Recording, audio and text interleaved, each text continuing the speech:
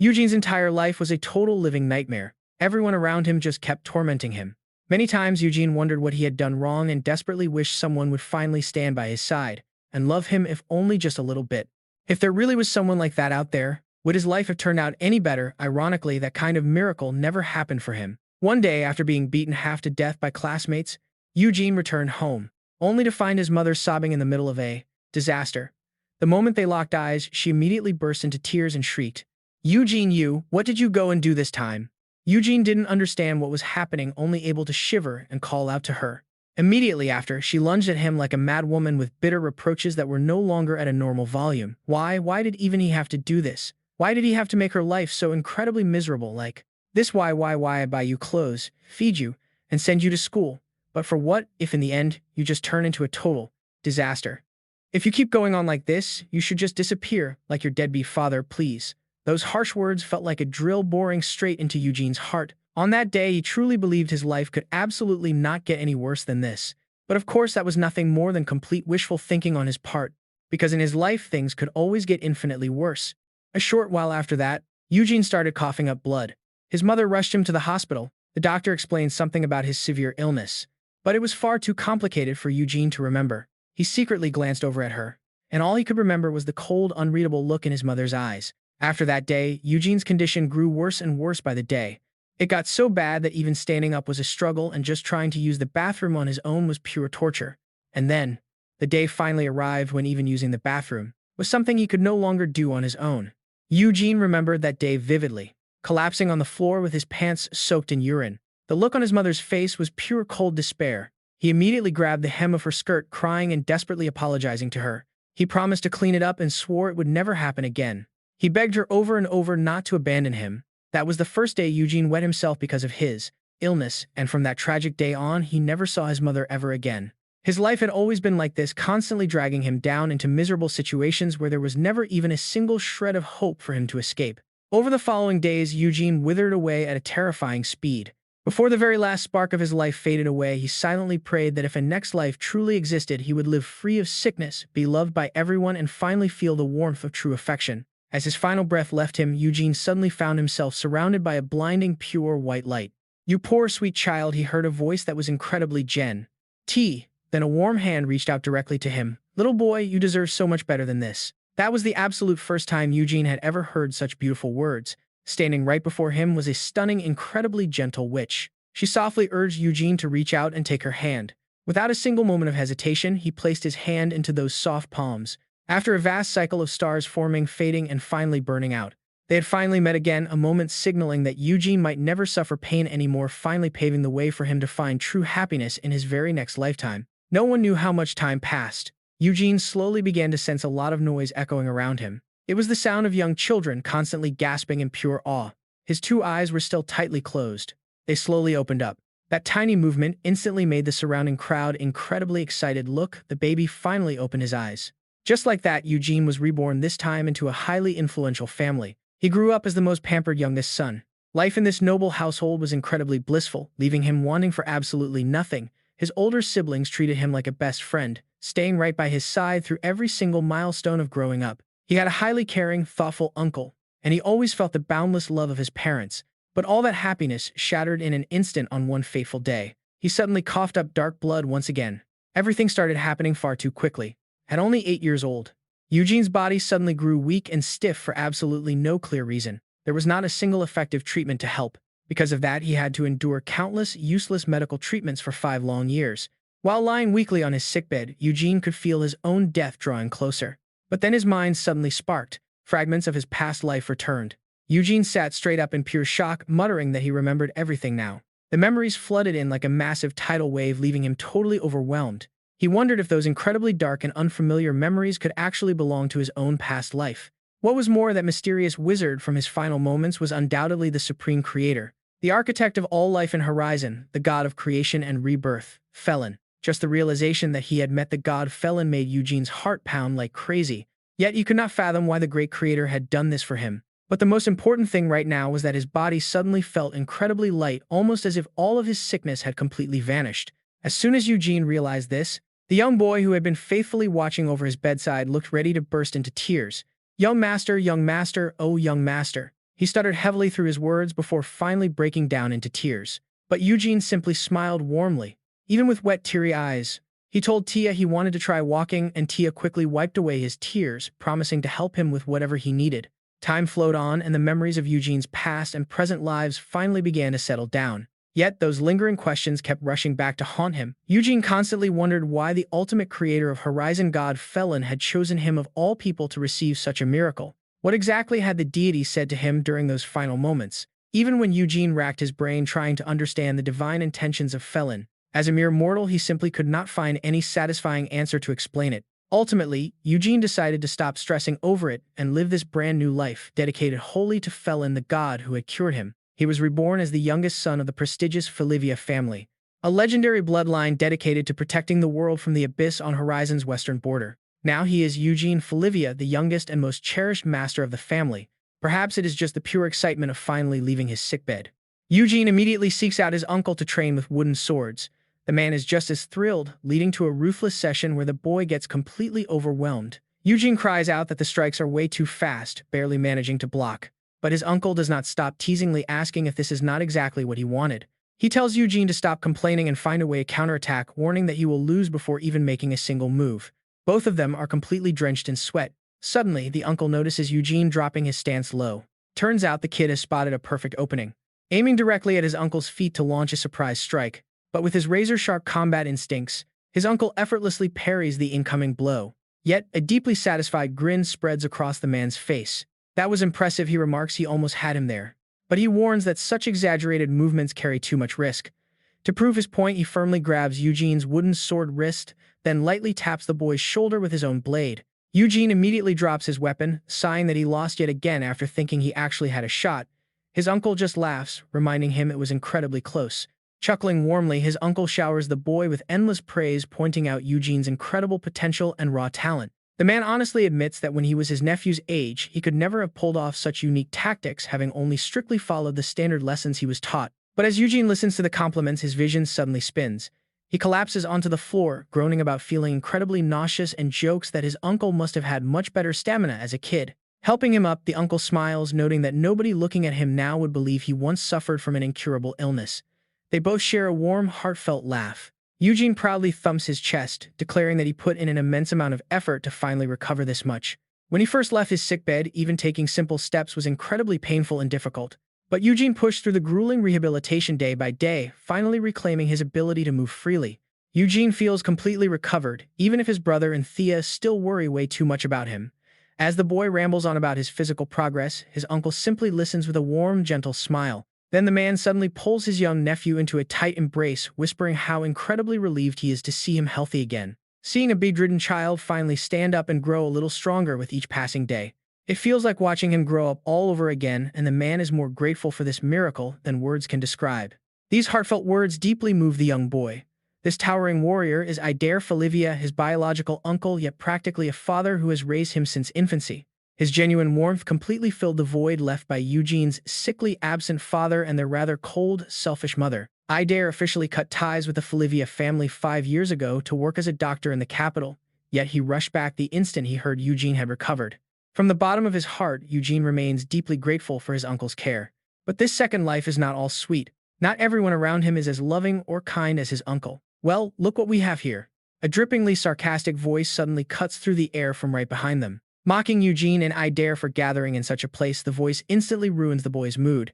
It belongs to Eric Felivia, the cold-hearted patriarch of the family. The two snobbish kids trailing behind him immediately pipe up, calling it hilarious that a sickly weakling and a family runaway are playing around with swords, acting as if they are still actual members of the prestigious Felivia clan, hogging the entire training ground like absolute nuisances, wondering aloud if the pair feels any shame at all before laughing that they truly deserve each other. Eric deliberately lets the spoiled brats spew their insults before stepping in with a hypocritical display of virtue. He lazily tells them that even if those two are failures, they are still technically family, so they should not badmouth them. The boys loudly agree, mocking Eugene and while addressing their grandfather. Calmly speaks up, stating they are finished anyway and will pack up and leave shortly. But the spiteful family head clearly has no intention of letting them go so easily. He sneers that it has been quite a while since they last spoke, adding that he never expected to wield a sword again, considering how severely his own father used to trash him. The cruel remark instantly drags Idare back to his childhood, a dark time filled with constant abuse and harsh beatings from his father. His father would ruthlessly scream at him, demanding to know why a useless idiot like him could never be as talented as his older brother. Even the younger children outshine him, asking if he feels any shame. "I never expected a useless brat like you to be my son. You are the shame of my life, no, the disgrace of the entire Felivia family." Even though a lot of time has passed, Idia can still hear those harsh mocking words echoing clearly in his ears. "So naturally, after your brother died and you fled to the capital, I figured you would never touch a sword again." Eric sneered, keeping up his cruel, verbal jabs at Idia. "I never knew you were this persistent. Honestly, I see a whole new light in you now, Idia. But to be safe, you haven't revealed your true background to anyone yet, have you?" Eric steps in close, slamming his hands onto Idia's shoulders with a clear, threatening grip. The old man grumbles about how much he hates explaining things to the capital nobles who are always just waiting to laugh at any failure from the Felivia name. "That will not happen," Idia replies, holding his temper as he shields Eugene. "I am currently living quietly as a simple doctor." A wave of pure disgust washes over Eugene. He simply cannot comprehend why these people feel the need to throw such vile insults at them. And worse, why does he have to take this abuse, standing there completely frozen and trembling in fear? Truth is, he knows the answer perfectly well. This helpless reaction is nothing but a leftover trauma from his past life. The darkest shadows of his past still hold him hostage. When the same exact situation plays out here, Eugene recoils out of pure instinctual fear. Meanwhile, Eric's two spoiled grandsons are still cackling like hyenas. They keep throwing nasty, relentless insults at both Eugene and his uncle. Hearing those words over and over starts to scramble his mind. It is twisting something deep inside him, igniting a raw, unstoppable wave of pure fury. Before anyone in the room can even process what is happening, boom, Eugene steps in and smashes his fist right into one cousin's face. He has no intention of letting past traumas dictate his new life, and these two absolute punks just brought this on themselves. Neither Eric nor Idia saw this coming. They never expected Eugene to snap like this. Eugene pins the kid to the floor, instantly throwing a few more heavy punches. "Now take back those words right now. Uncle Idia is not the family disgrace. You two are the real embarrassment here. A couple of cowards who only know how to mock others and show zero respect." In that exact moment, something inside him shatters, and honestly, it is so satisfying to see his past cowardice break away. He used to do nothing but endure the pain, yet the helpless kid of the past is definitely not who he is today. Suddenly, a blinding flash of sharp light swings directly at Eugene. But right then, Idia leaps right in front of him to block the strike. Eugene finally pauses, backing off to assess what just happened. It turns out Eric actually drew his sword on him, and Idia is standing tall as his shield. "Please, uncle, put the sword away," Idia says calmly. "This is just a dispute between children." Eric's eyes burn with absolute fury as he grits his teeth and snarls, "You ruthless little brat. What do you think you are doing? Do you honestly expect to get away with hitting my grandson?" "Was I really wrong?" Eugene asks, glaring back through gritted teeth. "They insulted me and my uncle, so I had to stand up and defend our pride. If that makes me savage, then consider yourself lucky to witness my savage side today, dear uncle. Keep pushing this, and once I grow up, my next punch will land straight on your face." Eugene's sheer stubbornness catches Eric completely off guard. He reluctantly sheathes his sword with a cold, sharp scoff. "I thought you might possess some decent dignity, but you cannot hide your mother's low blood. Fine, I will make the Vice family head take full responsibility for this." With that, he turns on his heel and storms off with his two precious grandsons. Hearing him mention the Vice family head makes Eugene turn completely pale and to be honest, this older brother of his is downright terrifying. Sure enough, it is not long before Eugene has to face him. Standing in front of this man, he trembled even more than when he faced Eric. Heindel called out to his little brother, and Eugene squeezed out a nervous yes with all his might. Heindel looked completely exhausted by the mess his brother had just caused, sighing that Eugene did not act like someone who recently recovered. Terrified, the younger brother could only stutter out an apology. Facing his eldest brother, Heindel, Felivia always made Eugene feel as small as a tiny ant. As the deputy leader, Heindel ruled Felivia in place of their bedridden father, holding absolute authority over everything. Heindel explained that Eric had already complained to him, threatening to drag this entire incident into the next family council. He wanted to use Eugene's mistake to ruin Heindel's reputation, mocking him for not being able to discipline his own younger brother. With those heavy words, the elder brother stood up and walked right over. All the color drained from Eugene's face, completely terrified by the mention of a family council. He begged for forgiveness, stammering that he never meant for this to blow up and would explain everything to the elders. Eugene tried to explain that once the elders heard the whole story, they would surely understand his actions, but his brother cut him off with a single word, "Quiet." Heindel glared down with absolute ice in his eyes. Eugene shut up instantly. Right or wrong means nothing to the nobility, Heindel warned, because the only things that actually matter are status and influence. After all, Eric Felivia is the head of their entire family. As Heindel spoke, tears finally spilled from Eugene's eyes as he realized how incredibly foolish he had been, crying that he should never have resorted to violence, no matter the reason. He was not a child anymore, and his mistakes would no longer be swept under the rug. His reckless temper had put his entire family in danger, and Eugene feared his older brother would despise him forever. But then Heindel's voice turned incredibly cold as he asked what Eugene thought he had told their uncle, and the old man came demanding answers and absolute responsibility. Eugene had absolutely no idea how to answer that heavy question, so he just stood there, wiping away his endless stream of tears. But then Heindel drops a total shocker. "Wait till you hear this. He actually told their uncle to shut his mouth." Eugene let out a massive gasp of shock. Squatting down to eye level, the older brother's voice became remarkably gentle as he explained his warning. If anyone dared to insult Eugene again, they would face Heindel's sharp sword instead of his little brother's injured fist. Heindel admitted he was worried Eugene's long illness had made him weak enough to let others bully him. But seeing his fiery spirit brought immense relief, so Heindel urged him to stand tall and proud as their parents' beloved son, and most importantly, as his own brave little brother. Hearing those supportive words, Eugene broke down completely, his tears pouring out like a broken faucet. Sobbing loudly, he tried to hug his brother, but Heindel held him back with one hand before speaking. That, however, did not mean he would escape his punishment. Heindel reminded him of the clear warning to stay away from Uncle Idea, acknowledging Eugene admired the man but reiterating that getting too close to him was just a terrible idea. Eugene felt shocked at first, which quickly turned into deep sadness. He cast his eyes down, unable to comprehend why everyone, even his own brother, despised Uncle Idea. But Heindel's real anger flared when addressing his health, reminding him that he was supposed to focus entirely on resting and recovering. Instead of doing that, the young master had gone out, caused major trouble, and got into a physical fight.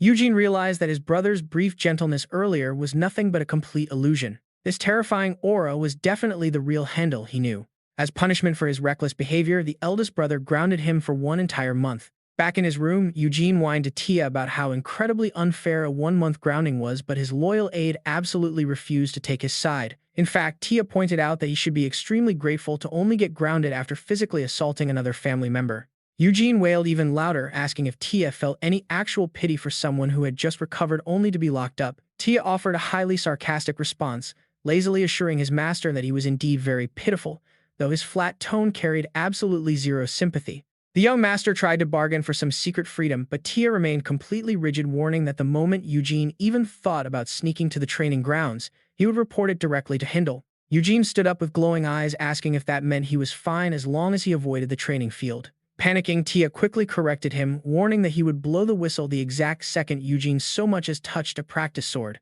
Eugene clicked his tongue in pure annoyance, complaining that Tia was being way too petty. He shrugged it off, claiming he had an alternative plan anyway.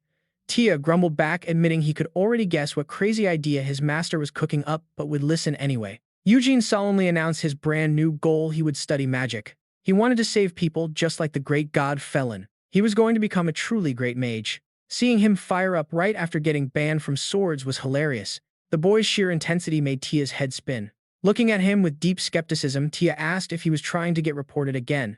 But on second thought, learning basic magic did not seem dangerous, so Tia decided to turn a blind eye to this loophole. Overjoyed, Eugene threw his arms around him in a tight hug, shamelessly flattering his aide and declaring he could never survive without him. His current life brought him pure joy, a bright, healthy future he had always dreamed of. Backed by the happy life he had always yearned for, Eugene finally found the courage to face that skinny, frail child from his traumatic past life. He stared at his past self and offered a warm, bright smile, a final peaceful farewell to those dark, painful memories. Even if he didn't fully grasp why Lord Felin had connected his 2 lifetimes like this, he was grateful. Still, Eugene made a solemn promise to his past self. He vowed to live this brand new life to the absolute fullest for the sake of both of them. Truly enjoying this second chance was his ultimate goal. Meanwhile, his uncle Idas was in another room, carefully studying a locket containing a picture of Eugene as a little boy. A proud smile crept onto his face. Even after enduring 5 grueling years worse than total darkness, his light remained. Your brilliant inner light never once faded away, unlike mine. My own light was snuffed out a very long time ago.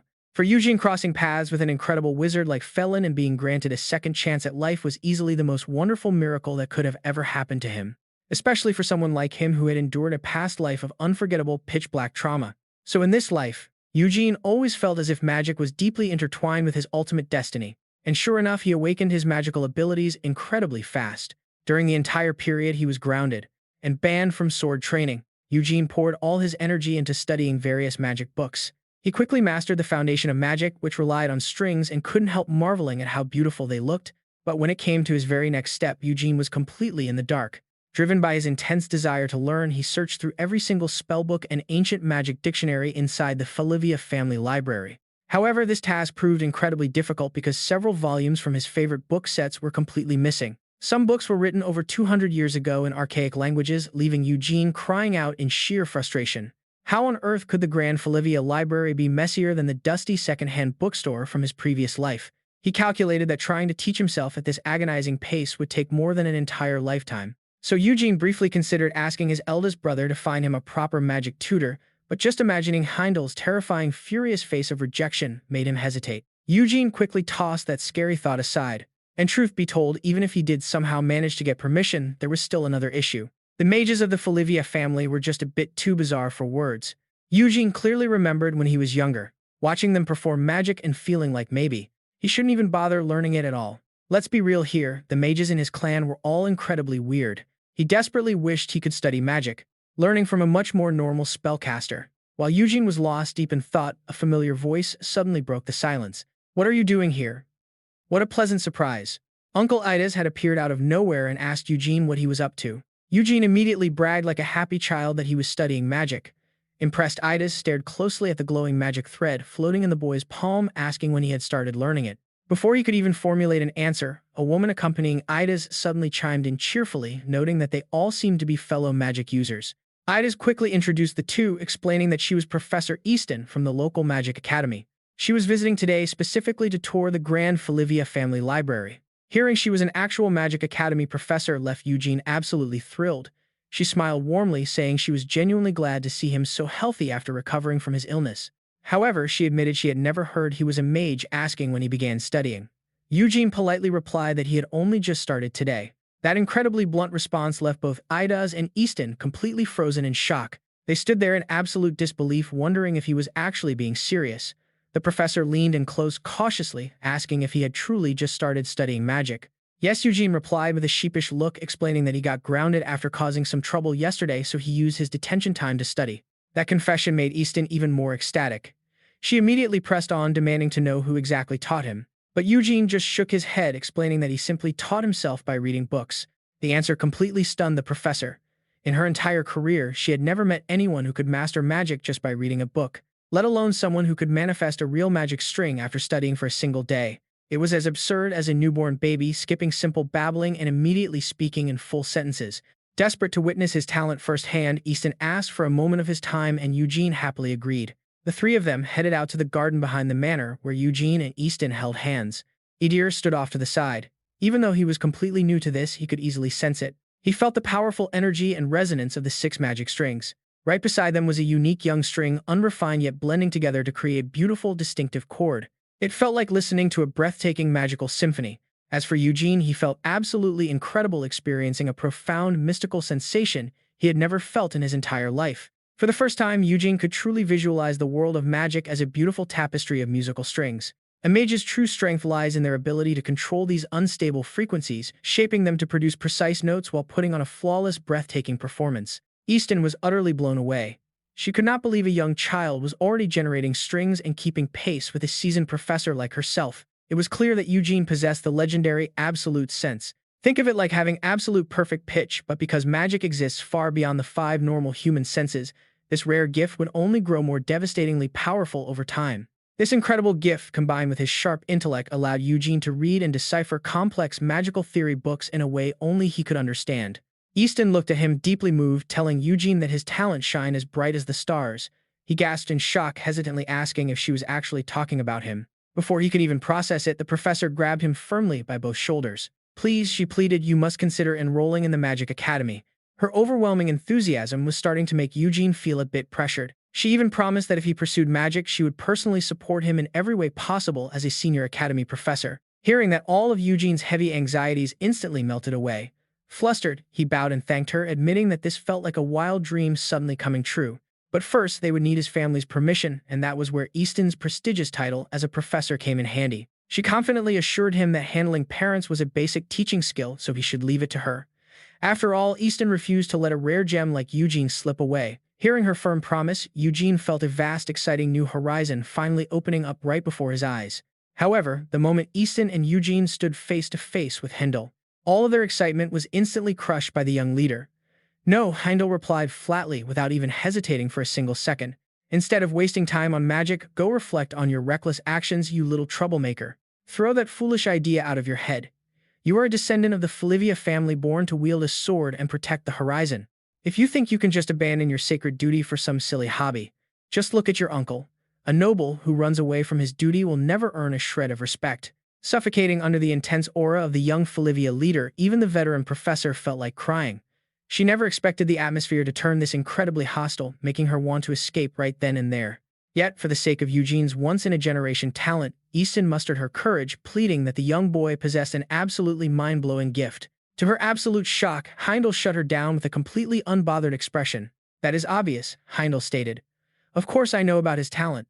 How long do you think I have been watching over my own little brother? I know exactly how fast he learns and just how brilliant he can be. His incredible potential has left me speechless more times than I can count. So yes, I completely understand your reaction." Heindel's voice carried a hint of brotherly pride, making Eugene turn red with embarrassment. But what followed was the harsh reality. In Heindel's eyes, no matter how gifted Eugene was, he still suffered from a horrific, incurable illness. A disease that forced him to spend his entire childhood bedridden, meaning Heindel understood his younger brother's desperate urge to experience the outside world. But sympathy aside, he was still a Felivia. Their sacred family duty was simply too heavy to abandon, and it certainly was not something an outsider like Easton could interfere with. As Heindel spoke those cold words, Eugene genuinely believed his teacher was about to throw in the towel. But suddenly, she gripped his shoulder and spoke with unwavering determination. "Lord Heindel," she said, "I understand your concerns, but Eugene's magical talent is far beyond anything you could ever classify as normal." To Heindel, the teacher's persistence looks like pure irritating stubbornness. His voice drops to a cold edge. "Oh, a normal case. What about the Felivia mission? If you insist on this, then I want to see this supposed talent with my own eyes." Facing his heavy pressure, Easton remains perfectly calm.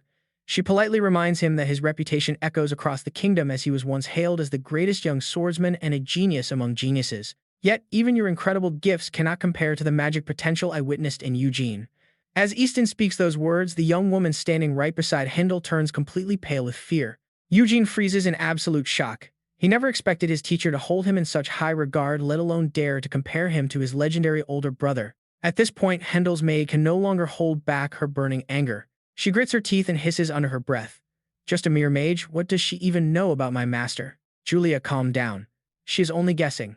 Heindel quickly stops his maid before she can completely tear Easton apart. Although slightly annoyed, Heindel speaks calmly. "I appreciate your concern for my brother, but there is no real proof here. After all, you have only known Eugene for a few hours." Heindel wants to end this talk, but Easton pushes forward. "Apologies if I am being rude, but isn't such supreme power historically rare?" Heindel snorts, replying that while that is true in Horizon's history, bringing it up now sounds incredibly forced. "No, it is not forced at all," Easton says firmly. "Right now, the Magic Academy holds a student with that exact mythical capability. She is known as the 13th disciple of Felin, wielding a level of power never before seen in history. Having seen both that girl and Eugene, I dare to make this claim. Though their paths are different, Eugene's raw talent is absolutely on par with hers. I can confidently declare this," she states, her voice ringing with absolute certainty. This only infuriates Julia even more. To her, comparing a regular kid to the legendary 13th disciple of the creator is nothing short of completely absurd. Yet Heindel seems somewhat swayed. After all, the words he just heard are the absolute highest praise a mage could ever give to anyone. Because of this, Heindel wants to hear the true choice directly from his younger brother. Does he want to become a swordsman or a mage? Confronted with that direct question, Eugene cannot hide his panic. "Well, obviously, I want both." "You cannot choose both," Heindel coldly cuts him off. "If you choose magic, you must go to the Magic Academy. But if you choose swordsmanship, you will remain here with our clan. If there were a way for magic and swordsmanship to coexist, I would not be stopping you like this." This is clearly an agonizingly difficult decision for young Eugene to make. He deliberates for a long time, but after listening to his heart, he still chooses magic. Eugene reveals that ever since he received the grace of Creator Felin to recover from his severe illness, he has felt entirely reborn, swearing to become someone who can give back just as much as he received. He wants to venture out into the world and become a great mage like Felin. "Of course, even while studying at the academy, I still won't give up on the sword," Eugene adds passionately. He remembers his brother's reminder that bearing Felivia blood means carrying the heavy duty of protecting the entire world. Heindel listens closely but cuts in with frustration, insisting he can only choose one. His strict tone leaves Eugene completely speechless. After hearing all this, Heindel finally understands his brother's true desire. He is not entirely heartless. If this is Eugene's dream, Handel will fully support him with magic books and resources. Hearing his words, both Eugene and Easton light up with bright, relieved smiles. However, Heindel is not going to make things that easy. He demands Eugene prove his determination by meeting the Magic Academy's admission requirements within one single month. If he fails, this whole deal is completely off, and Eugene must accept his fate as a Felivia swordsman. 1 month, Eugene asks, trembling. After all, this process normally takes up to 1 full year. Demanding this in just 1 month, even Heindel knows he is being highly unreasonable, but he believes that if his little brother truly possesses the rare talent the teacher claims, this should be entirely possible. In truth, Heindel secretly worries that he might be pushing the boy too hard. To his absolute surprise, Eugene reacts with pure joy and deep gratitude, instantly rushing forward. He reaches out and tightly grips Heindel's hand with his small fingers. "Thank you so much, big brother. I promise I won't disappoint you, and I'll train incredibly hard." Eugene's smile is completely radiant. This leaves Heindel seriously wondering if his little brother even comprehends what he has just agreed to. As mentioned, a normal person requires an entire year just to meet the basic requirements of the Magic Academy, and that is with proper training. Becoming a mage in 1 month is practically impossible. This is clearly a polite yet absolute rejection from Heindel, yet the boy still happily thanks him. Heindel casts a thoroughly confused look over at Easton. If Eugene is too naive to grasp the truth, surely this veteran mage isn't that foolish.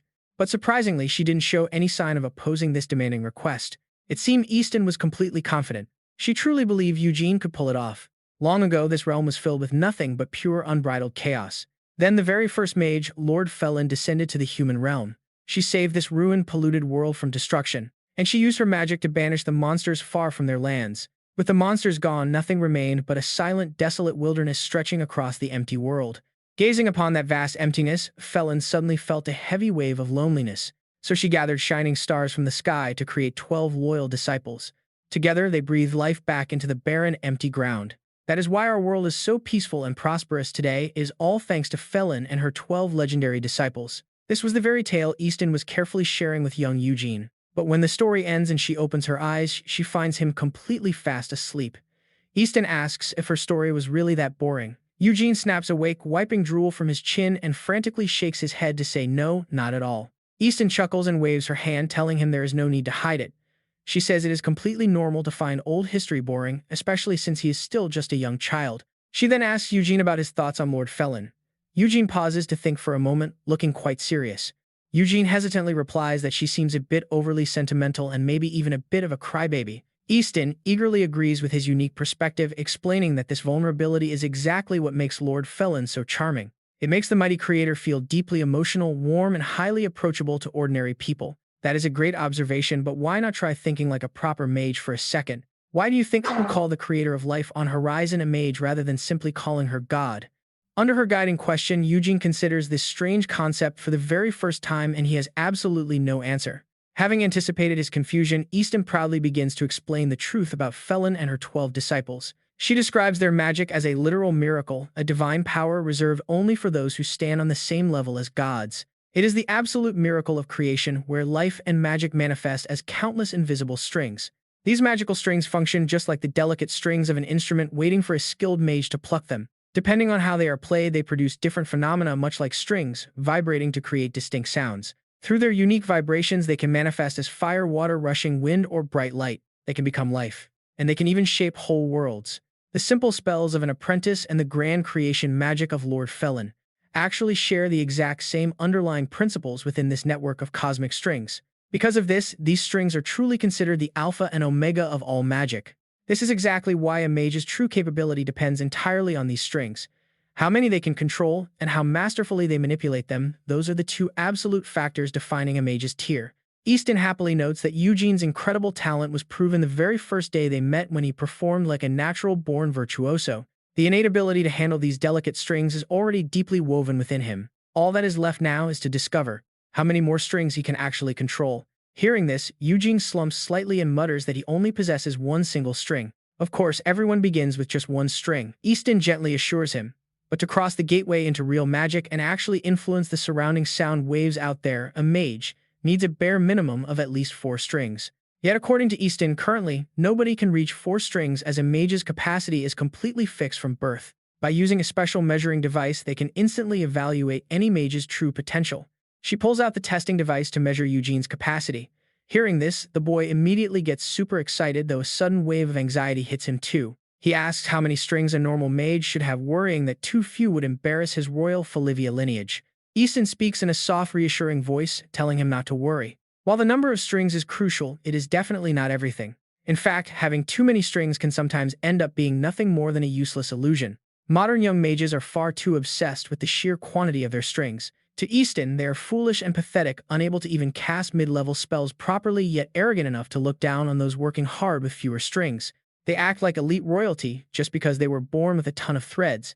Easton starts rambling on about this topic in a pretty strange way until Eugene finally cuts her off, saying he completely gets what she is saying. Oh, she got a little too fired up there. Anyway, the number on the screen does not actually matter. What truly counts is how you use it. Even natural talent requires hard work to grow, so he should not stress over his thread count. Luckily, Easton's unique way of comforting him actually works, and Eugene feels a whole lot less anxious. He grips the measuring device with both hands, closing his eyes just like she instructed him. Eugene focuses deeply.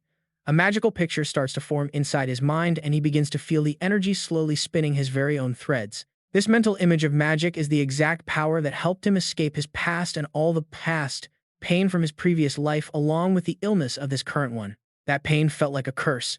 For him, magic is absolute freedom. While Eugene connects with that magical visualization, Easton clearly can feel a massive surge of power. But then he opens his eyes. The result leaves Eugene completely stunned. The device screen displays a single solid number 1. Eugene is utterly bewildered, and Easton is just as deeply shocked. Even though she had said the thread count was not entirely important, but 1 thread is simply not enough to become a mage.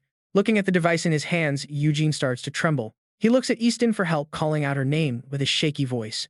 Easton holds back a heavy sigh. Even God is incredibly cruel to a golden talent like Eugene. Just 1 thread is a result far beyond her worst fears. No matter how much she wants to avoid it, Easton has to tell him the hard truth. Having only 1 thread basically means you cannot become a mage. I never wanted this to happen. I am so sorry for giving you such false hope. Once again, Eugene plummets into a dark pit of despair. He stands drenched under a sudden downpour and starts to sob. Through his tears, Eugene keeps apologizing to Lord Felin, crying that even though he was chosen, he is still just a completely useless kid. Suddenly, a bright red umbrella appears, shielding him from the pouring rain. Idea stands there with that familiar gentle look. This sudden shower is quite unexpected, is it not? He says it is nice they ran into each other, asking if he just got back from magic class and if it was fun. But as he speaks, Idea finally notices his young nephew's tear-stained face. Overwhelmed by self-pity, Eugene throws himself into his uncle's arms and starts bawling. After crying for quite some time, Idea finally brings him back home. He gives Eugene a large towel to dry off the rain and a hot cup of tea. Do not tell me it is nothing. You cannot hide a single thing with that face. No need to act tough in front of me, so just share whatever is troubling you. Idea, now changed into dry clothes, pours himself another warm cup of tea. Comforted by his gentle words, Eugene starts crying again, asking what he should do since he can never become a mage. I do not quite understand why you would say that. But is it not a bit too early to judge? You still have a whole month left. But it is only 1 month. 1 month is simply not enough to become a mage. With just 1 single thread, Eugene screams in pure despair. Through it all, Idea keeps his optimistic smile. He believes that while succeeding might require a miracle, Eugene himself has already experienced a massive miracle by fully recovering from his hopeless illness. Idea does not know much about magic, nor does he understand how difficult it really is. But as a doctor, he knows that plenty of miracles have happened ever since Eugene managed to stand on his own 2 feet again. Half the reason he even became a doctor in the first place was to see him healthy like this. Hearing Idea open up like this, Eugene's gloom begins to fade away, though his cheeks turn bright red. Please stop embarrassing me and making me so emotional, Eugene says, cutting his uncle off. Well, of course, I am hoping for a second miracle. It is just a little wish of mine. But that sounded completely absurd, especially in just 1 month, so Eugene shook his head. Only 1 month, right? It seemed way too short to actually get anything done. But that's actually the perfect amount of time to give it your all, isn't it? Why not put your despair on hold until after that single month has passed? The words from Idea truly carried an incredible amount of weight. Eugene suddenly saw the light, and his heart filled with belief once again. His earlier cowering posture completely vanished, and he finally knew exactly what to do next month. Idea looked down at his young nephew with eyes full of absolute pride. Deep down, he knew that even without his advice, Eugene would only cry for a little bit anyway before getting right back on his feet. That was simply who he was down to his core. Right after leaving Idea, Eugene went straight to find Easton, even though night had already fallen. She was clearly surprised he had not given up, especially when he asked how someone with only 1 thread could become a mage. Well, of course it is not impossible, Easton muttered, pushing up her glasses. Is that really true? Eugene's eyes instantly lit up once more. But she looked incredibly awkward in theory, yes, but as a teacher, it was extremely difficult to tell her own student that it was actually possible. Even so, Eugene did not lose heart. No matter how hard it is, please teach me. After all, he only had 1 month left, and though having just a single thread was discouraging, he still wanted to try so he would have no regrets. Looking straight into Eugene's fiery eyes, Easton could only offer a helpless smile, suddenly feeling like she had completely failed him as a teacher. How could she throw in the towel so early when her own student was still refusing to give up? Recharged by Eugene's pure resolve, Easton felt her determination flare right back up. "All right," she said, "let's try it. If there is no precedent, then we will just have to make one." Before this, Easton had indeed told Eugene that he needed at least 4 threads to cast magic. But that did not necessarily mean he could never cast magic with fewer threads than that. And the way to control magic with only one single thread and absolutely nothing else was that he had to use that single thread as if it were 4. As for the actual method, Eugene had to figure it out himself. Hearing Easton say this, Eugene's eyes went completely blank like he had just heard the most ridiculous thing in the world. By the second day, he was twisting and turning, trying to work with his single magic thread. And of course, he failed miserably over and over again. The thread broke quickly due to his rushed attempts, and Eugene felt absolutely no progress. Only when he rolled up his sleeves did he realize just how insanely difficult this was actually going to be. It felt exactly like trying to stuff a massive elephant into a tiny refrigerator. He had to stop thinking about nonsense and just focus. It was hard, but he absolutely had to succeed since his teacher said this was his only option. But just as he prepared to try once more, that familiar irritating voice sneered, "What are you even doing? Hey, can you just shut up?" The voice mocked. "Why is someone with only one thread making so much noise anyway? Seriously, how do you expect to practice magic with just one thread?" That sneering laughter could only belong to the brothers Rob, Eric's obnoxious nephews. Eugene was completely sick of their constant teasing, and he had no intention of just taking it lying down. "Leave me alone, or do you want to get beaten like last time?" Eugene looked exceptionally fierce as he delivered the threat. Instantly reminded of the humiliating beating he took last time, Rob flew into a rage. "What are you saying, you trash? If that had been a real proper fight, you would have died right then and there." "Oh really?" Eugene replied provocatively. "If you are so bitter, why don't we try a real fight?" Rob sneered back that he actually came here exactly for that, calling Eugene a disabled freak. The kid actually seemed serious, and Rob quickly added that he was not proposing some brutal, bloody brawl. Instead, he wanted to compete in an honorable match against Eugene, one befitting a proud member of the Felivia family, the guardians of the Western Horizon, and his grand idea was for them to hunt down the dark monsters serving the abyss. Eugene could not hide his absolute horror. "What, are you insane? Hunting dark monsters? What is wrong with your head?" "Just forget about it," Eugene warned, "because I am going to tell my brother." "What, are you chickening out already?" Rob snorted with utter contempt. Eugene snapped back that it was not about fear, but about knowing better than to do something so incredibly stupid. "Is that not exactly what we are supposed to do as adults anyway? Why can't we just do it now?" Even though Eugene found the entire idea completely suicidal, both brothers remained incredibly stubborn, determined to hunt demons even though it was definitely no children's game. "You are getting it all wrong. This is not a game, but a real plea for help from another village." Rob asks who would even send such a request, but Eugene still does not believe it. That is when Rob calls out a child hiding behind a nearby tree, urging them to explain the situation. The poor kid is dressed in tattered rags and cannot stop crying. The young child explains that every single adult in the village was snatched by demons. Now left all alone, the kid has absolutely no idea what to do. Seeing the kid in tears immediately throws Eugene into a total panic. He blames Rob for not just being upfront about it from the beginning. At the same time, Eugene softens his voice to comfort the child. He asks if they are all right where their village is and tells them to ignore those fools. He says they are like brothers now, promising to notify the adults and call the soldiers. Rob and his brothers snort in disgust, completely rolling their eyes at Eugene's overly dramatic display of concern. The child looks incredibly flustered, biting their lip before softly correcting him that they are actually not a boy. Eugene freezes as the sheer embarrassment hits him. He actually managed to mistake a little girl for a boy. Watching Eugene clumsily apologize to the girl, Rob mutters that he is a complete idiot. Rob then warns him that he does not care about anything else, but they absolutely must keep this from the adults or their bet is completely ruined. Rob's selfish attitude makes Eugene absolutely tremble with rage. Rob and his brother were the very first to know that the village was targeted by demons, yet they ignored the urgent need to inform the adults just to focus on their stupid hunting wager. However, before Eugene can unleash his anger, Rob seriously adds that this child actually comes from the notorious forest-burning village. The angry words Eugene wanted to scream suddenly die in his throat. Honestly, you can practically feel his sudden panic as Rob nods in satisfaction, pointing out exactly what the adults would do to a forest-burning village. Such a village would be utterly destroyed and the people would be exiled or sentenced to hard labor. He doubts that is what the poor kid actually wants. Rob casually admits he does not care either way since he has absolutely nothing to lose. Sure, missing the monster hunt would be a real shame, but capturing a bunch of forest burners is still a pretty solid achievement. He speaks with smug satisfaction, fully aware that he now has Eugene backed into a corner. Looking at the ragged child, Eugene's deep sense of compassion is stirred.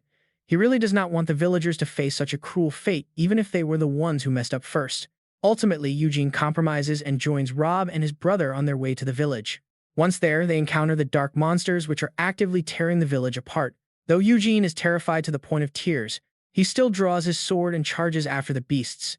Desperate to end this quickly, Eugene just wants to head home and study magic, but little does he know that while he chases down the creature, something far more terrifying is lurking in the dark woods, glaring right at his back. Eugene is completely oblivious to this looming deadly danger. His entire focus is locked on chasing the monster, which looks remarkably like a wild dog. After pursuing the beast for a considerable distance, Eugene decides to unleash his magic and end this pointless chase. His magical strike lands perfectly, leaving the creature completely stunned. Seizing the moment, Eugene raises his sword, unleashing a decisive slash to finish it off. A rush of triumph washes over him. Eugene cheers excitedly, yelling that he finally got it, and that using magic too. But before he can finish, Rob and his brother cut him off. They mock him, calling his magic mere noise pollution, and laugh at him for making such an uproar just to catch a single beast. They jeer at how far he had to run and how much time he wasted. Eugene snaps back, arguing that magic or not, at least he caught one, and that is what actually matters. Eugene yells, demanding to know how many they even caught to be talking so much trash. Rob just rests his sword on his shoulder, smirk intact, and tells him to save the math until they get back. But once they return to the village entrance, his jaw drops in absolute shock. A massive pile of monster corpses hunted by Rob. Rob's smug, gloating grin makes Eugene absolutely boil with rage. Yet Eugene cannot deny that the raw talent of these two brothers is genuinely impressive. The high body count is impressive, but their actual combat style is what really stands out. Instead of relying on brainless brute force like Eugene, the twins target the monster's critical weaknesses with absolute precision. It is a masterclass in the legendary Felivia family swordsmanship, a style famous for flawless, high-precision strikes that always pierce the most vital spots. And just like that, Eugene finds himself as the laughingstock of the twins once again. He could not argue back at all. Honestly, who could have guessed those monsters would be that incredibly strong? Catching just one of those beasts is amazing. Even the village adults could not handle a whole pack of wolves the way you did. The little girl spoke up, her eyes sparkling as she praised Eugene. Her sweet words only make him more embarrassed. She softly thanks them, admitting she has no idea how she can ever repay their kindness. Hearing this, Rob and his brother let out a mocking sneer. Why would they want payback from her? She belongs to the village that burned the forest down, and she does not have a single thing worth more than his socks. He tells her not to offer anything because they would just throw it away. Their harsh attitude makes the young girl look down in shame, quietly whispering an apology. This makes Eugene snap at them to watch their mouth, reminding them that it is the thought that counts. Rob cuts him off, demanding to know if the young girl has any clue where the rest of the villagers were taken. The girl shakes her head quickly, explaining that everyone had already vanished when she woke up. She truly has no idea where they went. Disappeared, Rob asks if she means monsters took them. The child quietly mumbles that she only assumed it was monsters because of how suddenly everyone vanished. Hearing this, Rob looks at her with growing coldness, realizing the girl has no real proof and does not even know if the beasts are actually behind the kidnappings. Since they have already come all this way, Rob wants to search around for any remaining clues before they head back. This makes Eugene view the twins in a new light. They might be incredibly rude, but they actually show a decent sense of responsibility, proving they are not entirely heartless. Suddenly, Rob rudely calls Eugene a weakling and tells him that the twins will search the area. He orders Eugene to stay behind, clean up the beast carcasses, and protect the kid. Eugene stammers, asking why he cannot help them search too. Rob smugly mocks him, declaring that tasks are assigned based strictly on ability, and asks if Eugene has any objections to that. Rob's sarcastic grin leaves Eugene boiling with anger, yet he cannot do a single thing about it. With no choice, Eugene stays behind to clean up the pile of dead monsters. Once finished with his task, Eugene enters a nearby house. Inside, he finds an old man, the only other survivor left in the village besides the young girl. Eugene tries to start a conversation, but the old man acts completely uninterested. Eugene raises his voice, explaining that trespassing on Horizon is already bad enough, but burning down forests ruins the land and agitates the beasts. That is exactly why logging is strictly banned in Horizon. Eugene promises he won't tell the elders that the villagers started the fire, but he asks the old man to promise never to do it again. What an annoying kid, the old man quietly grumbles under his breath. Eugene definitely hears the insult, but the old man immediately flips his attitude with a fake laugh. He praises the young nobles for coming to help them, then tells Eugene to speak up because his old ears do not work as well as they used to. Eugene suppresses his anger, realizing the old man is not senile at all and is just playing deaf on purpose. Deciding to let it go, he chooses not to press the issue of the forest fire any further. Still, Eugene wants some answers about how the entire village suddenly disappeared. He figures the words of an elder would be far more reliable than the vague story told by a young child. It is especially strange because while everyone supposedly vanished due to monsters, the village itself shows absolutely no signs of an actual struggle or monster attack. Furthermore, the beasts lingering around are just ordinary demon wolves. Logically, if a pack of wolves had dragged an entire village away, they would have left behind a massive trail of blood and footprints. As Eugene lays out his analysis, the old man cannot even hide the look of pure annoyance spreading across his face. But the moment Eugene looks back, the old man quickly puts on a harmless, friendly smile. He claims he knows absolutely nothing, playing the old age card by saying seniors forget what happened yesterday. Eugene gives up after realizing he will get no real information out of him. He says his goodbyes and opens the door to head out. Just then, little Jin follows Eugene, pleading to go with him. Eugene kindly tells her that she has walked a long way and must be completely exhausted by now. Exactly, the old man snaps, asking why she would bother such a noble person. He commands her to come over and stay with him, his tone suddenly turning incredibly threatening. The threat scares Jin, causing her to burst into tears. Jin looks up at Eugene helplessly. She reluctantly walks back to the old man. He apologizes to Eugene, claiming the child is still too young and simply does not know any better. Eugene quickly tells him there is no need to scold her, explaining he was only worried she was tired. He is completely confused, noticing how rapidly the old man's demeanor changed. Something is definitely wrong with this man. The elder smiles warmly, praising Eugene's kindness and mentioning how exhausted the poor child must be after wandering alone for so long. He offers to give the boy a bath and tuck him into bed, advising the young noble to run along and complete his task. Right then, both Eugene and Jin sense that something is horribly wrong. Jin flinches and quickly backs away, shouting that she does not want to take a bath with him. The old man acts completely surprised, asking why a young boy would be so incredibly shy about it. Hearing this, Eugene finally realizes where the trap lies. When Eugene first met Jin, he had also mistook her for a boy. But how could an elder from her own village possibly forget her actual gender like that? A sudden chill urges Eugene to act, and he loudly declares that he will take Jin with him as a guide. Seeing Eugene's absolute determination, the old man backs down and agrees to let him take the boy along. As a young noble, you would probably be shocked by this, having lived such a sheltered life. But this is just how we survive here. If any of us disappear today or tomorrow, is honestly not a big deal. So please do not lose sleep over lowly people like us. Just go back to living your comfortable everyday life. Eugene shakes off the creepy feeling and steps out of the house immediately, asking young Jin exactly how long the village chief has been behaving in such a strange way. She counts on her tiny fragile fingers, trying to calculate the days before saying it all started about 1 month ago. She mentions he actually looks much better today because before this, he could not even recognize the local villagers, constantly drew bizarre pictures and ranted in some completely incomprehensible gibberish that no one could understand.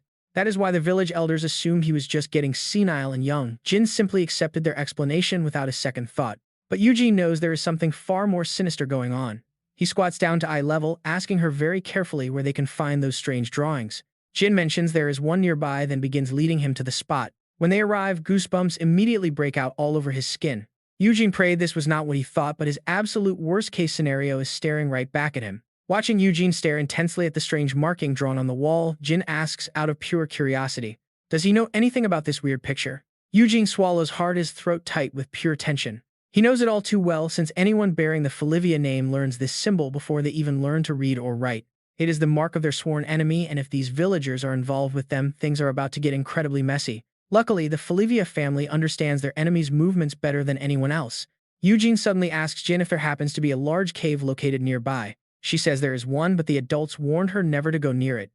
Lead me there, he commands firmly. So with a terrified and trembling Jin guiding the way, Eugene lights a torch and steps inside. A sudden madness, and now the mysterious disappearance of the remaining villagers.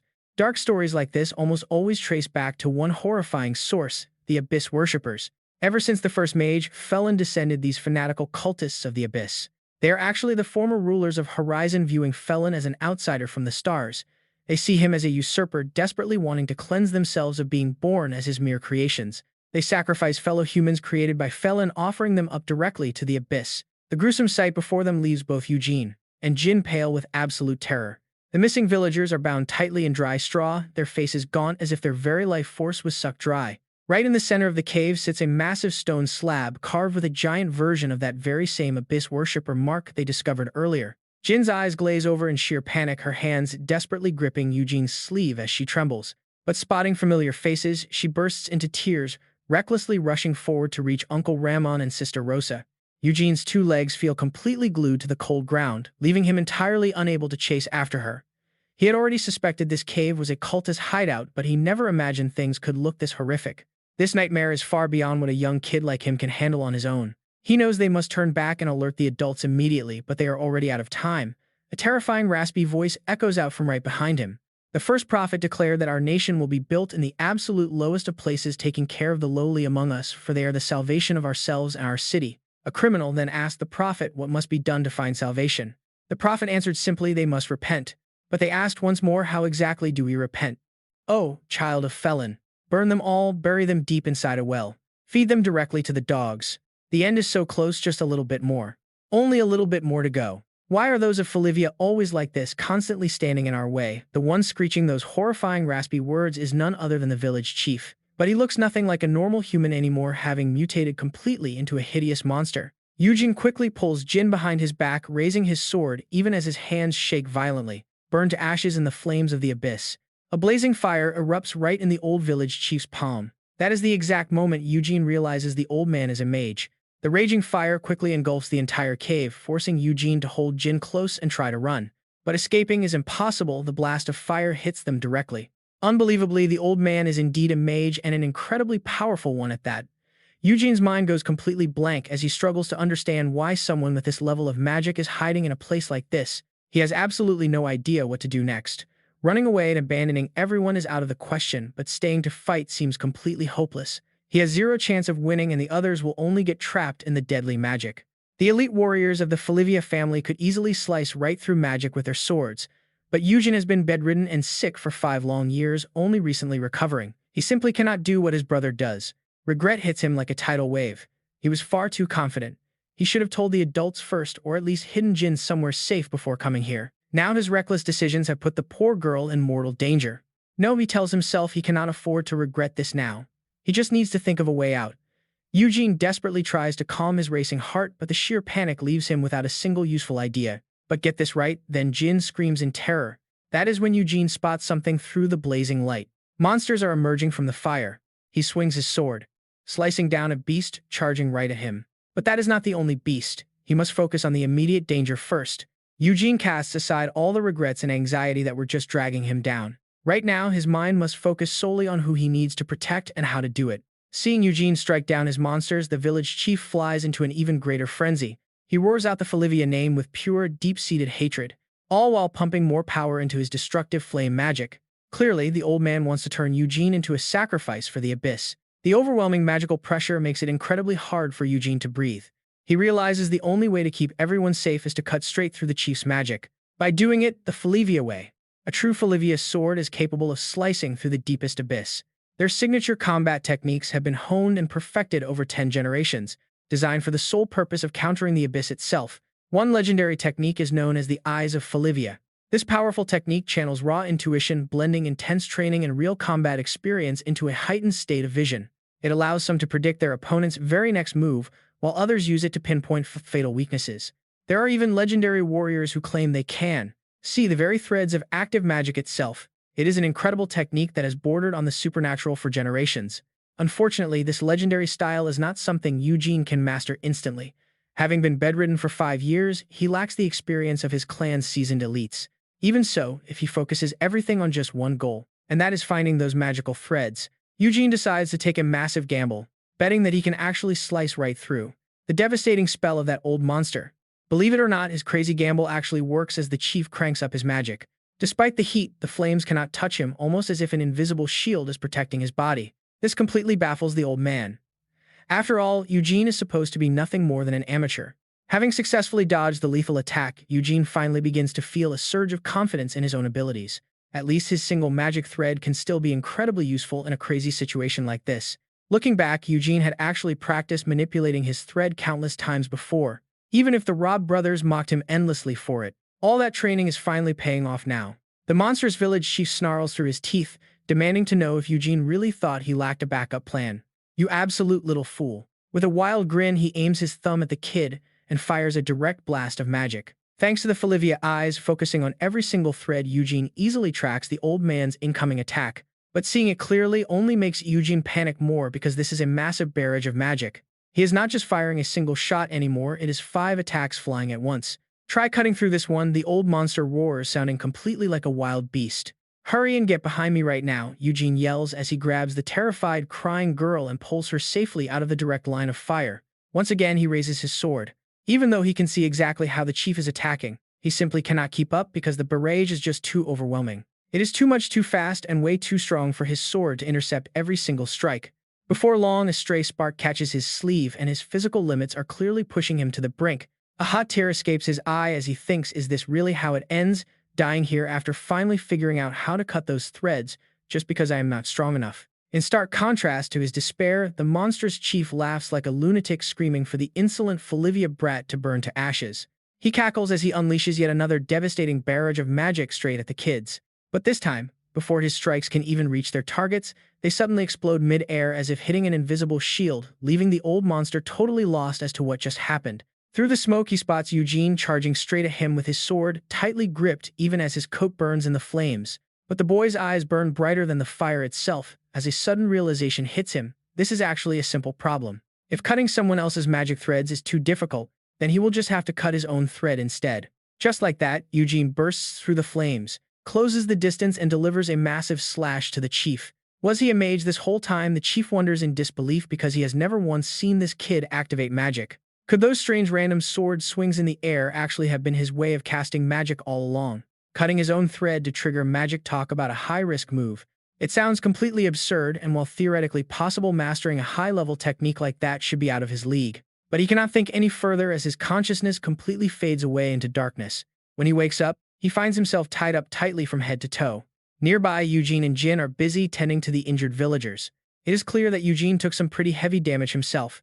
Just moving an inch makes his chest feel like it is being crushed. Seeing him struggle, Jin begs the young noble not to push himself too hard. Eugene takes a deep breath, reassuring her that he is fine and that was the last person. Her tearing up completely flusters the young noble, and the situation is genuinely grim because even though they managed to locate the villagers, the tragic reality is that most of them did not survive. If they do not act quickly, the few remaining survivors will also be in grave danger. Eugene wants to head back to the castle as soon as possible, but the twins are still nowhere to be seen. Just then, Jin suddenly calls out to him. She points at the village chief, who now has completely blank eyes. She asks Eugene if the village chief did something terrible to the villagers. Eugene squats down to eye level, telling her not to blame the chief. The man she saw wasn't actually him, a wretched abyss worshipper had taken his place. Confused, she asks where their real village chief is now. Eugene hesitates, unsure how to answer the young girl's question. He remains silent until she quietly speaks up again on her own.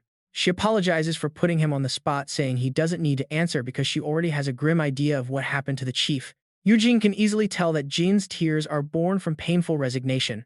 In a place, this impoverished death is so common that even a young child like Jin has learned to accept loss like an adult. For some reason, Eugene suddenly sees a reflection of his past life. He remembers lying helpless on a sickbed before Felin, the mage of creation, granted him salvation. While Eugene was saved, these unfortunate villagers weren't as lucky. Jin breaks down crying. After wiping away her tears, she asks why the cultists of the abyss would do such things. They believe it is a way to atone for humanity's sins and please the dark abyss. That is exactly why they target vulnerable, desperate souls, easily tricking them with sweet lies of salvation. Eugene warns her never to be fooled by their hollow words because their version of salvation only leads to ruin. He gestures toward the tied-up village chief, who had been lying unconscious in the corner of the room. Suddenly, the man stirs, letting out a mocking laugh. He asks Eugene what his grand perspective actually is. The abyss might demand sacrifice, but he scoffs, asking if any of them truly care about the miserable lives at the edge of this world. He spits out that Eugene calls their promises empty, yet he is willing to pursue that emptiness anyway. He tells the boy to drop his arrogant assumption that he is the only one who is right. He asks him to consider if people sacrifice themselves because the world's darkness is simply too deep. Goosebumps break out over Eugene's skin as a wave of dread washes over him. The cultist has a point. The darkness of this world runs incredibly deep, but that still doesn't justify clinging to the corrupt power of the abyss. With renewed resolve, Eugene stands tall and declares that fixing this broken world is a burden humanity must carry itself. True humans do not pray to a malicious god that demands blood sacrifices. He warns the cultists to stop pretending that the world's flaws justify his heinous actions. Besides, what kind of twisted sacrifice is this anyway? Did he really think no one would see through his pathetic web of lies? Furious at Eugene's harsh words, the disguised village chief bites back in anger. A fierce battle of words erupts between them, with neither side willing to yield. But their shouting match is suddenly cut short when Eugene hears Rob desperately screaming out his name. Rob yells for Eugene to come out and help him. His usual arrogant attitude is gone, replaced by pure panic. Eugene rushes outside and finds Rob struggling to support his severely injured Locke. Seeing Locke in such a state, Eugene demands to know what happened. He notices that Rob's leg is also badly wounded. Rob insists it's nothing and promises he can still fight, but Eugene can't help but panic. Rob apologizes, admitting he should have listened to Eugene's warnings. Eugene's heart races, desperate to understand what could have overwhelmed both of them. But before he can ask anything else, the words die in his throat. High above them, Eugene spots a massive, bizarre, blood-red eye. It is hovering ominously in the sky right behind Rob and Locke. It's the Eye of the Abyss. Eugene's raw instincts scream that something terrible is about to unfold. Sure enough, a terrifying rift begins to tear open right in the center of the eye. Ghastly giant hands begin to stretch out from the dark void of the tear. It's a clear warning that something far more dangerous is about to descend upon them. The three young Felivia heirs stand frozen, their faces completely pale. Meanwhile, the disguised chief laughs like a maniac, shouting that the Abyss has finally sent an envoy to aid its faithful worshippers. At that exact moment, Eugene's beloved uncle Edir is actively channeling the corrupt dark energy of the Abyss into his own body.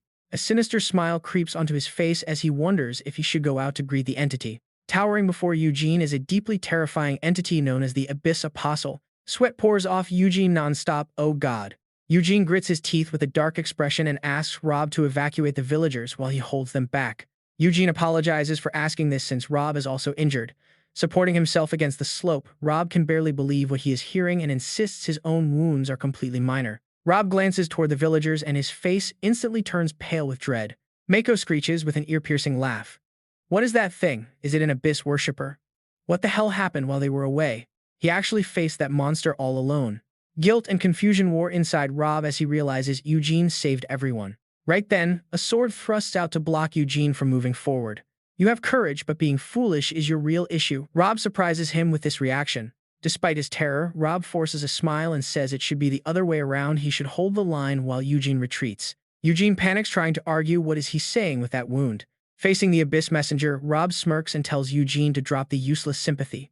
With a broken leg like this, how is he supposed to evacuate anyone away from that monster? Rob tells him not to worry since he has no plans to die, just evacuate the villagers and warn the clan. Your job is done, so let me take over from here. Eugene stutters, unable to find any words. Standing tall and resolute, Rob insists on taking responsibility for dragging Eugene into this mess. Tears silently begin to well up in Eugene's eyes as he watches Rob. Mako screeches, shattering their last hopes. All of you are finished. He calls to the Abyss messenger, presenting the sacrifices to restore its shattered body with their lives. Those words strike fear straight into Rob's heart, a shattered body. Eugene looks back at the creature and realizes what that implies. The monster is not even at full strength yet. They must stop it right now at all costs while it is still incomplete. But is this really a horror that mere humans can actually stand against? Steeling his resolve, Eugene runs up to stand right beside Rob. He warns that giving in to fear will solve nothing, leaving Rob thoroughly stunned. Rob asks what he is doing, but Eugene just offers a strange smile. He claims fighting together is actually a more realistic choice to buy time, leaving Rob completely speechless. Eugene tries to find a silver lining, arguing that a massive commotion will surely draw the attention of the adults and Felivia will definitely come to their rescue. Rob's voice shakes as he points out that even together, they stand almost no chance against such a monster. A strange light flashes in Eugene's eyes. It's okay, trust me. Rob notices the change. Those are Felivia's eyes, but how? Eugene grips his sword tightly, knowing his body is still battered from the previous fight, and he cannot go all out. He must focus entirely on dodging attacks. But before he can even formulate a plan, the messenger's massive fist swings right at him. A crushing pressure descends, leaving absolutely no room for them to escape. Eugene tenses up as the overwhelming force completely pins him down. Suddenly, everyone in the vicinity is blasted high up into the air. Eugene crashes heavily back to the ground, coughing up a fresh mouthful of blood from his wounds. His mind reels from the devastating shock. He cannot believe what just happened, defeated by a single punch. Nearby, Mako looks on in pure ecstasy at the overwhelming power of the Abyss. Look at that, you heretics who dared to mock their faith as a lie. See how the abyss rewards their devotion? Eugene can only weep silently in utter helplessness. Looking at Rob, he blames himself. If only he had listened, some people might have been saved. Eugene suddenly thinks of Heindel. If his brother were here, instead, would things have ended differently? The abyss messenger begins gathering a massive sphere of fire deep within its throat. Mako stutters in absolute terror as he realizes that spell will completely vaporize everything. Here, these are the sacrifices I prepared for you, Lord of the Abyss. Please show mercy. Eugene grits his teeth in his final moments, whispering a quiet apology. He uses all his strength to force himself up. Battered and broken, Eugene refuses to back down, blaming his own weakness for this mess. Marco glares in shock, seeing him still conscious. How on earth can he still move? Eugene presses his lips thin as his eyes glow with the brilliant light of his lineage. Right then, the abyssal messenger unleashes all the dark energy it has been hoarding. That massive blast of energy shoots straight ahead, completely engulfing Eugene. Yet he remains standing, his grip tightening around his short sword. Eugene shows pure, unyielding determination. As long as his body can keep moving for another minute or even just one more second. Staring down a brutal monster like the abyssal messenger, he has only one single thought: I will protect them. And then something deep inside finally snaps. The light clashing between the two of them is blinding. Watching this unfold, Marco is left completely frozen in absolute terror. All his careful, painstaking preparations have been ruined. This cannot be happening. Staring at Eugene's back, Marco turns pale. He actually sliced the attack right in half. Amidst that overwhelming torrent of raw magic, he somehow read the flow of the threads and severed them. How is this even possible? Is there really no magic that this rookie cannot cut through? Eugene grimaces, looking down at his sword as it literally melts away. A second later, his body gives out and he collapses, wishing his sword had held together. Marco looks up at the abyssal messenger. Wait, is that a star? The star of the usurpers is watching this kid. Panic washes over him as he wonders why. Looking back now, the abyss was in a massive rush, manifesting even though it lacked proper sacrifices, ignoring the ones nearby just to destroy this boy immediately. Who exactly is this kid to attract the direct attention of such terrifying supernatural entities? Whatever the reason, before this threat grows any larger, he has to eliminate the kid right now. Suddenly, a very familiar figure steps out from behind him, whispering a polite apology. Marco stares in absolute shock at Idia, who casually walks over to Eugene, muttering that things are getting difficult. After all, he is my beloved nephew. There is no way I can just let him die here. A little while later, everything finally returns to normal. Eugene slowly forces open his incredibly heavy eyelids. Idia smiles gently by his side, noting he is finally awake, which startles the boy completely.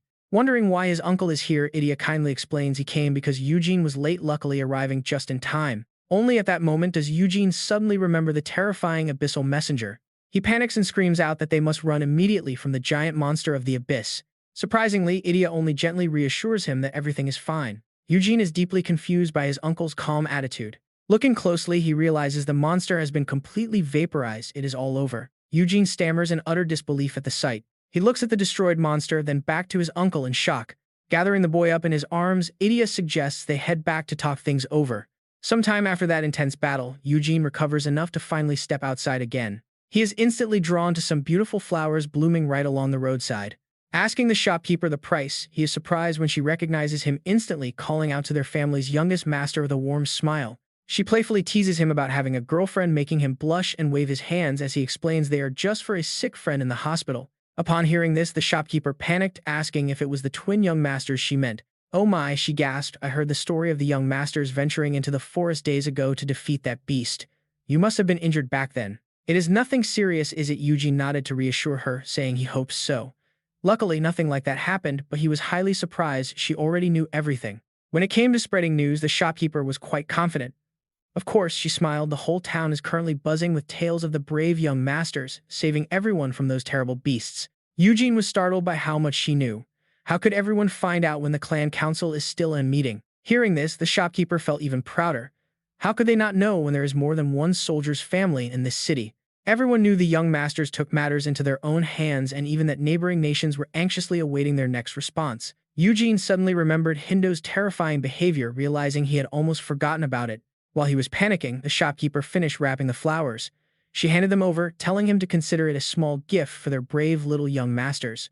You will get scolded a lot later, so it's only right that this old lady looks after our young heroes, right? Eugene shyly tried to decline her kind offer, thanking her, but insisting he really should not accept. However, the shopkeeper looked at him with sincere eyes. Please do not refuse, she said. You showed great courage at such a young age, so just take this as a sign of our support. Do not decline too much, she warned, or this will never end. He widened his eyes innocently and whispered, asking if she really meant it would never end. It was not until the sun was high that Eugene finally reached the hospital. Along the entire journey, he was warmly welcomed by the local people. Eugene accepted the gifts but felt quite concerned, apologizing. "I am so sorry," he stammered, "but I cannot carry any more." Fortunately, he managed to arrive at the hospital shortly after. Jock and Rob stared at Eugene with deeply concerned expressions. One of them asked what all of this was. Tiredly setting the gifts on the floor, Eugene explained he only went to town to buy some flowers for a visit. Rob asked in disbelief if the townsfolk really gave him all of this. Eugene excitedly confirmed it, adding he was grateful but found it a bit too much. "I will leave the flowers here," he said, and Rob did not stop him, telling him to do whatever he wanted. "But look at how much they gave. It seems the townsfolk thought this was our first battle, and Felivia warriors are usually welcomed warmly with bouquets on their very first campaign. I have never seen so many gifts at once." Eugene was startled because he had no idea about that tradition, realizing it made a lot of sense. "Still, I feel bad that in the end only I received all this attention." Rob was still quite shy, facing Eugene, saying it was fine as being honored without any merit would only make him feel guilty. "By the way, are you okay? How can you walk around so easily after such severe injuries?" Hearing this, Eugene also looked at himself, realizing that was a good point. Aside from a few scars, it is really nothing serious. Perhaps it is because I spent the last 5 years resting. The joke made the room fall completely silent. Knowing his humor fell flat, Eugene tried his best to act natural, asking if it really was not funny. "Since you seem to be fully recovered now, maybe I should take my leave." Rob let out a sigh and smiled, seeing how incredibly cautious the boy was being. He could finally be honest with himself. "Eugene, I am sorry for how I treated you before." Eugene was taken aback, asking if he was referring to him. Rob was so brutally honest that Jock beside him gasped. "Frankly, I thought you were just a parasite," he said, while the other tried to yell a warning to watch his words. The boy continued, saying he had been completely wrong. That day, Eugene was more of a Felivia than anyone. Eugene rubbed his ear awkwardly, denying the high praise. "You showed an impressive sense of duty," Rob added. "I used to think you were just annoying brats, relying on your background." Jock cursed quietly, calling him a crazy bastard. Jock finally cut in to stop the awkward conversation. "Enough of this embarrassingly tense talk. Tell me what happened that day. How did you survive against that monster? I still cannot figure it out." At the mention of the Abyss Messenger, Eugene tried to hide the truth and got flustered.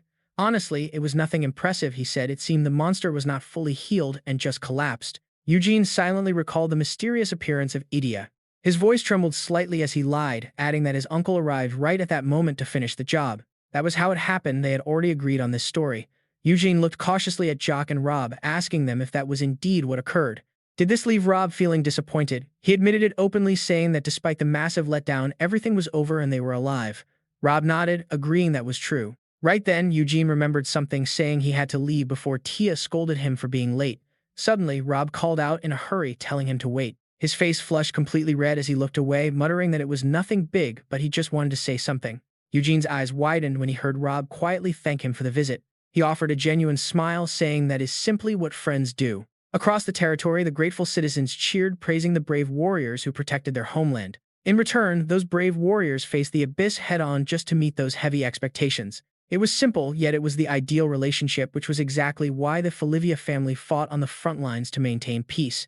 Thinking about this brought a gentle, slight smile to Eugene's face. Because looking at it this way, Eugene could finally understand why the clan had been so incredibly harsh on both him and his uncle. If the Felivia clan's honor was ever dragged through the mud, everything would fall apart, or at least that is what they believed. Just thinking back to that fateful night still made Eugene shiver with pure terror, yet he pushed through it all, fueled by his pride as a Felivia, because without the dignity their name provided, none of this would have been possible. Even so, nothing could ever excuse the relentless torment, especially how they treated Eugene's uncle, which was just downright cruel and unfair. The clan's hopes once rested entirely on his father, a brilliant genius, until a brutal injury in the Northern War meant he could never hold a sword again. With his father gone, those massive family expectations shifted straight to his uncle when he was still young. But Uncle Idea preferred books over blades, and it quickly became glaringly obvious that he did not possess his brother's natural talent. From that exact moment, Idea had to endure a wave of harsh criticism. Eldos even humiliated his own son right in front of everyone, screaming, "Why couldn't he be more like his older brother?" Pointing out that even the younger kids did better, asking if he felt no shame, shouting that having a son like him was the biggest disgrace of his life and a permanent stain on the entire Felivia clan. Those mocking sneers and cold, contemptuous laughs haunted him like permanent ghosts.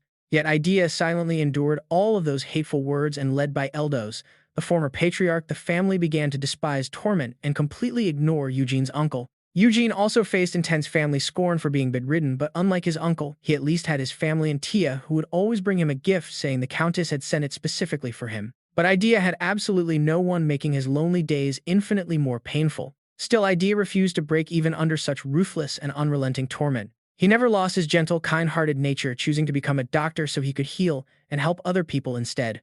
In reality, Idea even overcame his physical limits, secretly training to become a swordsman capable of taking down the clan's absolute strongest. One day, while quietly reading his books, Idea noticed something. Smiling warmly, he asked why Eugene was staring so hard and if he had something to say. Viewing Idea as his ultimate role model, Eugene sheepishly replied that he just wanted to grow up to be exactly like him. Hearing those words, Idea froze completely. He slowly lowered his head, a faint bitter smile tugging at his lips as he muttered that it would be a disaster if Eugene ended up like him. The truth finally came to light on the night Idea rescued Eugene and brought him back home. Sensing someone creeping up behind him, Idea spun around as Elias lowered his hood and sneered that Idea really knew how to embarrass people, asking how his condition was. Idea calmly assessed his broken state, noting his heavy blood loss and torn muscles, estimating he would lose about 20% of his mobility, but surviving the Abyss King with only that much damage was nothing short of a miracle. Hearing the word miracle only served to annoy Elias. A miracle, he spat, asking if Idea had any clue how much effort they had poured into preparing for this moment. It was supposed to wipe out an entire war front, but with things handled so poorly, how were they supposed to face the demon general, especially now that Idea had lost 20% of his strength? It made no sense, and he demanded to know if Idea had gotten way too caught up playing family with that weak kid Eugene. Unwilling to tolerate the whining any longer, Idea immediately unleashed his suffocating pressure, calling out Elias's name. In a flash, he pressed his sharp blade directly against the man's throat. Slicing a thin line across his neck, Idea warned him that he had gone way too far. It turned out everything was a calculated move, as Idea asked if he really thought things would go smoothly if the Felivia kids were slaughtered, pointing out that if he shivered over a single missing corpse, he stood no chance against the full wrath of the Felivia family. Dropping his calm facade, he demanded to know if any of this would have happened if the foolish mages hadn't resurrected the king on their own, asking where he got the nerve to speak to him like that. As the wound on his face slowly healed, Elias smiled with a twisted mix of fear and excitement, begging the great prophet's disciple to accept his deepest apologies, though he still questioned if they were losing sight of their ultimate goal. Admitting his own doubt had driven his unforgivable disrespect, Elias bowed his head, stating he would gratefully accept whatever punishment came his way. But the truth was, they weren't the ones who resurrected the Abyss King, as they had only completed the sacrifice on time, meaning an early resurrection should have been completely impossible. Hearing this, Idea let him go and brushed off the excuse, muttering that mages always acted this way, which Elias quietly accepted without saying another word. A second later, Idea coldly declared that the grand plan remained completely unhindered, as he had never expected anything useful from them to begin with. He vowed to personally deliver death directly to the head of the Hilda Felivia clan. The total downfall of Felivia would now proceed exactly as planned. On the night foretold by the Abyss, Felivia would burn to ashes. Back with Eugene, he has a magic lesson scheduled for this morning. Eugene's eyes light up as the glowing magic string finally appears. He executes the Felivia style, quickly cutting 4 strings. He turns to Easton and asks how that was. It is different from her teaching, but he successfully cast magic. Maybe because it was a life or death moment, her words suddenly popped into his head, and he improvised on the spot. So how was it? His magic was pretty awesome, right?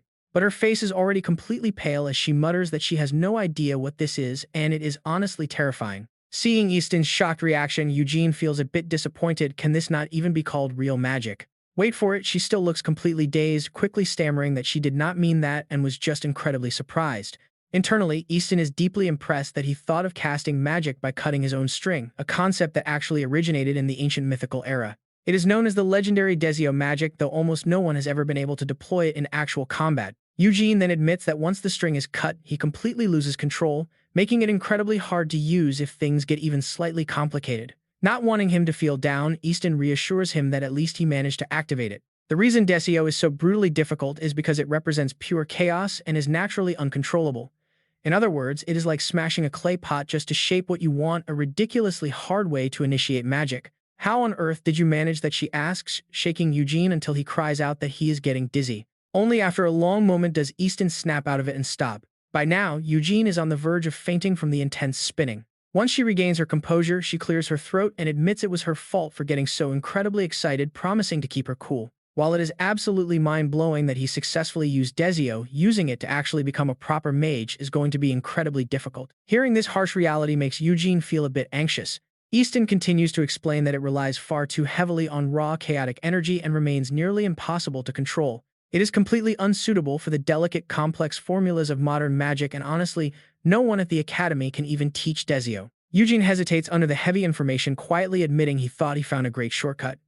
Easton does not discourage him from pursuing Desio magic, though after all, it really is a formidable weapon. Since fewer strings typically means smaller waves and limited scale, using Desio with just a single string achieves nearly 100% energy conversion, which will undoubtedly give Eugene a massive advantage in the future. However, recalling the strict conditions set by the Vice Patriarch, she remembers Heimdall's demand for Eugene to meet the Academy's admission requirements within a single month. Easton bluntly declares that using Desio to pass those strict conditions is flat-out impossible, leaving Eugene completely speechless and disheartened. She wants him to prioritize their main objective, since he must meet the criteria for becoming a mage. Through rigorous daily practice, they have to set Desio aside and return to the traditional method. Grudgingly accepting this, Eugene nods in agreement.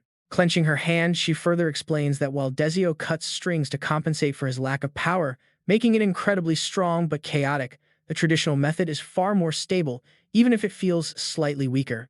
That method relies on bending the string, folding it past 90 degrees cuts the connection, allowing each segment to act as an individual string. A single angle creates 2 strings, a triangle yields 3 strings, and a square shape results in 4 separate strings. This is the absolute cruelty of magic for someone born with only 1 string, and Eugene hangs on every word, his expression shifting with her explanation. She reminds him that, as she mentioned before, for a string's vibration to actually manifest as magic, it requires at least 4 strings to create perfect harmony. Because of this, anyone born with 4 natural strings can cast magic effortlessly. Even those with only 2 strings can easily perform magic by simply forming a single angle. But for Eugene, he must construct a full square just to use magic, a truly massive injustice. Plenty of mages fail to form even a simple triangle in their entire lives, let alone a square. Even in the Academy's long history, students who mastered the square are exceptionally rare, yet Eugene was born with only a single string. He must master a perfect square just to begin learning basic magic, showing how incredibly different the starting path is for a single string user. That is exactly why she previously declared his dream of becoming a mage impossible, but now she happily admits she was wrong. Even though it completely defies the conventional rules, he successfully activated Desio and cast magic, proving she had severely underestimated Eugene's raw talent. Getting more excited by the second, Easton is confident he can master the square, promising to teach him everything she knows in their remaining time. Shyly accepting her support, Eugene sincerely thanks his teacher. He quietly starts channeling magic directly into the palm of his hand, realizing he might have missed the perfect moment to tell her the actual truth. And get this, Eugene casually displays the absolute peak level she just described, showing he has already formed a perfect square. Desio gave him the exact feeling he needed, and once he tapped back into that sensation and tried again, it worked instantly. So now, he can finally learn proper magic, right? Right after he spoke, he realized his teacher had been completely frozen in shock by his words. Easton's mind could barely process the massive amount of information she just received. Once she overcame her excitement, she immediately grabbed Eugene's hands and assured him he could definitely learn magic. "Eugene, you are truly a blessed child, wrapped in the love of God, Felin." After that conversation, Eugene finally heads back home. He was still riding high on Easton's words, daydreaming with his mind floating in the clouds of magic. Seeing him completely spaced out, Tia suddenly yelled loudly right into the young master's ear. "What are you thinking about, grinning from ear to ear and ignoring everyone around you?" He turned around and noticed the tiny girl next to him, quickly apologizing while asking what she was doing. He gasped in surprise, barely recognizing Jin because she looked so amazing in those nice clothes compared to her old appearance, as she politely greeted the young master. Suddenly, he turned to Tia with a questioning look, wondering about the clothes. Clearing her throat to speak up, Tia confirmed that he guessed correctly, explaining that because this child was exceptionally smart for her age, the patriarch decided to take her in as a servant, a major achievement for a 5-year-old. Eugene could not hide his excitement, calling it absolutely wonderful. Jin expressed her deep gratitude, thanking the young master and mentioning that the villagers he rescued were recovering well too. Hearing this, Eugene's smile instantly vanished. He remembered Heimdall's harsh warning that the village would be destroyed and the people either exiled or sentenced to forced labor, and if he had any issues, he should speak to the adults. Eugene's face grew pale as he quietly asked about those villagers.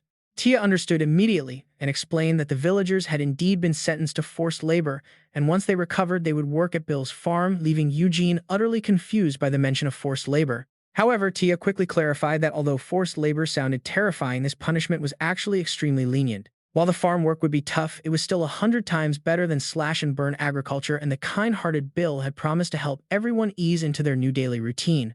Plus, with stories of the young master's incredible bravery spreading all over town, the elders actually seemed to have every intention of showing their gratitude to them. Eugene felt a wave of relief wash over him, declaring that with all these wonderful things happening, he would remember this day for the rest of his life, and Jin happily agreed.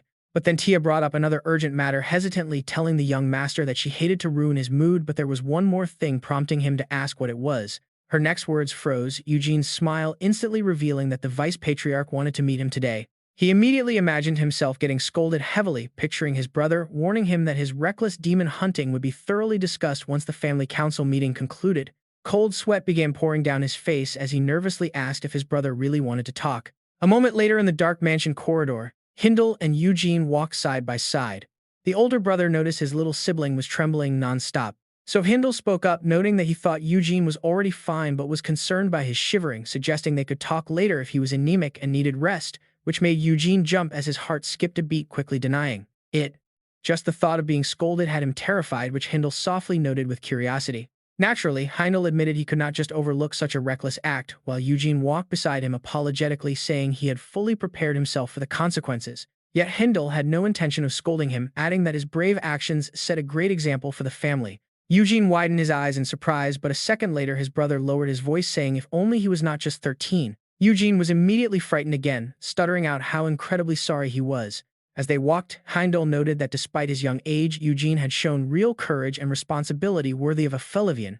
Eugene thanked him, but Hindle countered that a 13-year-old facing an abyss worshipper was not brave but incredibly reckless, causing Eugene to apologize again. He sincerely apologized, admitting he was not quite sure if his brother was praising him or actually scolding him. Hindle's face darkened as he asked if he was unsure, prompting Eugene to quickly say he understood. But his brother's eyes turned slightly awkward, admitting he was not completely sure either. He explained that while he wanted to scold him, he realized Eugene had learned something vital, making him proud, yet he could not simply praise him and let it slide, fearing Eugene would take it too lightly next time. He asked Eugene to promise never to do it again to earn his forgiveness, filling the boy's heart with warmth upon hearing his brother's kind words. Eugene promised he would never cause his brother any more worry. A satisfied smile curled on Hindle's lips as he quietly said good. Then he placed his hand on the door handle, hinting at something. Hindle's words carried a deeper meaning, saying it was now his turn to keep a promise. Eugene was left completely clueless, asking what promise he meant, which surprised his brother, who asked if he had already forgotten. Light poured out as Hindle pushed the door open, mentioning the promise made if Eugene reached the standards to become a mage. His eyes widen as a sparkling light reflects in them.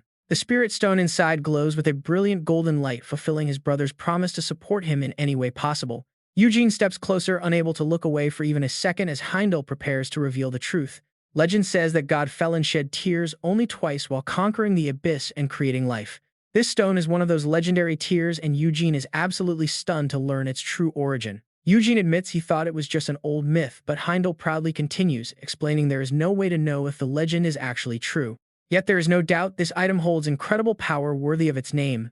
Though Eugene can only focus on 3 simple words, it is beautiful. A strange and indescribable feeling swells deep inside his chest, a warm sensation that feels nostalgic and familiar, perhaps because it really is a tear of god Felin. Hindle speaks softly, glad that his brother likes the gift, explaining that Felin's tear is incredibly useful for a mage who only has 1 mana string like him. It is expected to boost all magic from amplification to recovery, since nothing beats an item named after the god of magic.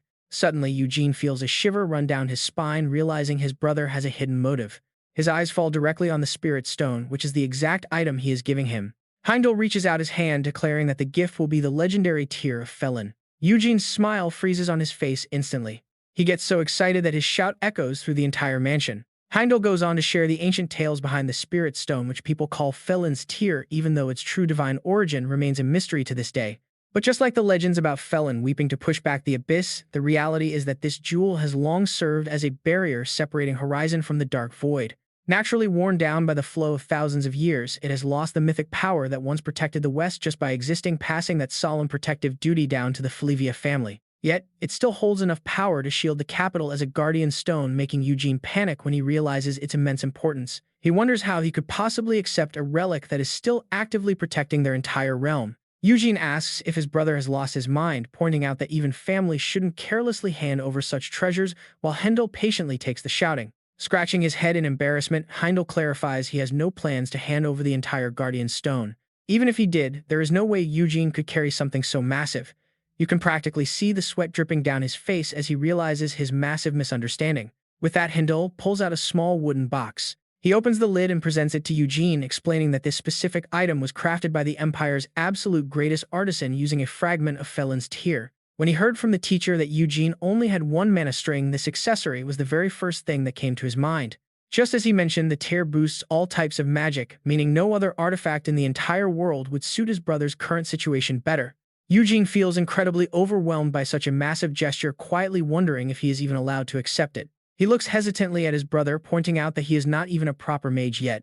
Hindle smiles warmly to reassure Eugene, telling him to consider it an early advance. He truly believes Eugene will achieve his goals in the time he has left. Hearing those words, Eugene's voice trembles slightly as he thanks his brother. A deep sense of warmth washes over Eugene as he gives his thanks. He promises he will definitely become a great mage and live up to those high expectations. The next morning, Eugene begins his daily routine of intensive magic training. For today's lesson, Eugene has to shape a block of ice into a specific form. Looking at the bizarre result in front of him, he cannot help but feel disappointed by its shape. Seeing his distress, Easton offers some quick encouragement, noting that he at least managed to freeze it. Eugene nods, though his face is distorted with doubt over whether this counts as success. It is incredibly difficult to manifest ice out of thin air without any water, but his teacher completely understands, reassuring him that everyone struggles in the beginning. Besides, this shape is influenced by Felin's tear, which amplifies the vibrations of his mana string, and she promises he will get used to it. After all, receiving Felin's tear as a starter gift is an extreme luxury that even the highest imperial princes would struggle to obtain. A gem of this size is worth at least 2 entire castles. Honestly, who wouldn't be shocked by that level of absolute wealth?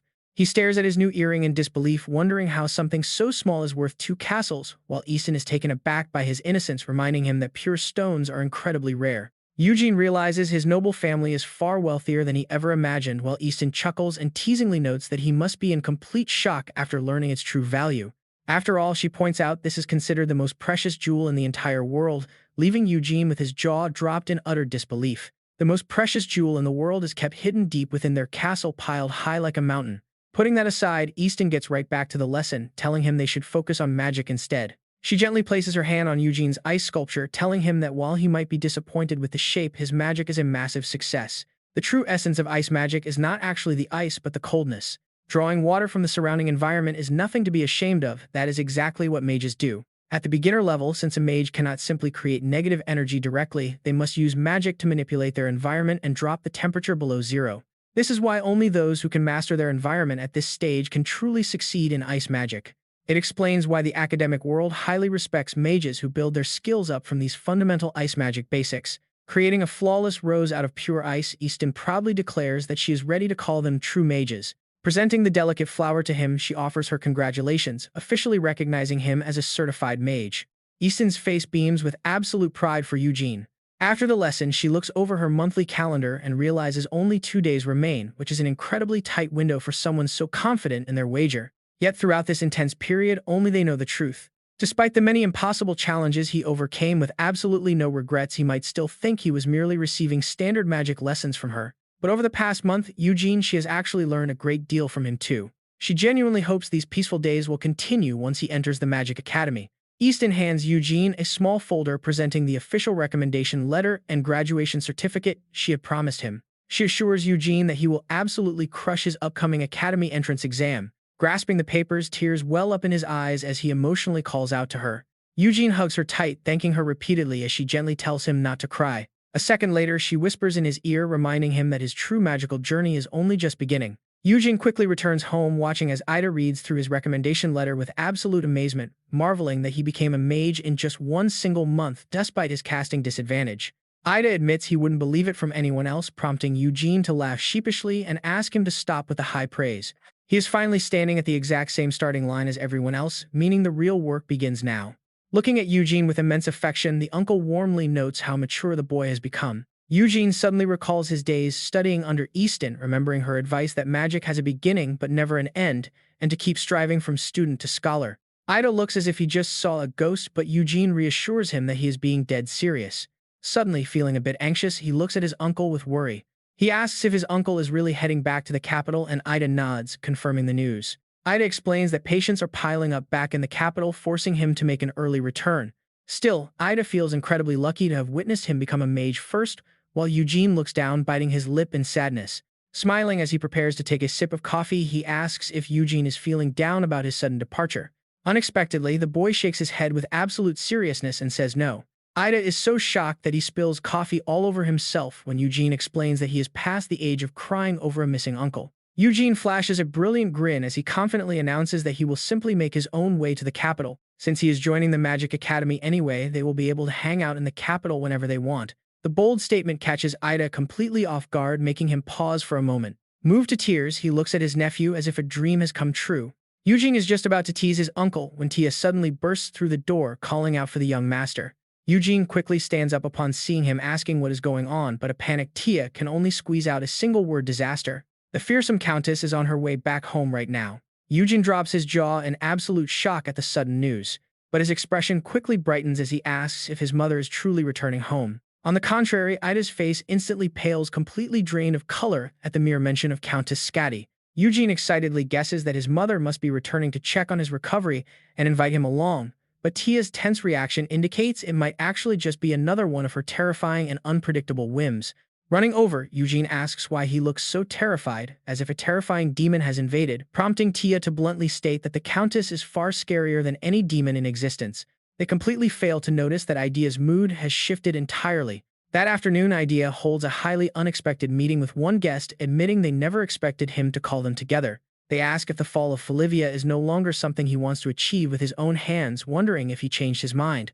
Idea bows his head in denial, explaining that his mind is the same, only the circumstances have shifted. Hearing this, Odie retorts that things actually started changing the moment he dealt with the king, asking if he realizes the immense effort needed to sacrifice thousands of people without Felivia ever finding out. Idea remains completely unsatisfied with what they achieved, muttering that a king is nothing more than a 1,000-year-old rotting corpse, and such trivial matters are not even worth explaining to them.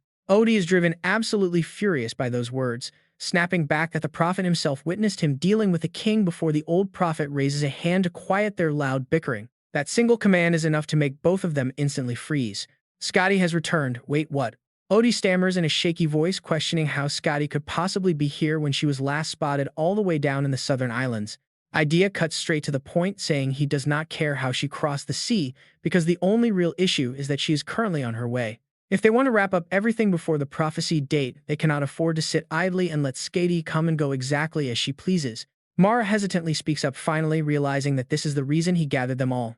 She asks if he plans to assassinate Scotty, now welcoming the opportunity since she always wanted to test her strength against another legendary hero. However, Idea has no such intention, stating that she is wrong, and he will not make a foolish gamble that could end up costing several lives just to eliminate one target. Instead, they will bypass Scotty entirely and launch a surprise attack to destroy the tier of Felin, adding that is all they need to know. He turns his gaze toward the massive cross-shaped pillars standing tall all around them. He then flatly declares that every other detail has been prepared according to plan and now they only need to execute it. Odie's raspy voice rings out, asking if this means the promised day has finally arrived. Mara lowers her gaze, asking when exactly they will set the plan into motion. Idea's face darkens as the ultimate plan draws near. Prepare yourselves because tomorrow night it begins. Meanwhile, Eugene is left utterly bewildered by the sudden rumors of an impending war. Tia and Jin scramble to pack up all fragile items and rush them safely into the armory, with the young maid running along to keep up with the intense war prep. Watching the servants frantically work, Eugene realizes that war has truly broken out as everyone shouts orders to clear the rooms. Eugene cannot contain his curiosity and asks Tia why on earth everyone is acting so crazy, wondering if they are suddenly being invaded by some terrifying monsters. Gritting her teeth with a dark look, Tia asks if he really has to ask. She warns that it is far worse than monsters because the Countess is arriving, making Eugene flinch in shock upon realizing all this chaos is just for his mother. He mutters that while his mother is a bit intense, this reaction seems excessive, though Tia's disbelieving look quickly forces him to correct himself to a lot. Tia sighs in complete helplessness, asking if he really came all this way just to ask that, reminding him that he is currently delaying a very busy maid. Eugene finally snaps out of it and remembers that he actually came to ask a specific question. He asks where Uncle Idea went, noting that his room was completely empty when he checked. He adds that Idea would never leave without saying goodbye, but Tia's tense expression reveals she knows the truth, blabbing that he was exiled and had no time for farewells. Eugene's face tightens with shock as he repeats that word back to her. Tia covers her mouth in panic, stammering that it was just a silly slip of the tongue. But the damage is done, and Eugene panics, realizing his uncle did not stay away because of work, but because he was actually exiled. Without wasting any time, he rushes straight to Hendel's office. His brother is buried under mountains of paperwork but tells him to come inside. Heindel immediately spots his younger brother and tiredly asks him to keep whatever he has to say as brief as possible. He points out that Mother's arrival has caused everything to pile up like they are preparing for war. Eugene takes a deep, heavy breath before quietly addressing his older brother. He asks directly if it is true that Uncle Idea was exiled. Heindel only offers a faint sigh, acting as if the matter is completely unimportant. Leaning back in his chair, he nonchalantly suggests that they change the subject. After learning the whole truth, Eugene snaps and demands to know how any of this makes sense. He yells that if it was not for their uncle, nobody knows what would have happened to everyone. Eugene is completely baffled. Uncle Idea clearly made such massive contributions, so why on earth was he banished? Where is the justice in a punishment this absurd? Despite the heavy criticism, Heindel keeps his cool. He calmly tells Eugene that there are two things he needs to understand. First, Uncle Idea's banishment was decided directly by the family council. It was a unanimous decision by the clan elders and key vassals. Even the head of the family cannot simply ignore their final decree. Eugene cannot hold back his frustration. He demands to know what they actually discussed to justify punishment instead of a reward. But to cut him off, Heindel raises two fingers to bring up the second point. Regarding Uncle Idea, Heindel simply repeats Eric's old harsh words. He says that when Idea's brother died, he fled to the capital like a deserter, abandoning his swordsmanship altogether. Idea had walked out on the family right in the middle of their grandfather's chaotic funeral. Back then, there was actually no official punishment handed down for his sudden desertion. So when Idea's name came up in the council chambers again, the elders simply could not overlook his past crime of abandoning the family. Eugene looks at Heindel with absolute resentment. So all of his uncle's great achievements were ignored just to punish him for a past mistake, punished simply for running away. Heindel deeply understands Eugene's anger, but he cannot let him carry on like this. He tells him to stop being ridiculous, reminding him that nobles hold their titles because they have a sacred duty to protect others. Abandoning that duty is no trivial matter. Eugene bows his head in silence, quietly murmuring that he knows all of this, but it still feels wrong. But what real benefit did his uncle ever get from simply being born into the Felivia clan? He was always stuck in his father's shadow, constantly called a massive disappointment and the family disgrace. If only he were half as good as Edel. Nothing but cruel, insulting words were poured onto Uncle Idea. They openly wished that he had been the one sacrificed instead of Edel, wishing his own arm had been severed instead. This realization deeply breaks Eugene's heart. His poor uncle never truly had a life of his own. They despised him for not being like his father, constantly mocking and bullying him. Yet the moment he bravely steps up to save lives, they punish him for it. Heindel just stands there silently, listening to the painful outburst. The more Eugene speaks, the more intense his rage becomes. Punishing him now just because he couldn't take the torment 5 years ago and left is completely insane. Eugene used to be incredibly proud of the Felivia name, but this cruel clan is not something he can respect anymore. If this heartless decision is truly what the elders want, Eugene demands to attend the next council meeting so he can confront them himself. Hearing this, Heindel is finally forced to drop the third and final reason. His expression turns deeply pained as he brings up their late grandfather. Heindel remembers that fateful night when the former clan leader Eldos Felivia met his end. He was actually assassinated by Uncle Idea. This shocking revelation makes Eugene's mind go completely blank. He cannot even process the words coming out of his brother's mouth. Heindel hides his eyes behind his bangs. Only 3 living people know this dark secret, including him as the current family head. Back when the incident occurred, the entire tragedy was tightly covered up. Only Heindel and the direct witnesses, their mother and father, know the truth. There is no comfort in knowing this, and he never wanted to share it. But without the harsh truth, Eugene would never be able to let go of the uncle he loved more than his own father. Cold sweat drips down Eugene's forehead. This simply cannot be true. Heindel warns him that Uncle Idea is not the flawless hero he imagined. Even with this crushing news, Eugene refuses to believe his uncle is evil. He desperately hopes it was just a terrible mistake, a momentary slip under extreme pressure. But the brutal reality remains: the fires were lit, accompanied by agonizing screams for help.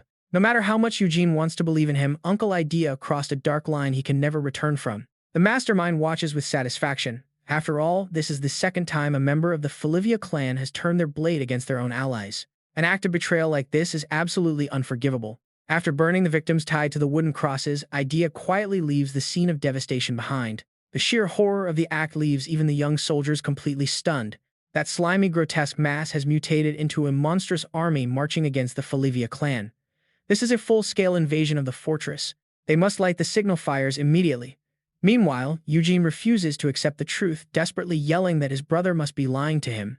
Heindel strokes his chin thoughtfully. As the only key witnesses, their parents made the difficult choice to turn a blind eye. Their father, eaten alive by guilt, allowed Idea to escape and actively covered up the incident as a drunken accident.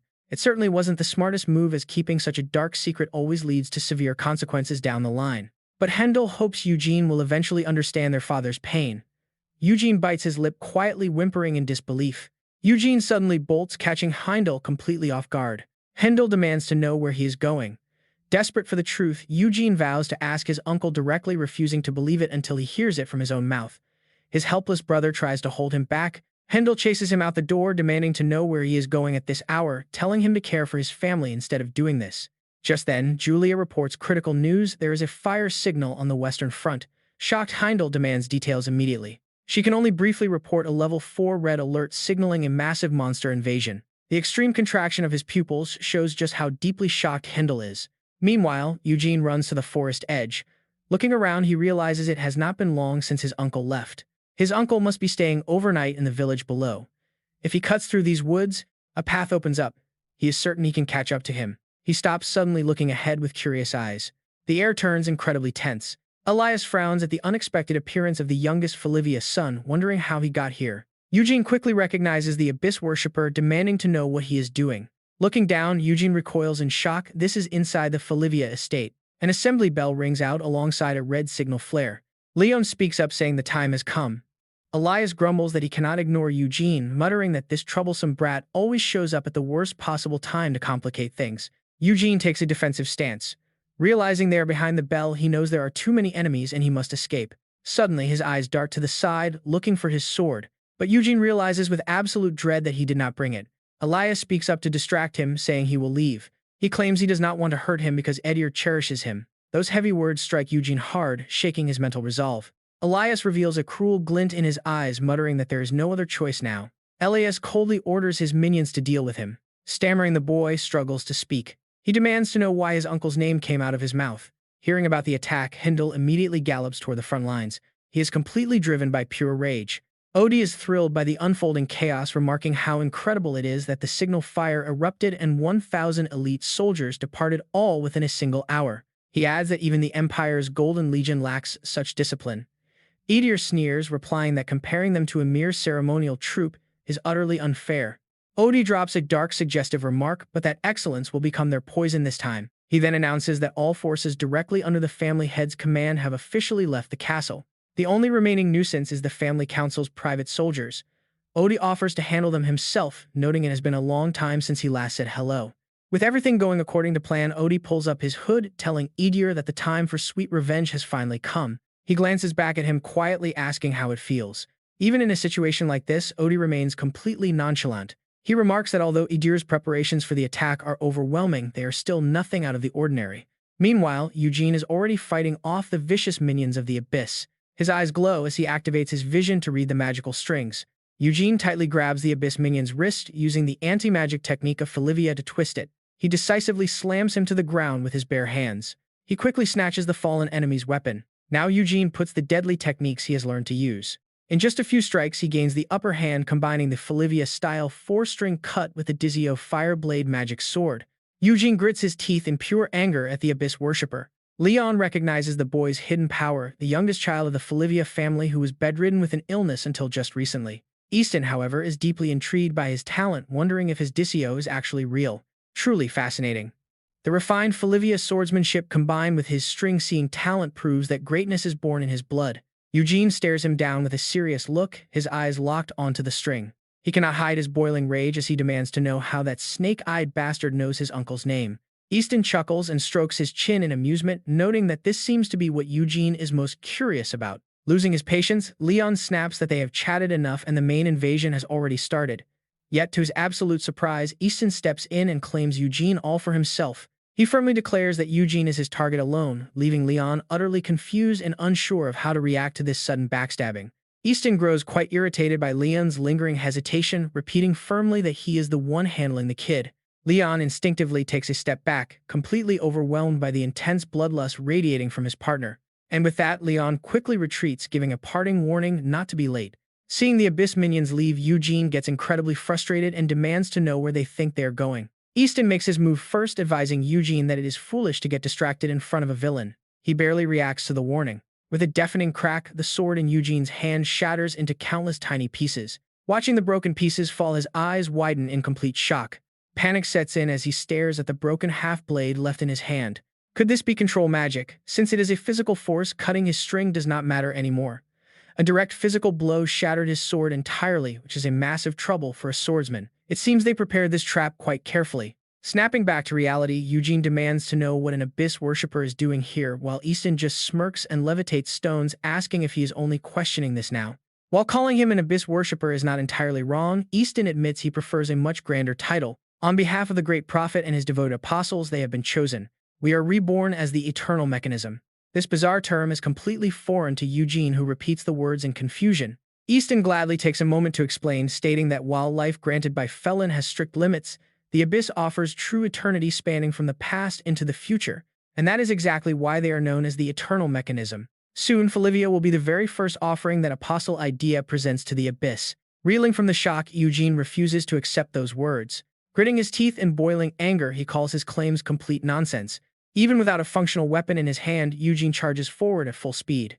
Easton smirks at his charge, asking why he even asked if he was going to deny it. He hurls sharp stones directly at Eugene. Defending himself, the young boy swings his broken blade to slice through the oncoming debris. But this effort means absolutely nothing to Easton. As Eugene charges blindly in his state of rage, a massive impact slams hard into his body. Realizing it is a rock, he knows he is too late. Eugene's body slides violently across the ground.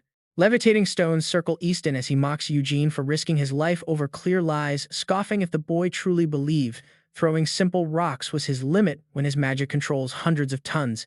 This means that famed Felivia swordsmanship he is so proud of, and even his spells are completely useless here unless he somehow possesses an unbreakable sword and the power to slice clean through mountain stone. It was no random choice that made him the vanguard for this grand invasion of Felivia.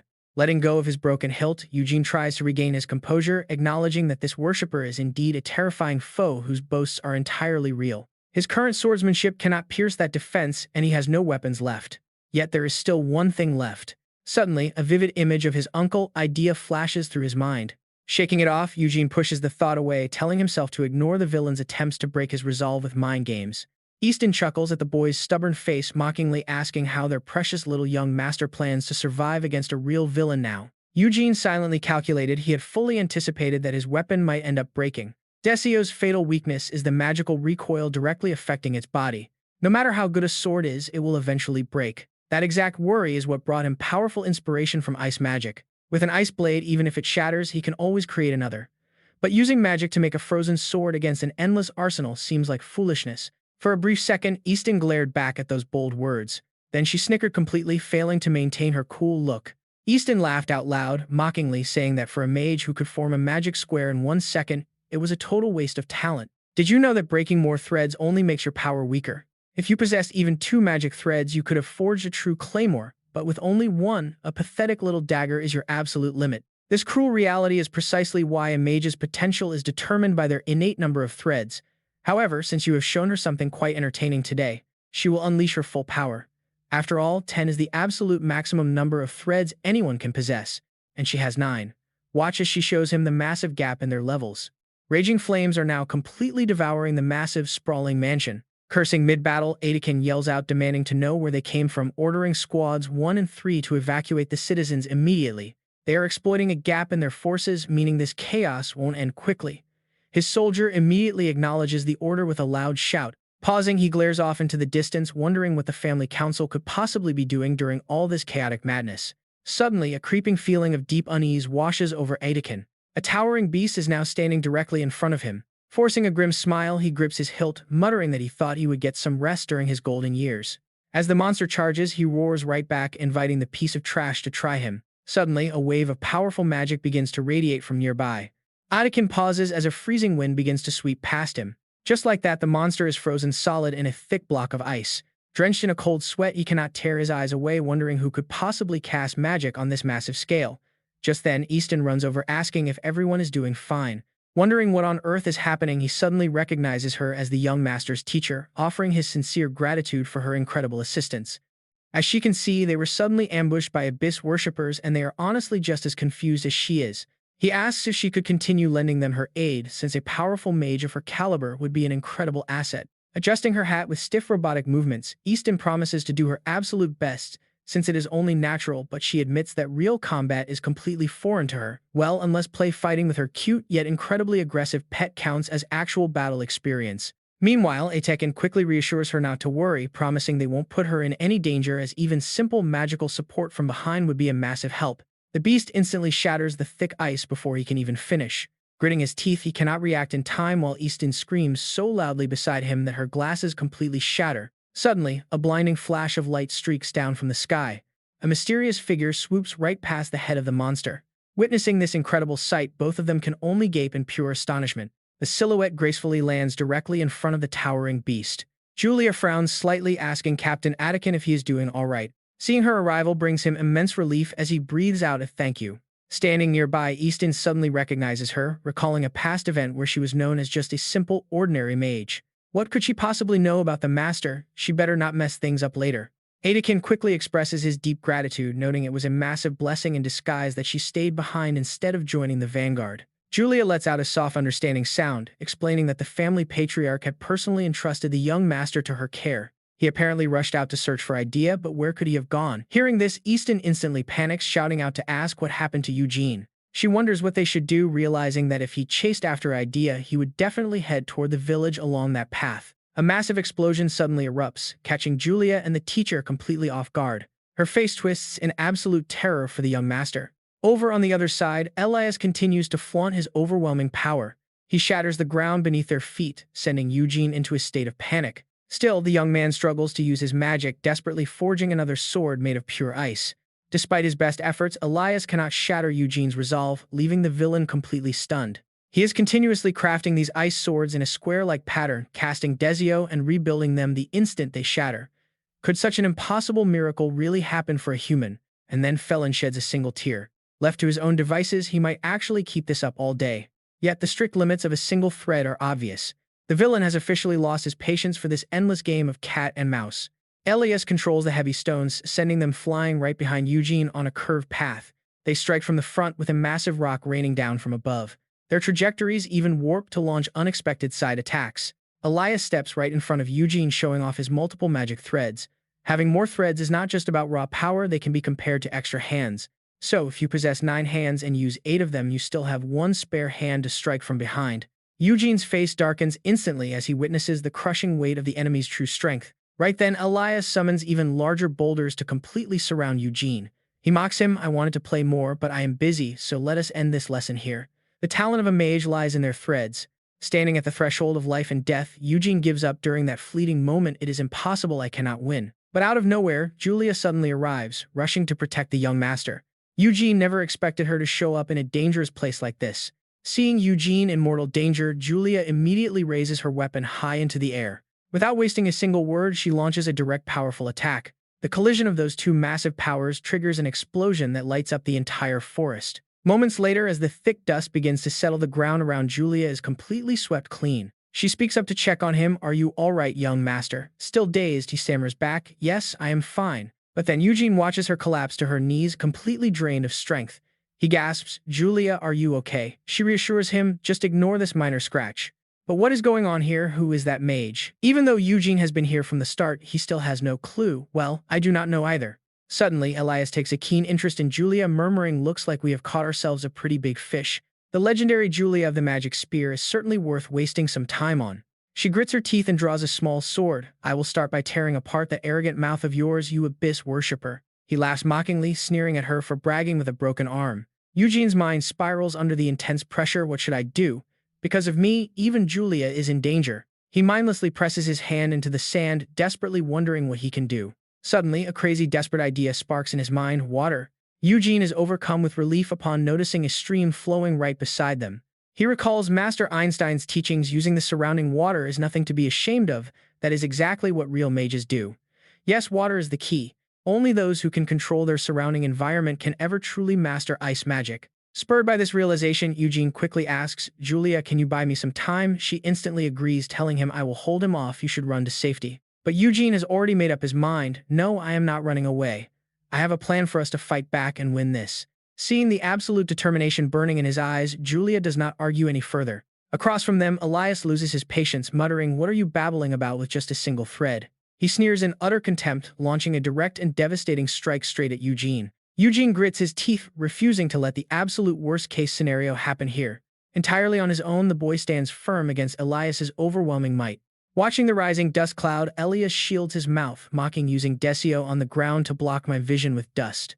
Suddenly, Elias spots a bright light shining from behind, muttering, "What a cheap trick." The moment Julia lunges to attack, his hovering stones instantly form an impenetrable shield. Elias is still pretty confident, thinking that as long as their attacks can't touch him, blocking his vision is completely useless. Seeing this, Julia can only click her tongue in frustration. And then she gets violently blown back. Elias gloats that even the famous Julia can't pierce his solid stone barrier head-on, bragging that this weak, 1-second young master made his job so much easier. Surprisingly, Julia just smiles smugly and tells him to look behind himself. The villain remains completely clueless about the danger creeping up behind him. By now, Eugene has successfully cast a 4-second magic spell. He is still arrogant and mocks him, saying he expected some grand spell. How pathetic that a carefully prepared attack from a 1-second mage is only going to be this weak. But staring at the massive ice sword, Elias can only stutter in pure terror. He feels an unprecedented wave of shock, wondering when this even happened. Now, how could this kid pull this off? Eugene roars aloud, "This is my sword." He puts all his strength into this devastating strike. Because this right here is his ultimate 1-second sword. Flashback to earlier when Eugene proposed a plan to help them fight back and win. Julia immediately refused, arguing that her main duty from the clan head was to protect his life no matter what. She insisted that his safety was her highest priority, begging him to run away while she bought him some time. But Eugene showed his determination, asking Julia if she really thought he would run away alone. He urged her to just follow his plan if she did not want to waste time. Julia was genuinely torn about Eugene's risky proposal. In the end, she agreed and told him to do what he wanted, but urged him to run if it got dangerous. Eugene felt deeply grateful to her. Left ignored for too long, Elias demanded to know what they were babbling about. That was the exact moment Elias launched his attack, leaving Eugene with only a single second. Right before kicking off his plan, Eugene kicked up a massive cloud of dust to blind Elias. He then quickly retreated, leaving everything in Julia's hands. His teacher once said that using the environment is a vital skill for a mage. If he lacked the seconds, he would simply seek help from nature itself. Nature itself would rally to support that very mage. If that was still not enough, he would simply repeat it until it was. This was the path he had to walk as a true mage. Elias is pretty shocked by the massive ice sword Eugene managed to create. His face turns pale as he mutters how this is possible in only a single second. Eugene uses every ounce of his strength to slash straight down at Elias. Once the attack settles, a few dry coughs echo through the dust.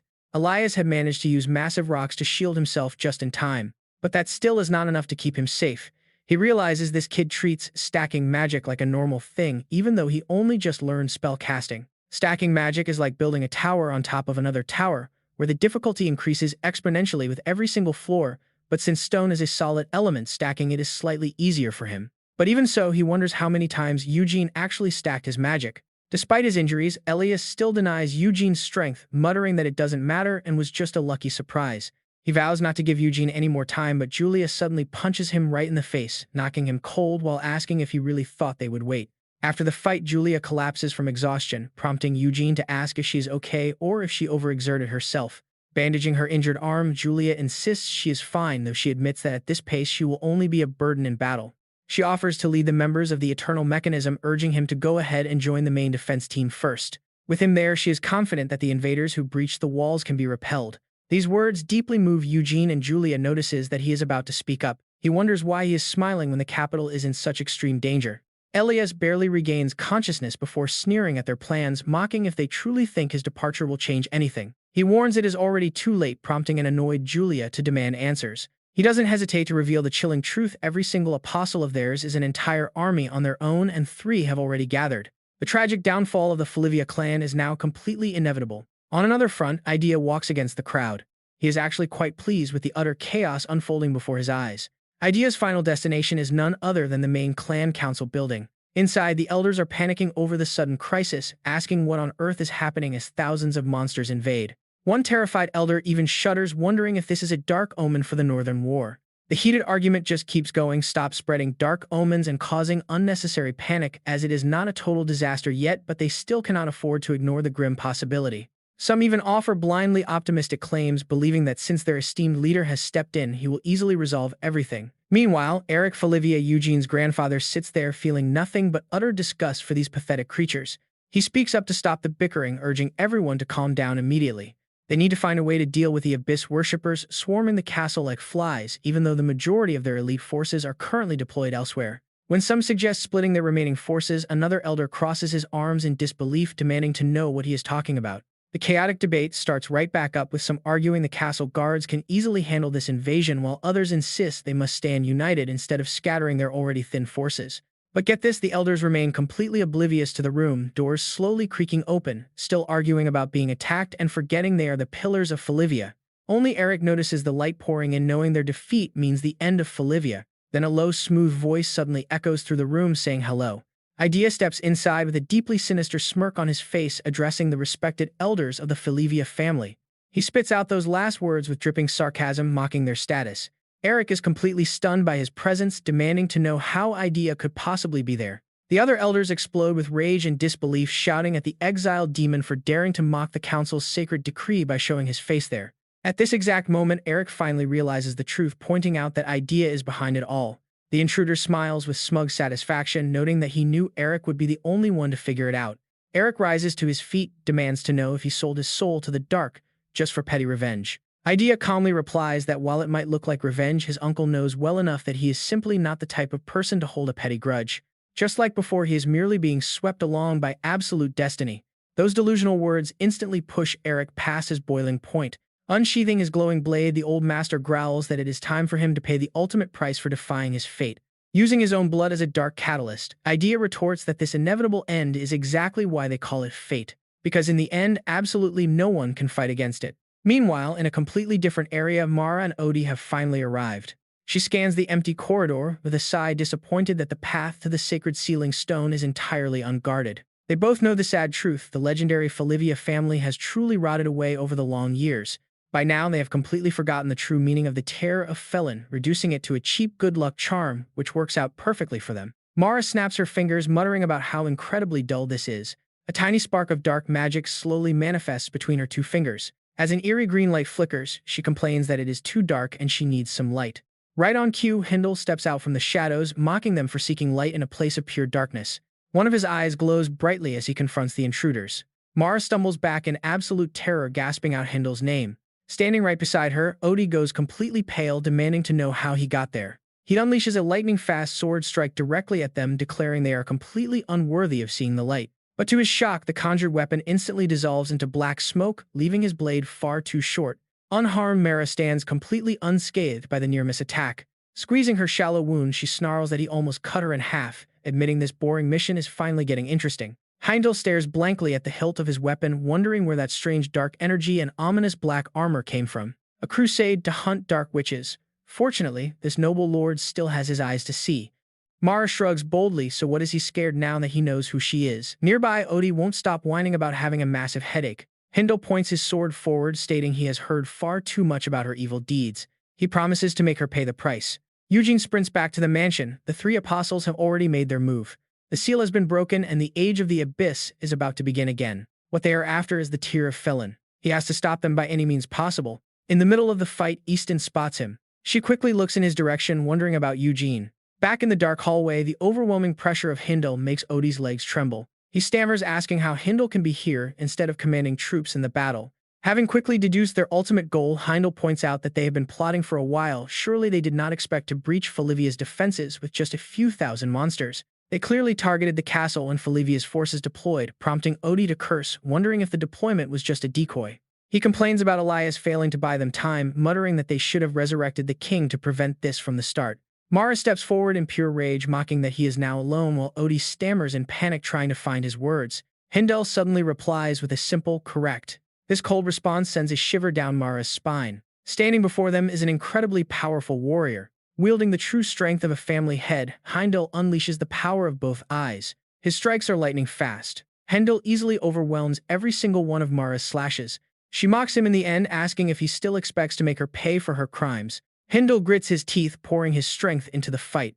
Heindel roars that this won't be enough to bring him down, unaware that Odie is quietly preparing a deadly 8-thread dimensional cube trap. He fails to react to the trap in time. By the time Heindel realizes, he takes a direct hit from a space-cutting dimensional attack. Odie manipulates his magic to trigger the fracture point. Odie feels quite confident in his victory, claiming this will quickly end Felivia's arrogance. Suddenly, a brilliant light flashes through the rift, leaving Odie completely shocked. He quickly realizes the issue: his space-cutting spell is failing. Heimdall has completely shattered his magic, which should be absolutely impossible. Heimdall tracked the wires compressed into a four-dimensional cube and sliced them within the spatial void itself. That magic was designed to counter the eyes of Felivia, and Heimdall bluntly accuses Odie of using forbidden spells. This sends a wave of panic through Odie, realizing the family head's eyes are on an entirely different level. There is no hope of winning against him, so Odie decides he must at least stall for time. The brilliant light from Heimdall's eyes flashes again. Odie desperately attempts to use his space-cutting trick once more. Yet even that fails to slow down Heimdall's advance. Mara seizes the opportunity to strike from behind, asking what they think they are doing. Heimdall quickly detects her voice, knowing that this battle will never end if things continue like this. He swings his sword, slashing deep into Mara once again. Heimdall willingly takes a hit just to secure a strategic advantage. She is completely shocked to find her own arm cleanly severed by his blade. Clutching his wound, Heimdall glances back to see what lies ahead. But that stunt completely infuriates the bone-stripping beast. "I am growing more fond of you by the second, my prince," she hissed. But they simply cannot afford to let this fight drag on any longer. A brutal kick from Mara leaves Heimdall heavily injured, spitting up mouthfuls of fresh blood. Mara gloats to herself that it is now 2 against 1 baby. Odie steps up next, muttering that he will not repeat his mistake a second time. Forgoing any cheap tricks, he promises to crush his opponent with nothing but absolute overwhelming power. Realizing that a band of abyss worshippers possesses such terrifying power, refusing to retreat was a massive blunder, but at the very least he must act. Heimdall makes his final desperate decision. Even if he has to die here, he will drag the two of them straight to hell with him. Suddenly, a brilliant flash of light pierces through this critical moment. Eugene suddenly bursts onto the scene, completely ruining Odie's master plan. The villain instantly recognizes him. That child is Eugene. Even Heimdall stands there, frozen in absolute shock. "Eugene." The boy confidently yells out, "I am here to help, brother." Mara looks highly amused by Eugene, cooing over how adorable he is for trying to save his big brother. But what can a single kid even do? Go run along and find your mommy and daddy. But that is when Easton steps in, unleashing the third proof of Nihilid. She immediately triggers her specialized magic, wiping away the surroundings. Mara looks around in confusion. What on earth is this blank white space?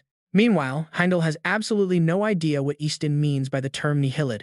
Only Odie realizes the danger, screaming out for everyone to stop. Mara asks if he recognizes this magic, right as Easton commands them in a trembling voice not to move. If this magic is completed, everyone here will be wiped out.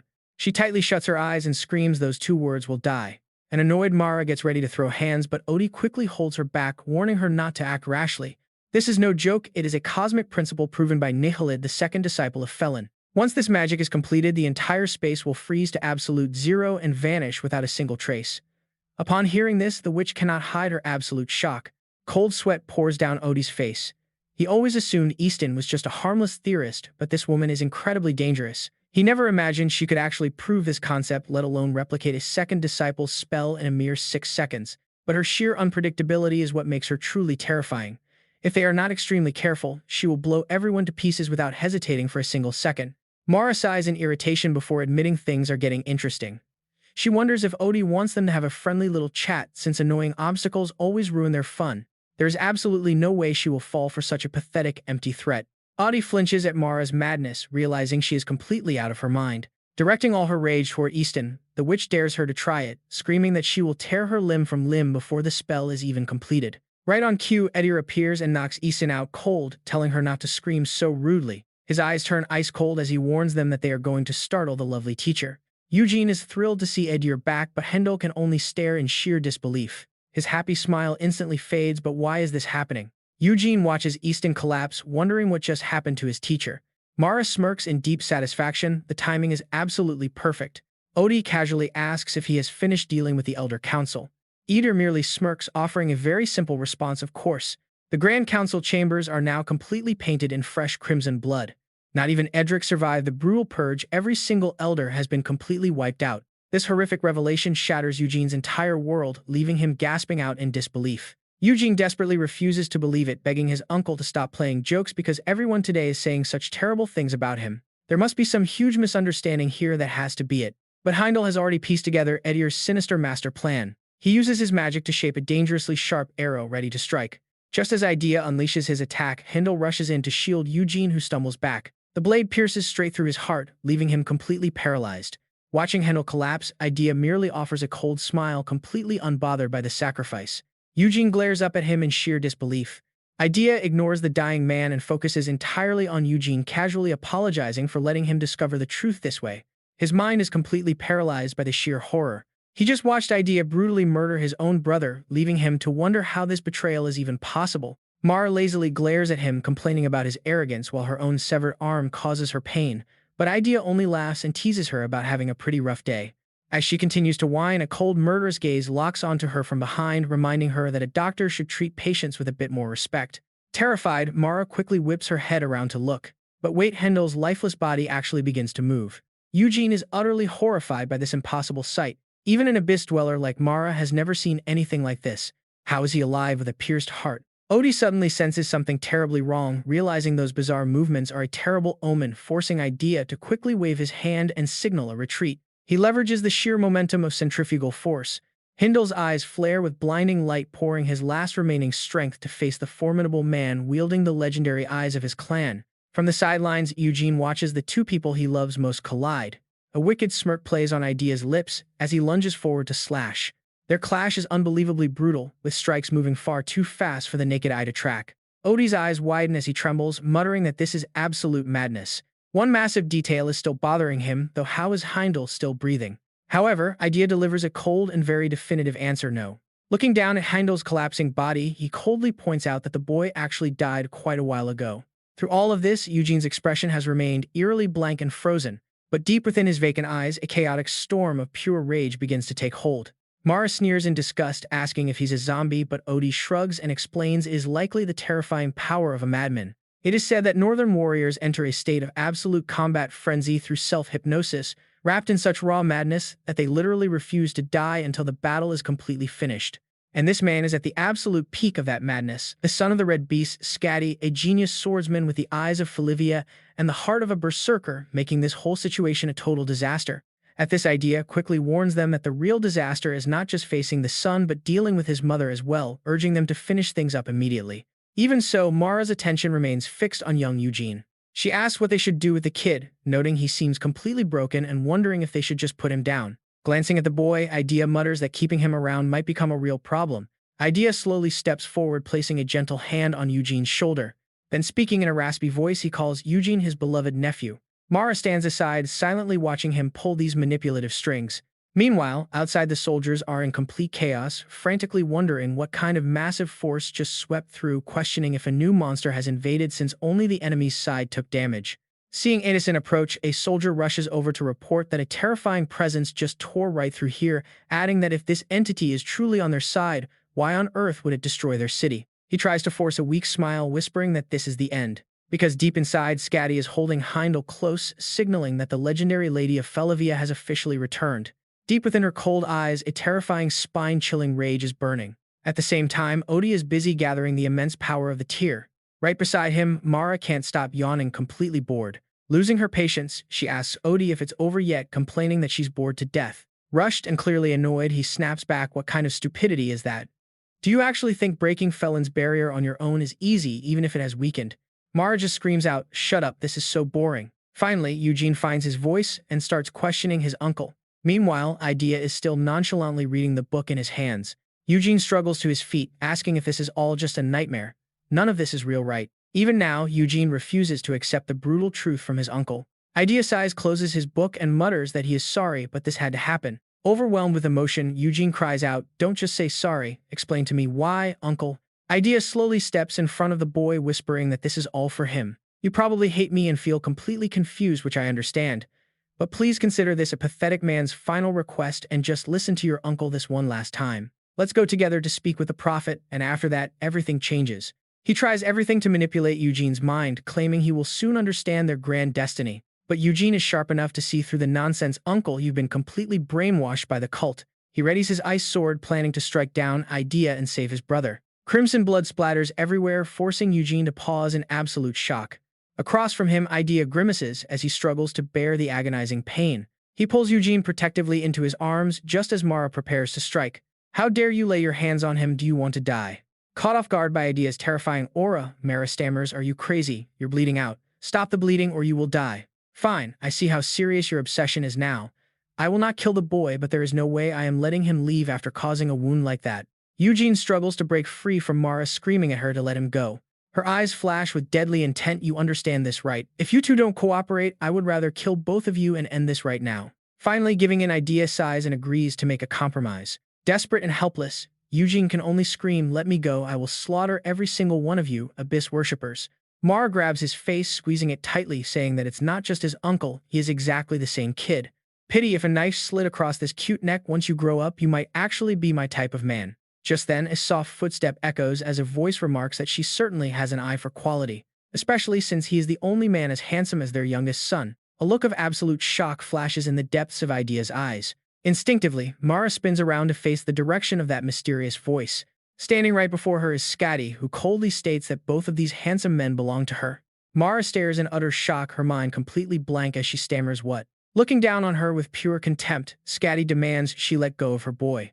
Mara quickly drops Eugene, terrified that this woman is the legendary red monster Scotty herself. Realizing she approached completely without a sound, Idea is forced to make another small cut on his neck, preparing for a new clash. Cautiously, Mara mutters that she expected Scotty to be some kind of hideous monster, but she looks pretty normal. But Scotty's true presence is far too overwhelming to ignore. In the blink of an eye, Scotty has Mara choked by the neck.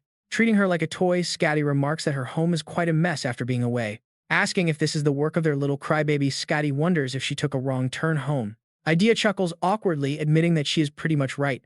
Drawing out his weapon forged from blood, he greets her. It has been a while, sister-in-law. Veins popping on her forehead.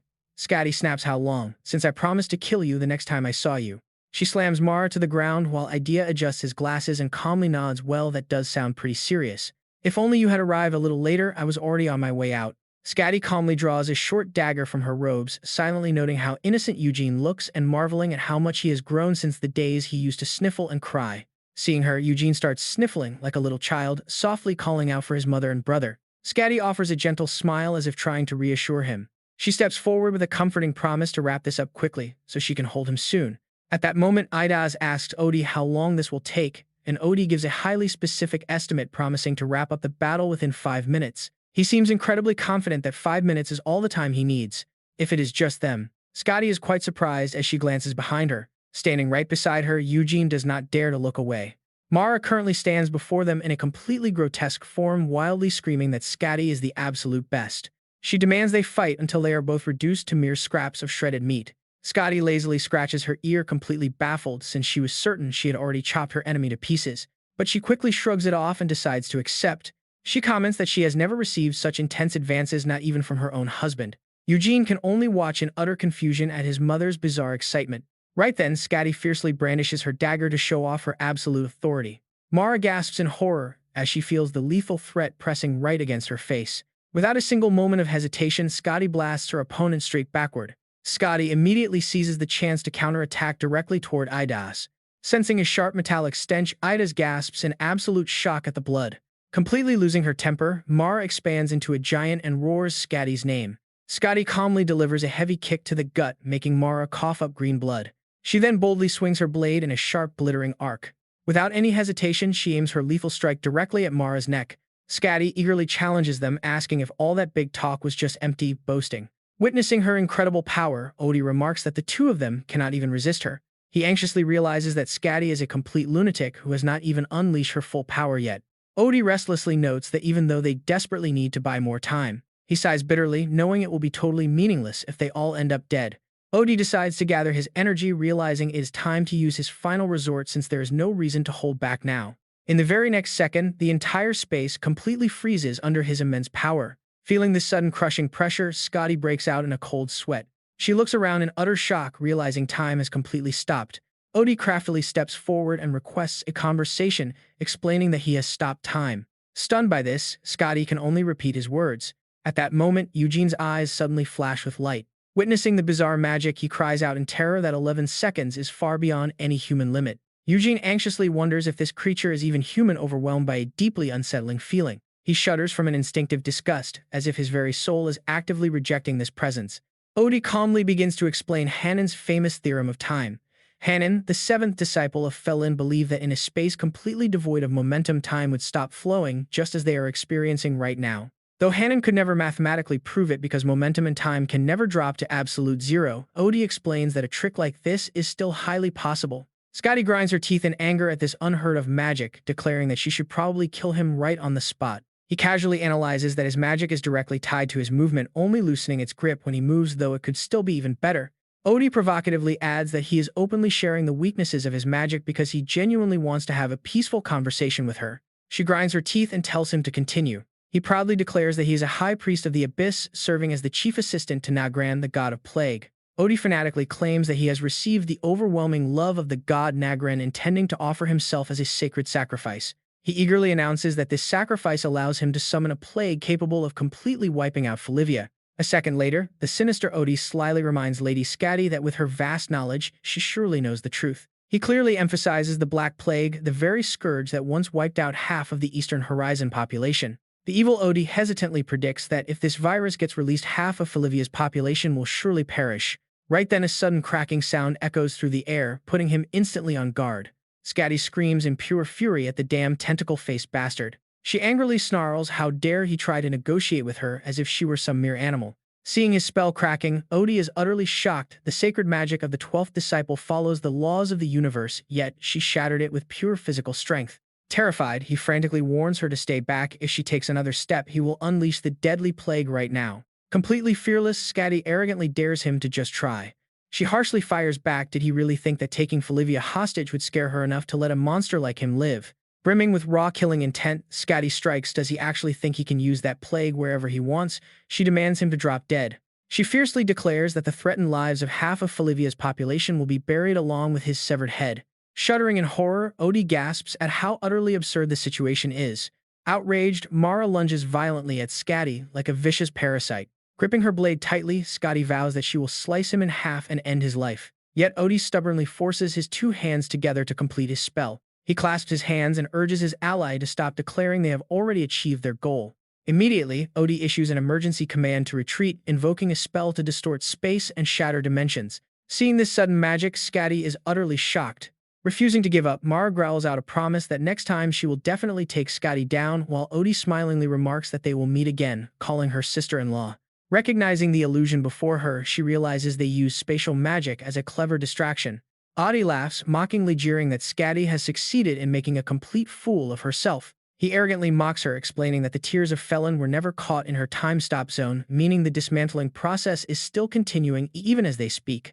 Scotty glances back in shock, wondering how he could possibly maintain the dismantling process while simultaneously casting such high-level spatial magic. Without hesitation, Odie triumphantly cheers that the tears of Felin are about to detonate a legendary blast that will wipe Felivia completely off the map. She angrily grabs him by the collar, calling him a bastard, but Odie only laughs crazily, saying he is perfectly fine with dying right here. He enthusiastically curses her, vowing that even in death he will become the Black Plague itself and haunt Felivia like a vengeful ghost. Hearing this, Scatty cannot help but feel a grim respect for someone willing to use his own life as bait to achieve legendary magical status. Suddenly, she senses a strange energy. What on earth is that? Frowning in confusion, Scotty slowly turns around. At that very moment, Eugene gently extends his hand and begins channeling his power. He lets his body drift with the wind. Witnessing this insane move, she gasps out Eugene's name in pure disbelief. Scotty stands dazed as Odie watches in sheer horror, realizing the tears of Felin are actually starting to stabilize. Even Odie could only force it to overload, yet this kid is somehow controlling the unstable artifact on the very brink of explosion. He immediately denies it in sheer panic, claiming that Felin and the 12 disciples are intervening from above through this young boy. Chanting frantically, Odie condenses his entire body into a single point, desperate to transmit these memories to the prophet so they know a true disciple has returned. Scatty is stunned to see him choose self-destruction at a critical moment like this. She grits her teeth, knowing that another question is far more important. Looking at him with deep suspicion, Scotty demands to know who Eugene really is. Id coldly reminds him that one day you will finally understand everything. Frowning, the old man mockingly adds that no matter how hard he tries, fate can never be escaped. Eugene jolts awake in a cold sweat, clutching his head and screaming. Filled with bitter resentment, he grabs his weapon and roars, screaming that he's going to kill him. Seeing this, Tia quickly wraps her arms around him, pleading for him to calm down because everything is safe now. Eugene chokes up, whispering Tia's name as she gently reassures him that it's finally over. He sobs, clutching Tia's hand until Scotty suddenly shouts from the garden below. Confused, Eugene pushes open the window. His mother stands there, flashing an awkward grin. Raising her eyebrows, Scotty reminds him that since he's up, he should probably report to her. With tearful joy, he replies to his mother. Without hesitation, she spreads her arms.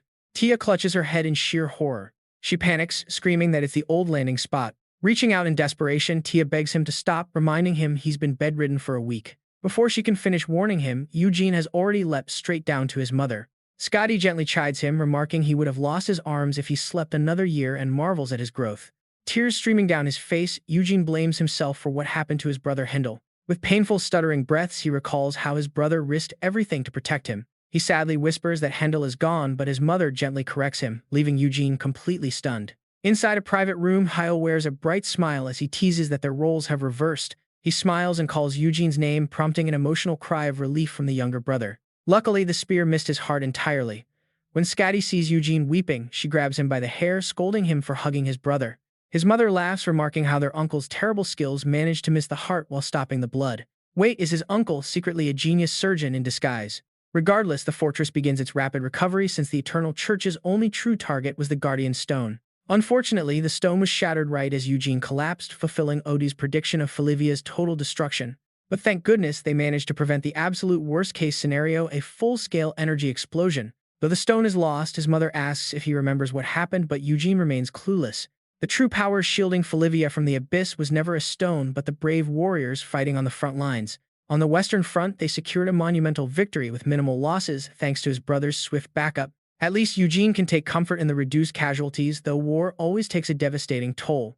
That day, Felivia lost 21 council members, along with hundreds of brave soldiers. Gritting his teeth in pure rage, Rob curses those bastards from the Eternal Church for murdering his grandfather. With fierce determination, he turns to Eugene, declaring his absolute vow to grow much stronger. Rob swears to surpass him, ensuring that Felivia will never have to endure such a humiliating tragedy again. Hearing those words, Eugene is completely speechless. Lowering his gaze, Eugene wholeheartedly agrees, promising himself that he too will reach entirely new heights. He silently vows to become powerful enough to hold the Eternal Church fully accountable. Flipping the mood, Eugene smirks and asks if his rival actually believes he can ever outgrow him. Rob clenches his fist, arguing that his rival only has a slight head start, but he will catch up. He strictly warns Eugene not to act all high and mighty just because he's going to the Magic Academy. Stunned, Eugene can only repeat the words. With a firm fist bump, Eugene delivers his decision that he is not going to any academy. Instead, he confidently promises that he will stay behind to protect Felivia. A stunned Rob can only gasp in sheer disbelief. The scene shifts, taking us back to Eugene's home. Nervous and scratching his head, Eugene apologizes to his teacher for wasting all the effort she put into instructing him. Eugene opens up in deep confusion, admitting that he finally understands what responsibility truly means, that people must do things they hate just to protect what they hold dear. Feeling deeply regretful, he blames himself for being too selfish. Easton panics and frantically yells his name, but Eugene continues rambling about how nobles are born with heavy burdens. Eugene lets out a sigh, admitting he only wants to do what he loves. Suddenly, Scotty approaches from behind, sharply asking if he is saying this for her. The teacher stammers in terror, pointing behind him as Eugene gasps and screams out, "Mother." She pinches his cheek and playfully teases him for whining exactly like his father did. Scotty points away and tells him to stop bothering his teacher, inviting him to come outside and get some fresh air. A short while later, they make their way to a cliffside. She calmly turns to ask if the view is beautiful, and Eugene innocently agrees with her. But then he nervously asks what it is she actually wants to discuss. Eugene cluelessly asks why she called him all the way out here.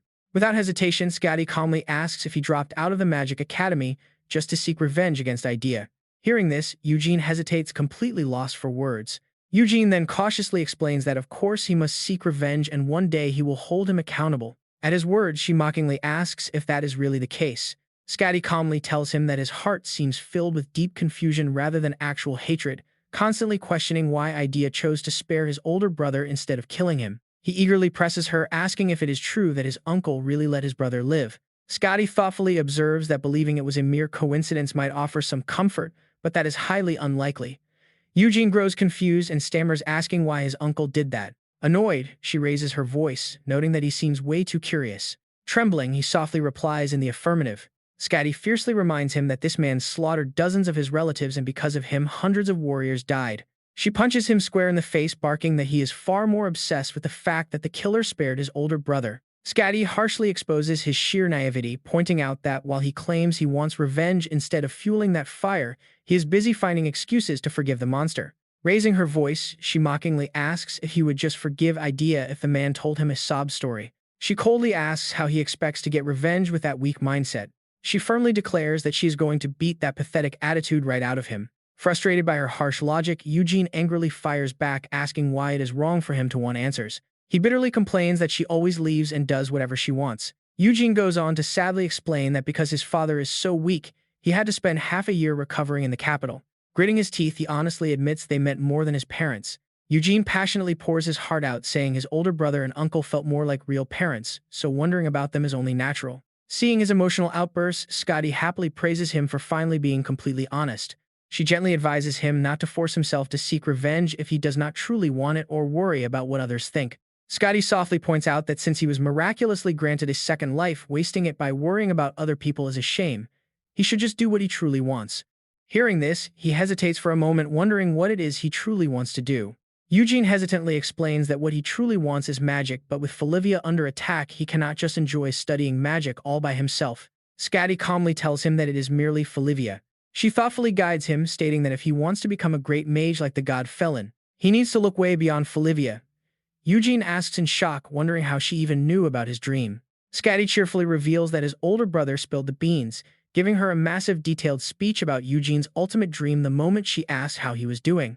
Eugene blushes and frantically scratches his head, asking if his brother only told her and didn't go running around the entire town telling everyone about it. She grins and teases him, asking if he is embarrassed to have such a grand dream when he is barely a one-circle mage. Eugene frantically tries to explain himself, stammering that his brother always does this. Patting his shoulder, Scotty gently comforts him, saying he is not the only fool in Felivia with such a ridiculous dream. She brings up an old memory, saying that the legendary fool of Felivia Edel, Felivia, was also pretty good at being stupid. Eugene asks in complete shock if she means his father. Afterwards, Scotty proudly recounts her glorious youth back when she was widely feared as the Scarlet Scythe. She would swing her weapon with pure rage and fighting spirit areas where she was uniquely gifted. At 22 in the land of warriors, she had absolutely no equal. During those intense moments, she suddenly noticed a presence lingering behind her. A charming idiot stepped forward, politely asking if he could have this dance, my lady. She softly recalls the exact moment Eugene's father entered her life. Scotty merely raised an eyebrow, judging his looks. She burst out laughing. Utterly pathetic, she judged, making a shocked Eugene gasp in surprise. Scotty sighs, describing his look as nothing more than a freeloader who endlessly babbled about nonsense like harmony, friendship, and world peace. His head was completely in the clouds, and she honestly believed he was delusional. Yet the strangest part was that this clueless fool was actually a swordsman on her level. She had believed she had no rivals left until she met this total fool. In that exact moment, she finally realized Eugene's father was a warrior on her level. It was simply unbearable. A furious Scotty hurled her weapon away, screaming in absolute rage. The sheer humiliation made her shake with anger, wondering how such an idiot could match her. And right after we see her discover the truth behind it all at Nauskafa, she looks back at him with deep emotion, remembering every word that foolish man spoke. Scotty stood stunned as she saw Adiel frozen flat in his tracks. She praised his genuine courage.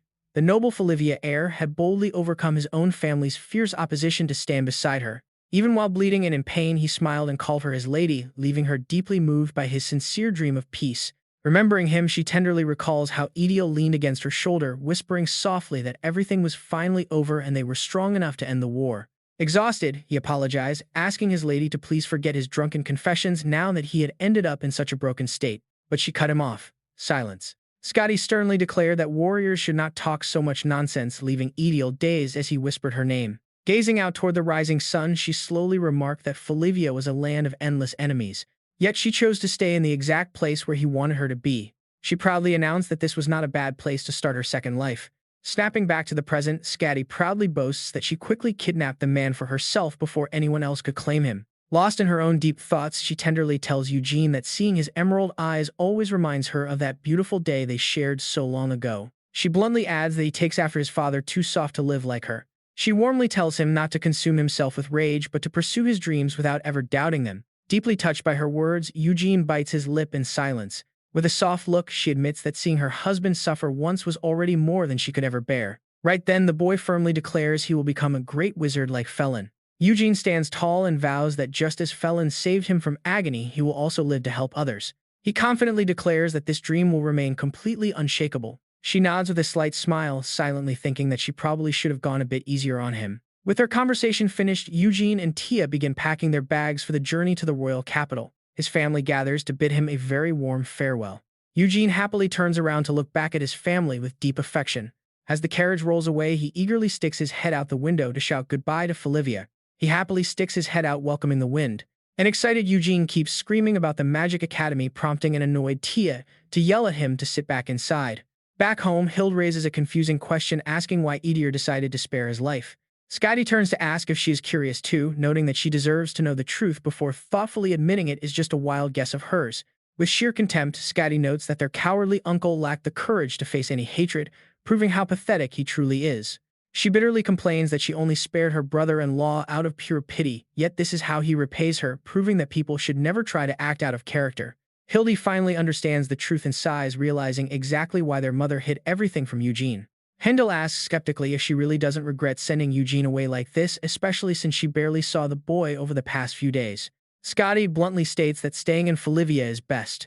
She calmly points out that with the clan elders now dead, no one will force Eugene to smile anymore. Their struggle for power will inevitably lead to a bloodbath, and the true master of Felivia will be the one who swallows it all. Hearing this, Heindel voices his displeasure. He feels uncomfortable using the legacy of comrades they fought alongside just a short while ago. Scotty strictly lectures him that to be a true noble, you need the courage to backstab a king, not just comrades. He only takes after her halfway. Smirking, she decides to give him a real reason to be completely ruthless. Scotty explains that at the southern edge of the horizon, she saw the barrier separating them from the abyss break, with the abyss staring back through the cracks. Experiencing how utterly insignificant her own existence was felt like a terrifying first for her. She admits that she was actually terrified, leaving Heindel completely shocked as he demands to know what kind of nonsense she is talking about. Scotty warns him seriously that she is not joking. A war with the Abyss is coming, one that will make the Northern War 21 years ago look like child's play. The sudden riots among the Abyss worshippers are likely connected to this looming threat. Terrified, Heindel asks if their father knew about this too. She frowns, explaining that half of her knowledge comes from what his father calculated, and the other half is what she witnessed at the southern edge. Meanwhile, Eugene curiously picks up a box, asking Tia what it is. She calmly explains it was sent with him so his father will recognize it when they meet in the capital. He innocently shakes the box, hearing a rattling sound which panics Tia into warning him that it is a precious gift from the lady to the count. Eugene excitedly begs to open it once, but Tia flatly shuts him down, not even in his dreams. Flashback to the past, where resentful voices constantly tormented a young Eater. They called him a pathetic creature, wishing he was the one dead instead of Ediel, calling him a disgrace to the Felivia family who should have just died. But just as he was drowning in the darkness, a warm light suddenly broke through. Edier stared blankly at a young Eugene who was happily drawing. The boy innocently waved, greeting his uncle. Choked with emotion, Edier blushed and froze for a few seconds. Back in reality, Edier grimaces, muttering about having the same dream again. Waking up, he tortures himself with the thought that even after getting his revenge, he still cannot escape the past, making the vengeance feel entirely meaningless. Edier puts on his glasses and glares over, asking what the hell is wrong with them. He coldly addresses the bizarre creature standing nearby Iceland. The creature mocks him excitedly, asking if Edier is doing all right. Edier scoffs, asking if the beast came all this way just to check up on him. Iceland casually replies that of course he did not. He brings up the recent miracle Eugene performed, which was witnessed by the Elder of Nacron. Iceland then reveals that the prophet has handed down a verdict, leaving Edier completely stunned. He calmly delivers the message, telling him not to worry about it. Edier adjusts his glasses, agreeing that Eugene is really just a child after all. Then Edier narrows his eyes, demanding to know why Iceland delivered this news personally. Iceland mischievously suggests that Edier must be curious since Eugene is his beloved nephew. He offers a cryptic prayer, saying he hopes nothing bad happens to the boy. Watching the dark blood splatter, Edier grits his teeth in pure frustration. Enraged, Edier punches the puddle of blood, cursing the bastard. He remembers Eugene saying he would join the Magic Academy and head to the capital so they could meet there. The Magic Academy. Edier immediately orders his servant to contact Alicius in the capital, who bows and asks what message to send. He strictly commands him to protect Eugene with the very life that Edier spared. Iceland casually observes that Eugene Felivia seems to be quite favored by Felin. He casually assesses the situation, knowing that if the prophet says not to worry, it won't affect the bigger picture. Apostle Iceland sinisterly analyzes the threat, seeing no reason to keep a stumbling block around just because it hasn't caused trouble yet. He aggressively concludes that this is especially true if that stone is sitting right in their territory. Then Iceland lowers his voice to assign the mission, leaving it to Soho to eliminate the target quietly. Soho bows respectfully, promising to carry out the apostle's order. He smiles with amusement, noting that he actually knows the perfect candidate for the job. The scene shifts to Hibernia Kingdom and its capital, Iraq. The moment they arrive, Eugene excitedly cheers that the capital city of Iraq has so much for them to see. A blushing Tia merely whispers that he is too shy. Eugene cheerfully offers him a frozen lizard skewer and laughs about its bizarre name, but Tia seriously reminds the young master that he needs to keep his composure despite his excitement. Leaning close, Tia cautions that acting recklessly in the capital is highly dangerous, leaving Eugene to wonder why that is. Tia quickly explains that the capital is a massive crowded place crawling with dangerous people. The streets are absolutely packed with arrogant royals and power-hungry nobles who care about nothing but control, corrupt merchants who are basically glorified thieves, and dangerous mages who are ready to do absolutely anything to advance their research. Plus, the entire city is covered in the deep shadows of the underworld. As Tia continues his dramatic lecture, passers-by get annoyed. He warns that acting like a clueless bumpkin in this crime capital will get Eugene robbed instantly. This prompts some angry locals to yell back, asking what the hell he is talking about. Eugene calmly points out that Tia seems to have some pretty serious prejudices, which completely startles the servant. Tia sighs and insists they still need to be careful, though Eugene finds his paranoia highly exaggerated and barely reacts. Right on cue, a timid little child approaches them quietly asking for their attention. The little girl whimpers that she is starving, begging for some food, which immediately pulls on Eugene's heartstrings. Tia tries to shoo the girl away, reminding her of who she is addressing, but the kind-hearted Eugene happily offers her his remaining lizard skewer. But as soon as Tia mentions that Eugene is from Felivia, Tamia suddenly snatches their bag and runs. Shocked by the sudden theft, Tia looks back while the young thief stammers the name Felivia in surprise. Eugene shouts in absolute shock, calling out the pickpocket. Seeing Tamia bolt, the young master desperately reaches out, shouting for him to stop. Meanwhile, the little girl mockingly sticks her tongue out. Talk about a brutal betrayal, Eugene is stunned to realize they were accomplices all along. Tia clutches his head in absolute panic, wailing that the Count's gift was inside that stolen bag. Hearing this, Eugene makes a silent decision. Without a second thought, he bolts after the thief to retrieve their belongings. Tia calls out in absolute desperation, reminding him that today is their deadline to register at the Magic Academy.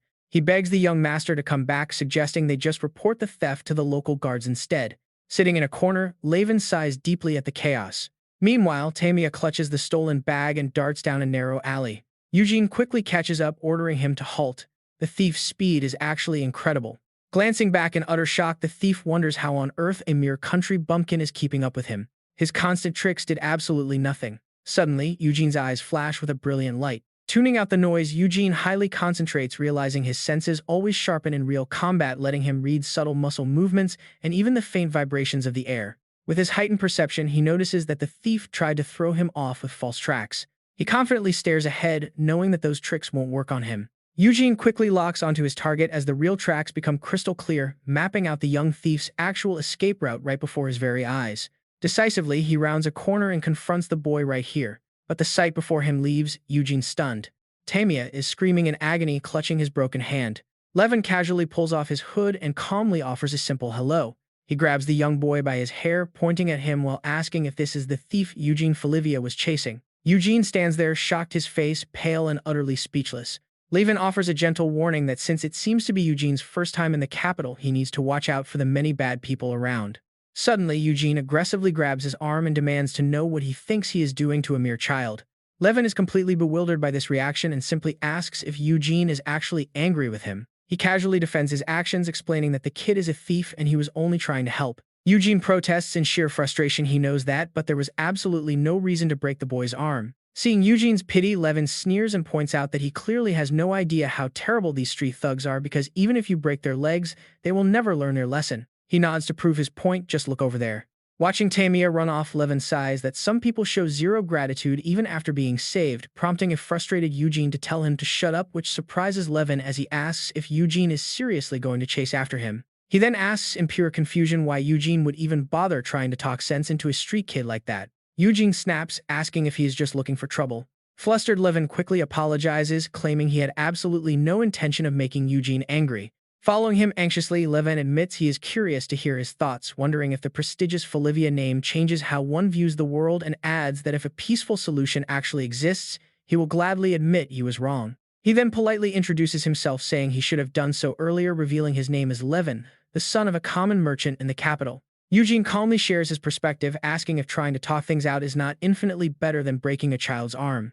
Eugene bitterly introduces himself as Eugene Felivia, the youngest son of the prominent Felivia family, noting that Levin likely already knows this. Levin remarks that coming from a merchant family means they have access to all sorts of information, making it clear his previous comment was not just a wild guess. Internally, Levan is deeply confused, wondering why the apostles of the eternal law would even care about someone like Eugene. Deciding a quick test won't hurt anything. Levin slyly mentions that he actually knows where the thieves hide out, which instantly sparks Eugene's curiosity as he asks if that is true. Down in a narrow alleyway, a cruel boss is brutally beating and cursing at the children, screaming that these useless orphans never bring back any money. He viciously yells at them to drop dead instead of wasting his food, while Tamia trembles nearby, silently breathing a sigh of relief. The young boy quietly considers himself lucky that he will not be the one getting beaten today.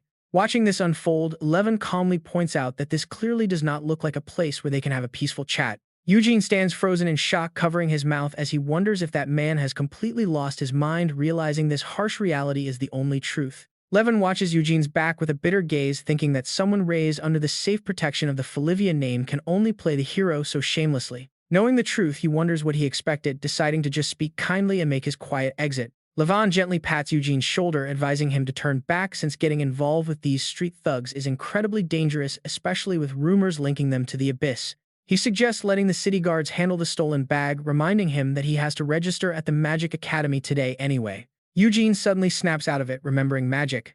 He stares blankly, muttering to himself that he absolutely must register at the academy because his ultimate goal is to become a powerful mage. Showing fierce determination, Eugene declares his life purpose, explaining that his dream of becoming a mage stems from the day he was saved by Lord Felin. He proudly declares that he simply wants to become someone capable of saving others in need. Regaining his resolve, Eugene turns to thank Levin for guiding him there, insisting that he can take care of the rest on his own and that Levin should head back. He sincerely warns Levin that staying around could get him into serious danger, leaving Levin completely stunned by his selflessness.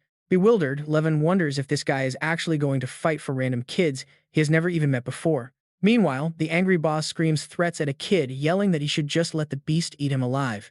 But before he can do anything, Eugene suddenly delivers a brutal kick right between his legs, suggesting they hand him over to the guards instead. Stunned by the sudden intruder, the thugs look at each other in confusion, asking who this random guy even is. Eugene gives them a stern ultimatum: if they repent right now and promise never to lay a hand on these kids again, he will let them walk away. He calmly demands that they hand over his stolen bag as well. Foaming with rage, the furious boss screams at his men, asking what those fools are waiting for. He aggressively orders his gang to charge forward and grab him.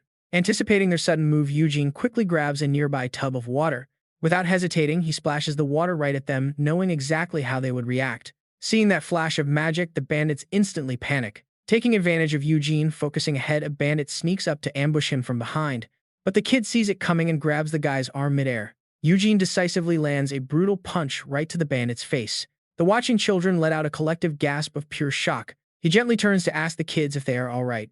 Eugene smiles, "Do not be afraid." He firmly promises, "I will protect you." Suddenly, the angry bandits bark at the kids. "What are you doing? Your family is being attacked, and you just stand there watching." The thug keeps threatening the terrified kids, "If you really saw us as family, would you just stand there? You ungrateful little orphans, from now on, I will treat you like total strangers." The frightened child begs repeatedly, saying they are sorry. The boy sobs, begging them to spare their lives, while Eugene mutters in confusion, "Why did things have to go this far?" At the exact same time, Levin watches the scene unfold from above and scoffs. If defeating bad guys solved everything, the world would have no real problems, though I must admit you are not just a loudmouth young master. He coldly prepares to release his power, noting that the kid ultimately has nothing but a little courage. Levin coldly concludes that there is absolutely nothing special about the boy.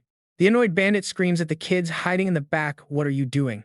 He warns them, "Pin him down if you do not want to die."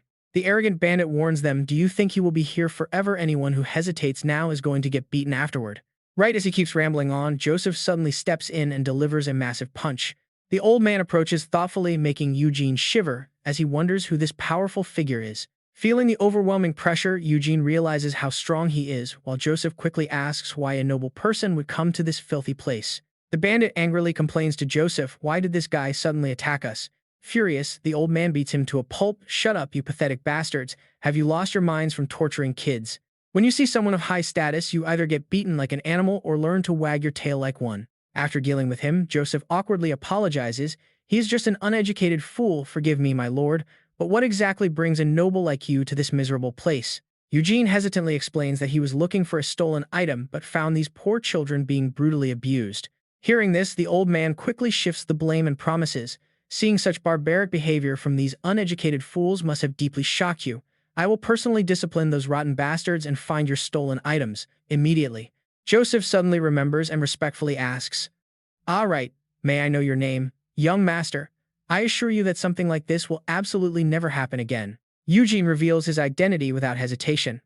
"I am Eugene Felivia, youngest son of the Felivia family. I will be staying in the capital, so act wisely." Hearing this, the old man gasps in shock at the name. Shocked, Joseph asks, "If you are the youngest son of the Felivia family, then you are the one suffering from that incurable illness." Eugene innocently confirms yes, but how do you know? Why does everyone seem to know that? The old man immediately and enthusiastically confirms, "Of course, we know you are the beloved nephew of Sir India, and everyone here has been blessed by his immense generosity." Joseph seriously explains, "Sir India has actually ordered me to protect you, Master Eugene." Eugene widens his eyes in absolute shock. "Wait, really?" Levin clicks his tongue in annoyance. All of this happened because of his own useless curiosity. He angrily realizes that he just missed the easiest opportunity to kill Eugene Felivia. Eugene excitedly asks, "So you know my uncle too, can I meet him?" The old man gently reassures him, "Please calm down first." Joseph warmly suggests, "You seem to have a lot of questions, so since this might take a while, why don't we go get some tea?" Eugene cheerfully agrees, "That is fine, I have plenty of free time today." But then he suddenly gasps as he remembers. Eugene panics, grabbing his head. "I have to register at the Magic Academy today." He quickly apologizes, "Sorry, I am too busy today. Looks like we have to say goodbye before we even start." Later, Eugene gently treats Tamia and advises him, "If those adults ever bully you again, just run over here and I will protect you. You are very fast, so you can do it." The boy smiles weakly and nods. He carefully wraps the bandages. "All right, luckily your arm is not broken, so this bandage should do." Tamia chokes up, blaming himself. "Why would you do this for someone like me when I tried to steal from you?" Eugene gently comforts him. "I do not think you are bad, you are just terrified of adults, right?" He lightly taps the boy on the head and firmly promises to protect him from those bullies. The main thing that matters is what he does from now on.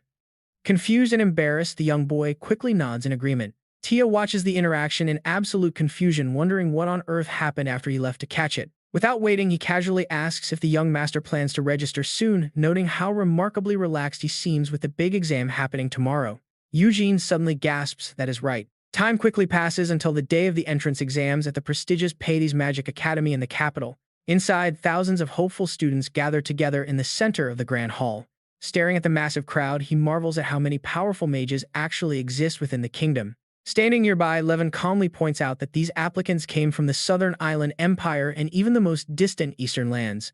He explains that Pleiades Magic Academy was founded by the 10th disciple of God Felin when Eugene suddenly spots a familiar face and calls out to Levin. Excited, he asks Levin if he is a mage too, who proudly claims to have only 2 seconds. Eugene honestly replies that 2 seconds is actually quite incredible since he only has one. Levin calmly explains that he already knew Eugene was famous, which is why he felt drawn to approach him the previous day. Getting the picture, he realizes the truth and nods along. Recalling yesterday's chaos, he curiously asks if Eugene ended up beating those guys up, but Eugene quickly clarifies that they actually settled things quite peacefully. Eugene frankly points out that it seems rather strange for him not to know, considering he was actively watching them from the rooftop. With a light smile, Eugene guesses he probably missed the ending by leaving early, leaving Levin shivering with the realization that he was spotted. Eugene warmly says it is great to see him, never expecting him to be a mage. Levin nervously jokes that anyone would easily mistake him for an assassin targeting Eugene. Eugene innocently analyzes his light footsteps and highly decisive movements, pointing out that he seems like a professionally trained killer, almost like a ninja. Levin is completely baffled by the weird word and wonders what on earth a ninja even is. Eugene suddenly freezes, realizing he made a massive slip of the tongue about his past life. Desperate to cover his tracks, Eugene laughs it off as a fictional job, acting entirely silly to distract him. Seeing his goofy look, Levin sighs in relief, believing Eugene is just being foolish and did not make much of it. Do not panic, even if he knows there is absolutely no reason to drop more clues. Levin quickly covers his own tracks, claiming that merchants face heavy dangers dealing with money requiring generations of stealth training. Eugene playfully asks if he is actually a thief. He chuckles, mentioning that the legendary Felivia family training is unmatched, though Eugene's style is far from a typical mage. Eugene just laughs it off awkwardly. Hearing their conversation, nearby applicants grow annoyed, whispering about them showing off and acting incredibly arrogant. Noticing the hostile glares, Levin quietly suggests they lower their voices since they seem to be drawing far too much unwanted attention. Eugene shrugs it off casually, asking why it matters when they are just having a normal conversation. Levin warns that when people of their standing talk too much, others think they are showing off, leaving Eugene to wonder what he means. Suddenly, the loudspeaker blares across the hall, requesting candidates, Eugene, Felivia, and Levin to report to Professor Simon's office on the 3rd floor immediately. Stunned, he wonders why only they are called. The scene shifts inside Professor Simon's private office. Calling their names, both of them quickly answer the professor with a polite yes. Simon narrows his eyes and demands to see their ice magic. Levin steps up and casts his magic with a quick "here you go." The professor nods and declares that Levin has passed, shocking Eugene. Confused, Eugene asks what is going on, but Simon snaps back that they are candidates, making it obvious that this is an entrance test. He sternly warns that if Eugene refuses to participate, he will be disqualified, reminding him to address him as professor, not teacher. Eager to prove himself, Eugene quickly agrees to take the entrance test. Levin is amazed by the beautiful ice crystals, thinking that with such overwhelming talent, it is a shame Eugene is limited to a single second. Eugene explains he can make much larger structures near water, but before he can mention his other skills, the professor coldly cuts him off, declaring that Eugene has passed. Simon closes his ledger and dismisses them, but Eugene immediately protests, arguing that he still has not had the chance to demonstrate his full abilities. Annoyed, the professor snaps that Eugene already passed, demanding to know what more he could possibly want. Eugene argues that Lady Easton mentioned their performance would determine their class placement, but this brief test reveals absolutely nothing. Simon smirks, realizing Eugene's arrogance and lack of understanding about his own place stems entirely from Easton's ridiculous influence. He sighs mockingly, guessing that Easton filled Eugene's head with ideas that magical seconds do not matter, forcing Eugene to frown in confusion as Simon bluntly crushes that belief. He sneers, declaring that any mage with only a single second is destined for the lowest-ranking class. He scoffs, explaining that mages of their level could never hope to keep up with the sheer complexity of the intermediate-level classes anyway. Don't get arrogant. You only passed because you met the bare minimum. There are way too many people here who want to eliminate your 1-second flaw. Leaning in close, the professor delivers a blunt warning. If Eugene wants to survive at this academy long-term, he needs to stop showing off, blend into the background, and eventually head back home to where he came from. Levin watches in deep concern. Simon is a stubborn, old-school mage, and people like him always favor raw magical talent while looking down on warriors. To threaten a member of the legendary Felivia house with expulsion, this is surely the first time Eugene has ever faced such an insult. Levin wonders if he will be all right. Seeing him suddenly run off, Levin shouts Eugene's name in utter shock. Simon speaks up in a heavy tone, telling Eugene that he should leave quietly. Suddenly, Eugene speaks up, calling out a loud greeting to the crowd. Facing thousands of staring eyes, Eugene shows zero shame as he proudly introduces himself, declaring that he is the newest student, Eugene Felivia. The other students whisper in confusion. What is wrong with him? Why would he do that? Is he trying to show off his status? He loudly declares his ultimate goal. He might only have 1 second of magic, but he came to this academy for a reason. Eugene firmly emphasizes his dream to become a great mage like the god Felin. Hearing his passionate speech, the other students look on in awe, impressed by his fiery spirit. Nearby, Annika's grumpy attendant complains about the loud noise, but Annika herself is immediately intrigued, keeping her eyes locked on him. As Eugene begins focusing his mana to unleash his ability, Simon panics, raising his hand to stop him and demanding to know what he is doing. But Eugene ignores him and decisively unleashes a powerful sword technique. Instantly, a massive burst of magical fireworks explodes across the sky. The watching students are left completely speechless by the display. Even Annika stands there frozen in shock for a long moment. She keeps staring in utter disbelief while her anxious attendant quickly calls out to Lady Acis. Eugene boldly wraps up his greeting, declaring that from now on, he looks forward to working with everyone. Simon grinds his teeth in anger, muttering that Eugene clearly does not know his place. Levin can only stammer in shock, calling him completely crazy. He helplessly shakes his head at this absolute madman. Back at the dorms, Tyr is practically crying with frustration. He complains that Eugene sure made a massive scene on his very first day. Tyr grumbles that getting disciplined before the opening ceremony even starts is an academy record. Eugene just sheepishly scratches his head, wondering if it was really that bad. Tyr frantically reads from the school newspaper, pointing out that Eugene literally set off an explosive spell in a hall packed with people. He tells him he is extremely lucky to escape with just a warning after angering the faculty. Eugene just scratches his head, trying to defend himself by arguing it wasn't even a dangerous spell. Tyr sighs deeply, asking if he seriously calls that a proper excuse. He is just thankful the Count wasn't around to witness this, considering how much that shock would have hurt his already fragile health. Tyr then grabs Levin's hands, speaking in a soft, pleading voice. He is just glad Eugene has a friend and begs him to please look after their reckless master. Levin sheepishly tries to back out, while Eugene just sits there mindlessly playing around with his magic. Later on, Eugene steps outside with a cheerful smile, asking if things have been a bit chaotic lately. Levin dryly points out that Eugene is the sole source of all the chaos. Eugene chuckles, admitting that it felt pretty great since he was really getting annoyed by that stubborn instructor. Eugene enthusiastically says that they'll see each other again at next week's opening ceremony. Levin nods, pointing out that if Eugene ever has any questions before then he should come find him at his family's antique shop, which is just a block away. Eugene hesitates, admitting there is actually something he wanted to ask that Tyr didn't know the answer to. Levin raises an eyebrow in curiosity. Eugene quietly asks how to get to the slums where they saw those kids yesterday, wanting to know which path to take. Levin looks at him in complete shock. The scene shifts to a narrow alleyway in the slums. Eugene is currently busy performing simple magic tricks for the local kids. He focuses, pouring out a cup of water and casting a transformation spell. But unlike what they expected, Eugene's magical flower turns out incredibly bizarre, making the kids burst into giggles. Just then, he notices Tamia standing shyly in the corner. Eugene walks over warmly to check on him, asking if his arm is doing okay. The boy shyly replies that he is fine and it was just a minor injury. Tamia then excitedly holds out a coin pouch, showing off how much he has gathered now that he is mostly healed. Eugene is completely horrified, immediately asking if he went back to stealing. But the boy quickly reassures him, saying it was only from some thugs and promises he hasn't forgotten his word to live an honest life. Hearing those words, Eugene suddenly remembered a promise he once made. He recalled Levin advising him that while pitying the children was fine, it was far better not to feed them any false hope. Confused, Eugene questioned him on what he meant, but the young man calmly explained he had no intention of causing any sadness. Meanwhile, Tamia excitedly cheered for the dark hero who punishes corrupt officials and the wealthy by stealing from them. A hero like Felix, he repeated with a strange smile. The boy proudly boasted about being the absolute best at magic tricks and quick escapes, making him just like Felix, leaving Eugene to wonder if this kid was some kind of fantasy world Robin Hood. He remembered that harsh advice instead of giving them empty dreams only to let them despair. Wouldn't it be better to teach them how to live realistically for their own good?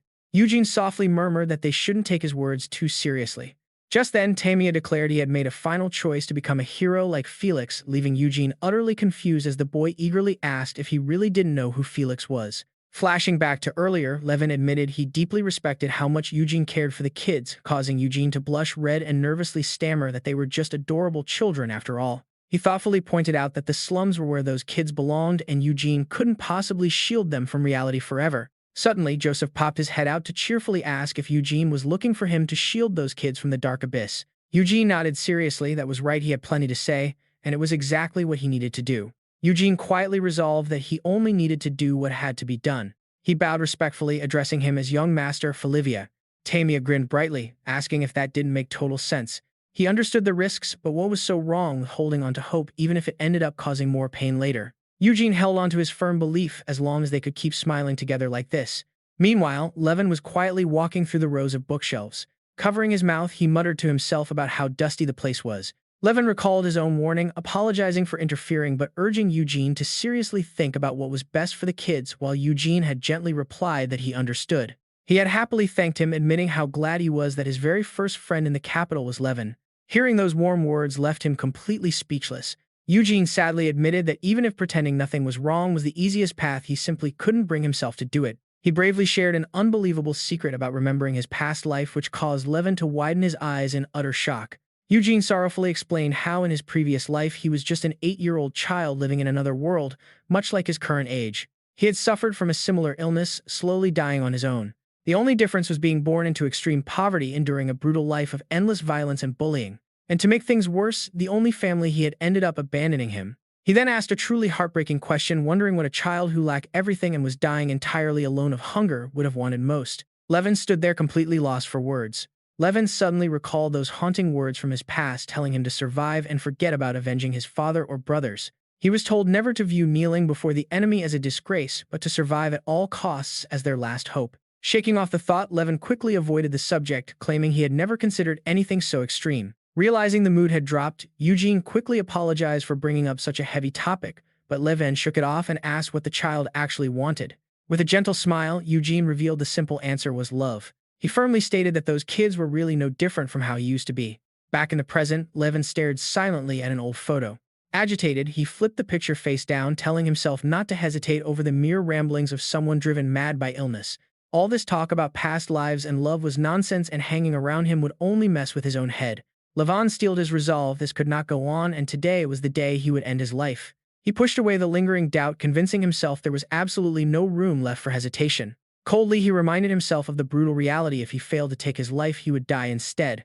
Terrified, his hand slowly reached up to touch his own neck.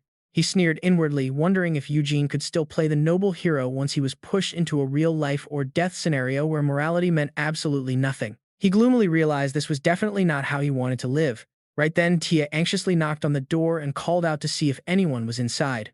He bowed deeply, apologizing to Levin for disturbing him at such an incredibly late hour. Tia nervously explained that his young master had not returned yet and wondered if he might be here, making Levin gasp in shock that Eugene still was not back. Frowning, Levin casually wondered if the kid had already gotten himself knocked out somewhere in the slums. When Tia hesitantly confirmed Eugene had not arrived, Levin felt a quiet sense of relief, thinking this would actually set his mind at ease. Confused, he recalled Joseph's claim that the slums were under Idea's control, and that Idea had actually ordered them to protect Eugene. It seemed he really had orders to protect Eugene, but he could not help but wonder why on earth they would do that. Perhaps some conflict had broken out, but knowing Eugene's reckless nature, that would not really be a surprise at all. Tia angrily sobbed, complaining about where his young master could possibly be this time, even muttering that they should have tied him up. Levin gently calmed him down, reassuring him that Eugene was incredibly strong, so nothing bad would happen to him. He immediately promised to share any news he heard, but right at that moment, wait, did you hear that? Something was right outside the house. Tia quickly rushed over and discovered it was a person. Helping Tamia up, he recognized the boy as the one who was with his master yesterday and demanded to know what happened. The weak boy weakly whimpered Eugene's name, leaving Tia completely bewildered and asking what was wrong. Helplessly, Tamia explained that Eugene had bravely fought the adults to protect the children, but he ultimately got captured. Hearing this, Tia's face went completely pale with worry, while Levin raised an eyebrow and sighed, noting that getting involved with these orphans had predictably gotten Eugene into serious trouble. His thoughts raced, telling himself that Eugene's self-destruction was the perfect outcome. It should have been great news, yet he felt a strange sense of disgust at his own thoughts. Shaking off those dark thoughts, Levin sternly demanded to know where the boy was taken. Levin took the initiative, asking exactly where Eugene had been brought. Gesticulating fiercely, he resolved to have the boy lead him straight there, determined to at least handle this difficult matter by himself. Right now, Eugene was locked away inside a dark, damp prison cell. Groggily, he bit his lip and wondered how he had suddenly lost consciousness. Confused, Eugene tried to piece everything together, forcing himself to calmly recall each step, starting with his meeting with old Joseph. They had a massive heated argument about the desperate situation of the orphans, especially when their opposing views completely clashed. Joseph had then tried to ease the mounting tension by sharing a story about his uncle, about how his uncle used to treat the poor for free. He muttered that the man had basically become a saint to those people. Eugene saw through the trick, noting that while he was curious, the old man was clearly using that information to gain the upper hand. He resolutely cast those thoughts aside, deciding that even if he was curious about a traitor's actions, he had absolutely no intention of bowing before him just to learn. Eugene remained firmly focused on his clear goal of improving the orphans' lives as his absolute top priority, yet the old man's roundabout way of explaining their plans for the kids really made him wonder what the true meaning behind all of this actually was. He had glared at them, questioning if he should just execute every single one of those abyss worshippers. Furious, the old man barked back, asking if Eugene was threatening him on his own turf before dismissing it as a mere joke. Eugene sneered at the threat, mocking his small territory and pointing out that the vast majority of the military was loyal to Felivia, with many of them being his own relatives. He calmly scoffed, asking if there was anyone in the entire world more serious about destroying the abyss than Felivia. Eugene casually mocked him, asking if he thought Felivia stood alone and if he honestly believed the disciples of Idea, whom they worshipped so blindly, would ever choose him over her. He confidently posed the ultimate question of who they would support if conflict arose. Eugene casually teased the man, asking if that really sounded like a threat. He calmly emphasized each word, stating that he was simply speaking the truth.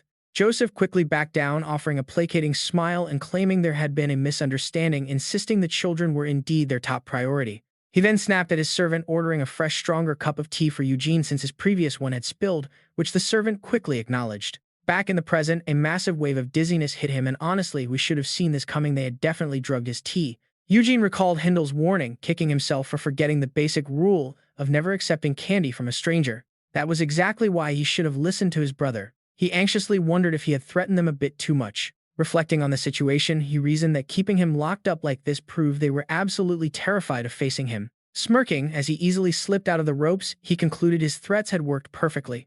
However, Eugene carefully assessed the situation, realizing that because they acted so impulsively without fearing the consequences, their sheer panic might actually make them much more dangerous. He scans his surroundings, trying to find a way out. Right then, he spots the kids ambushing a nearby bandit. Shocked, Eugene calls out aloud. They happily cheer out Eugene's name. The children then carefully unlock his prison cell. Once free, he asks what they are doing in such a dangerous place, but they explain they were just too worried. Eugene mutters in confusion, but the children excitedly hand back all his belongings, returning his clothes and earrings, which leaves him wondering why they had those earrings. Eugene suddenly recognizes the earrings, making the confused boy ask if something is wrong. He tearfully hugs the kids, thanking them for his earrings while they excitedly say they knew it. Eugene asks if they should hurry and if they know the way, and the boy eagerly confirms there is an exit through the sewers. The kid hesitantly warns that something is wrong and feels completely different, leaving Eugene to ask what exactly is going on. Soon Eugene and the children make their way into the foul-smelling sewers. Out of nowhere, a bizarre creature suddenly appears. He freezes a monster. Eugene quickly unleashes his fire magic, burning it to ashes. Turning to the kids, he warns them to stay close because of the dangerous monsters nearby. The kids nod in terror, amazed that he turned the monster to ash in a single strike. The terrified girl explains that the creature scared her since these things rarely go this deep, while the boy next to her agrees, reminding her he knew something was wrong. Hearing this, Eugene realizes the children seem quite used to these creatures. He quickly deduces they are at the center. He frowns deeply, realizing only a thin layer of brick separates them from the surface. He shudders as he discovers the abyss has penetrated too deep. Eugene anxiously asks if it is always like this, but the panicked kids reply it is their first time seeing it like this, asking what they should do since the exit is ahead. He nods in understanding, realizing it was here all along. The abyss reacts to human suffering because they absolutely despise humanity. The creations of Felin indeed. The spreading abyss means many citizens in the capital are already suffering. Meanwhile, Joseph barks orders to move fast and grab only valuables, yelling that the slowest slacker will end up as food for the monsters. He growls to ask about the Felivia kid, and Elysius quickly reports that they have locked him away securely. Joseph snaps back, furious about how long they plan to keep him locked up, calling them idiots. He stammers that he gave him 3 times the usual dose, so he won't wake for 2 days, earning a satisfied praise from his boss. Joseph silently curses, realizing he mistook the boy for a naive little rich kid, only to find out he is incredibly cunning. He cannot kill him, as that would directly violate Lord Idea's orders, but setting him free would send the entire army hunting through every alley. With no other choice, they must rush their plans before anyone notices the kid is gone, so Joseph urgently asks if the elders and orphans have been gathered, which Elysius quickly confirms. He reports that while some escape everyone, they could catch is now gathered, earning a nod of approval from Joseph. The boss commands his men to stay and keep searching for any leftovers, demanding they round up the kids if numbers run low. More food, the bloodthirsty Joseph commands, the more the better. The poor peasants ask in complete confusion what he means by food, and just like that, he devours someone. Joseph crazily demands that they surrender their flesh and blood until he is fully satisfied. Meanwhile, Eugene carefully guides them, never expecting the abyss to be right here in the capital, expanding at such an alarming speed. He cautiously tells them to wait while he goes ahead to make sure it is safe. But as Eugene peeks out, he suddenly locks eyes with someone in the dark. The two of them stare at each other in horror. Without another word, both of them immediately draw their weapons. Paying no mind to their surroundings, they recklessly swing their weapons. Suddenly, Levin's heavy axe swings dangerously close to him. At the same time, Eugene points his sharp blade right back at him. In the blink of an eye, they finally recognize each other. Both call out names in unison, and Eugene demands to know what he is doing here. He hesitates, unable to find the words to explain himself. Levin bites his lip, awkwardly stammering that he just came there. Noticing this strange behavior, Eugene cannot help but feel suspicious. Stealing his resolve, Levin ruthlessly raises his axe and declares his intent to kill him. Shocked by this sudden betrayal, Eugene gasps out Levin's name in disbelief. Seeing him under attack, the kids scream Eugene's name in pure horror. He raises his hand, shouting for them to stay back. Eugene bitterly asks Levin if this nightmare is actually real, but his opponent coldly scoffs, asking why he was not much more careful when standing right next to him. Gritting his teeth, he gives a simple answer: because I trusted you. Levin scowls in disgust, claiming he absolutely hates those kinds of words, asking how anyone could trust someone they know nothing about, adding that blind kindness without thinking is exactly why he ended up in this pathetic state. Hearing this, Eugene stands there utterly speechless and helpless. He quickly activates his magic, channeling the liquid nearby. Eugene angrily lifts the dirty drain water toward him, saying he has learned one more valuable lesson. Levin recalls those words and notes that while the spell seems weak now, a water-rich environment allows him to repeat the chant over and over. This creates something far greater, proving it is not just some cheap trick. He inwardly marvels, realizing that considering the gear and circumstances, this massive pool of mana cannot possibly belong to a mere 1-second mage. Levin comments in confusion, admitting he is not entirely sure about the true potential of a 1-second mage, but still. Without hesitation, he gathers his power to deliver a crushing punch, reminding himself that a second is still just a second god-slaying cannon. Though the spell looks massive, hearing the deafening blast makes Eugene gasp out in surprise. While Levin realizes the trick, it is just a minor spell being cast in rapid succession. If he can close the distance quickly enough to deny any casting time, The only magic he can actually pull off is the ice sword. He swiftly spots the weakness; those fragile constructs shatter easily. Levin aggressively swings his axe straight at the head, declaring it is finally over. However, Eugene quickly reacts and blocks the deadly strike. And talk about an absolute shocker, seeing that block utterly stuns him. He calmly explains that even without a sword, a Felivia is still a formidable force. Eugene glares fiercely, proudly declaring himself a true Felivia armored warrior of high rank. Without another word, he lands a heavy punch right into his gut. Seizing the opening, Levin raises his hand to unleash another spell. Spotting the danger, Eugene leans backward to dodge the attack. Both of them nimbly leap backward to gain some distance. Levin asks in disbelief if he was really bedridden for 5 years, stunned that his close combat skills are still so incredible despite those severe injuries. He marvels at how true the legends are. Felivians are trained to fight the moment they learn to walk, and while victory is possible, this duel is incredibly risky. Eugene stares in shock, wondering if that is a gun, completely bewildered that such a strange weapon even exists in their world. Sweating profusely, he feels the tension rising, realizing his opponent's martial arts are terrifying enough even before factoring in that bizarre machinery. Right at that moment, the sight before him leaves Eugene absolutely terrified.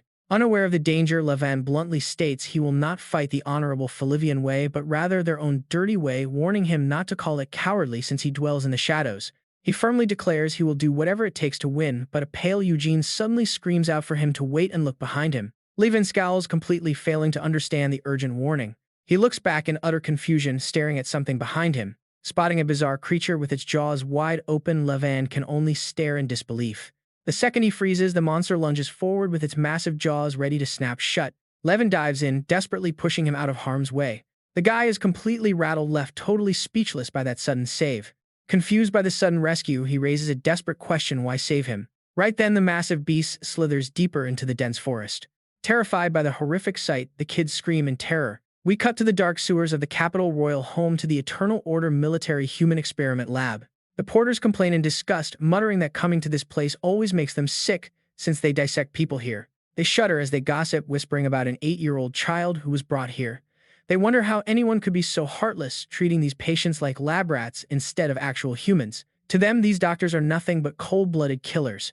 Elysius steps in, explaining in a low tone that sacrificing that one child paved the way to understand the incurable petrification disease. That single life led to a massive medical breakthrough, ultimately saving countless other lives down the line. He glares at them, asking if they truly believe Lord Idea is just torturing people. Everything happening in this room is done solely to save more lives. Elysius snaps, telling them that lowlifes like them could never comprehend such nobility. He orders them to move the gear immediately before the army arrives. Terrified, the porter quickly complies and nods. He frowns, reminding himself that Joseph keeping the ignorant Felivia people locked up has its limits, so they must hurry. Elysius barks out a threat, telling them to watch their step. These documents are legacy, and they are worth far more than their cheap lives. He curses angrily, warning them what happens if even one gets damaged. He calls them absolute idiots, furious that they made a mistake the exact moment he finished speaking. A sudden ambush catches Elysius off guard. Talk about an unexpected twist. He stares in disbelief, stammering out a confused question. Levin calmly steps forward, asking if the man is indeed a doctor. After placing Eugene onto the operating table, Elysius introduces himself as a doctor serving Lord Idea. He assures the young man that keeping Eugene Felivia alive is his absolute top priority. He patiently advises that there is no need to stay so guarded. He angrily demands to know why the boy has not woken up if the treatment was actually done right. He shrugs, saying it would be a miracle if he did wake up, considering he took enough anesthesia to knock out a grown adult for 3 whole days. Surviving a toxic river with a massive wound on top of that is already a miracle. Hearing this, Levin tenses up, asking in disbelief if it will really take 3 whole days. Worried about a lethal overdose, Levin fears the absolute worst, but Elysius calmly explains that if the boy does pass away, it will be from those severe injuries rather than the medication. He shifts his focus, asking with genuine concern if the young warrior is doing all right himself. Elysius exposes him directly, stating he knows he was ordered to assassinate Eugene Felivia. Judging by the wounds, it is obvious he was trying to execute a calculated assassination. He wonders out of sheer curiosity what exactly made him change his mind. Leaning in with a low growl, Levin demands to know how the doctor recognized him.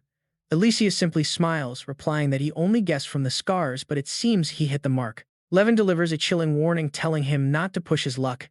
He must focus entirely on the treatment because if the kid dies, the doctor goes down too. The doctor remains unfazed, calmly telling him not to worry about that. Elysius makes a solemn promise Eugene Felivia will not die under his watch. He asks him to pass the bag sitting right behind him. Levin looks over in confusion, wondering what is inside, while the doctor calmly explains it is crucial for the operation. Levin remains deeply skeptical, calling the bag highly suspicious. Without missing a beat, Elysius dares him to open it up so he can see the truth for himself. Steeling himself, he slowly lifts the lid of the mysterious box. The moment he sees what is resting inside, Levin recoils in complete shock. Elysius speaks of Lord Idea with deep reverence, calling him a god who ventured into the dark. Though he dissected 1,000 people, he saved 10,000 others, curing 10 diseases and solving 200 medical mysteries. As his 12th disciple, he knows it is no exaggeration to call him the greatest healer in history. And yet, the brilliant doctor was never truly satisfied. The one person he desperately wanted to cure, even if it meant selling his soul, was his own nephew.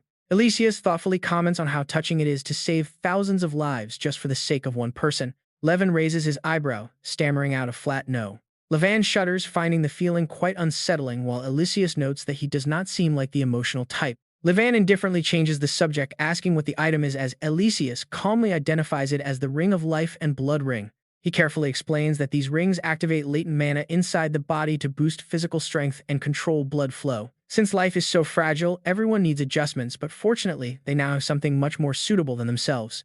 Elysius confidently claims that with these two items in hand, there are very few patients they cannot cure. Confused, Elysius asks why he would save his own target, but Levin coldly snaps back, asking why he should tell a fool. Shrugging, Elysius points out that since he is ordered to protect the boy, Levin giving up on the assassination only benefits his own mission anyway. He delivers the good news, stating the toxin and anesthetic are gone and waking up is just a matter of time. Hearing this, Levin blinks and asks if it is really true. Without another word, Levin drives an iron bar straight through Elysius. Levin spitefully declares that the man can die now, leaving him to gasp out in pure horror. Elysius bitterly blows Levin away, shouting that he knew this would happen, while Levin quickly realizes what is going on. Levin angrily snaps that if Elysius knew, he should have held back, declaring he cannot let such a disgusting creature live. Elysius mockingly fires back, questioning if it is his fault, and noting how hard it is to care about lowly trash. Tossing aside his robe, Elysius draws his weapon, offering an apology as he promises to slaughter Levin slow and steady. Staring at the horrifying transformation, Levin gasps in shock, realizing the man used to be a corrupted priest. Levin sighs, muttering that this is going to be a tough fight. After a continuous round of clashing, Ethan hears the racket and winces. Groggy and disoriented, Ethan slowly opens his eyes. He wakes to the sight of Levin frantically attacking Elysius. Ethan sits up, calling out Levin's name in utter confusion. He gasps in horror at the beaten opponent lying on the ground. Stopping his relentless assault, Levin regains his composure and notes that Ethan is finally awake. Levin calmly explains that the creature before them is actually a devout follower of the Abyss. Seeing the mess, Levin suggests they move to a cleaner spot, and Ethan readily agrees without a single second thought. Escaping the room, they head straight into the dark sewers. As they walk, Levin suddenly notices a strange mark on Ethan's hand. He hesitantly speaks up, asking if Ethan's hand is really doing all right. Ethan waves his hand around to reassure him that it feels perfectly fine, leaving Levin highly impressed by the sheer, overwhelming power of the artifact. Suddenly, Ethan looks down at his own hand in complete astonishment. Realizing the truth, Ethan screams in shock, asking if this is some kind of demonic tool. Levin calmly explains it is the Ring of Life and the Blood Ring, reassuring him that it is quite good for his health, leaving the boy utterly stunned as he asks where Levin got it. Levin casually replies that he took it from the cultist, making Ethan shudder as he wonders whose hand it was previously on. Excited, Ethan realizes that with this insane level of regeneration, he might actually be invincible, but Levin quickly bursts his bubble, explaining that it is not quite that simple. Levin patiently explains that life magic is high-tier stuff, easily reaching the level of the 12 disciples, meaning it either drains massive amounts of mana or is strictly single-use, so it has major limitations. Disappointed, Ethan's face falls as he mutters, "I see." A moment later, Levin hesitantly asks Ethan if he is not bothered that his literal assassin is walking right beside him. Ethan smiles warmly, pointing out that Levin also went out of his way to save his life. Irritated, Levin argues back, reminding him that it was only because Ethan was the very first. Sighing, he shruggingly gives up, admitting that it is impossible to understand the mind of an overly nice guy like him. Levin points out that he has fully repaid his debt for saving him, prompting Ethan to laugh and agree that he did. Waving his hand, Levin urges him to drop the talk and leave immediately, warning that they cannot predict what happens when the Abyss spirals out of control. However, Ethan immediately refuses, declaring that he is going to stay. Ethan firmly decides that an out-of-control Abyss means human sacrifices are underway, so he must rescue as many people as possible within his reach before they leave. Yelling in utter disbelief, Levin asks if he is insane, pointing out he just saved him only for him to run back into danger. But Ethan seriously promises he will survive because he is much stronger than he looks. He frantically warns Eugene, saying that although he might be incredibly strong, he still can't handle the priests. Eugene, completely confused, asks him to explain who these priests are. Levin seriously explains that those priests are the absolute core of the Eternal Order, acting as the loyal lackeys of the Apostles.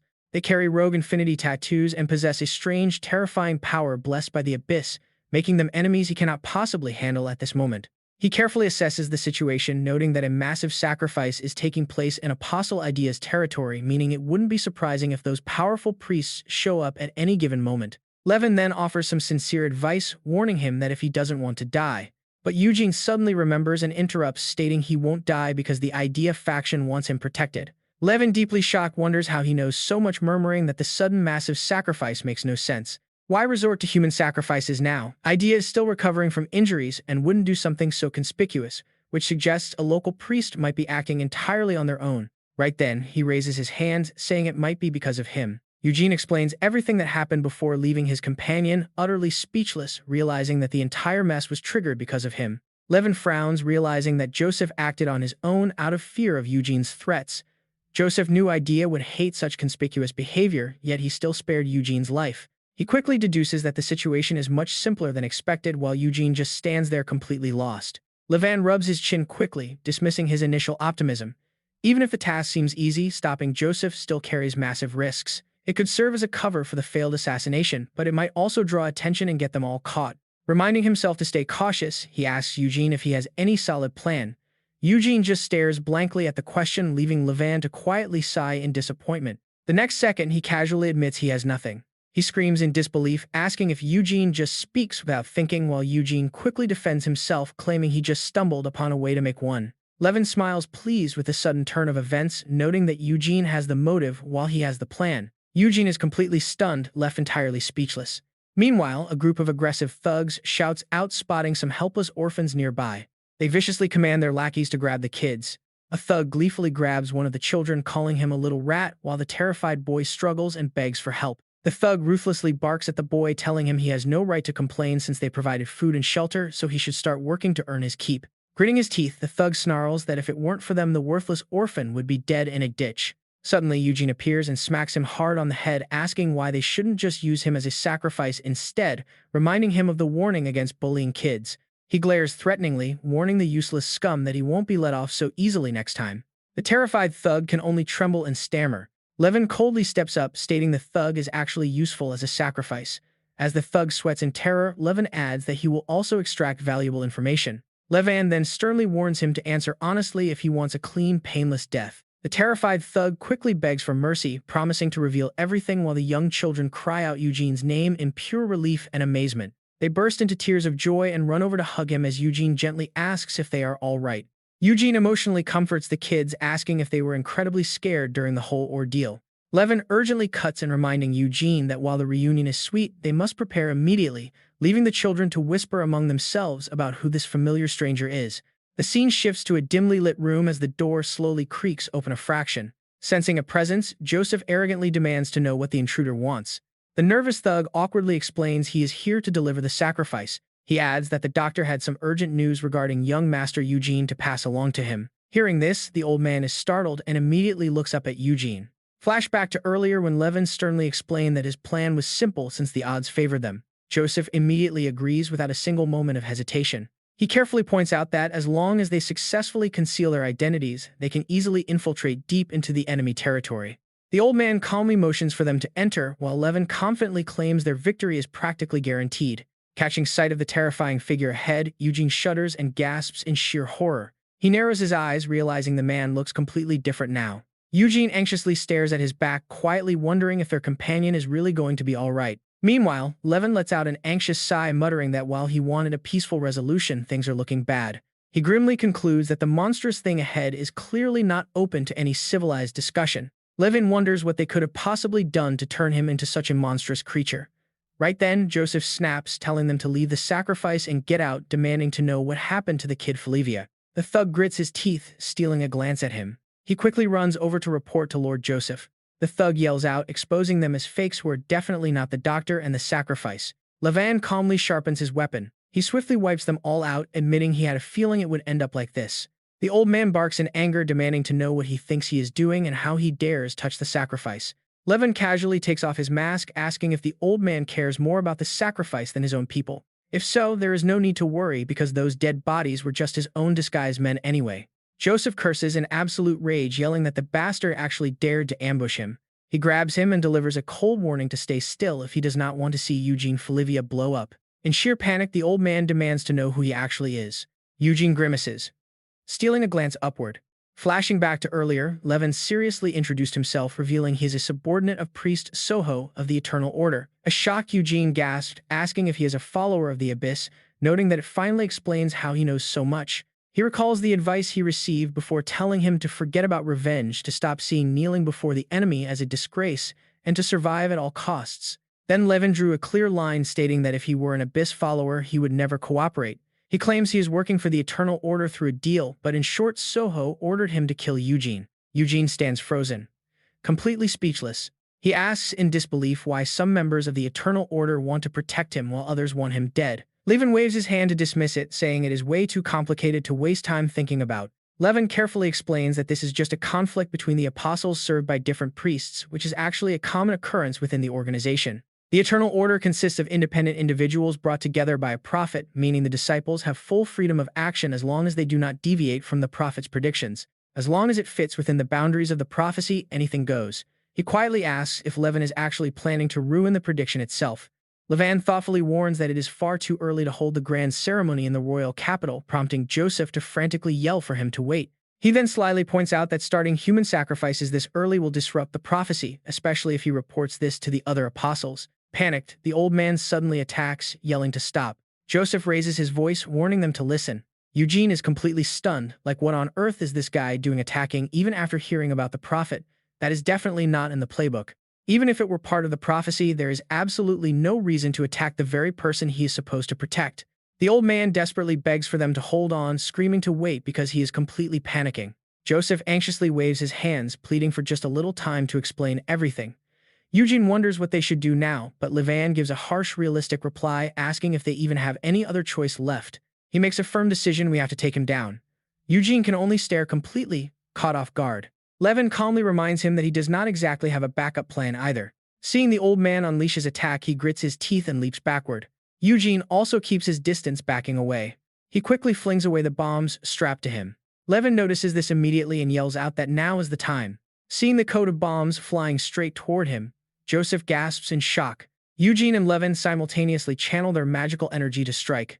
The two then combine their attacks, unleashing an explosive cannon and a fiery slash. In an instant, the old man is split in two and crashes heavily to the ground. As thick smoke and dust fill the air, Joseph remains eerily silent. Levin complains that this is honestly much better than listening to his annoying nonsense. Seeing this, Eugene asks if this was actually his plan from the start, and he calmly replies only a part of it.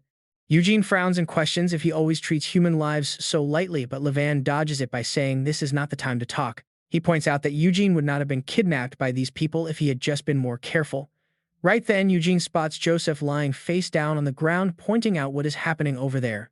The old man bitterly snarls at how well they seem to get along, calling it absolutely pathetic. Levin fires back with pure disdain, telling him to shut up because with that weakness he is nothing but a loudmouth. He growls, demanding to know what his ultimate goal is for doing all this betting. He did not go through all this trouble just to turn into a giant worm. Joseph stammers out a desperate offer, begging them to give him just one more day in exchange for what he knows.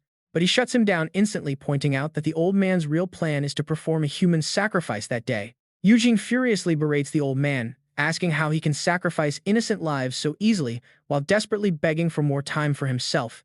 Enraged, the old man barks back, telling them to shut up and asking who they think they are to lecture him. Joseph points an accusing finger, screaming that they only survive by sucking the blood of the weak before weeping for his poor innocent son. He bitterly accuses them of killing his child, leaving Levin to helplessly scratch his head, realizing the old man has completely lost his mind. Joseph just keeps wailing endlessly, calling out for his son. Clutching himself, he sobs, promising his boy that he will bring him back to life no matter what, but just not yet. His bitter grief explodes, screaming that it cannot happen yet. Watching this raw display of madness, both he and Eugene are left completely shaken. As the old man continues to shriek, a horrifying figure slowly emerges, his own son. They both shudder in absolute horror, gasping out his son.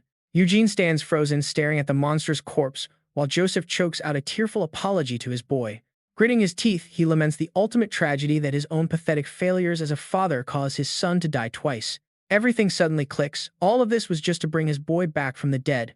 Levin thoughtfully realizes why the old man resorted to such extreme measures at this moment. But bringing his soul back from the realm of the gods, what kind of insane plan is he really cooking up here? Out of nowhere, a blinding flash of light streaks right across his vision. Eugene throws his arm up in a panic, shouting for him to watch out as the other boy looks on completely baffled. Staring into the brilliant glow, Levin gasps in horror. It is simply too bright. Right in the center of the light, a figure is actively channeling immense magic. With a violent blast, he aggressively throws them both backward. Feeling the sheer weight of that power, Eugene is completely shell-shocked. That absurd sword energy makes absolutely no sense. This is the work of an incredibly powerful swordsman, someone easily on par with his own eldest brother. Just moments before, Levin hesitantly asked if they really had to go inside, and Tamia quietly nodded in confirmation. Gently turning to the boy, he tells him to head back while he searches for the rest himself, leaving Tamia surprised to see him take that familiar stance again. A second later, Tamia cheerfully runs up, calling out to him. Mimicking the stance, the boy excitedly asks if he is actually the legendary hero Phelps, the famous righteous thief who goes around punishing corrupt nobles and wicked officials. Levin winces in complete confusion. Tamia excitedly presses him on how he could possibly move that fast, but he quickly waves his hands, begging the kid to calm down and explain what crazy rumors are going around. Levin gently explains that Phelps was never actually some noble, righteous hero, adding that while he understands why those rumors started spreading, they are simply not true, and he is definitely not the legendary thief. He silently laments to himself that the real Phelps actually died 5 years ago. Levin takes a heavy breath, knowing it was just for self-defense. Snapping back to the present, he quietly guesses that he might be joining his old friends soon enough. They say that almost no swordsman can slice through solid stone using sheer sword pressure alone, a legendary feat that marks the very first step toward becoming a sword saint and touching the realm of magic. Why would a swordsman of that incredible caliber show up in a place like this? Right then, Joseph snaps furiously, cursing them all as damn hypocrites. Slamming his scythe into the ground, he violently vows to spend whatever life he has left hunting down every last one of them. Eugene charges forward with burning intensity, claiming he will handle the threat, but Levin frantically shouts for him to wait. Before he can even finish, a massive explosion suddenly tears through the area. Staring at the wreckage, he is left completely dazed and wide-eyed. Joseph's devastating slash slams heavily directly into the solid rock. Eugene blankly notes that the blast power seems weaker, but his companion helplessly calls him an idiot, reminding him that he already drained his energy today. When he innocently asks if mana can actually run out, Levin stares in absolute disbelief, demanding to know what he is talking about. Suddenly, Eugene shrieks a warning to watch his back quickly, throwing over a weapon and telling him to use it instead. Right then, the old man agilely leaps high into the air. Without hesitation, Joseph swings his massive weapon in a wide circle. He and that grotesque upper body coordinate perfectly to battle them. With things hanging by a thread, both Eugene and Levin end up taking a direct hit. Seizing the opening, Joseph aims his deadly scythe straight at Levin. The old monster does not hesitate, slashing straight down. Seeing his ally injured, Eugene screams out Levin's name in horror. Refusing to back down, Eugene strikes back at the old villain's leg, making Joseph scream out in sheer agony over his shattered limb. Livid, the old man kicks Eugene hard in the chest, cursing the young brat. Realizing a fatal blow is coming, Levin tries to stop it, shouting for him to wait. While Levin is momentarily dazed, Joseph swings his scythe and the devastating strike connects. Completely off guard, Levin takes the full force of that razor-sharp blade. The raw force of the strike blasts the young warrior backward. Losing his footing, Levin crashes violently into a heap of rubble. He gets buried under heavy debris, surrounded by thick rising smoke. He barely raises his arm to block the devastating blow. As his consciousness fades, Levin wonders if this is how his story finally ends. He spent his life serving the very enemy who killed Phelps, only to die like this. How did things even get this bad, dragged along by Eugene's foolish hope of playing a hero when it never suited him? Lost in thought, Levin quietly glances over to his side. His ally has finally collapsed. Turns out he was just putting on a brave face while barely hanging on the stubborn idiot. Yet with the life the creator Felin granted him, he kept the proud Felivia name untarnished. Instead, the only disgrace to that legacy was himself, the coward who always ran away. He tells himself not to succumb to hatred. They do not both have to die here, for he has a purpose, even if it brings disgrace. Gritting his teeth, Levin warns himself that this magic is far from complete. Unleashing it means every muscle in his body will tear within 5 minutes, leaving him unable to move a single finger afterward. Calculating his moves carefully, he realizes 5 minutes of power should be plenty of time to escape. Just then, both Levin and Joseph spot the children desperately trying to help Eugene escape. Shock washes over Levin, while the terrified children freeze in their tracks, realizing they have been caught. The old man demands to know who they are, while a panicked Levin throws his hand up, begging him to wait. Without a second thought, Joseph swings his scythe at the kids, telling them to die. Desperate, he reaches out. The kids will never dodge in time, and he is way too far to block the strike, but if he uses that incomplete spell, he can make it. But he needs that power to escape. Throwing it away here would be complete stupidity. Right then, Tamia grits her teeth and steps into a fighting stance. Watching her brave action strikes a deep emotional chord within Levin. He emotionally looks back at his past, remembering how he asked why anyone would bother being so kind to a helpless orphan when there was absolutely nothing to offer in return. Faust had warmly explained that a simple smile was more than enough to thank a true gentleman like him. But Levin had bitterly admitted he could not even give him that much. The old man gently reasoned that if sharing bread with starving children is considered foolish, then sometimes someone has to play the fool. Faust had proudly introduced himself as one of the most respectable fools in the entire city of Horizon, and then he softly asked who Levin would become. He proudly declared himself as the very last Felix. Snapped back to reality, Levin's dormant magical energy suddenly erupts in a massive wave. In a flash of light, he appears right before Tamia. Bracing himself, Levin activates his powerful lightning magic. Thrusting his hand forward, he releases a massive orb of electricity. Staring at this overwhelming power, Joseph gasps in shock, wondering what that insane speed was. Right then, Levin warns the kids they only have 5 minutes. He carefully promises to buy them 5 minutes to escape with Eugene, and the young boy looking up to him obediently nods in agreement. Seeing this noble sacrifice, the old villain mocks him, calling him a fool who should have used that power to save his own skin. He laughs that at least one of them could have lived, but now he will slaughter him in 5 minutes and then hunt down the Felivia kid. Levin stands firm in his ideals. He knows even without being told that this is the most foolish thing he has ever done, but the Pelesi are far more than just noble thieves. The Pelesi protect Felin's legacy in the shadows. Hearing this, Joseph asks in confusion what on earth he is muttering about. He growls, channeling his energy deep into the earth as he declares his true duty is.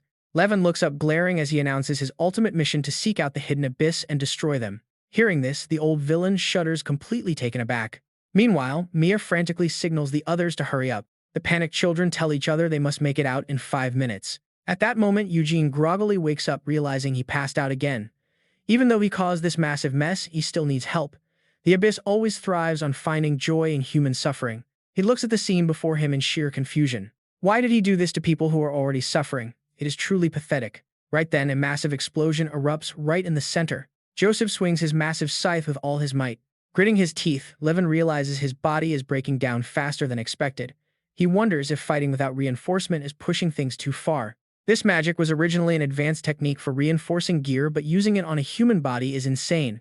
It grants terrifying power, but it slowly tears the physical vessel apart with every single movement. Even with his curse active, Levin still cannot touch him. Joseph is a monster, though his bizarre lower body seems to prevent him from unleashing the full extent of his strength. Yet he still completely overwhelms Levin. If Joseph were at his peak, he would end this with a single blow. But is the only reason he is still breathing out of a warrior's respect. Does this monster want him to die with no regrets, silently allowing him to unleash everything he has in this final battle? Levin hesitates, laughing quietly at himself. Why even overthink it? It is completely absurd. He must be getting soft. Levin recklessly charges forward anyway, unable to hold back a wild grin. The pure thrill of doing something this incredibly foolish is just too exciting. Meanwhile, the children desperately drag Eugene along, promising that they will save him this time. Eugene bitterly mocks his own helplessness. He cannot even move a single finger, and this nightmare is happening all over again. It is a painfully familiar feeling, even after being cured of that horrific bedridden illness. Eugene bitterly wonders if he will ever escape the shadow of his past. At that exact moment, he suddenly shudders in fear. Eugene freezes as he stares at the giant hand of the Grand Duke of the Abyss. In a flashback, Eder smilingly explains that the absolute rulers who govern the Abyss are known as the Kings or the Grand Dukes. They are named Kings or Grand Dukes because they hold absolute supreme power within their own domains. They became the ultimate enemies of Felin and the 12 disciples who descended from the stars to purify the dark. A younger Eugene excitedly asked what they looked like and if they were scary, but Edir helplessly admitted that very little is known about them. Edir squinted his eyes and added that those who claim to have met a Grand Duke often find them surprisingly charismatic. Back in the present, Eugene is frozen with fear as a giant hand reaches out, pulling him into the dark abyss. Pale with terror, Eugene silently mocks the idea of them being charismatic. As those dark hands stretch closer, Eugene can only stare in disbelief. He wonders if this terrifying entity is trying to communicate with him. In an instant, Eugene realizes its dark intent. It is offering him absolute power enough to bring the entire horizon to its knees. He gasps in shock at the scale of this offer, but knows it must be an obvious, dangerous temptation. And yet, if even a tiny fraction of that power is real, he could finally protect everyone. Just as Eugene is about to reach out, something holds him back, stopping him at the very last second. Terrified, he looks back and comes face to face with his own past. Eugene shudders as he looks behind him. Wait a minute. Seeing the deformed figures reaching out to him, he panics, wondering who on earth they are. Suddenly, Eugene snaps wide awake. He gasps in sheer terror, wondering why his past is suddenly resurfacing. No, what matters more is the Grand Duke of the Abyss. Did it manifest because human sacrifices strengthened the Abyss? He has no clue why it suddenly appeared before him, but the rumors were true. He was almost dragged into its depths without even realizing it. If his past self had not held him back, he would be gone by now. Thank you, my past self, for saving me. But if his past self pulled him back, what were those terrifying shadows surrounding him? Seeing his troubled expression, the kids ask in concern, Eugene, is something wrong? He calms himself down and gently reassures them to forget it, saying he is fine. They instantly cheer up, asking if it is true. Stealing his resolve, Eugene reminds them seriously that the battle is not over yet and there is no time to rest. As he prepares to leave, the kids frantically ask where he is going. He smiles, saying a quick break will fix him right up, but they yell back, calling him a liar. Eugene forces himself to stand. Fighting in his current state is incredibly reckless. Though he feels better, moving is still a massive struggle, but he has to try. He recalls a crucial piece of advice about a ring Ida made to cure him. If these rings were crafted by his uncle to heal his body, Eugene tightens his grip, realizing he can still keep fighting. The chronic illness plaguing him is a mysterious paralysis that completely locks up his entire body. Meanwhile, Joseph and Levin both detect a massive surge of energy nearby. The old man gasps in absolute horror at that terrifying presence. He thoughtfully decodes his uncle's past words. If this artifact was created to cure his illness, then half the reason Ida became a doctor was to see him fully healthy and standing on his own 2 feet again. That must have been his uncle's intention all along, to help him move again, even after being bedridden. Witnessing this transformation, Joseph trembles and demands to know how Eugene obtained blood magic, a power the Abyss only granted to Ida. Levin observes that Eugene's blood flow is so intense it is visible through his skin. Realizing he is using blood to reinforce his failing muscles, he turns to Levin, offering a simple warning. Levin declares that even if Eugene joins the fray, this target is still his, but Eugene coolly replies that he does not care and asks if Levin has a plan. Levin smirks, noting Eugene is in a hurry, but thanks to his rush, a weakness was found. He jokingly asks why Eugene is acting so cool. Pointing at their foe, Levin focuses on the lower half, questioning if that part is still Joseph, since it clearly cannot keep up with the upper body's swift movements. He maps out a strategy to destroy the lower half, first claiming dealing with the sword master afterward will be only slightly harder than babying an infant.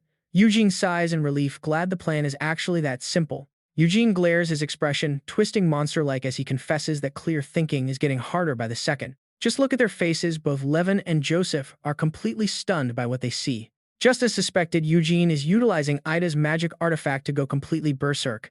The old man remembers Ida's vivid explanation of the legendary Northern Berserkers, warriors capable of moving even when their hearts are pierced, muscles are torn, and their entrails are completely spilled. Joseph carefully deduces that since a berserker acts on raw instinct, they must be moving only because they no longer feel any pain. But Ida had calmly corrected him. In truth, they are paralyzed by intense pain from adrenaline and endorphins, but their willpower overrides it, just like an instrument that cannot make sound when its strings are severed. A normal human with a pierced heart, ruptured muscles, and spilled guts simply cannot move. But those carrying the legendary berserker blood can achieve physical feats that defy all human limits. The secret lies deep within their blood whenever they enter a state of pure rage. Their blood pressure spikes massively, allowing the intense circulation to support and substitute for their damaged organs. Ida had cheerfully explained that as long as their blood vessels remain connected, they can move even if their muscles are completely shredded. He had smiled in satisfaction, muttering that this was the key to everything. He realized he could cure Eugene. Back in reality, Levin looks on in shock and demands to know why. Panic sets in as Eugene frowns slightly, his mind racing. Without a single second of hesitation, Eugene wildly charges forward to launch an all-out assault on him. He suddenly catches his weapon against Joseph's arm, locking him down. Without hesitation, the old villain literally splits his own body to dodge and slams Eugene hard onto the ground. Joseph glares down, screaming a final venomous curse to die. Losing his mind, Joseph prepares to deal the finishing blow to Felivia. Seeing this, Levin mocks him, shouting that he's charging like a madman. Taking the opportunity, Levin puts his full weight into a heavy kick to Joseph's stomach. Wincing in agony, the old man immediately reaches out his hand. With zero hesitation, Joseph swiftly moves his hands to grab Levin. Eugene watches in pure excitement, shouting for him to keep going like that. He frantically unleashes a rapid flurry of slashes on the old man. Frustrated, Joseph curses under his breath, "Damn it, he can't even react to this absolute madman." He suddenly realizes that in those desolate wastes, anyone fighting the abyss must become a monster just to survive. Terrified, Joseph identifies them as the legendary Nhursa warriors. Panic grips his mind, but he desperately tries to calm himself down. No, I cannot let his sheer ferocity overwhelm me. He is just a kid. Even if he is strong, even if a whole army of them came, it wouldn't matter. Narrowing his eyes, Joseph grumbles that the real issue is how perfectly those two cooperate. He bitterly analyzes their strategy. While one distracts his son's mind, the other strikes at his own weaker spots. But countering them is easier said than done in a life-or-death battle. Do these maniacs not fear death? Their fighting style is incredibly crude, and their clumsy coordination is pure luck. It would never work against his beloved son. Anxiously, Joseph asks himself the real question: what about me? If this absolute berserker keeps fighting, even with a pierced heart and torn muscles, what can I even do next? If this crazy guy keeps repeating this, I will eventually. Seeing the battle completely fall apart, the old man panics and screams no. Catching sight of that bizarre mutated form, Levin freezes in absolute shock. What? He stares in utter disbelief, trying to understand what that form even means. Bitterly, Joseph makes his decision. If he dies, his poor son will be left all alone to be brutally slaughtered. There is absolutely no way he will allow that tragic fate to happen. Levin raises a skeptical question: is that supposed to be a defensive form? What a stupid move. He swiftly spins with incredible grace, sweeping his attack right across the old man's body. Gritting his teeth, Joseph sends a silent blessing. An incomplete resurrection means your life will last less than a month, but that does not mean you die today. Like the brilliant blazing sun, you are far more talented than anyone else, my dear son. Joseph throws his son to safety, urging him to live freely even if his life is short. He turns around, ready to activate his final attack. Your father will handle this. Joseph swears to drag these miserable bastards down to hell with him. At that exact moment, Levin watches in shock as the old man swells up. Reacting instantly, Levin begins to gather a massive amount of energy into his right foot. Without any hesitation, he kicks directly up into the old man's chin. Caught completely off guard, Joseph is thrown backward, stumbling through the air. The old man helplessly takes the full force of the strike. Just as he is about to die, Joseph weakly whispers a final plea: my son. A moment later, droplets of his dark, corrupt blood splatter all over. Sighing with relief, Levin remarks that it was quite a flashy ending, and he's not wrong. Suddenly remembering, he turns to check on Eugene, asking where he got that insane burst of strength. Without warning, a completely crazed Eugene lunges forward to attack. Witnessing this sudden turn, Levin is left completely dumbfounded. He quickly leaps backward to dodge the unexpected incoming strike. Swaying to dodge the blow, Levin panics and demands to know if he has lost his mind. Steadying his posture, he locks his eyes onto his friend, trying to read him. Staring into those glowing red eyes, Levin realizes Eugene has completely lost it. What happens next is anyone's guess. He enters a blood-frenzied state with crimson eyes and zero consciousness, unlocking infinite stamina and boosted muscles. Gritting his teeth, Levin curses that it is a true berserker, proving Eugene carries more than just Felivia blood. Levin comments in absolute horror, realizing why Eugene had suddenly flashed that eerie smile. He grows deeply confused, wondering why Eugene is still raging when the enemy is dead and his sanity should be back. Right at that moment, Levin suddenly hits his limit, completely draining his energy reserves. Facing certain doom, he lets out a sigh and curses his luck. Grimacing, Levin desperately urges himself to snap out of it, reminding himself that he still has one foe left. He gives up, accepting his grim fate as a well-deserved form of karma. He figures it is finally time to accept the brutal consequences he deserves. As the heavy axe swings down, Eugene suddenly calls out. Eugene pants heavily and chuckles, noting that with their current state, they are practically even. Levin is completely stunned, wondering how Eugene managed to break out of a mindless, rage-filled berserker state using nothing but his own willpower and reason. Asking if Eugene knows when to be soft-hearted, Levin worriedly inquires if he is actually doing all right. Levin winks and jokes that Eugene might regret not ending his life right here, earning a playful retort about his sudden onset of guilt. But right in the middle of their banter, he suddenly freezes in his tracks. A second later, both of them collapse onto the hard ground. Exhausted and helpless, Eugene mutters that he cannot even move a muscle, prompting a tired sigh from Levin, who reminds him of his completely unrestrained rampage. Eugene simply rolls over and cracks a joke with his companion. Left completely speechless, Levin can only manage a weak smile. Just as they bump fists, Tyr rushes over from a distance, calling out for his young master. Time flies and the scene shifts to the academy dormitory the next morning. Eugene blinks and rubs his eyes, groggily waking up. He sits up in bed, stretching and enjoying a great sleep. Tyr huffs in annoyance, complaining that he could not sleep a single wink all night, giving Eugene quite a shock. Fed up with Eugene's reckless habits, Tyr crossly suggests that they should honestly just tie him up to keep him safe. He demands to know why Eugene always ends up in trouble, leaving the young master to offer a sheepish apology. Tyr anxiously touches his bruised face and wonders how he can possibly attend the grand opening ceremony. looking like a total wreck, leaving Eugene to confusedly repeat those exact words. The realization hits Eugene like a truck and he screams in pure panic about forgetting the opening ceremony.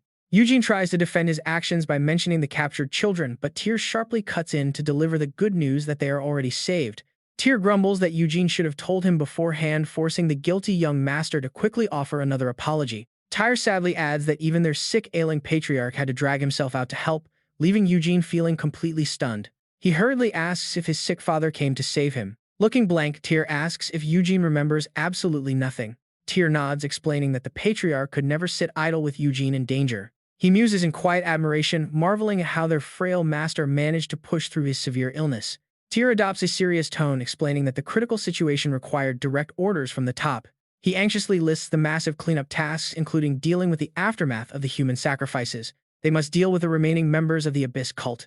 Eugene bitterly laments, reflecting on the tragic fate of the victims. Tyr shrugs and complains about the terrible capital security while openly wishing he was back home in Felivia, though Eugene annoyedly grumbles that his prejudice is uncalled for even in a crisis. Tyr points out that instigating the slums always leads to chaos, making Eugene nervously avert his eyes from the servant. Deeply concerned, Eugene anxiously asks about the poor slum dwellers. Tyr explains that their lord is currently funding relief efforts out of his own pocket, which is highly expensive and politically risky since it directly interferes with royal territory. They are trying to hand the responsibility over to the royal court, but the crown has been giving them a very cold shoulder. Eugene angrily demands to know why, only for Tyr to bitterly remind him that the elite simply do not care about the poor. Down in the lawless slums, people constantly tearing each other apart is just daily life. The tragic deaths of those poor souls struggling underground never register with high society anyway. To the capital nobles, letting the trash wipe each other out is actually a good thing. They probably wonder why Felivia even bothers to interfere and do the right thing. That indifference only feeds the abyss, letting it grow. But since those nobles are safe behind thick walls, they remain incredibly smug. Tia smiles bitterly, trying to ease the tension. Still, she says the Lord will never abandon the poor just to please the high society. Besides, the people are cooperating well, so they must like us. Look at this, they even sent wild flowers to wish us well. Eugene spots the strange paper flower he made earlier and lights up immediately. That is the one. He happily nods, agreeing that sending wild flowers is a sweet gesture. So thoughtful of them, he says. Then Tia frowns, deeply wondering about this weirdly shaped paper flower. Eugene awkwardly steps in, saying it is the thought that counts, but she remains completely unconvinced. Eugene strongly disagrees, insisting this is definitely his most beautiful creation. Confused, she hesitates for a second before saying, "If you say so." Then Eugene looks around, curious about Levin. He wishes his friend could see this too. Tia scratches her head. As for him right now, inside the holding cell, heavy guards keep a close watch on Levin. The second Levin sees him walk in, he waves and gives a cheerful greeting. Levin smiles, relieved to see Eugene looking better than expected. Eugene, however, can only stare at the guards in absolute shock. He quickly steps in front of Levin, calling out that there has been a massive misunderstanding. Before he can finish, the commander steps forward, demanding attention. Hearing the loud shout, Eugene flinches in pure surprise. The squad salutes in unison, shouting a loud greeting to the young lord. Flustered, Eugene quickly nods. Yes, hello. The commander chuckles, telling him to just speak normally since they are all part of Felivia. Eugene is completely stunned. Is this really happening? The commander excitedly brings up the battle. Hearing how Eugene wiped out the Abyss worshippers made him realize he really is the Lord's son. He keeps showering him with praise, saying Eugene looks just like his father. Eugene blushes, scratching his head and telling him to stop. Watching them, Levin feels totally left out. Honestly, can you even blame him? He speaks up to calm Eugene down, saying it is nothing serious, just a routine interrogation. Eugene blinks, repeating the word in shock. Levin explains that it is more of a friendly chat. He already spoke to the Lord and everything is resolved. This is just a final check. Levin casually asks if they are finished for the day. The commander rubs his chin, noting that since Eugene is here, they can wrap things up. Still, the commander warns they will be back at the exact same time tomorrow. Levin simply nods in agreement. Before heading out, the commander gives a cheerful salute, wishing the young lord a wonderful day. Levin sighs at how fast the man changed his attitude. It is completely unfair, but before he can finish, Eugene cuts him off. Eugene asks if they were actually getting along. Levin shrugs bitterly, admitting he has no choice since he is one of Sower's men. Eugene freezes in total shock. Sower. As in the legendary bishop of the Nine Eternities Church, Levin nods. Only Lord Felivia knows about Sower's church connection. The guards here have absolutely no clue. To the public, Sower is just a notorious mercenary leader who tore up the Northern Empire, earning the name of the Merchant of Death. Eugene frowns, wondering why Levin would ever work for someone with such a terrifying reputation. Levin does not hesitate. Since he already told Eugene's father the whole truth, he might as well share it with him. Once the story is out, Eugene gasps in absolute disbelief. Wait, Levin is part of Felix. He mimics a fighting stance amazed. The legendary righteous thieves. Levin rubs his temples, admitting that while it is true, it is not quite like that. They are not actual thieves, Levin explains. Felix is actually quite similar to Felivia, a group dedicated to protecting Felin's lost legacy. While Eugene's family guards the western border, Felix preserves Felin's ancient knowledge. Levin holds up a small broken device, although this one is just a cheap imitation. Eugene is stunned, so Felin's knowledge is actually machinery. Levin sighs, explaining that the righteous thief rumors probably started because they operate as a secret underground society. Eugene tilts his head, repeating the phrase in confusion. But if that is the case, Eugene asks, is not Sohor their enemy? Why would Levin ever stay close to him? Levin calmly nods. Levin looks down. The truth is, Sohor wiped out the entire Felix group, leaving only him behind. He was the sole survivor of a massacre at just 10 years old. Since then, he has been raised as Sohor's trophy and loyal attack dog. Eugene goes completely pale, utterly speechless at the horrifying truth. Levin waves his hands frantically to clear his name. Look, just because I kept secrets doesn't mean I serve the abyss. I won't pretend my past is completely clean since I did plenty of dirty work as a mercenary. But I only hid the truth from you because we both applied to the same magic academy. He hangs his head in shame, admitting that his own deep insecurity played a part too. Levin sadly confesses that Eugene, being the pride of the legendary Felivia family, is just his polar opposite. Dejected, he beats himself up over what he calls an ugly, pathetic inferiority complex. He bitterly admits it gets even more pathetic since he could not even stand up to Sohor, yet he actually wanted to kill Eugene. Hearing those words, Eugene's gaze softens with sadness. He bites his lip in absolute silence, completely lost in thought. Suddenly, Eugene stands up and snaps, demanding to know what the hell Levin Phelps is even talking about. He raises his voice to offer comfort, insisting that he saw Levin's genuine feelings that day and will never misunderstand him. He tells Levin that he was trapped in a situation where he simply could not be himself. Eugene firmly declares that he is not the brainwashed Levin Sohor of the Eternal Church, but the righteous thief Levin Phelps. Levin sheepishly mutters back, insisting that he is no righteous thief, nor is he that cult member anymore. Levin looks down at his open palm, falling silent as he processes those words. His voice softens as he admits that he completely understands Eugene's point. Levin notes with deep sadness that sometimes surviving all alone is far more painful than dying. He recalls the final parting words of Phelps, urging him to always remember. Felin descended on the darkest of days, showing that even in life's most pitch-black moments, a ray of light remains. Deeply moved, he squeezes his arm and whispers his thanks. The scene cuts to the grand admission day at Pade's magic school. From up high, Prince Eugene stands looking out of a large window. In him, curiously mutters that watching the incoming freshman is not like him at all. She asks who has caught the prince's eye, and he calmly replies that it is pretty obvious since everyone is looking at the exact same guy. Eugene recalls the shockwave this rookie sent through the school by causing absolute chaos during his entrance exam. He expresses his genuine admiration for the boy who saved the entire slum area from the terrifying abyss. With deep respect, Eugene speaks the name of Felivia's famous 1-second wizard. In the crowd, Talia lets out a heavy sigh, grumbling about a failed assassination attempt. Annika mutters with growing interest, realizing that Eugene is the boy's actual name. Right then, every single pair of eyes in the area locks onto Eugene Felivia. Eugene awkwardly covers his face, wondering why everyone is staring. As whispers spread through the crowd, Levin casually points out that Eugene is easily the most famous guy around, though this is still going better than expected. While Levin continues to ramble about expecting trouble, Suab suddenly lets out an excited shout that she has finally found him. Smugly pointing her finger, she loudly calls out the son of Lady Scotty, Eugene Felivia. Clenching her fist with absolute confidence, she proudly introduces herself as the shaman Suab. With fire in her eyes, she boldly challenges him to a northern-style duel right then and there. Spotting Eugene from a distance, Levin waves enthusiastically, shouting a friendly greeting as he approaches. Eugene blinks in total surprise, caught off guard by Levin's sudden appearance. Eugene looks at Levin's flashy headwear with a pretty awkward expression, questioning if that merchant hat is not a bit too much. Levin casually explains that it is a merchant hat. Even though commoners are treated like semi-nobles and do not actually have to wear one, he thinks, showing a bit of status on a day like today is pretty useful. Levin adds that people might get furious if they find out his commoner status later, making Eugene realize that class discrimination here is far more intense than he ever imagined. Levin casts a quick glance around the crowded courtyard, noting that everyone's attention.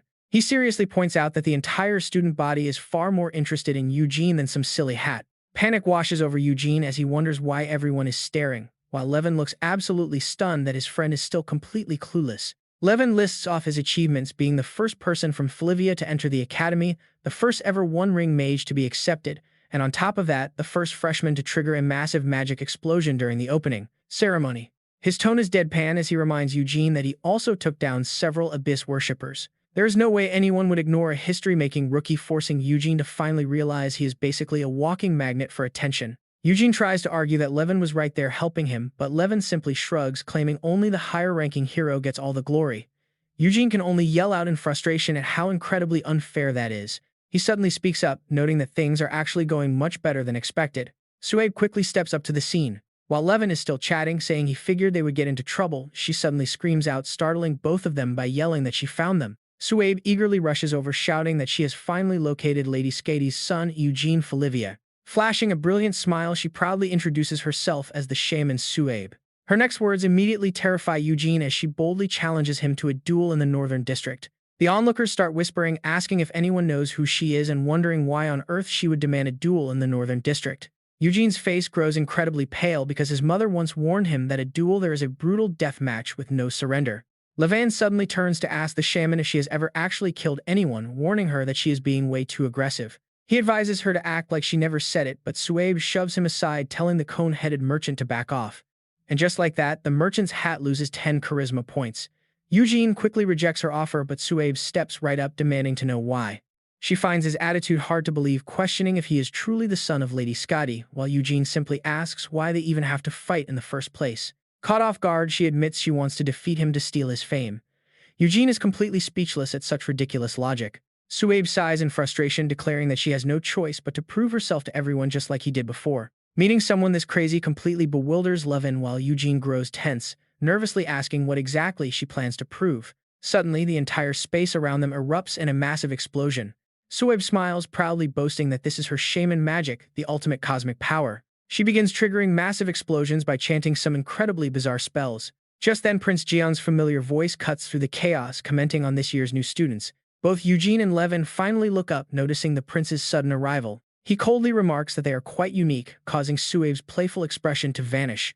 She screams in rage that this is not over, but Prince Jeon simply orders his guards to lock the brat away. His men obey, leaving Levin highly impressed by his raw efficiency. Eugene's eyes lock onto Prince Jeon, realizing the man is actually utilizing Desio. He notices the prince did not just mimic his blast, but compress the magic density to shrink the range while heavily boosting its raw power. He grows intensely curious, realizing this prince is a fellow magic swordsman, and an exceptionally skilled one at that. The crowd erupts and gasps as they realize it is Prince Jeon, sending a jolt of shock straight through Eugene. The prince suddenly walks right up to Eugene, prompting the boy to stand straight and nervously salute. Jeon calmly waves it off, telling Eugene to drop the formalities and simply address him as an upperclassman. He wants to speak as the Prince of Hebronia, expressing his deep gratitude to Eugene for conquering the dangerous abyss, which leaves the entire surrounding crowd completely speechless. Hearing this praise, Eugene shyly downplays it as a mere stroke of luck, thinking the prince is actually a really decent guy, until Jeon speaks up once more. Jeon delivers a chilly warning, telling him not to show off. The scene shifts to the grand hall inside a massive square. The headmaster delivers a grand speech welcoming all new students to Pade's Magic School, which was founded by Lord Anata himself to preserve the legacy and knowledge of Felin and his 12 disciples. He reminds the students that they are the true heirs of Felin's grand wisdom, urging them to carry themselves with a high sense of responsibility, pursue deep scholarly knowledge, and become exemplary citizens just like their seniors. Eugene's spirits sink completely as he realizes that despite looking forward to the ceremony, he has already made a terrible impression on the royal family. He keeps replaying Jeon's warning in his mind, desperately wondering what he could have possibly done wrong. On the verge of tears, Eugene silently protests his complete innocence while Levin glances over, realizing his friend is incredibly shaken by this harsh, unexpected caution from the royal prince. Sensing that something is seriously off, Levin shifts his focus. Ari steps up to announce that the vice principal's speech has concluded, bringing up a special event meant to unite the seniors and juniors. She proudly declares that they will now witness a joint magic performance featuring a collaboration between both incoming freshmen and upperclassmen. Right on cue, Enika steps out before them. Watching this unfold, Levin quietly realizes that her presence might be the perfect distraction to snap Eugene out of his gloomy thoughts. He suddenly asks if Eugene knows how mages are classified, prompting a surprise reply about masters and professors, questioning why he would ask that now. Levin shares his thoughts, explaining that since they are attending a prestigious magic academy, separating students by rank is totally standard, though actual academic titles are not held by every single mage. His voice grows serious as he explains that mages are usually split into basic, intermediate, or advanced ranks based on raw ability. However, some extremely rare mages possess such overwhelming, unmeasurable power that they are classified as walking national disasters under constant state surveillance. Levin turns his head to look at Eugene, explaining that they are called specially designated mages. Eugene can only offer a strange smile, feeling like it all sounds way too unreal. Levin shakes his head and points straight ahead, telling him to look right over there. It seems Levin is referring to Anika Assis, the top star of the Magic Academy and the very first student ever appointed as a specially designated mage. He adds that she is known as the 13th disciple of Felin. Eugene's face instantly drops as he realizes he has actually heard of her before. Levin casually says it makes sense. Such a legendary title is usually reserved for mythical figures, yet it was given to a 16-year-old student, so of course Eugene heard about her. Eugene suddenly panics, wondering why Professor Easton would ever compare him to a monster like that. While the two of them are still chatting down below, Anika already notices them. As she steps forward, Levin keeps whispering to Eugene about her reputation, saying she is so utterly obsessed with magic that she ignores everyone, even royalty and the academy professors. But he quickly adds a positive note: at least she does not judge people based on their social class. He suggests they might actually have more in common than they think, just as Anika stops right in front of them. She awkwardly asks if she can call him by his name, greeting him directly. Caught off guard by the sudden approach, Eugene can only nervously agree. She tells him she has so many things she wants to talk about. Beside them, Levin can only sigh, wondering how Eugene keeps attracting princes and top-tier mages. Anika stares straight into his eyes but suddenly admits she forgot what to say, leaving Eugene feeling even more awkward. Sensing the tension, Lucas rushes over and calls out for Assis to wait up. He gently warns her that the magic performance must be chosen from recommended students.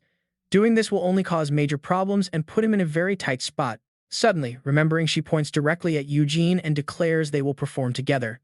An angry Lucas immediately steps in, warning her that mocking academy tradition has its limits. They must choose elite talent, not a basic one-circle mage. Anika cuts him off, stating she is not mocking anyone since she does not see any real mages here anyway. She casually adds that Eugene Felivia is the only exception, leaving everyone completely stunned. Lucas panics, asking if she is actually serious, while the crowd whispers in disbelief about a mere one-circle mage. Standing nearby, Talia smiles smugly, realizing that the puzzle pieces are finally coming together. She glares at him, convinced Eugene Felivia is hiding his true power, while Eugene himself remains utterly confused by the whole situation. Looking close to tears, he insists she must have mistaken him for someone else. Anika suddenly remembers his origin, asking if a direct magic duel would be fine since he comes from Felivia. Hearing the word duel, Eugene's face instantly pales in sheer panic. He internally screams that a duel is pure madness, not a magic show. Honestly, you can't blame him for panicking. Even Levin agrees this is incredibly brutal. Levin finds it completely absurd that the Academy's top genius and legendary designated mage is challenging a weak first-year student. This is straight-up bullying on an entirely different level. Eugene looks at him with watery eyes, wondering what happens if he wins. Levin nods sympathetically, telling him not to feel bad when he loses before suddenly freezing. Eugene explains that his people can easily read magic flows, meaning even the most powerful spells will not easily affect a Felivian. Eugene's sudden confidence leaves Levin speechless, though he admits it might actually be possible. Eugene starts daydreaming, wondering if winning will make him the new top mage. Levin glares at him, noting how ridiculously excited Eugene looks. But Eugene quickly snaps back to reality, realizing he will just end up humiliated. Levin sighs, seeing through his ridiculous delusions. Levin steps closer, asking why he is so scared when he literally raided an abyss worshipper lair alone. He tells him to stay positive since everyone already knows the match is unfair. Reaching out, Levin reassures him that even if he does not win, trying his best will change how everyone sees him. But Eugene remains terrified, wondering how a basic one-circle mage like him is supposed to fight the school's star. Levin cannot comfort him, knowing there is simply no escape. Whining as they walk, Eugene laments about receiving another duel challenge earlier this morning, wondering why trouble follows him everywhere.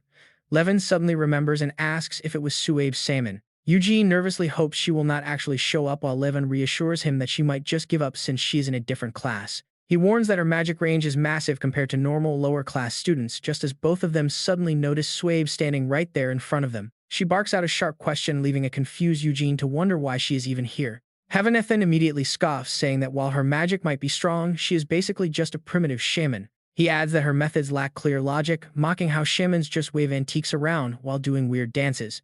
There is no way the professors could ever give that a high score. Hearing this, Suabe snaps, shouting that if her shamanism is considered that primitive, it belongs in Class D. She angrily demands to know why he is still stuck in the lower class if his magic is so pure. leaving Heavenathan completely speechless as she calls him pitiful. Heavenathan helplessly wipes his tears, muttering that the magic world simply fails to appreciate his artistic genius.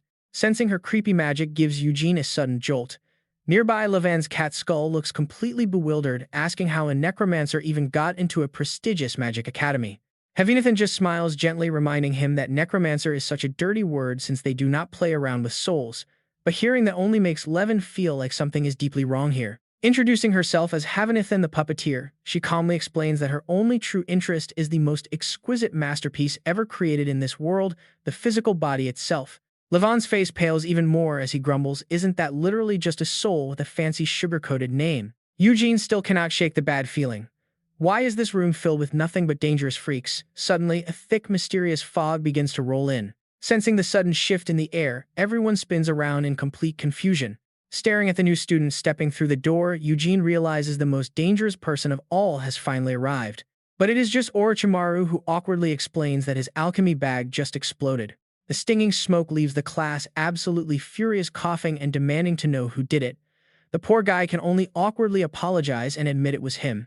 Levan quickly sizes up the chaotic situation seriously, wondering if he should drop out because this class is completely hopeless.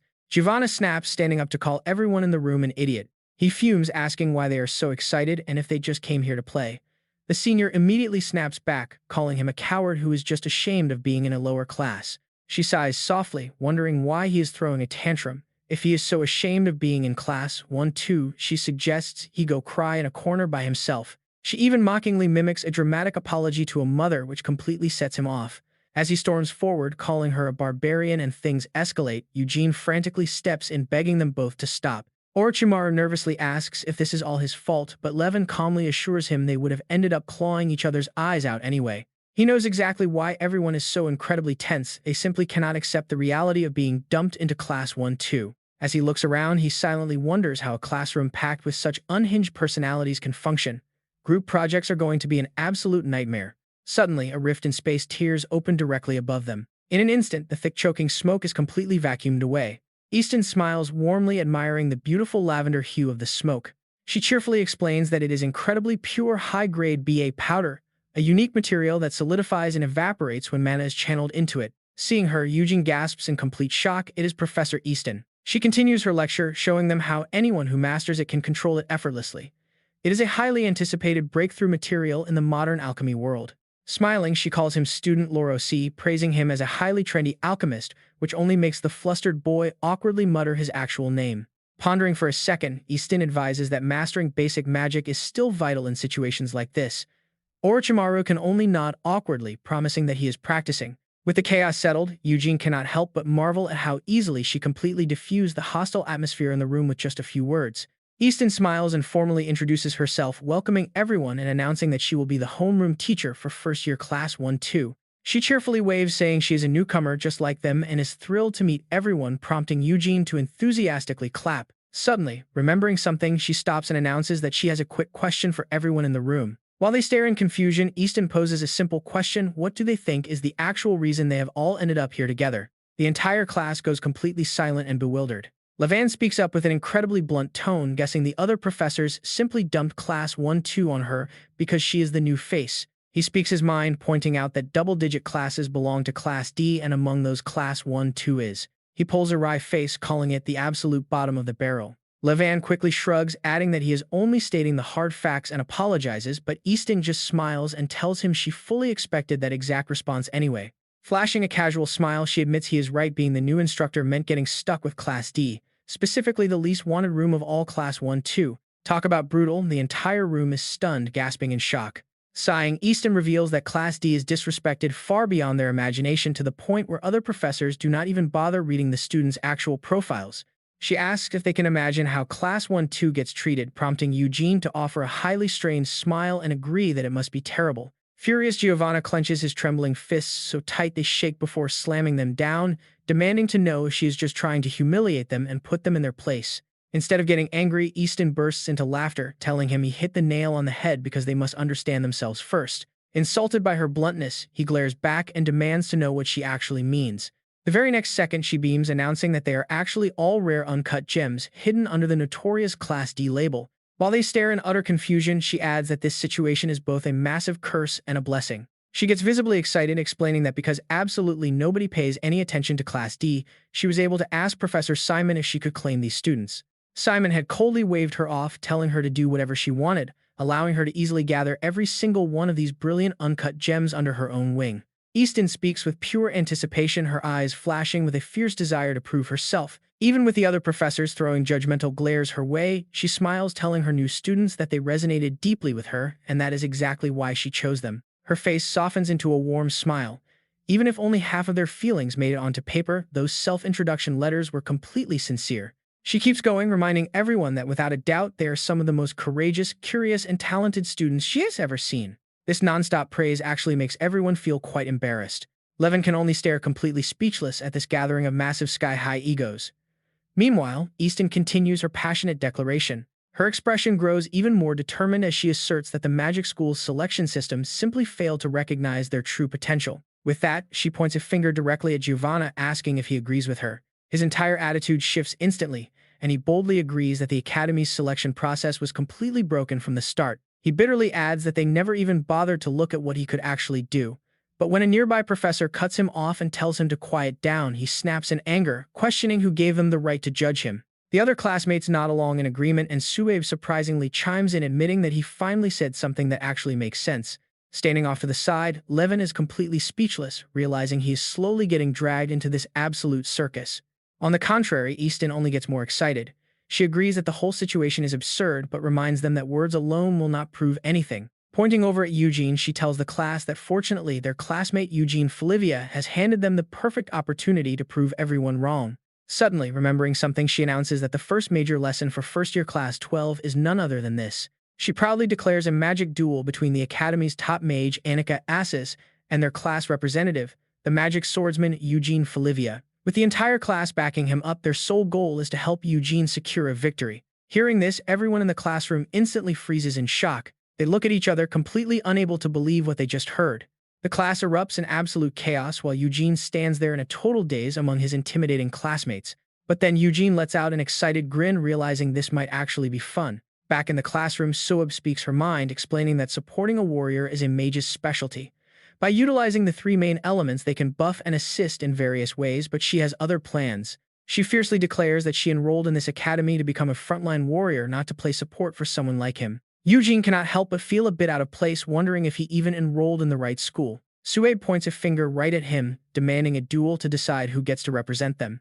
Hearing this, Levin gasps, asking if they are suddenly running some kind of tournament. When classmates hold her back, she yells in frustration, demanding they let her go. Nearby, Giovanna glances at Havanaden, who chuckles at how exhausting this is. Just then, Orochimaru Lorosi steps forward to introduce himself, explaining that he is an alchemist who can craft some useful magical catalysts for the upcoming duel. Eugene looks at the remarkably small boy in surprise, asking if he has any siblings.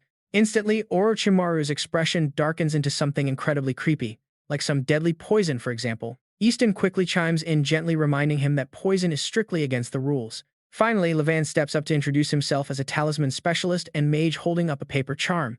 He explains he can craft basic magic tools or apply enhancement talismans to Eugene's gear.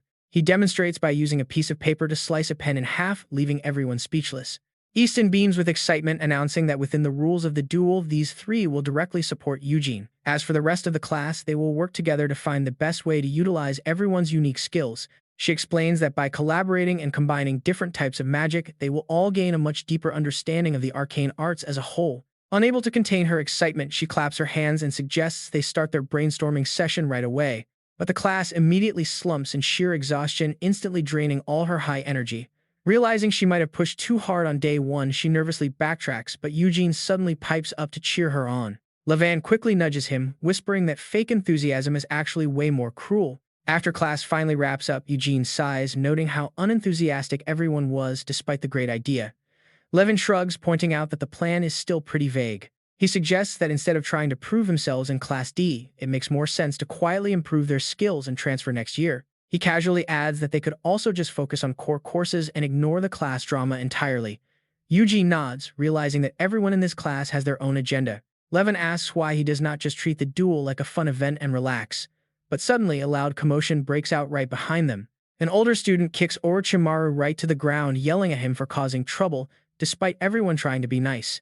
Orochimaru struggles to sit back up, arguing that he has every right to use the academy workshop and questions what authority the bully has to kick him out. The bully steps closer, asking who in their right mind would ever want to share a workshop with Class 12. He harshly warns Orochimaru to stop disrupting real students, but before he can finish, Eugene suddenly drops a heavy hand onto the bully's shoulder, quietly telling him to let go.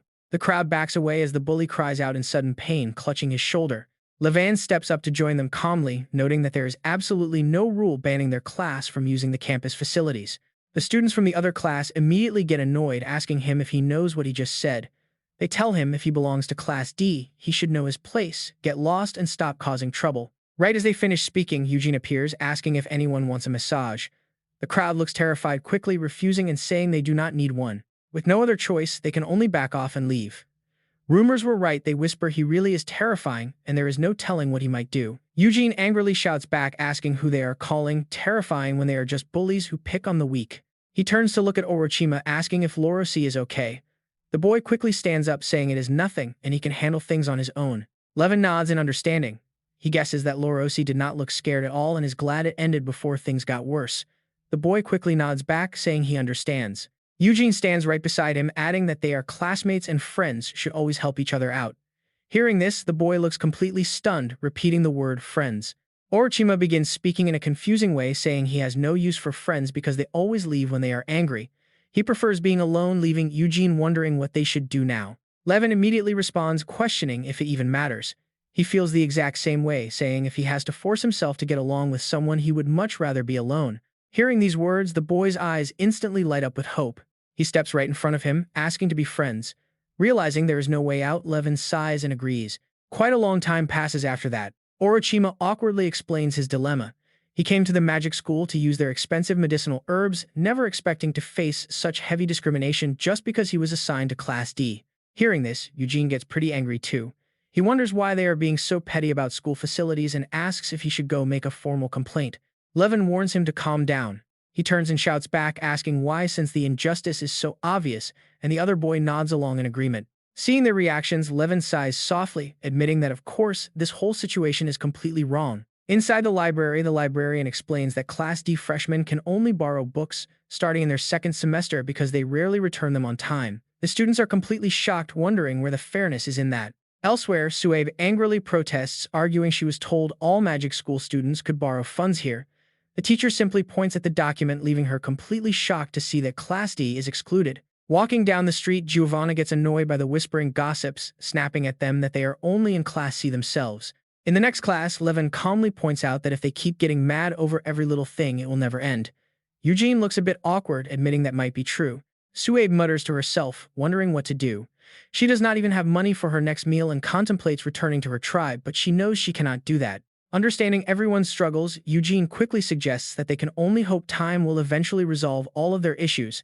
Levin stands beside him, remarking that for their class of incredibly proud students, just waiting around is probably not going to work. Before he can even finish, Suabe snatches Levin's food, asking if he is already done and not going to eat any more. It looks like she has been starving for a while. She declares the food is hers now, and as Levin shrugs and tells her to go ahead, Eugene watches in complete confusion. He curiously asks what she is doing with the leftover scraps, but in the next second, she is already eagerly devouring the breadcrumbs. It seems even these tiny scraps of food make her incredibly happy. Suabe proudly points to herself, declaring that the food is delicious and telling him to always leave his leftovers for her. Eugene desperately begs her to stop, pleading with her to go back to being her usual confident self. She starts calculating that if she does this a few more times, it will easily make a full meal, saving her from food costs.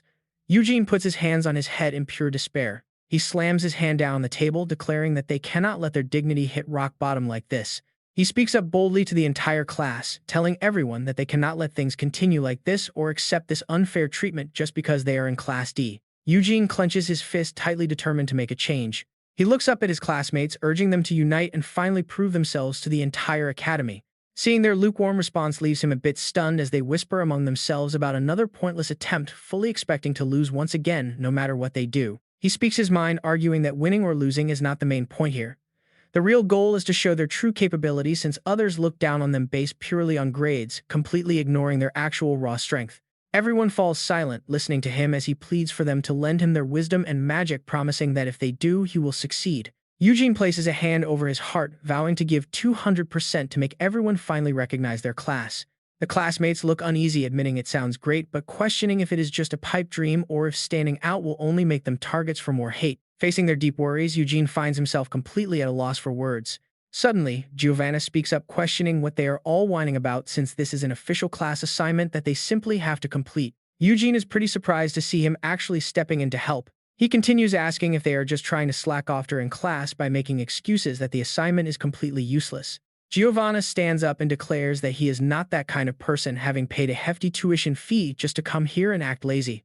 With a very serious tone, he suggests this is the perfect opportunity to teach everyone who looks down on Class D a proper lesson. Orochima quickly nods, agreeing that they should. Suabe suddenly chimes in, wondering why they are making such a fuss and asking if this will actually help them. He angrily asks why they always have to read the room, but she just shrugs it off, asking what she said wrong unless cash is on the line. Before she can even finish, Easton loudly announces that money is indeed coming. She smiles warmly and declares that money is absolutely involved here. Eugene whips his head around in total shock. With an excited grin, she explains that since they need real motivation, she made a bet with the vice principal. Easton proudly explains that winning brings a reward of 100,000 dinas.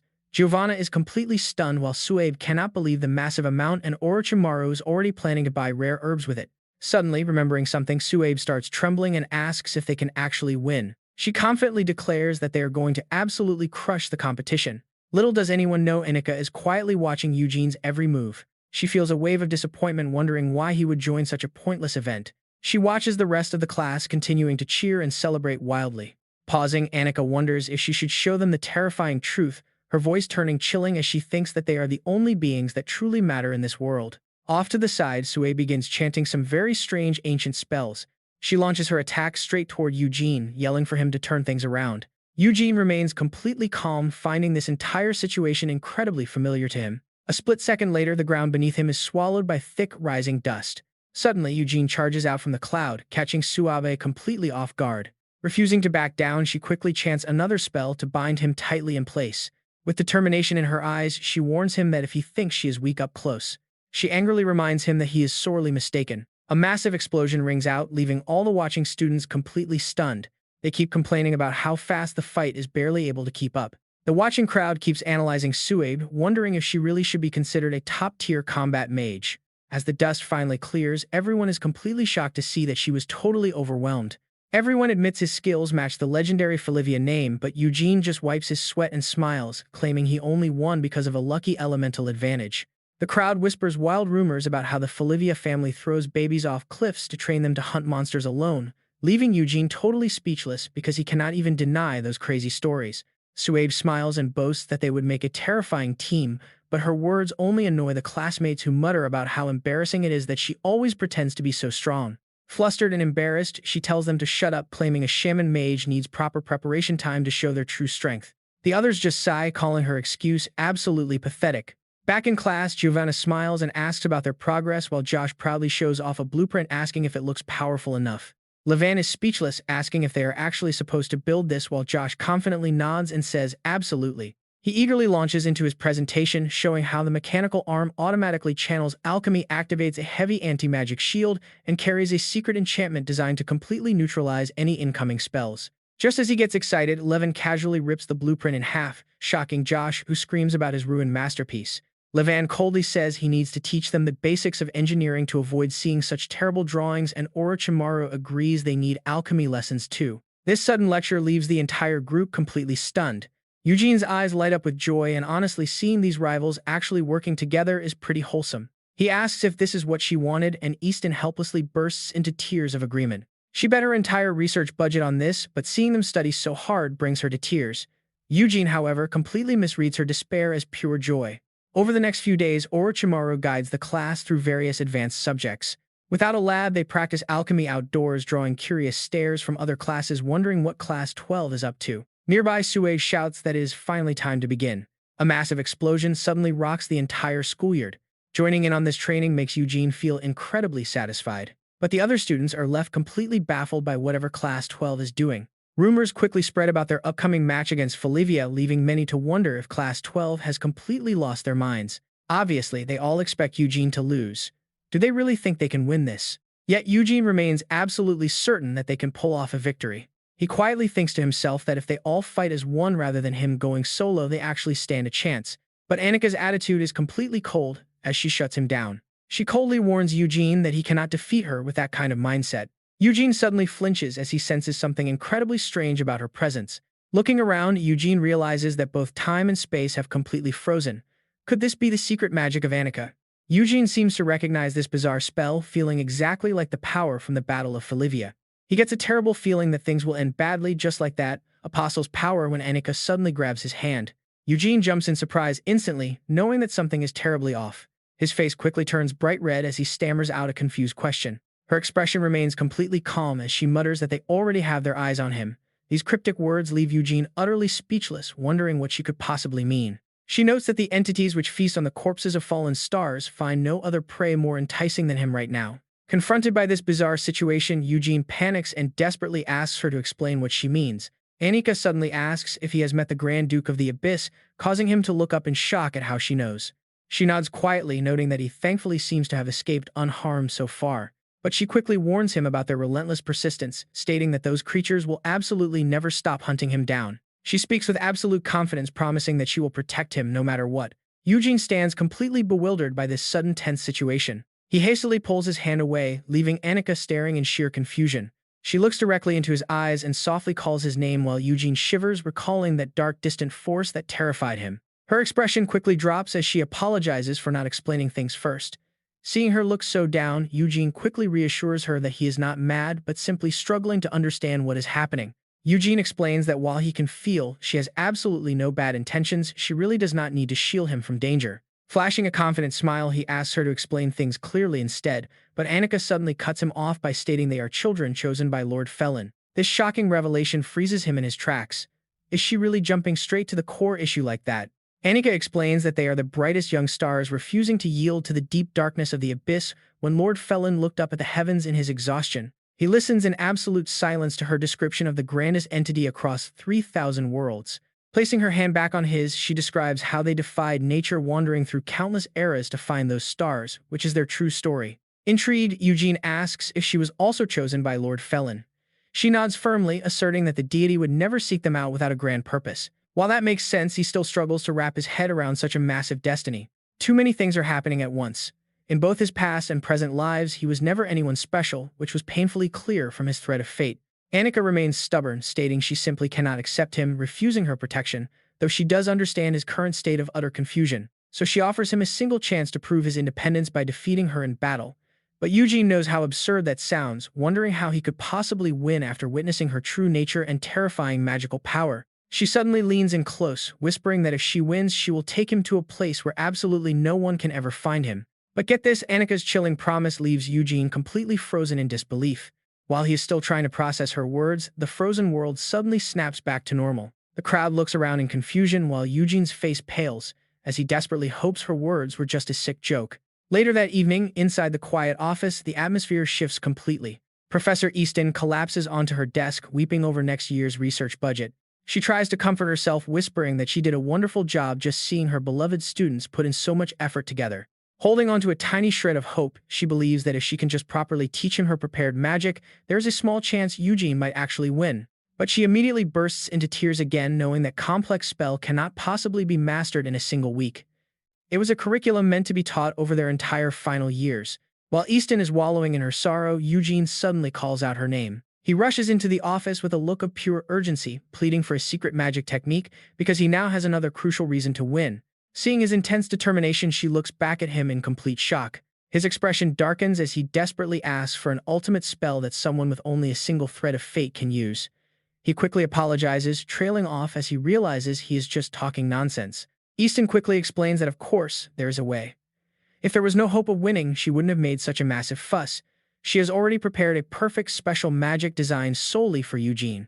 A bright smile lights up Eugene's face. Really, that is amazing. She always seems to have a backup plan ready. He cannot wait any longer. What kind of magic is it? He promises to do his absolute best to learn it. She smiles and reminds him that defeating the 13th apostle requires at least the power of the 12 apostles before them. Easton recalls what she knows about the 12 apostles of Felin.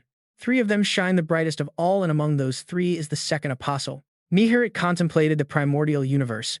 In other words, he reached the absolute void, a primal space where even the abyss does not exist, an infinite absolute zero. This is a state where all vibration completely ceases, a true limitless zero. And the second concept is complete unification. Therefore, space and its master become completely indistinguishable, creating a unique state where everything is one. Easton explains it more simply. He actually managed to prove it, and these became known as the three great proofs of Nihirit. Eugene is stunned by the sheer scale of it all. Levin cannot hide his surprise either, admitting it is an impressive story, but something feels off. Levin keeps wondering why such legendary tales are being casually discussed inside his own home. Eugene awkwardly explains that Tia accidentally overheard them talking about the match back home. Levin's expression immediately darkens. A match at the academy. Easton starts feeling incredibly awkward, wondering if she is hated now or if she should just make an excuse to send them away. Eugene is so helpless, he is practically in tears, complaining that he does not understand a single thing. She just smiles, telling him not to worry since it is simple if he does not overthink. She explains it in her own way. They say the great mages of creation and life actually built the horizon, breathing life into it by resonating their strings. The core of that theory is that this entire world is ultimately composed of magic and those strings. She demonstrates right in front of him. If they were to create a resonance completely opposite to this creation magic, reducing it to zero, what does he think would happen then? Eugene's face fills with fear. Maybe it will just completely disappear, he mutters. Easton nods in confirmation. Exactly. Just like any other magic, the creator's spell will simply vanish and turn back into raw mana. She explains that this rule applies to absolutely everything. Whether it is thin, paper, or solid steel, under this principle they all break down exactly the same way. Clenching her hand into a tight fist, she analyzes that one could easily call it the absolute eliminator. Eugene suddenly feels incredibly excited. Absolute. Sitting nearby, Levin pipes up with a question. Is an absolute zero called that because it is impossible to actually achieve? Even if it were possible, it would only work in a tiny area under highly specific conditions. He points out that neutralizing magic through opposing resonance is much easier said than done. The level of precision required would have to be completely off the charts. Easton's eyes instantly light up. Very good, the future of the Academy is bright indeed.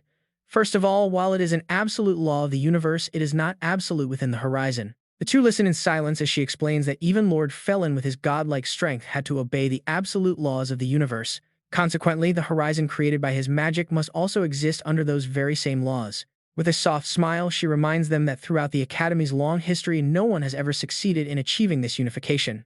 Eugene gets worried.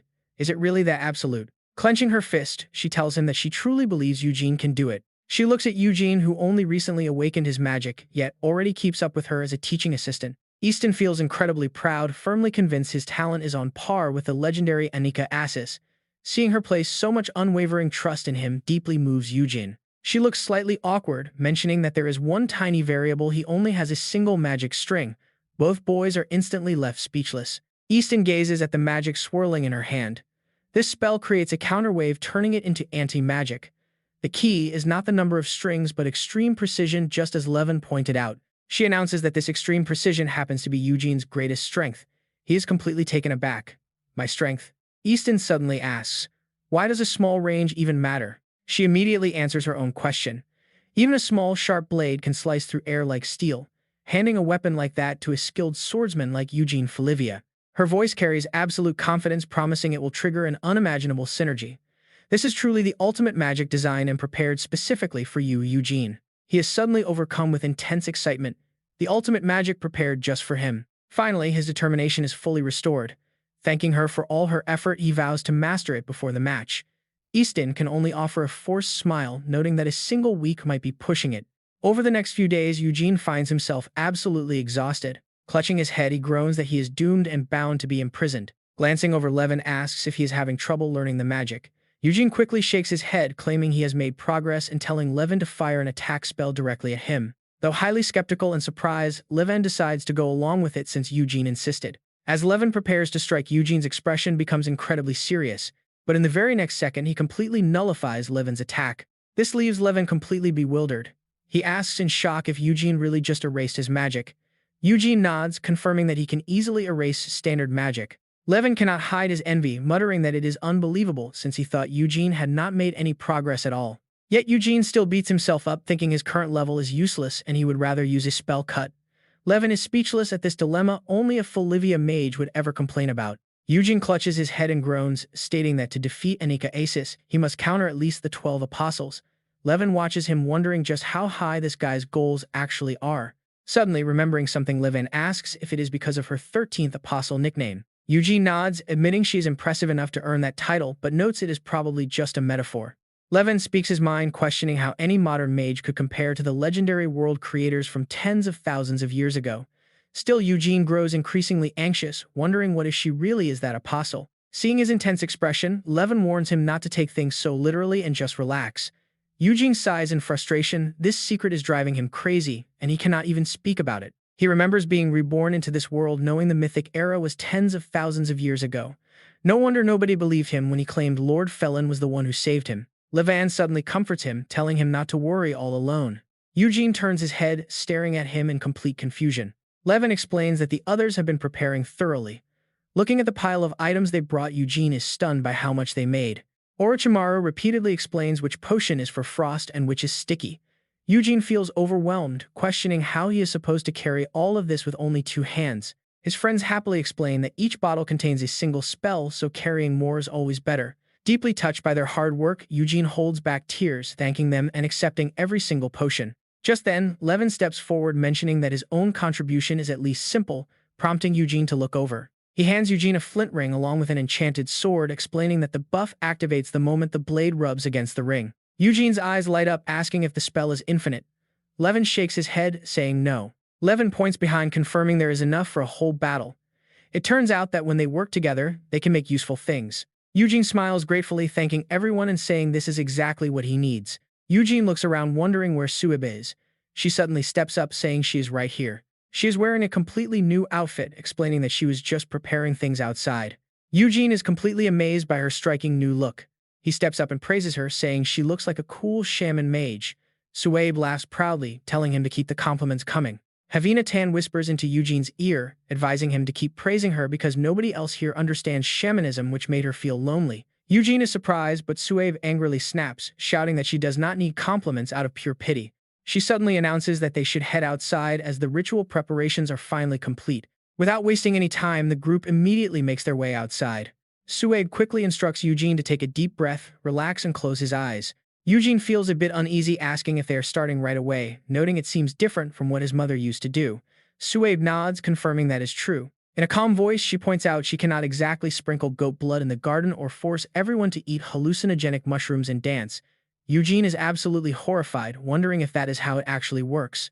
She awkwardly adds that she also had to sell all of her tribe's ritual tools just to pay her school tuition. Eugene recalls Easton mentioning that grand shamanic rituals are usually like massive tribal festivals, so simplified versions are common. Easton had expressed deep regret about not being able to witness a traditional ritual but realized there was no other choice. He silently tells himself they are actually lucky because if they did the full ritual class, 12's reputation would be completely ruined. Suib puts on her gloves and begins performing some very strange movements. Levin watches in surprise, wondering what ritual this is, hoping it is not a berserker ritual. Easton smiles, assuring him there is no way she would go that far. Yet the rest of the group gets excited, wondering if they might actually see a berserker. Still, they worry it doesn't fit Eugene at all, as it would just make him violently aggressive. Hearing their wild theories, Suib turns around and calls them idiots, asking why she would turn him into a berserker for a magic duel where he needs to cast spells. Easton sighs in relief, agreeing with her logic. Suib loudly declares that a soft, fragile young master like Eugene could never become a berserker no matter how much of Lady Scatty's blood they used. Eugene is left completely speechless at being called soft and fragile. Suib continues lecturing, stating that only a true warrior with the resolve to kill or be killed can ever tap into a berserker's power. Levin quickly leans in and whispers, asking Eugene if he brought that dangerous berserker ring, since accidentally killing his opponent would be a massive disaster. Eugene shakes his head, reassuring him that both items are strictly single-use only. Easton takes notes and asks what kind of ritual she is performing, admitting that since so little is known about shamanism, even she cannot guess. Suib explains that there is a perfect ritual designed specifically for wise individuals. Wasting no more time, Suib gets straight to work, explaining that this ritual is meant to awaken a sixth sense similar to desert vision. She explains that its main purpose is to awaken his dormant third eye. Soon the day of the duel arrives. At the temporary arena, spectators gossip, endlessly wondering whether Felivia or Asis will emerge victorious in this highly anticipated clash. Listening to the crowd, Eugene is utterly surprised by their doubts. He asks blankly if that is even a question worth asking. In a calm tone, he declares that it will obviously be an overwhelming victory for Assis.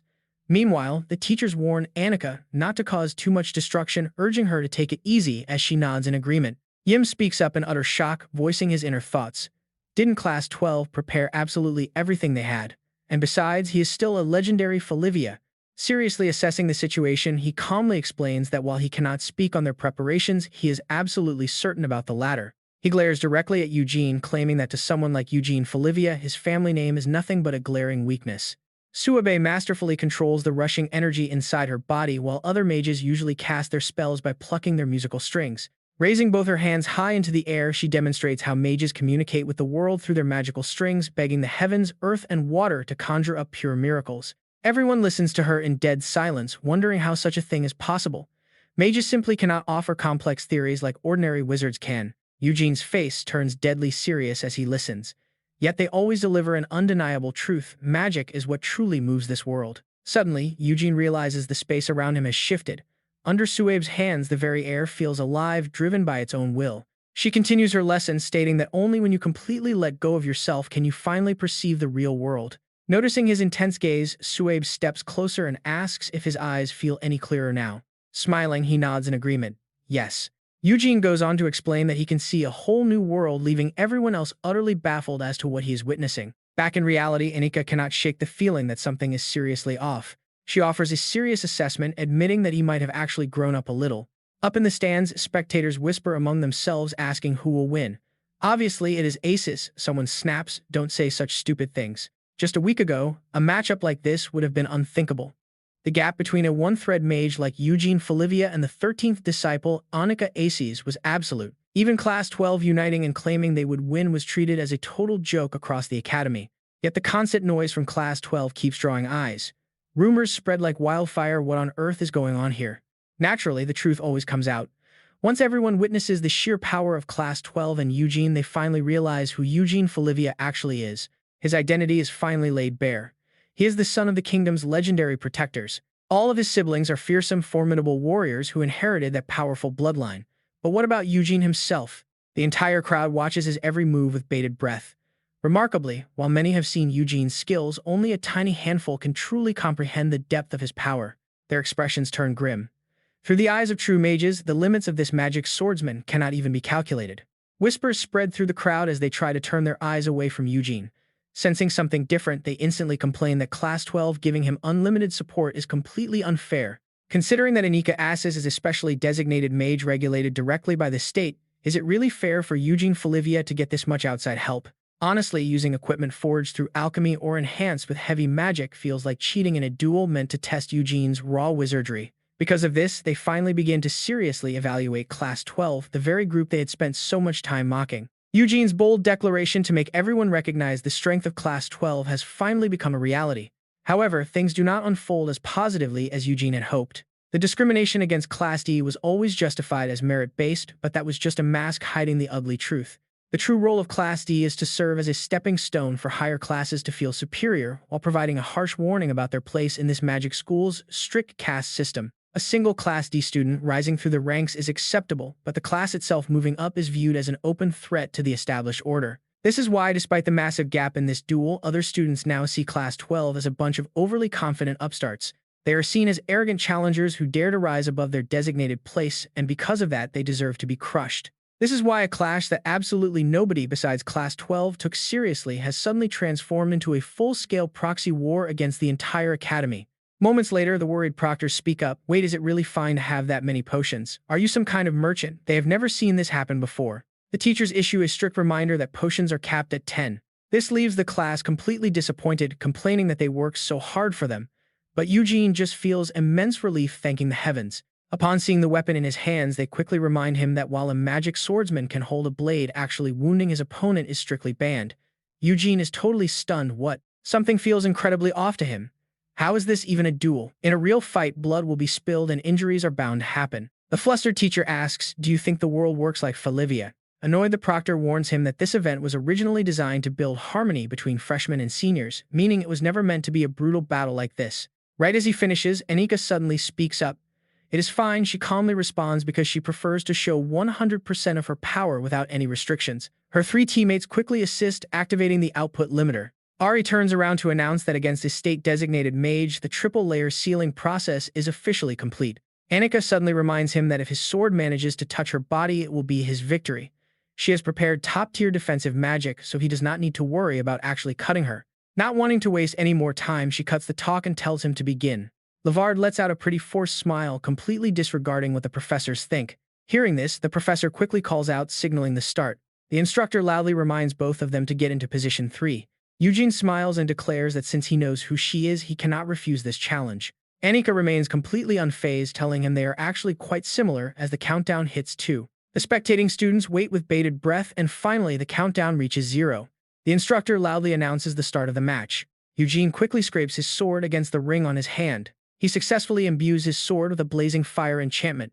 Meanwhile, Annika has absolutely no intention of standing still either. The moment she waves her hand, a massive lightning bolt crackles to life. She decisively points her finger directly toward him next.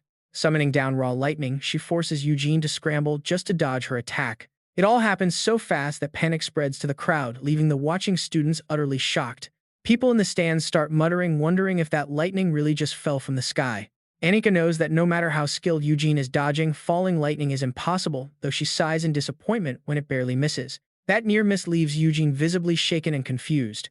But Annika keeps moving casually, asking if he needs a moment to adjust.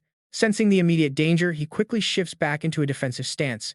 Honestly, it seems she wants to wrap this duel up as fast as possible. This time, Annika triggers a localized earthquake that launches Eugene high into the air. His face pales as he realizes she is casting this while under a 3-layer seal, which makes absolutely no sense. The moment his feet touch the ground, he quickly composes himself, telling himself he can still handle this. Eugene charges directly at Annika, spotting what looks like a clear opening in her defense. But she already anticipated his move calmly, pointing her finger forward to declare her adjustments complete. He instantly realizes what is coming as yet another lightning bolt strikes. With no way to dodge, Eugene is forced to use the endless water his friends gave him. A massive boom echoes as he raises his hand to block the lightning. The crowd watches in absolute shock. How on earth did a single sequence mage create such a massive wall of ice? Giovanna chuckles with amusement at the endless water, while Orochimaru proudly smiles, remembering how they all made it together.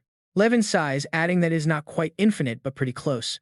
He smiles and explains that they refined 10 liters of water down to 1%, putting it inside the launcher with simple magic. Talk about a perfect strategy in the hands of an ice magic specialist. Its practical applications are truly limitless. A smirk plays on Levin's lips, noting that the spell performed far better than expected, likely due to those seals. Since she relies on subtle plucking gestures, Eugene can actually predict and react to her lightning attacks pretty well. He keeps a close eye on the battle, knowing a swordsman's blade is always faster than a mage's hand. Catching Annika off guard for a split second, Eugene immediately lunges forward. He decisively swings his sword straight down toward her. Yet she remains completely calm, simply clapping her hands together. Realizing something is terribly wrong, he freezes right in his tracks. Somehow, without anyone noticing, Annika has already teleported right behind him. The spectators sit in absolute disbelief, their jaws dropped. Almost none of the students can comprehend what just happened, confusedly whispering to each other about why he suddenly leaped backward when he was so close to hitting her just a second ago. Only the professors and a few elite students can comprehend even a fraction of what happened, leaving Ari to cover her mouth, calling Annika her absolute goddess. Even Eugene realizes this duel is far more dangerous than he anticipated, while Talia looks pale, whispering that she has only ever heard of such magic in ancient fairy tales. But even those elites only understand it in theory, unable to actually track the movement, leaving Eugene as the only one who truly perceived her speed. To Eugene, it feels as if time itself is stretching and space is actively warping, and he knows that terrifying sensation is completely real. He realizes this mage was chosen from among billions of stars, manipulating space and time so easily that it feels entirely natural. Annika suddenly speaks up, telling him that it is time to continue. His expression grows even worse. The only person capable of actually seeing Annika access magic is Eugene himself. To start with, humans are creatures with highly developed vision, perceiving vibrant colors that most other living things cannot. But does that really mean human eyes are superior to those of wild beasts? The answer is not necessarily. In the wild, where life and death are decided in a split second, quick judgment and raw speed are what truly matter. Furthermore, humans process visual images using 3 primary colors, while wild beasts usually see only 2. Yet, a simplified world of just 2 primary colors brings absolute razor-sharp clarity, allowing those beasts to make critical survival decisions instantly. In terms of combat, humans with 3 primary colors might seem superior to beasts seeing only 2. However, the more information you have to process, the more time it takes to react. A question suddenly pops into Eugene's mind: what if we could surpass the limit of 3 primary colors and actually see the color of magic itself? For a concrete example, assume each primary color can be represented by 256 distinct shades within 3 primary colors. That equals about 16 million colors of visual information, but what if we add the color of magic as a 4th primary color? Then the amount of information would reach 4.29 billion. Not only that, but facing an explosion that completely exceeds all human cognitive limits, that will inevitably cause the fragile human brain to overload and completely stop thinking. Eugene has already figured out his current situation a true curse of knowledge. If only he was like the other Felivias who know nothing of magic, then he could just fight like a normal warrior. But Eugene Felivia is a mage. He senses that something is terribly wrong here. Watching the space in front of him warp and blur catches him off guard. Even if it is just a tiny fragment, he is determined to comprehend it. Suddenly, Anika asks if he understands, explaining that this sphere compresses time and space within it, leaving time almost frozen. She explains to Eugene that inside this space, the countless spells she has compressed remain in a static state, ready for her to summon whenever she wants. She suddenly points her finger directly toward him, just like this. The ground suddenly caves in beneath him, leaving Eugene completely panicked. He slowly plunges into a seemingly bottomless dark abyss, wondering what is happening. His expression twists in horror. What on earth is this? Eugene screams out in utter desperation, asking what is happening. Refusing to just stand there, Eugene immediately unleashes his infinite water magic. He leverages the powerful water pressure to propel himself high up into the air. In just a split second, he manages to return straight back into the compressed stream. Perhaps this battle is still far too overwhelming for Eugene, as the entire ground crumbles around him. And the one pulling the strings behind all of this chaos is none other than Anika. Seeing him successfully return catches her completely off guard. It makes absolutely no sense. After a brief thought, she decides to teach him a lesson, causing Eugene's face to pale even further. The surrounding space bends violently, leaving everyone stunned and questioning if they are the only ones seeing this crazy distortion. Eason is completely frozen in shock. This level of power is simply impossible. Yet Anika simply speaks in a casual tone, claiming that rules mean nothing to her. She continues manipulating space around them, declaring that she is the absolute master of her own world. Eugene senses that something is wrong as his body suddenly starts to helplessly float. Despite trying his hardest to resist, he cannot escape her grasp, realization hitting him that he is falling. While he is still struggling to make sense of it, Anika suddenly appears right in front of him. Eugene still has no idea what her true intentions are.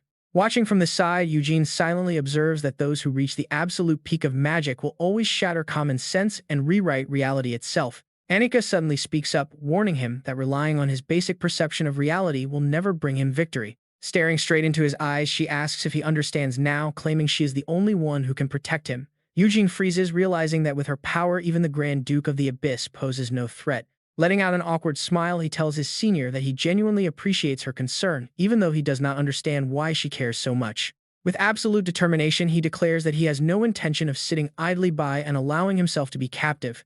Anika sighs wearily, noting that convincing him is taking much longer than she originally planned. Eugene loudly responds that he still has plenty of tricks left up his sleeve, immediately unleashing his Desio Flame Slash. Seeing this, she looks down on his effort, telling him that such weak magic is completely useless against her. Her face remains completely expressionless, but he is not the type to ever give up without a fight. Anika silently notes that while his training this past week was not for this exact match, it broadened Eugene's horizons. She knows his intense effort, seeing the world through a shaman's eyes. Not only that, despite his failures, he managed to learn the magic of the 12 Apostles. Now Eugene has grown strong. He is no longer threatened by Asis's magic. His face fills with absolute worry. Senior Asis is drawing magic directly from that black hole. He realizes this power allows her to transcend all limits. Things are far more complicated than Eugene anticipated, but those seals on her have not vanished. Her current magic output still registers at a completely normal level. Gripping his sword tightly, this is exactly what he will bet on. A sudden explosion blinds everyone in thick smoke. Anika immediately recognizes the dangerous properties of this thick mist.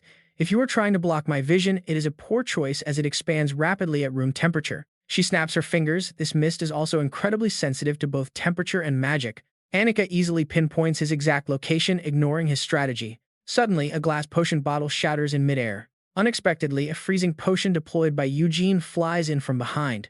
She spins in shock. Who is the real target? Once more, he swipes his sword against his ring. He unleashes the powerful Fire Sword Talisman. His eyes burn with determination. This is his ultimate trump card, the Desio Flame Slash. They strike straight toward Anika. Even with this surprise attack, she remains completely unfazed. Once again, she activates spatial reversal. Eugene gasps as she vanishes but retorts that he already knows. His eyes shift that hell magic was just a decoy. Eugene strikes with absolutely all of his might, but the blow completely fails to connect. He senses something wrong and instantly freezes. Eugene stares at his shattered sword, his hands trembling. Annika sighs, admitting he wiped out 7 of her stored spells. She casually explains that to cut through the rest, he would need 3,000 more attacks. Eugene stands frozen. This opponent is far more terrifying than he ever imagined. His despair deepens. Annika is stronger than any nightmare. Yet, facing such a massive threat, Eugene Felivia finally glimpses a higher plane of this world. And honestly, that excited grin on his face is absolutely wild. This sudden display of excitement completely shocks Annika. Eugene channels his mana and the impossible domain starts to manifest. He chants aloud the 3 great testaments of Void Nihilid. Legend says, when humanity first saw red, they were terrified, thinking it was blood or devil's fruit. Yet those who conquered their fears learned something new. One person tasted the red apple, realizing it was delicious. That was the exact moment humanity expanded their horizon, overcoming their initial fear of the unknown. Pushing past that fear allows one to reach new heights. Deep in his subconscious, Eugene finally sees it, his flowing mana. Overjoyed, he finally grasps it.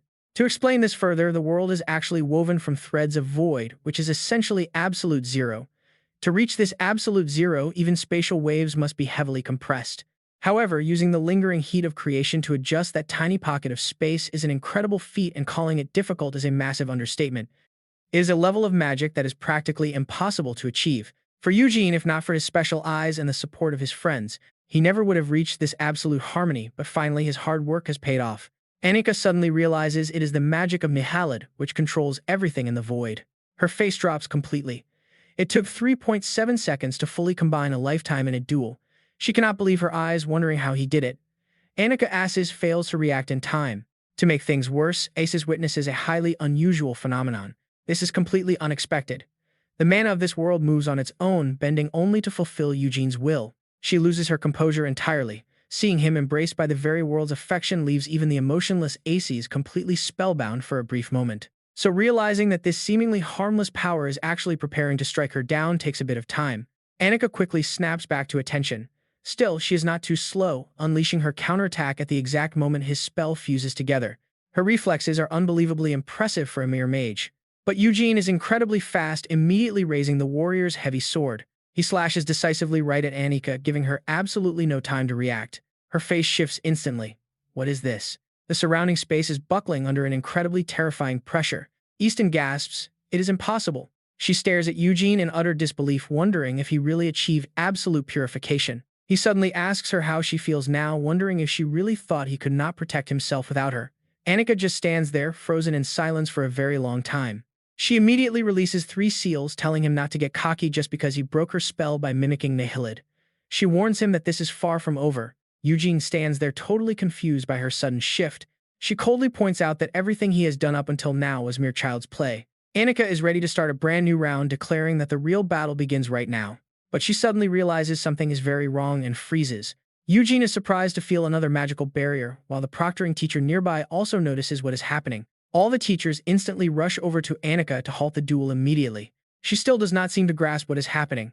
The crowd in the stands is just as confused, muttering about what is going on and if someone cheated. The teachers gather, whispering and debating among themselves for a long moment. A teacher steps forward to announce the duel is suspended, declaring that Annika Aces violated a special rule and must be detained immediately. He loudly proclaims that she is disqualified. Annika stands there, completely petrified. Even Eugene himself has absolutely no clue what is happening. The teacher loudly declares the winner to be Eugene Felivia.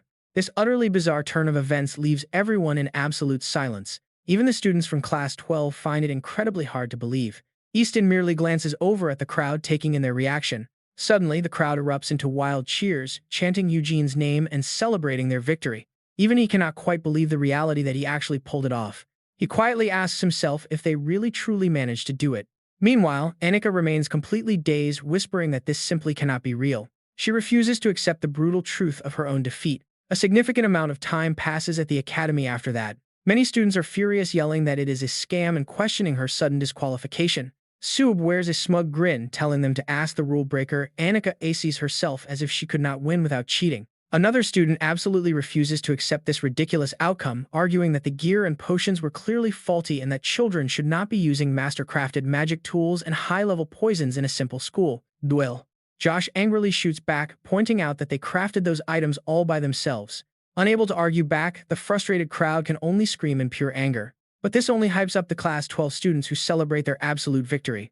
To celebrate, the entire group heads out to enjoy a massive feast together that very evening. Christine celebrates quietly, thrilled that her research funding is finally secured. Meanwhile, her students misread her tears of relief, genuinely touched because they think she is crying over their amazing academic progress. Levin looks around curiously and asks where Eugene is. Can they really celebrate without him? Suabe shrugs, claiming they can just party until he shows up even if it takes days. Levin is left completely speechless at the attitude. He warns Suabe that spending money so carelessly will leave him completely broke and licking empty bread bags again very soon. Easton is caught off guard, suddenly remembering Eugene mentioned going to meet Annika Asis. He wonders what Eugene could possibly be doing there, completely dazed by the mention of that familiar name. He recalls Eugene saying he was going to end up locked up. Levin realizes things are pretty bad and hopes it is not actually true. The scene shifts inside the cold prison cell. Eugene stands there feeling pretty awkward and speechless. He calls out to Senior Annika, who looks incredibly bored behind bars. He asks what she is thinking about, but she just shakes her head. In a very calm voice, she mentions wondering if she should destroy everything and kidnap him. This wild idea leaves Eugene completely flustered and stammering. Annika sighs, putting her head on the table and admitting she won't do it because he would hate it. Hearing that, Eugene looks at his senior with sparkling, grateful eyes. She suddenly adds that she is just finding another way. Eugene is speechless, asking if she really hasn't given up yet. Eugene feels a bit curious and asks why she wants to protect him so badly. Annika falls silent for a long moment, struggling to find the right words to explain. After thinking, she reminds him that he is the child chosen by Lord Felin and the Archduke of the Abyss is targeting him. Having experienced this himself, Eugene nods quickly, but still wonders why it had to be him. She casually snaps her handcuffs off and notes she cannot easily explain something as deep as destiny. And get this, she tells him he has every right to be curious before the entire room suddenly shifts around them, leaving him dazed. Annika calmly promises to share as much information with him as she can without breaking any rules. Eugene is still confused, wondering what rules she is talking about. She explains that long ago, Lord Felin grew sick of the meaningless war of attrition with the Abyss. Annika carefully explains that he signed a non-aggression treaty with them, which ultimately led to the creation of what they now call the Horizon. Eugene is startled, asking if Lord Felin did not defeat the Abyss before creating the Horizon. She replies that this is just what schools teach, so she takes it back. Eugene jumps to his feet, protesting that she cannot just take it back like that. Annika continues, explaining that despite differing details on who held the upper hand, this land was indeed created after the Abyss was defeated. She then casually asks tea or coffee. Eugene requests tea, silently wondering if this prison cell is completely useless, given how easily she is acting. Annika hands him the teapot, noting that the real key lies within the treaty's details. Her expression turns dead serious as she references the rules laid out in that treaty. Things get incredibly complicated when dealing with transcendent beings like Lord Felin and the Archdukes. Not only that, but anyone capable of manipulating human destiny was completely banned from interfering with the Horizon. As time passed, the 12 apostles also became transcendent beings and ascended, leaving the Horizon entirely for humanity to manage on their own. Eugene is quite confused, asking if the Archduke of the Abyss is not still active despite those rules. She calmly explains that every single treaty has its loopholes, much like how she easily bypasses her own prison restrictions using pre-recorded spells. Annika elaborates on this, explaining that a major way to bypass the treaty is when humans actively desire the power of the Abyss. In those cases, a certain degree of outside interference is actually permitted. This critical detail stems from Lord Felin's deep respect for human free will, but without these specific loopholes, maintaining the peace treaty would have been completely impossible from the start. Eugene still feels like something is off, protesting that he has never once desired the Abyss. She calmly points out that they interpret the rule very broadly, meaning even someone seeking salvation during extreme suffering can be viewed as desiring the Abyss. Looking straight into his eyes, Annika explains that the accumulated trauma from his past life means his soul carries far more pain and darkness than he even realizes. Eugene feels a wave of anxiety wash over him, finally understanding why the Archduke of the Abyss is so obsessed with him. She continues, explaining that the raw power granted to an Abyss worshipper directly scales with the deep pain of their soul. This means the Archduke of the Abyss is targeting him precisely because his fractured soul is incredibly attractive. Annika notes that if they succeed in corrupting him, turning him into a high-level apostle or a great disciple would be remarkably easy. Hearing this, Eugene's face pales as he mutters the word apostle. She nods, warning him that the persistence of the Abyss is beyond imagination, meaning they will absolutely come for him again. Annika points out that high-ranking agents of the Abyss are incredibly strong, theoretically matching her power when holding nothing back. Luckily, his background from Felivia is the only thing that saved him from suffering the worst possible damage. Her voice grows deeply serious as she warns that if these monsters attack again, even she cannot guarantee his safety.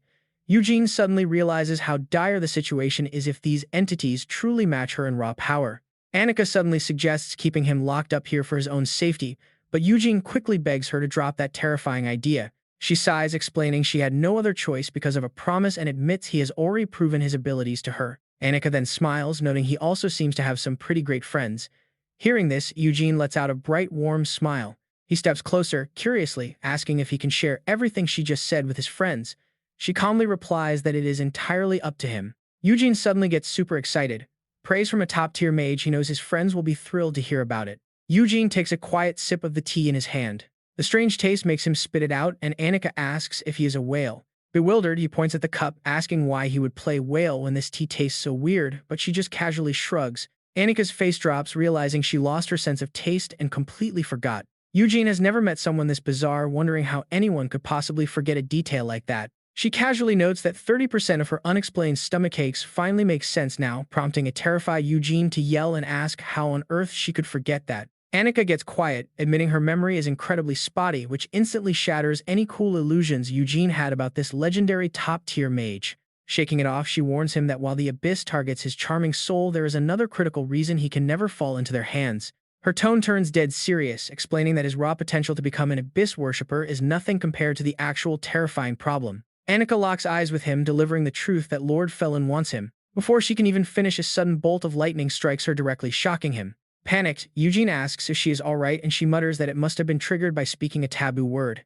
Annika explains she set warning spells because of her bad memory, leaving Eugene shocked since 2 more of those strikes could literally kill her. She looks down, noting that mistakes would cost her far more. Eugene is completely confused. Honestly, who wouldn't be? Apologizing, she admits this is the exact reason why Lord Felin chose him, but says she cannot speak further, leaving him incredibly disappointed and intensely curious.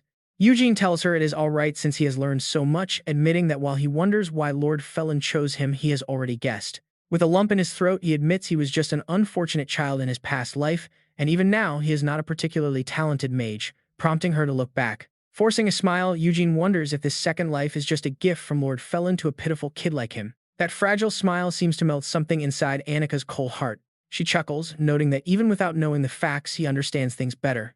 The next morning at school, Eugene freezes, staring at the pile of letters in Levin's locker.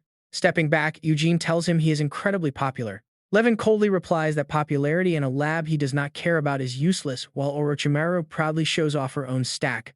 Eugene wonders why they are getting all these letters from research labs. He immediately remembers the classroom, packed with strange lab equipment. Levin explains that since freshmen must choose a major, these labs are scouting promising new students early. Smirking, Levin boastfully adds that their Class 12 creations must have made a huge impression, and Orochimaru nods in complete agreement. Giovanna is highly annoyed listening to them, while Ross is green with envy, wondering why only those 2 got letters when everyone worked hard. Eugene is surprised to realize that many students did not receive any letters. Curious, he slowly glances over what are the odds. Eugene reaches for his locker, wondering how many offers a frontline fighter like him managed to pull in. Opening it reveals absolutely nothing, and Giovanna laughs, saying he is just like them. Levin suggests that defeating Aces might make him seem too intimidating, while Eugene grumbles a quick thanks for the consideration. Eugene falls into deep thought, realizing he has never actually considered choosing a major before. He curiously asks if picking a major is really that important. Giovanna explains that the era of magic was once heavily restricted by religion, causing complete stagnation and forced uniformity. In response, modern mages rebelled and established 12 distinct schools, adapting traditional magic to create brand new spells, while elevating the status of practical magic, which had been heavily looked down upon. This marked the glorious renaissance of ancient academic tradition, pushing the magic world forward at an incredible speed and creating the countless specialized research fields they have today. Giovanna smiles, calling majors the true flowers of modern magic, as Havina chimed in. Eugene is blown away, admitting he knew nothing about this, while Levin smiles and notes that basic introductory classes are heavily neglected. Eugene sighs, feeling like he is the only one falling behind since everyone else knows so much. Levin reassures him that no freshman is expected to know their major, yet explaining that exploring is the whole point and why the upcoming academy orientation sessions are completely optional anyway. He suggests checking out a few different classes, which instantly makes Eugene's eyes light up with curiosity at the exciting prospect of exploring. Realizing how awkward the situation is, Eugene scratches his head. Walking in alone without an invite feels deeply embarrassing, especially since he barely knows anyone here anyway. Suddenly, Orochimaru pops up next to him and offers a way out. He has plenty of invites but hates going alone. Eugene turns to him in disbelief, absolutely thrilled by the sudden lifesaver. Eugene senses something is way off. His face turns pale as he stares at the weird concoction Lorosi is drinking. Lorosi looks down at the strange liquid in his hand and casually replies that he made it himself. Orochimaru holds the questionable brew right in front of Eugene, promising it makes anyone feel great. The room instantly goes tense. It looks incredibly sketchy, prompting Eugene to nervously ask if it is even safe to drink. A few days pass and they are back at school. Easton gasps in shock, utterly bewildered. Her voice trembles as she reads the charge: a student has been arrested for manufacturing and dealing illegal substances. She looks at the two students standing before her right before they are dragged away. Eugene frantically screams that there has been a massive misunderstanding, begging them to listen. We jump back to the day before the arrest, finding Eugene observing an alchemy experiment. A sudden explosion rips through the lab, leaving Eugene completely terrified of the unstable reactions. Soon, Eugene creates an endless wave of bubbling foam, frantically calling for the teacher because it will not stop. The furious instructor kicks both of them out. Eugene helplessly bows his head, muttering apologies as they are banished. Standing in the quiet, empty hallway, Eugene is crushed by guilt, wondering if he has zero talent for brewing potions. He awkwardly apologizes to Lorosi, taking full blame for getting them kicked out. But Orochimaru shrugs it off, telling him it is just his first time and explosions are normal. Lorosi remembers what his dad used to say, that if he was going to blow up their house, he might as well go to magic school. Lorosi admits he blew up so much stuff his dad practically forced him to enroll. Eugene cannot help but feel a bit jealous that someone younger has so much real-world experience. Eugene sighs, feeling completely lost about his own path. Orochimaru is genuinely surprised, pointing out that Eugene is already an incredible fighter. Eugene cracks a forced, self-deprecating smile. Sure, he can fight, but he desperately wants to look like a proper intellectual magic student to fit in. Suddenly, a loud scream echoes from outside, calling out Giovanna. Josh relentlessly pounds on the door, shouting at the top of his lungs for the jerk inside to stop ruining the public restroom. Giovanna screams back, asking if Josh plans to do this every single time. Levin immediately starts pulling out breaching tools to break down the door. From inside, the screams get even more frantic, begging Levin to stop. Eugene just stands there completely dumbfounded by his classmates' behavior. Orochimaru looks over in surprise, pointing out that the troublemakers are actually from their class. The restroom door suddenly flies open as the two instigators scramble to escape. Josh laughs hysterically, yelling that the door is open. Giovanna is absolutely furious, cursing them out as they bolt. Josh runs right up to Eugene, begging for protection from the angry toilet victim, leaving Eugene completely confused about what just went down. Giovanna catches up, roaring for Josh and Levin to face him. Watching the chaos, Eugene makes a mental note to stay far away from that restroom. Back in the classroom, Giovanna proudly announces his future plans. He is enrolling in the elementary magic education department. He shares his ultimate dream of graduating, returning home, and opening a cozy little magic academy of his own. Having raised 7 younger siblings, he is incredibly confident with kids and believes early magic education has a very promising, bright future. Eugene looks at him with newfound respect, admitting that despite the toilet incident, Giovanna would make a great teacher. Giovanna instantly snaps, demanding to know what is so shocking about that. Ross, chiming in from the side, remarks that a teacher being known as a bathroom bomber would definitely be a huge surprise. Hearing that, Giovanna completely loses his mind, threatening to blow Ross to pieces first. With the chaos ongoing, Eugene wanders around the room to see what the other students are planning. Ellie happily shares her dream of pursuing archaeology because of her lifelong love of history. Hana chimes in next, aiming to study governance so she can return home as a government official. But suddenly, Hana breaks down in tears, crying about her mounting debts and apologizing to her parents.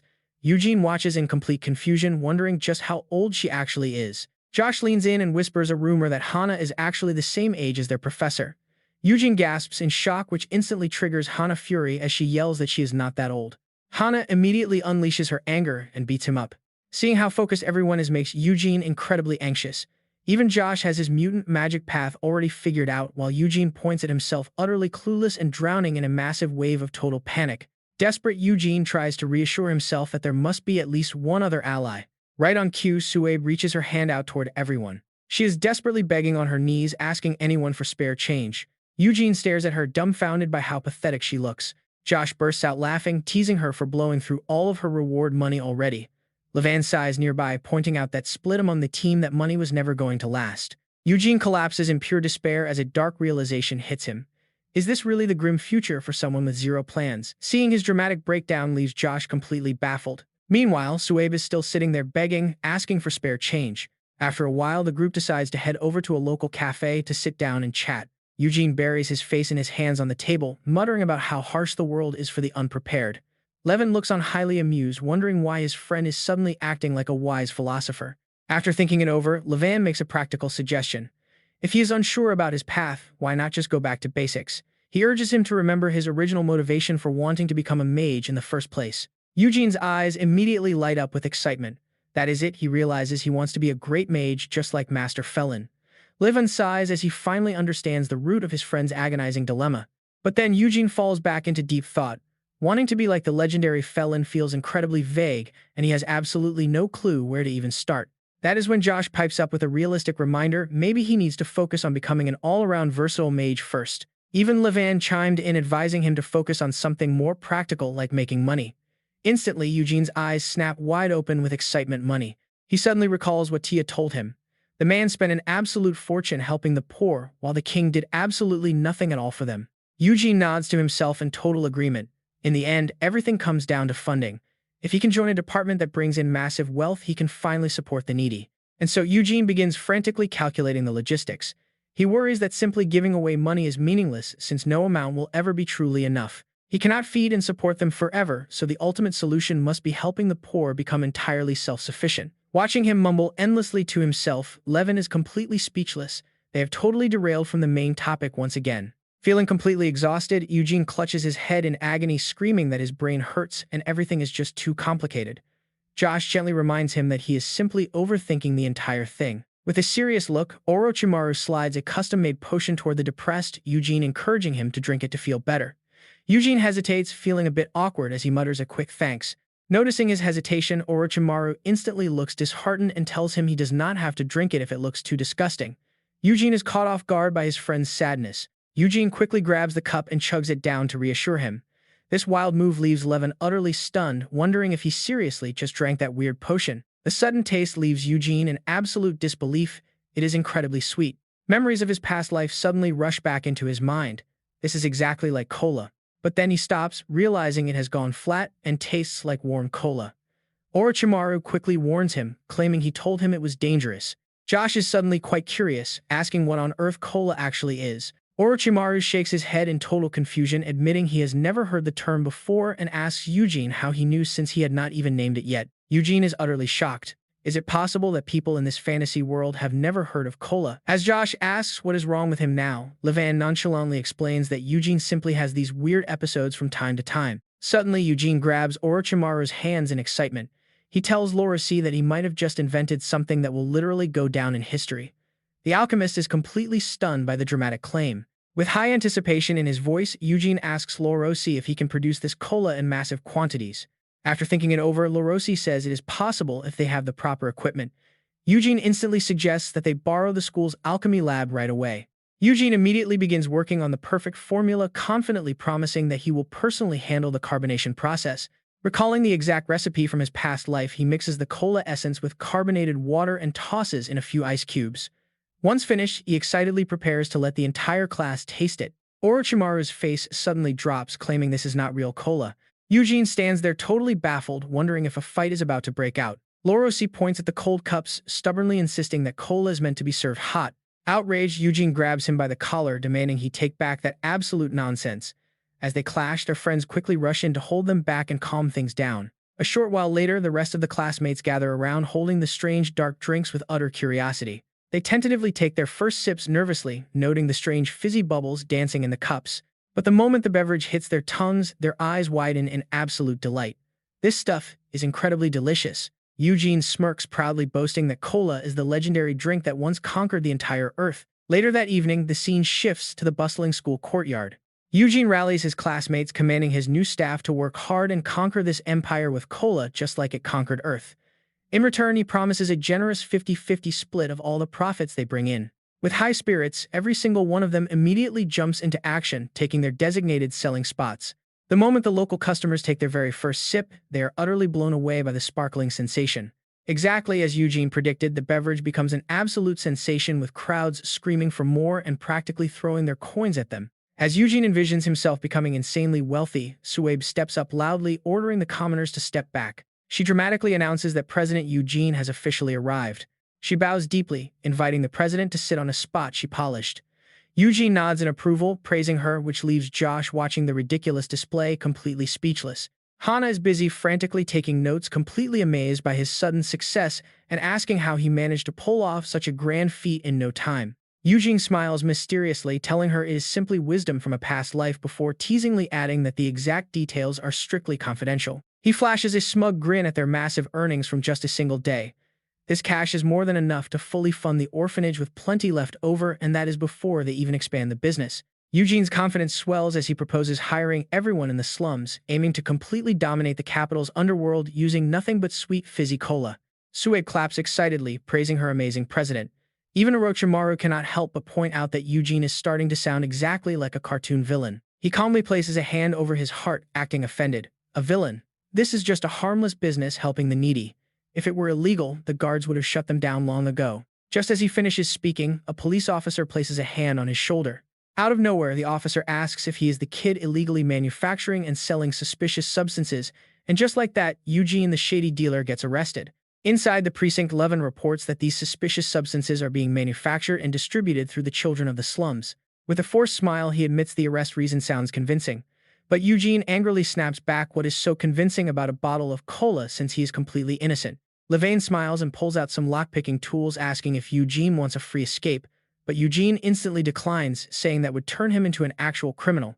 Hearing his panic, Levin smiles to reassure him, do not worry, because his investigation already proved to the police that Eugene is innocent. Eugene's expression shifts as he asks, really, then why was I caught? Levin shares his findings, explaining that at first he thought the police just wanted a bribe, which is pretty common around here, so he did not think much of it. Levin adds that if Eugene thinks about it, there is no way the police do not know he is a Felivia, making this absurd arrest highly suspicious, so he decided to dig a little deeper. He uncovered a dark truth. Get this, these very police officers are taking dirty money from the local drug cartel. Eugene's face instantly pales with pure dread. Really a drug cartel? Levin nods, confirming that the cartel deals in drugs, weapons, human trafficking, and loan sharking, never hesitating to do any dirty work, and though they usually stay out of the capital, they have officially arrived. Levin glances at Eugene, suggesting they might be worried about a new competitor, but Eugene desperately argues back, for the last time, cola is not a drug. Levin laughs, telling him it is just a joke and that he will be released soon, as the police are only putting on a show. His eyes turn cold, noting that if the police do not pretend, the cartel will literally have their heads. Hearing that grim reality, Eugene becomes even more terrified of this world. Levin adds that the police are completely out of control, fueled entirely by massive bribes, prompting Eugene to angrily curse that the entire system is truly corrupt to the core. Levin suddenly warns Eugene to be careful. His business has caught the cartel's eye, and though they should be too smart to harm a noble Felivia, those lunatics are unpredictable, making him nod frantically in agreement. Tears well up. Eugene cries about how a simple academic project turned into a giant cartel mess when he only wanted to study his major, which makes Levin laugh in understanding. Levin points at himself, jokingly complaining that Eugene asked everyone else about their majors except him, which really hurts, leaving Eugene completely shocked by it. Levin is left a bit speechless, asking how he could possibly miss it, which instantly makes Eugene feel incredibly awkward. Eugene awkwardly stammers that he did not mean to exclude him. It is just that Levin probably chose his major based on what he was already naturally good at. Eugene speaks his mind, admitting that if he hears too much about a certain major, he will immediately feel tempted to dive headfirst into it. Levin laughs and covers his face at the pretty logical excuse, while Eugene looks on blankly, asking what his friend is staring at. Sometime later, Miss Istine rushes over to Eugene, leaving him feeling pretty confused. She is incredibly worried. Does he know how much she panicked after the alchemy professor reported a massive fireworks incident, which actually turned out to be a carbonation explosion that summoned the police, leaving Eugene flustered and speechless?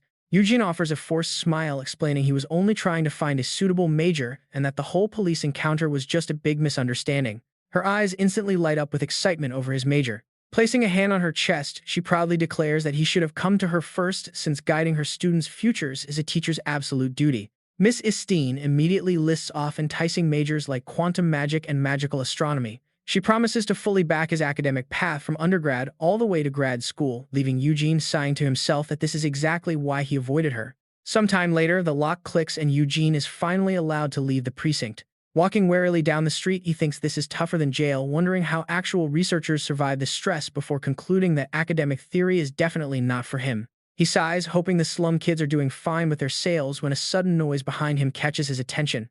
Instantly sensing an unnatural magical trace, Eugene turns around as the surrounding crowd looks on in absolute shock at the sudden flashy explosion. He instantly recognizes Suabe's magic signature, finding her in a desperate losing struggle. Consumed by pure rage, she loudly curses her opponent. Suabe glares at the menacing Danbo, demanding to know who he is. He coldly replies that he is just a customer who takes things without paying, which is a robber, driving her absolutely insane with fury. Danbo creepily adds that the currency she used to pay is her very own life, leaving her completely baffled and demanding to know what he means. He suddenly leaps high into the air with a menacing grin. Within a split second, he closes the distance right in front of her face to take it back. The terrifying speed throws Suabe into panic, realizing she is about to die. But wait, a sudden, unexpected resistance halts his strike, leaving Danbo completely dazed. Luckily, Eugene steps in to block the deadly blow, shocking the powerful attacker who wonders how such a weak-looking kid could easily withstand his strike. Eugene's gaze turns incredibly sharp as he stares down this dangerous troublemaker, who slowly asks if he saw through and neutralized his physical force, wondering if this highly skilled kid is actually Eugene Felivia. He glares angrily at him, knowing without even asking that this guy is an AI. Eugene uses an armor-breaking skill to hurl Danbo aside, demanding to know if they belong to the gang. Remembering something, he spins around to check on Suabe, who warns him to stay on guard. Her face fills with worry as she warns there are more of them, just as Banta suddenly creeps up behind Eugene. He moves with terrifying speed, catching Eugene off guard before whispering how cute the kid is and how he cannot let someone so handsome grow up. The freak lunges forward and rips his own face mask off, screaming that anyone more handsome than him must die. Eugene stands completely stunned, having never encountered such an absolute weirdo before. He quickly leaps backward. What on earth is going on? Georgie steps in to soothe his ally, telling Banta to calm down. He sternly reminds him that Elgato ordered them to avoid any unnecessary conflict since they did not come here to cause trouble. The situation turns dead serious, but Eugene freezes when he notices the guy is only wearing underpants. Yes, you heard that right, leaving him utterly baffled as to why.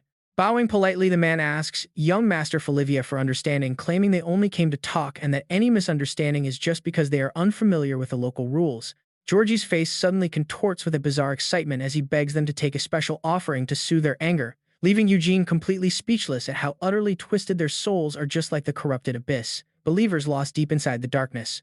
Standing nearby, Suabe screams in pure anger, calling them absolute perverts and shouting that no civilized rules ever excuse this kind of behavior. Eugene quickly steps in to restrain her, calmly asking what their actual purpose is here while secretly wondering if these strange outsiders just arrived in the capital. Right then, Danbo suddenly sits up and explains that they are merely doing market research before settling, and claiming that any smart businessman must thoroughly study their target environment first. He goes on to reveal his findings, stating they discovered an incredible beverage in this region called cola, and whoever controls this drink will ultimately control the entire world. Hearing this nonsense, Eugene gets visibly annoyed and tells them to stop changing the subject with stupid business talk, saying he can easily read their dark intentions just by looking at them. He coldly reminds them that they are Abyss followers targeting him specifically, demanding they leave innocent bystanders out of this and settle their business with him alone. These words push Georgie over the edge as he screams back, asking what kind of nonsense Eugene is talking about, declaring himself a devoted priest who serves Lord Felin with all his body and soul.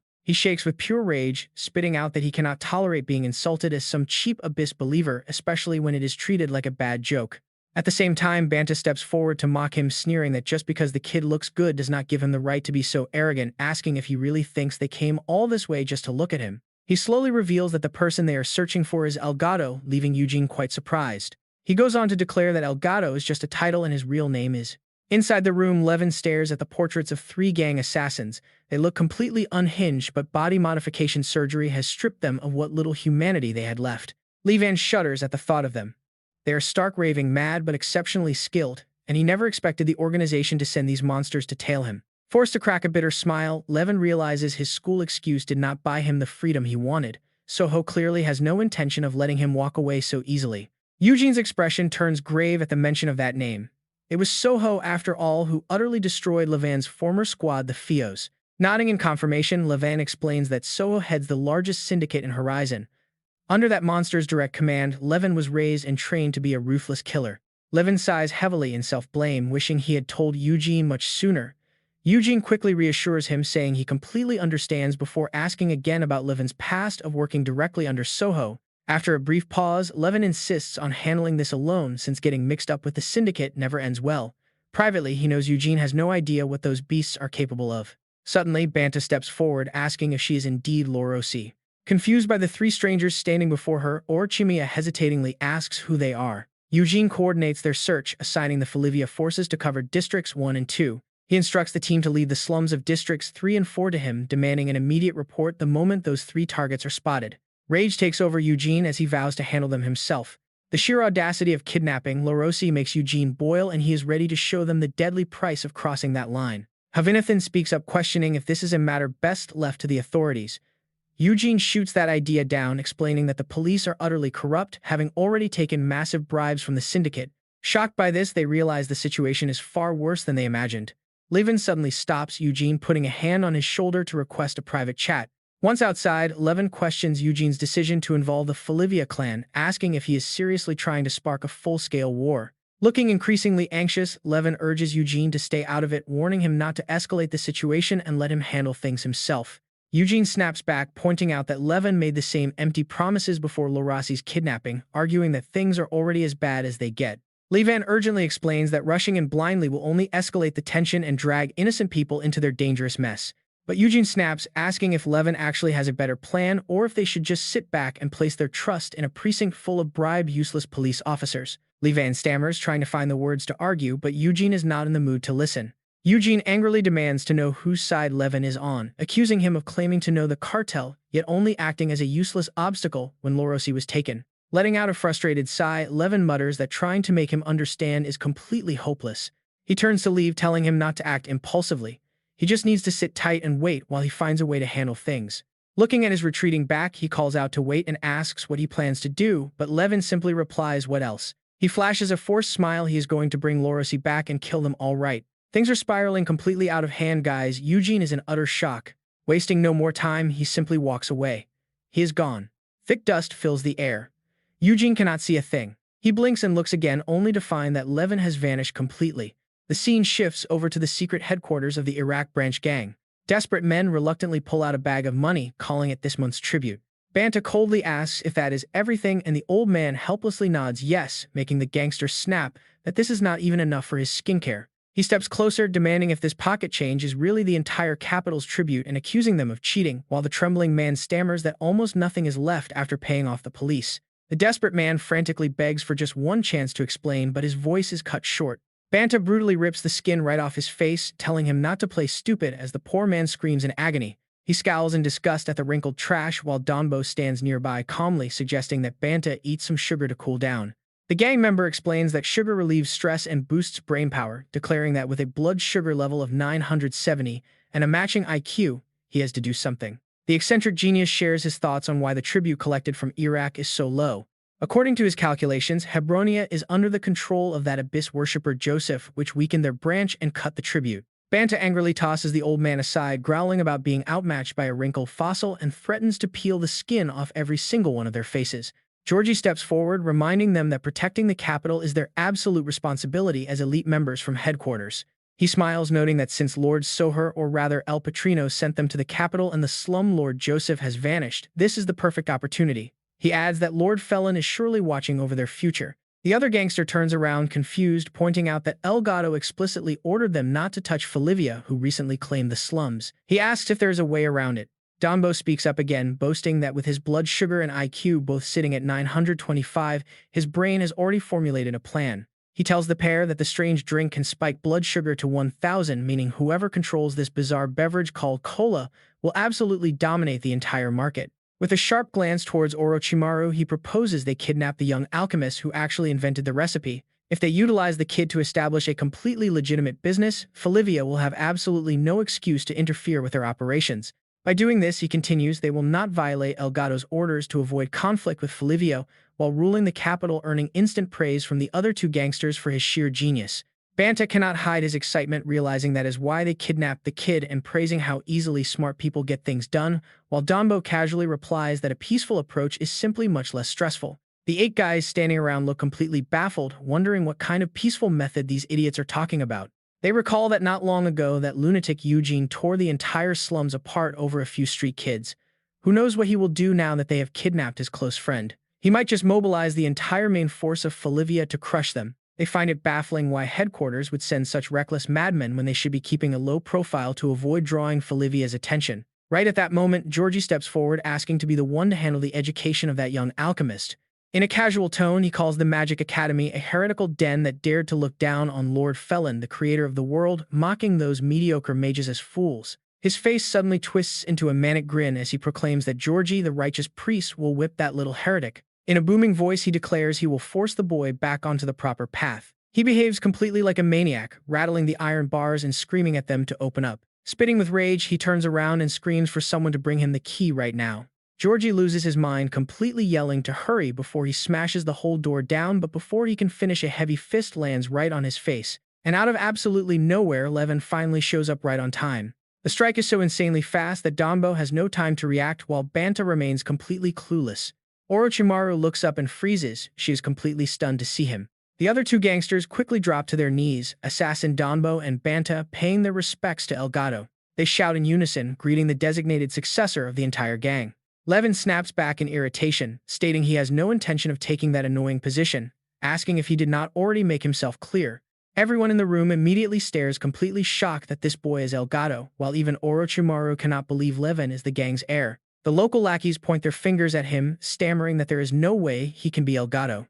They find it impossible to believe, muttering that he joined forces with Eugene to run the slums, but before they can finish the sentence, Levin swiftly executes them all. Banta laughs in mockery at the fools who failed to bow to Elgato, while Danbo adds that branch members who do not even recognize their master do not deserve an excuse. Levin turns around coldly, asking the duo what they are laughing at and warning them that they will end up exactly the same way, leaving them completely dumbfounded. His face darkens by the second as he snaps, "Didn't I tell you idiots not to touch Felivia? Do you really have to die to get it?" Danbo senses something is off. Why is this happening when they only kidnapped that young alchemist? But before he can finish, Levin snaps back, calling them absolute fools. Levin draws his weapon, sighing that explaining is too much hassle since they keep blabbing his identity. They might as well just die. Suddenly, Georgie sits up, muttering some bizarre words to himself. At last, he finally understands why El Patrino gave them that highly classified secret order. Levin is slightly stunned. His previous attack was lethal, yet these guys are physically modified to be stronger than ever, so he coldly demands to know Soho's secret order. The man lets out a twisted, creepy smile. El Patrino has long doubted Elgato's true intentions for entering the Magic Academy, suspecting he would eventually turn on the gang for some ridiculous reason. Georgie suddenly charges straight at Levin, screaming that they need to kill him immediately. Levin finds it absolutely ridiculous, since they plan to eliminate him. The second he showed any sign of weakness, it proves that Bastard had targeted him right from the start. Even so, he has no fear of them mocking them if they want to kill the great Elgato. Shouldn't they have prepared a bit more? Georgie casually fires back. Does he really think they would show up unprepared to take down the notorious legendary Elgato? With a smug grin, he proudly declares that they have prepared a truly spectacular masterpiece. Their voices grow wild with excitement. It is a special gift for Elgato, and hearing this makes him freeze, sensing something is wrong. Staring at the incredibly familiar figure standing right before him, he mutters Herman. Late at night, the scene shifts to a massive, quiet mansion. So much wild and chaotic stuff has been happening lately that Eugene finds himself completely unable to fall asleep. Recalling the intense words he had heard earlier, he sighs softly. Levin. He remembers the moment Levin walked away with a heavy mind, makes him wonder if he had been a little too harsh on him. Suddenly, Heaven Nathan calls out from behind Eugene, "Do you have a moment? One of my puppets seems to have found the gang's secret base." He quickly rushes over, asking if it is true, but she helplessly replies that she is not sure since these tiny dolls cannot talk.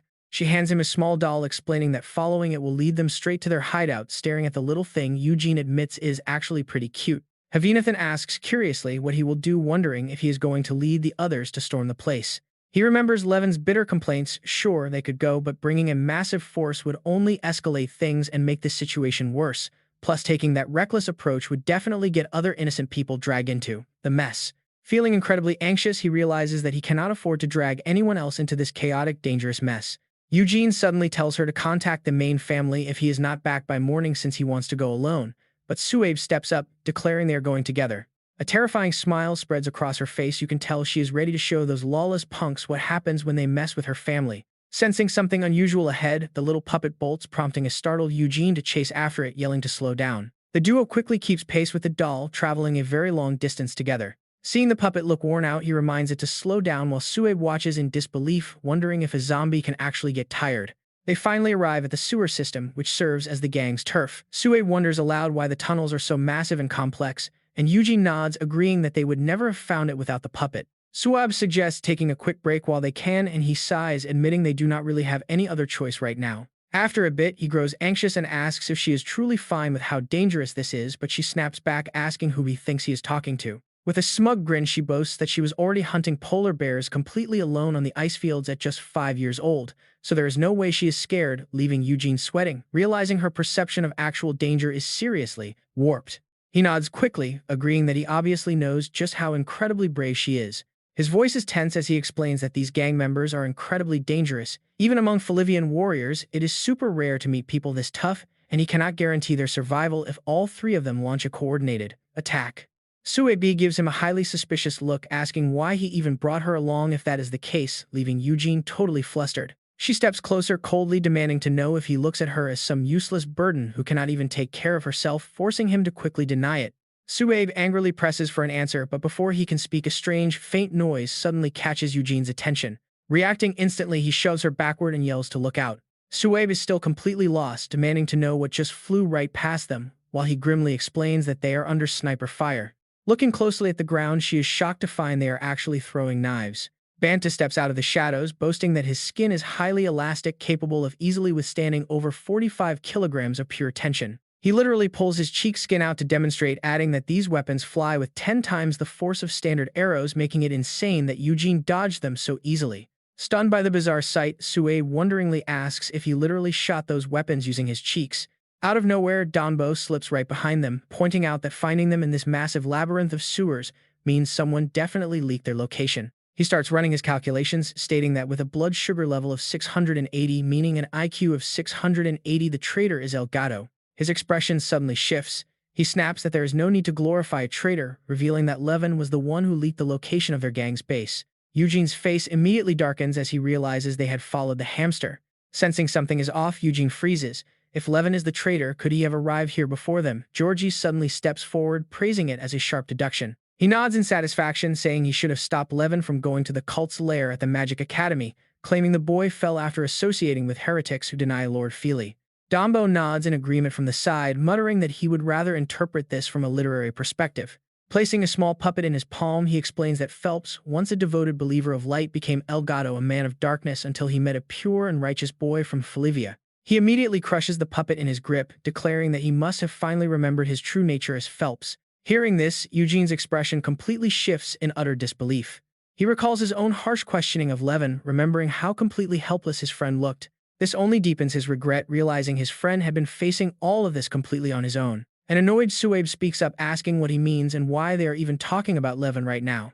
Banta steps forward with a smirk, asking if they are truly clueless about their friend, the traitor, who caused a massive ruckus earlier. Suabe is still completely lost, wondering whose traitor Levin could possibly be. Seeing their confusion, Georgie bursts into laughter, mocking them for not knowing Levin's gang connection. Both of their faces instantly fall. Georgie continues, sneering that nothing good ever comes from a traitor, but at least Levin is still breathing for now. He adds with a grin that they gave Levin a brutal beating before throwing him into a cell with cola. While the gangster gloats, Suabe simply lets out a sigh of relief, admitting she thought it was actually a serious issue. In a completely casual tone, she adds that she has zero interest in gang business, and if Levin betrayed them, then he is actually pretty impressive. Eugene nods, agreeing she is right. With a cold stare, she declares they will just have to wipe out the entire gang, while Eugene chimes in, promising to rescue everyone. Dombo lunges forward coldly, asking if they honestly believe they can pull that off. Banta moves first, unleashing a terrifying snake-binding technique. Eugene instantly senses that something is wrong, as the enemy's arm begins bending toward him at a bizarre, unnatural angle. Georgie shrieks at him with a twisted face, telling him to put his useless sword away. Faced with this bizarre style, Eugene starts to panic. At the exact same time, Dombo charges forward. Eugene quickly reacts by twisting his wrist to execute an advanced anti-armor technique. The sheer number of opponents makes things very difficult for him, yet he still attacks with precise focus. But in the very next second, Eugene senses something off. Dombo asks if he is aiming for his head, mocking him as an amateur since skin is actually the toughest part of the human body, making it impossible to slice with a blade. Eugene stands completely dazed, wondering what is happening. Banta casually stretches his own face, explaining that skin is actually the most elastic part of the entire human body. He casually hurls darts at Eugene, boasting that well-cared-for skin actually has over 10 times the elasticity of a bowstring. Pummeled by the relentless barrage, Eugene is left completely defenseless. Suave instantly leaps forward, chanting her signature magic spell. She erects a massive stone wall to block the assault, spinning around to check if Eugene is okay. Eugene quickly assures her that the attacks only hit his armor. He sighs, noting that while the darts did not pierce his gear, dealing with long-range foes is still incredibly annoying. Knowing the danger, Suwabe realizes Eugene cannot handle this alone. A smug grin spreads across her face as she confidently declares that she knows exactly how to handle these long-range fighters. Staring at the massive earth wall, Danbo deduces that a spell of this scale must belong to at least a 7th circle mage. He warns his allies to stay on guard, reminding them not to underestimate these brats as ordinary children. Suwabe unleashes her devastating endless flow magic, summoning a massive wave that leaves the gangsters completely bewildered and screaming in terror. Flashing a smug grin, she taunts the wrinkled old man to step up and fight. The insult freezes Banta in his tracks as he fumes over being called wrinkled. Shaking with raw fury, Banta curses the damn brat while Danbo quickly tries to calm him down, warning that she is only baiting him. But Banta has already lost his mind, screaming in rage before instantly activating his maximum elasticity, cursing her to call it good skin or whatever she wants. With that, Banta launches himself straight at Sue, roaring that he will rip her arrogant face off. Danbo has nothing left to say. He fell right into the trap. He feels completely disgusted by this, wondering how anyone could exploit someone's insecurity for personal gain without feeling inhumane. Eugene steps right up to the remaining two, telling them their words carry absolutely no weight. He coldly passes judgment on these useless scumbags.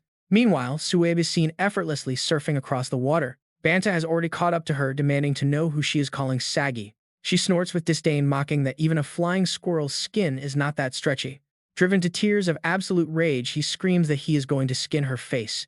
Flash of a smug grin, she dares him to try while quietly thinking to herself that she has at least finished her part. Though worried, she leaves the rest to Eugene, and trust me, he is going to need all the help he can get. Eugene kicks things off by activating his flame sword technique. The pure pressure of this attack catches both Danbo and Georgie off guard.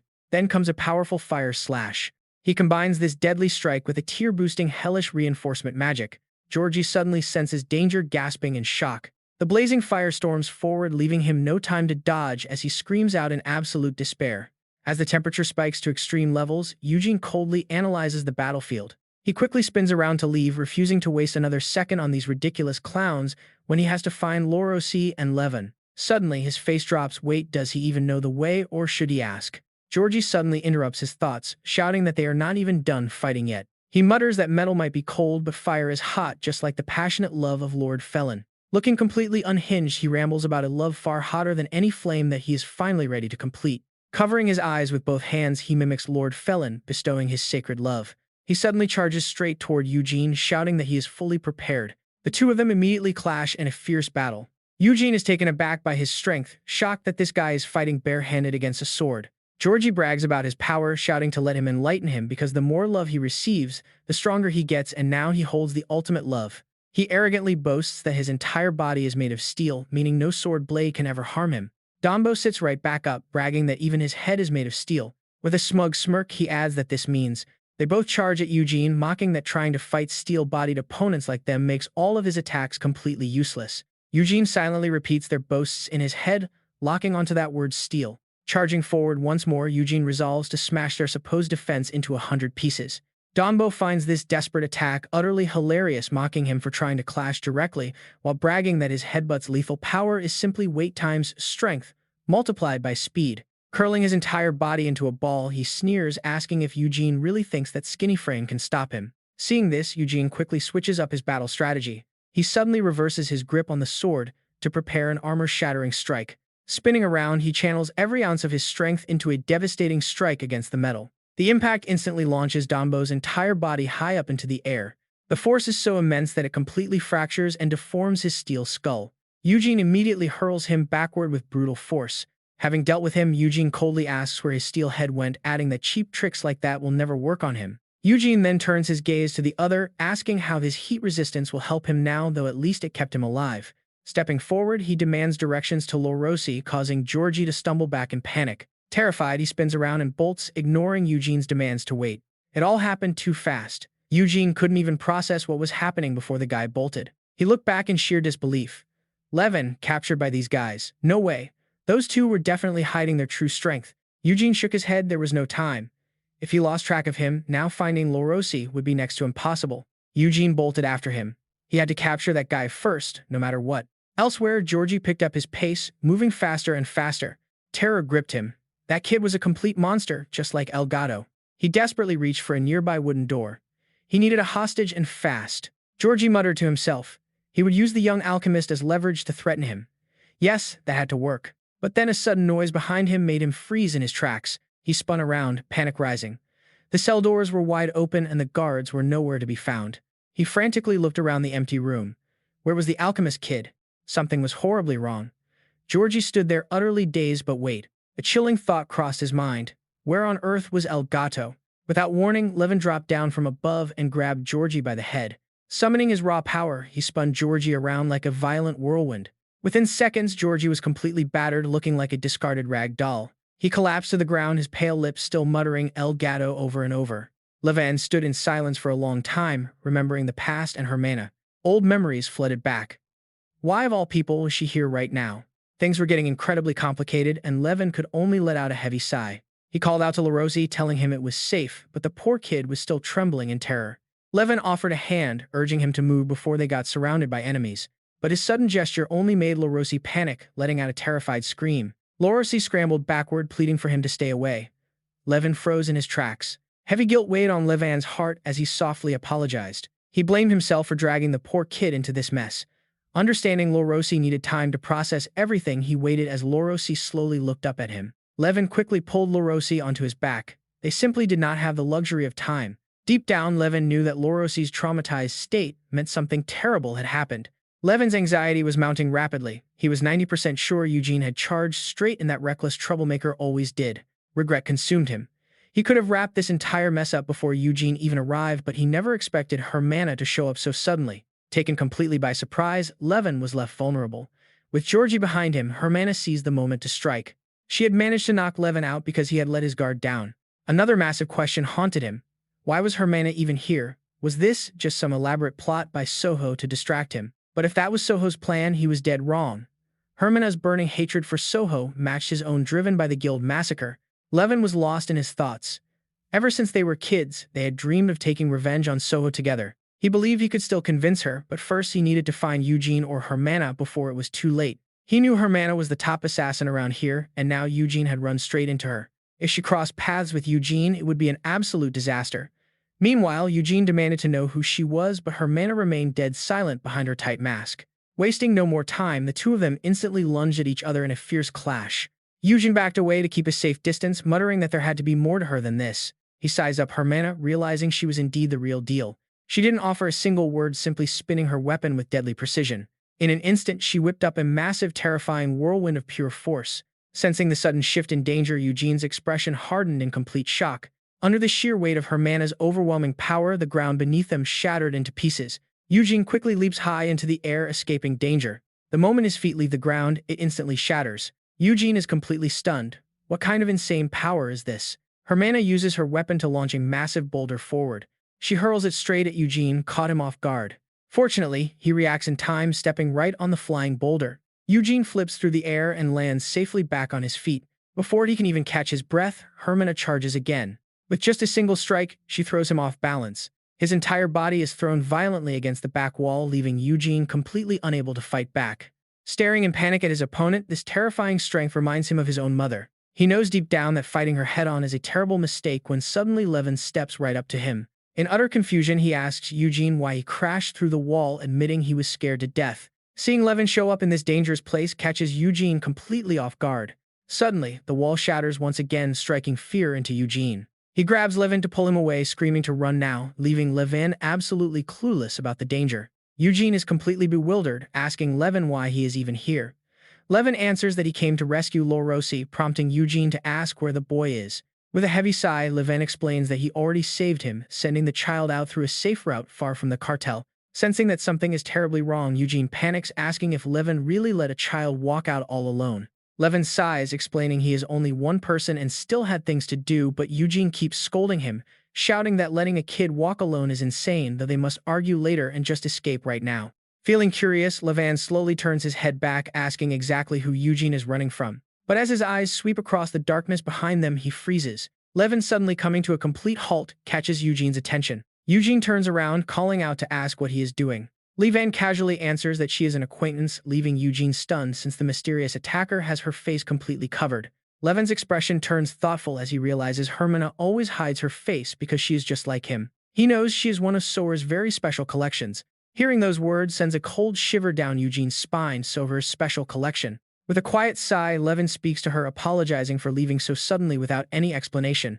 Struggling to find the right words, he explains his departure was just a continuation of the dreams they always discussed as Hermana's entire body suddenly begins to tremble violently. Eugene watches her closely, his anxiety rising by the second. Seeing her suddenly lunge forward at them, he screams out a warning. Even Levin can barely believe what is happening right now. Fortunately, Eugene shoves him backward just in time, narrowly dodging her devastating strike. A shocked Eugene demands to know if she was really his acquaintance, while Levin stands completely dazed, muttering her name. Eugene whispers frantically, pointing out they seemed close, so why did she attack him without saying a word? He asks if Levin could have mistaken her for someone else. Levin remains in total shock, muttering that it simply cannot be. As warm memories of their past flash through his mind, Levin knows he could never mistake Hermana. But as a dark thought crosses his mind, his face turns pale. Could Soher have done something? He realizes Soher must have done something terrible to her. Suddenly, Georgie steps into the light, mockingly remarking that this reunion seems far from happy. Sensing the situation turning deadlier by the second, a tense Eugene asks who this newcomer is. As Georgie's twisted face comes into view, Levin recognizes him as El Gato, completely shocked that the man is still breathing. At the same time, Dombo steps out from behind, musing that the human body is truly a miracle. Pointing to his own severely dented head, he notes that even when half of their brain is destroyed, humans somehow still find a way to move. Eugene stands frozen in horror. This guy survived too. He scans the area, eyeing the hostile crowd. There is no way out, they are completely surrounded. Realizing the gravity of the situation, Levin tenses up. So there are other sicarios here. He lets out a quiet sigh. Honestly, bringing this much firepower for such a bizarre mission is total overkill. Georgie snarls with a twisted grin. If you, El Gato, had not harbored such rebellious thoughts, they would have returned long ago. But now, what a pity. He sighs, reaching deep into his pocket. Betrayal. What a complete joke. If I expose the madness you have unleashed, even El Patrino will demand your head. He presses on with another question. Attacking Felivia is basically abandoning the capital of Iraq, is it not? Levin quickly calculates his moves. Soho's ties to the Eternal Order are a strictly guarded secret, which means the order to assassinate Eugene cannot be public knowledge. Georgie cracks his neck, treating the whole interrogation as nothing more than a giant joke. Excitement courses through him. This is getting highly amusing, and it is exactly what El Patrino predicted. He mutters a bizarre string of words. El Patrino saw right through El Gato's rat-like excuses. Fine, if El Patrino is not the traitor, then we do not even need to fight. He glares directly at Levin, demanding he prove he is not the traitor. The young man flinches. Prove it. Georgie steps closer, slowly lifting Hermana's veil. Now watch, there was another traitor before you, and that traitor is... Levin's face turns pale. Georgie continues detailing the rogue who dared raise a blade against El Patrino. As the veil falls, her face is finally revealed, the ultimate traitor, Hermana. With her identity fully exposed, he explains that her mind was entirely wiped clean due to her rebellion. Now, she serves the Syndicate as an emotionless, eternal weapon. Eugene is completely stunned by this, gasping as he covers his mouth in shock. Georgie laughs maniacally, pointing right at her. If El Gato is not a traitor, then prove it by executing Hermana. He cackles with twisted excitement. Do it with your very own hands. In that instant, Levin completely snaps. A burning rage consumes him. He wants nothing more than to tear them to shreds. A small, fragile figure drifts into his memories. To him, Hermana was the sole beacon of light in this hellish syndicate. Rumors always claimed she was a direct descendant of an ancient sacred bloodline, one believed to be closest to the deity Felin and the 12 Manos. But after her clan was brutally wiped out, Soho ruthlessly exploited her, treating her no better than the enslaved Fios tribe. Despite the relentless tragedy she endured, Hermana always chose to be a warm shield for the helpless children of the gang. But here is the absolute worst part of her story. Despite her kind and gentle heart, Hermana was forced to personally execute the Syndicate's most gruesome, horrific operations. Hermana lived by her own sacred ideals. Knowing these children were destined to become cold-blooded killers, she fiercely shielded their brief innocence, valuing it far more than her own survival. But as the years bled by, the endless bloodshed wore her down.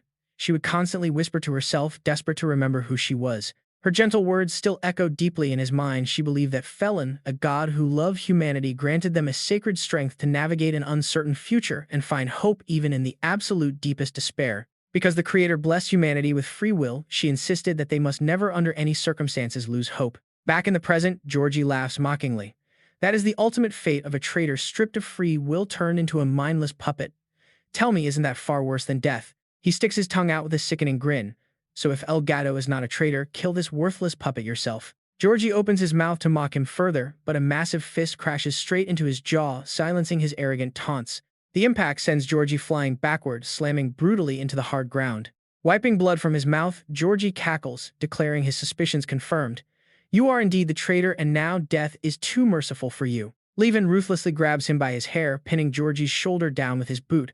Real terror finally flashes across Georgie's smug face as he gasps out a desperate plea to wait. Without a second thought, Levin rips his head clean off, ending his desperate cry mid-sentence.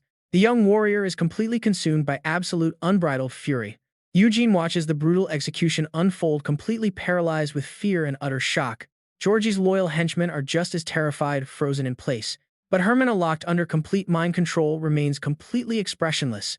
One of the henchmen breaks the silence, shouting to the rest. What are you waiting for? The traitor has clearly revealed his true colors. On his command, they target Levin, rushing forward in a coordinated deadly charge. Unfazed, Levin slowly slips his hand back into his pocket, muttering the word betrayal under his breath. He lists Georgie's crimes. The bastard wiped out the entire Fuse clan simply to steal their advanced technology. Glaring at the mob, he thinks of Hermana. To the monsters who turned her into this, he has absolutely zero loyalty to give. Furious, Levin admits he never had a choice from the very start. Dombo snaps, roaring that those words cannot be retracted, reminding El Gato that betrayers of the syndicate suffer a fate worse than death. He spews a barrage of insults, screaming that a traitor's life is worth absolutely nothing. Dombo spits a venomous threat, vowing to target everything Levin holds precious first, tearing his life apart piece by agonizing piece. He adds a chilling warning: once Levin has absolutely nothing left, they will torture him until he begs for the sweet release of death. Instead of flinching, Levin glares back with cold, dead eyes, daring Dombo to try, since he has absolutely nothing left to lose anyway. Seething with raw rage, Dombo roars that they will absolutely do it. As his thugs swarm Levin, Dombo orders them to take the traitor alive, screaming that a rat does not need his limbs to pay the ultimate price for betrayal. Nearby, Eugene fights desperately, fending off several dangerous syndicate thugs at once. Struggling against their coordination, he realizes these fighters are highly experienced veterans and silently decides they need to retreat immediately. Eugene glances back to check on his friend, but the sight freezes him. Levin is ruthlessly slaughtering the thugs, tearing through them like a monster. It quickly becomes obvious that Levin is far beyond the reach of reason. Panicking, Dombo shrieks a desperate order to Hermana. He demands one simple thing: subdue El Gato. The sudden command catches Levin completely off guard. He barely manages to dodge Hermana's lightning-fast opening strike. He rapidly deploys his reinforcement spell as a second blast of energy approaches. The explosion rips through the air, forcing a horrified Eugene to scream Levin's name. Eugene knows Hermana is easily the strongest combatant present, and her entry into this fight spells absolute doom for them both. Eugene locks his sights on Dombo, realizing he is the puppet master controlling Hermana. If he can take him down, Hermana might actually stop. Eugene slips past the remaining thugs, charging straight for Dombo. Dombo's eyes widen in absolute panic as the crushing impact instantly shatters his mind. He watches helplessly as his enemy climbs all over him, his motor functions completely failing to keep up. Eugene presses a blade to Dombo's neck, shouting out a demand to stop Hermana, or else he'll kill him. But this threat doesn't scare Dombo even a little bit. He dares him to do it, saying even if everyone dies here, punishing a traitor is much better for the gang. Hearing this, Eugene grows deeply panicked all over again. Just like those abyss worshippers, these people simply cannot be reasoned with. He swings his sword quickly, shifting his tactics. If that's the case, don't hesitate, at least cut down their numbers. But as soon as his blade connects, what squirts out completely horrifies him: white blood, or rather pure fat. Eugene's eyes widen, completely shaken. What is this? Dombo stands tall after throwing Eugene to the ground, mocking him for letting his guard down. Felivia. Fortunately, he stays alert enough to plant his sword firmly into the ground. Blocking his wound with his hand, Dombo slowly explains that due to his extreme high blood pressure and cholesterol, white blood gushes out whenever he's hurt, a creepy explanation that leaves Eugene baffled, demanding to know what he means. Dombo just calmly adds that his blood condition through an intense diet is actually the most dangerous poison in the world. Hearing this, Eugene immediately covers his mouth, his face twisted in absolute disgust. Now Eugene's body collapses powerlessly to the ground as the enemy declares that even if he dies, there's no way Eugene is getting away. Elsewhere, the battle between Hermana and Levin is growing more intense than ever before. Wincing as he dodges her strikes, Levin mutters, "Hermana, what on earth am I supposed to do with you?" Out of nowhere, a sharp blade comes swinging right at him. Just as Levin drops his guard, his opponent launches a sudden and completely unexpected ambush. Levin glances over, unable to hold back a frustrated curse. But he swiftly and decisively takes the attacker down a second later. Over on Eugene's side, things look terrible. He can barely even breathe now. He slowly loses consciousness as the deadly poison rapidly spreads through him. Levin's situation is just as grim. Honestly, you can't even blame him for wishing another ally would show up to save him. Out of nowhere, a strange sound echoes from behind. Eugene turns around and mutters in absolute confusion is that the sound of rushing water. Right after Suabe makes a dramatic entrance riding on a wooden board shouting for everyone to get out of the way because she suddenly lost control of her magic. Eugene looks completely panicked as he watches the water come rushing in. His eyes go wide and his jaw completely drops Suabe. Suddenly, strange and ominous noises begin echoing from deep inside the tunnel. Right after that, a massive torrent of high-pressure water comes bursting out. The ground looked totally normal a second ago, but now it is completely soaked by Suabe and her wild water magic. Suabe lets out a massive sigh of relief. She seriously thought she was a goner. She looks at the two guys and adds that thankfully her magic returned just in time to save them. Then Suabe stares at her hands and wonders aloud why did her magic cut out so suddenly, and could there be a stronger martial mage hiding nearby? Eugene speaks up to thank her, admitting that she genuinely just saved their lives. That praise instantly boosts her confidence as she smugly boasts exactly, see, without my help, you guys would have been completely doomed.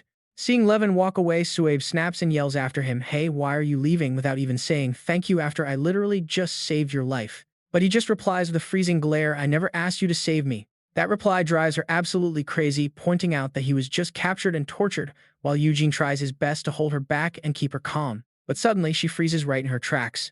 Staring at Levin as he walks away, Suabe warns him that his back is heavily bleeding, but he does not care in the slightest, coldly saying it is just a minor wound. Without hesitation, Levin directly shocks his own bleeding wound with electricity.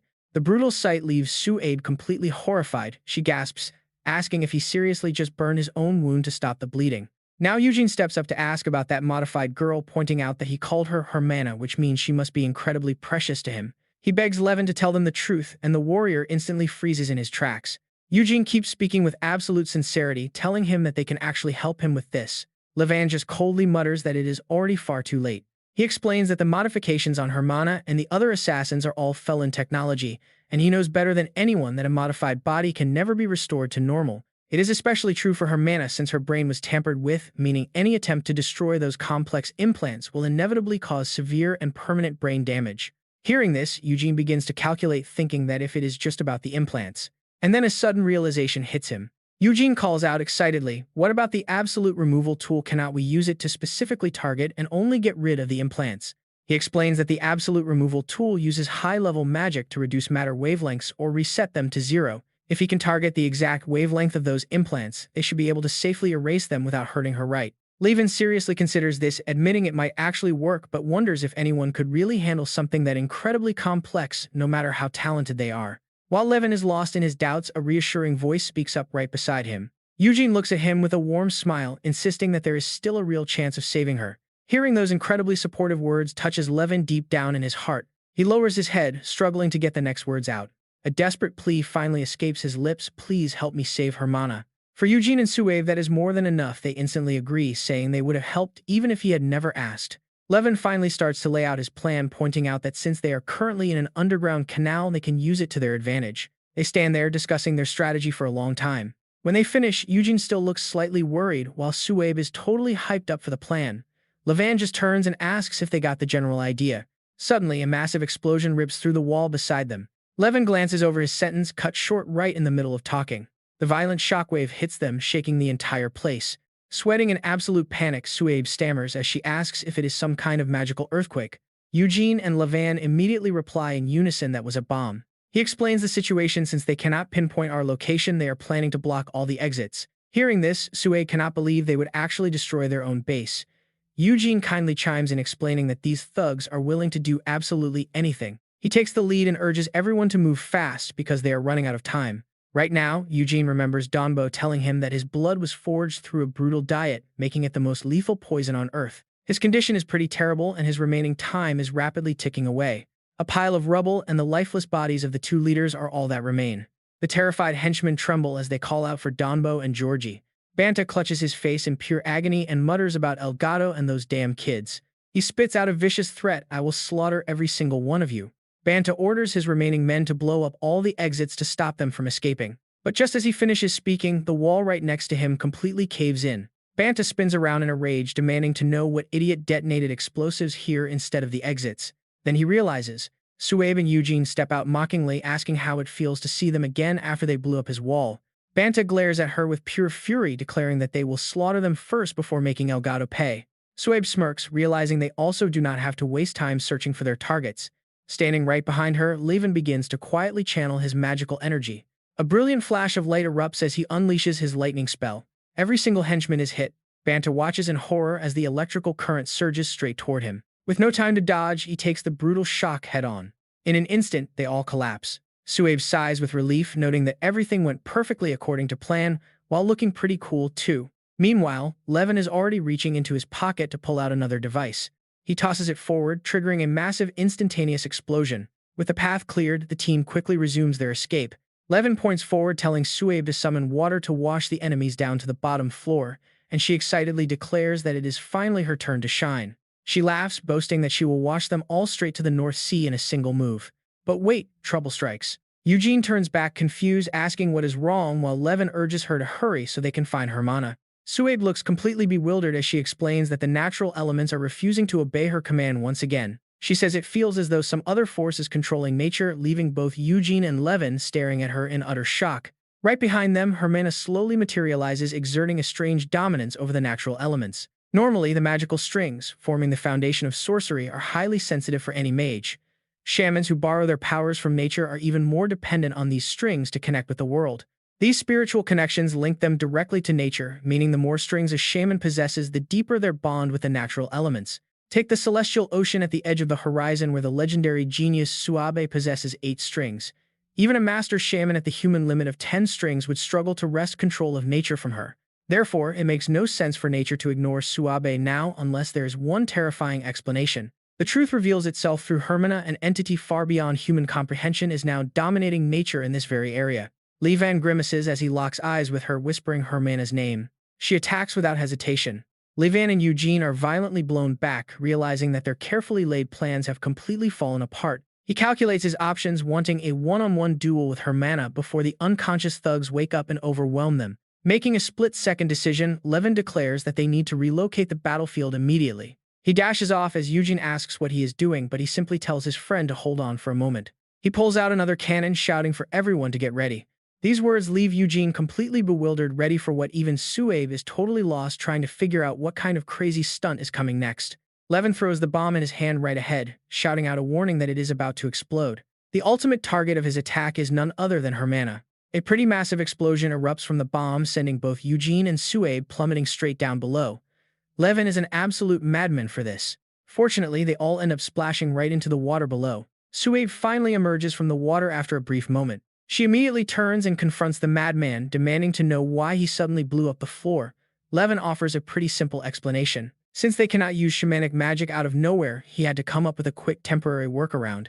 He bluntly reminds Suabe that despite her weak shamanic magic, she can still cast ice spells. After all, she passed the exam. Levin signals Eugene behind him to prepare the absolute dispel, receiving a quick, silent nod. Staring directly at their opponent, they decide to push forward with their backup plan. Watching Hermana, they quietly calculate their options. Even though she has pretty complex implants inside her brain, everything is ultimately controlled by that single gemstone on her forehead. But with her layered magical charms, only his absolute dispel can break her defense. Earlier, Eugene was completely panicked, repeatedly refusing. Sure, he suggested the spell, but he simply does not have the skills to cast it accurately in the heat of battle. He explains the incredibly tough situation, picturing Hermana. He needs quiet time to focus, the effective range is way too short, and he cannot guarantee hitting the forehead gemstone of an opponent whose close combat skills completely outclass his own. Levin calmly agreed back then, noting that it is obviously going to be incredibly difficult. He adds that Hermana is a descendant of the ancient humans who fought against the Abyss alongside Lord Felin and the 12 Holy Saints. The comparison is pretty clear. She is vastly superior in every single aspect. Meanwhile, Hermana keeps launching relentless attacks, proving far superior to modern humanity. Defending against her rapid blows, Levin quietly calculates. She is not completely invincible. If Suabe and he coordinate their lightning and ice spells, they can temporarily blind her and block her vision. His plan is pretty specific, aimed at creating the perfect opening for the absolute dispel. Hearing this, Suabe opens her eyes wide in complete confusion, wondering how this could work. She nervously questions him. What if she cannot use her shamanic magic? She is basically useless, with spells having not even mastered half of them and only barely scraped by on the entrance exam. This leaves Levin himself completely shocked, and honestly, can you blame him? He was too distracted to react, failing to dodge Hermana's incoming strike. Watching his friend get brutally thrashed, Eugene cries out in pure panic for Levin. He rushes forward as fast as he can, screaming for the opponent to stop. However, Hermana simply swings the heavy weapon in her hand. Eugene blocks the direct slash, but the sheer force of it leaves him in agonizing pain. His entire body is thrown back, slamming hard against the wall behind him. Shaking weakly, Eugene groans that his body will not move. Watching from across the room, Levin looks pretty unhappy as he calls out to Eugene. Inside his head, he is cursing. There are way too many unexpected variables, and he cannot understand why the shamanic magic failed right now of all times. He notices a pretty clear pattern. Every single time the shamanic magic failed, Hermana was standing nearby. He wonders if this is somehow directly related to her ancient human heritage. Because of this, Levin keeps thinking. He does not know the exact mechanics behind it, but this is not a problem he can solve right now. The only way to create an opening for the absolute dispel is to act immediately. Once his calculations are finished, he signals his friend, telling Eugene to focus entirely on casting the spell. As for Levin himself, he has a different goal. He is going to make Hermana lose her vision. To his surprise, Eugene is still pretty worried, calling out for Levin to wait before doing anything rash. Suddenly, his body begins to undergo a pretty dramatic transformation. This technique represents the absolute pinnacle of Felin magic, capable of turning even a cheap toy sword into a powerful magic blade by engraving a high-intensity charm onto it. The biggest catch is that without a specially modified body, the time limit is only 5 minutes. Levin carefully weighs his choices. Using this spell while his body is completely exhausted means he will definitely collapse pretty soon. Even so, he decides to trust his companions with the rest, telling Eugene that he is putting his faith in him. Suddenly, a blinding light strikes down powerfully. The skill he unleashed is none other than Lightning Strike. Standing on the opposite side, Hermana blocks the attack, looking quite surprised by his power. The two clash with blinding speed. Suabe watches with obvious and completely undisguised frustration, wishing she could just use her shamanic arts. But Eugene is in terrible shape, with the poison slowly eating away at his concentration. He decisively punches himself right in the face. This sudden brutal action leaves Suabe completely shocked. Wiping the blood from his nose and mouth, Eugene mutters that he must fight through the haze. He quickly weaves hand signs, knowing that if the poison spreads any further, his concentration will completely shatter. This is their absolute last chance. Eugene unleashes his magical power, knowing everyone's lives hang on this final desperate play. A sudden brilliant golden light erupts, leaving Suabe wondering what is happening. She silently notes that the nature spirits who previously ignored her are now completely obeying Eugene. Suabe mutters in disbelief. How could nature completely ignore a Tier 8 shaman like herself, yet immediately obey a Tier 1 mage like Eugene? Meanwhile, across the battlefield, Hermana instantly senses the shifting energy. She immediately charges straight toward them. Suabe spots her and yells out, asking if she is heading straight for them. Stepping up to block her path, she declares that she refuses to be a useless burden. A single hand violently reaches out toward her. Hermana brutally grabs and twists Suabe's arm. Sent flying backward, she crashes hard, prompting a panicked shout of Suabe from Eugene. He curses under his breath, forcing himself to focus. He desperately tells himself to just hold on for one more split second. Suddenly, a bolt of lightning strikes Hermana from behind. She is caught completely off guard. Eugene watches the scene unfold, his jaw dropping. Levin shouts out from behind, telling Eugene to strike now. Eugene reacts instantly, launching his final attack. His hand moves in a circular motion before raising high. A dazzling, blinding slash erupts across Hermana's body. The technique he unleashed is the legendary Absolute Dispel. A brilliant, overwhelming light floods the area as the spell takes hold. Eugene watches her closely, realizing with excitement that they actually succeeded. Across from them, her enemy slowly and painfully starts to regain consciousness. Hermana speaks with an extremely weak voice, saying she is finally free. A second later, her entire body collapses to the ground. Levin catches her, letting out a sigh of relief and thanking the heavens that they succeeded. Suabe struggles to her feet behind them, complaining her body is broken and her head is full of questions, which Eugene softly agrees with. Stepping forward, Suabe asks if she is finally free from control. Levin patiently explains that she only stopped because the main control device was destroyed, meaning they still have to remove all the remaining implants. Hearing this, she looks around, stating they need to leave first, though she has no idea how they will escape. Levin casually suggests they should think of a plan right now, which instantly enrages Suabe enough to yell back, asking if he seriously did all this without any foresight. Levin calmly adds they must escape immediately, as he is about to pass out, meaning the others will have to drag both him and Hermana. This carefree attitude completely triggers Suabe's anger. She snaps that he sure knows how to boss people around. They start moving together toward the sewage system, hoping it leads outside. But right then, the surrounding stone walls begin to violently shake. As they run, they complain about another explosion, meaning the enemies must have woken up. Levin adds that they can only pray those creatures head in the wrong direction. Suddenly, Eugene collapses to the ground, prompting a panicked shout. His voice is barely a whisper as he weakly apologizes. He reveals the grim truth that he has been poisoned, shocking both Suabe and Levin. Levin quickly commands Suabe to take care of Hermana while he checks on Eugene. Catching her, Suabe agrees.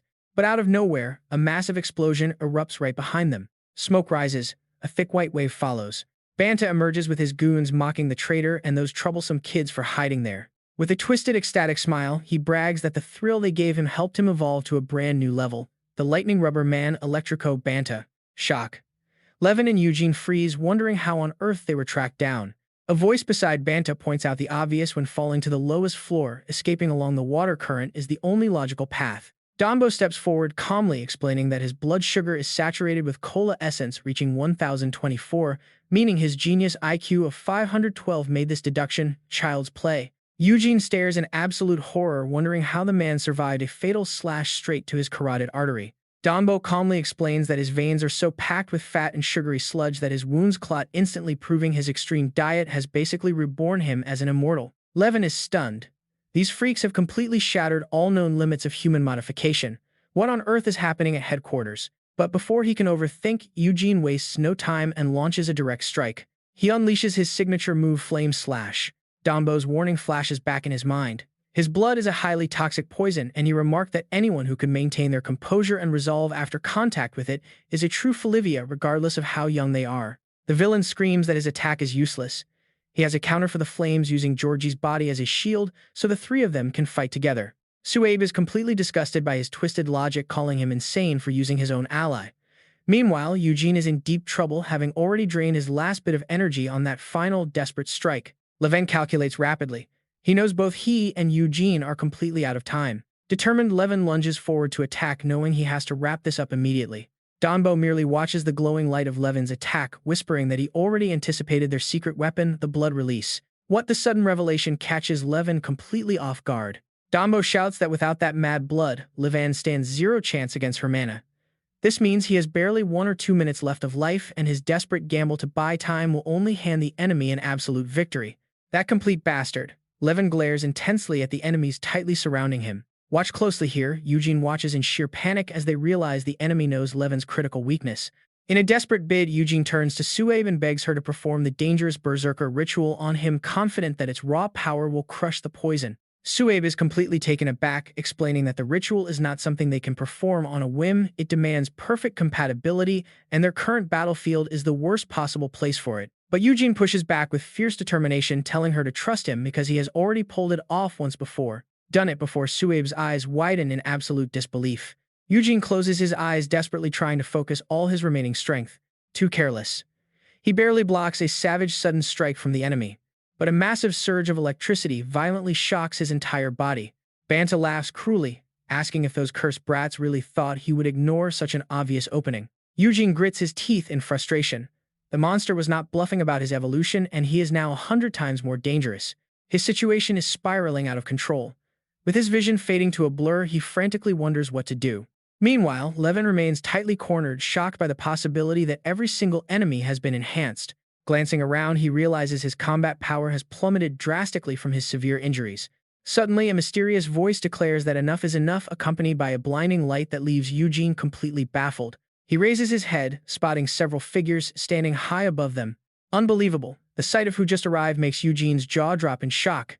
Looking around, he wonders how such a massive gaping crater could have torn straight into the earth. From up high, that same commanding voice echoes, remarking that they finally found the place.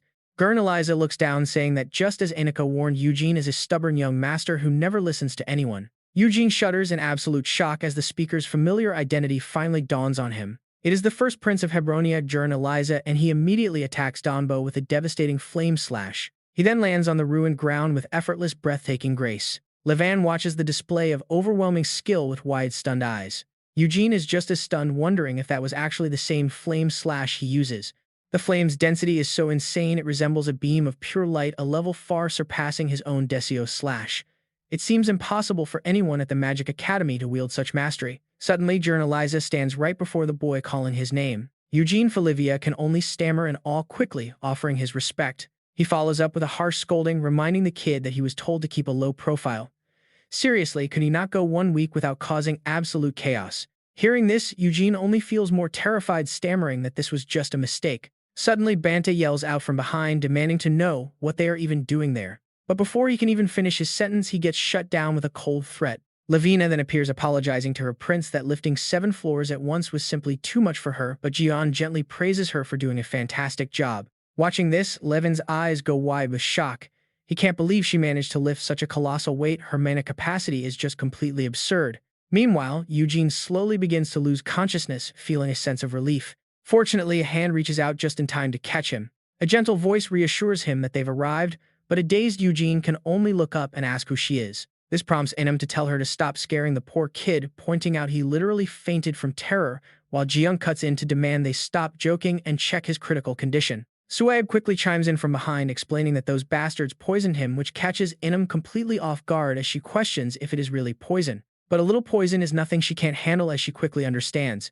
Enem casts a quick communication spell to report his stable yet poisoned condition, leaving a very confused Eugene to look at her and wonder who she is even talking to. But Banta isn't down for the count just yet, dragging himself back up and cursing. With his body looking absolutely monstrous, he screams that none of them are getting out of here alive and he will bury them all. Levin's jaw drops as he sees the enemy lackeys pulling out bombs. He lets out a frustrated curse as a bright light begins to flash. Through it all, Jiyeon doesn't flinch for even a single second, leaving everyone wondering if these crazy bastards are actually trying to blow themselves up too. Banta proudly roars that he'll gladly blow this entire place to pieces to avenge Georgie and Donbo. But before he can even finish his villain speech, he suddenly freezes. The raging flames are being sucked away rapidly, leaving Levin staring in utter confusion at the source of the blast. He watches closely as the blinding light condenses into a single point, realizing this has to be high-level magic. But logically, that should be impossible since these explosives detonate at 20 times the speed of sound, meaning a mage capable of capturing this blast simply shouldn't exist in this world. All three of them, Eugene, Suaib, and Levin, can only watch with wide eyes.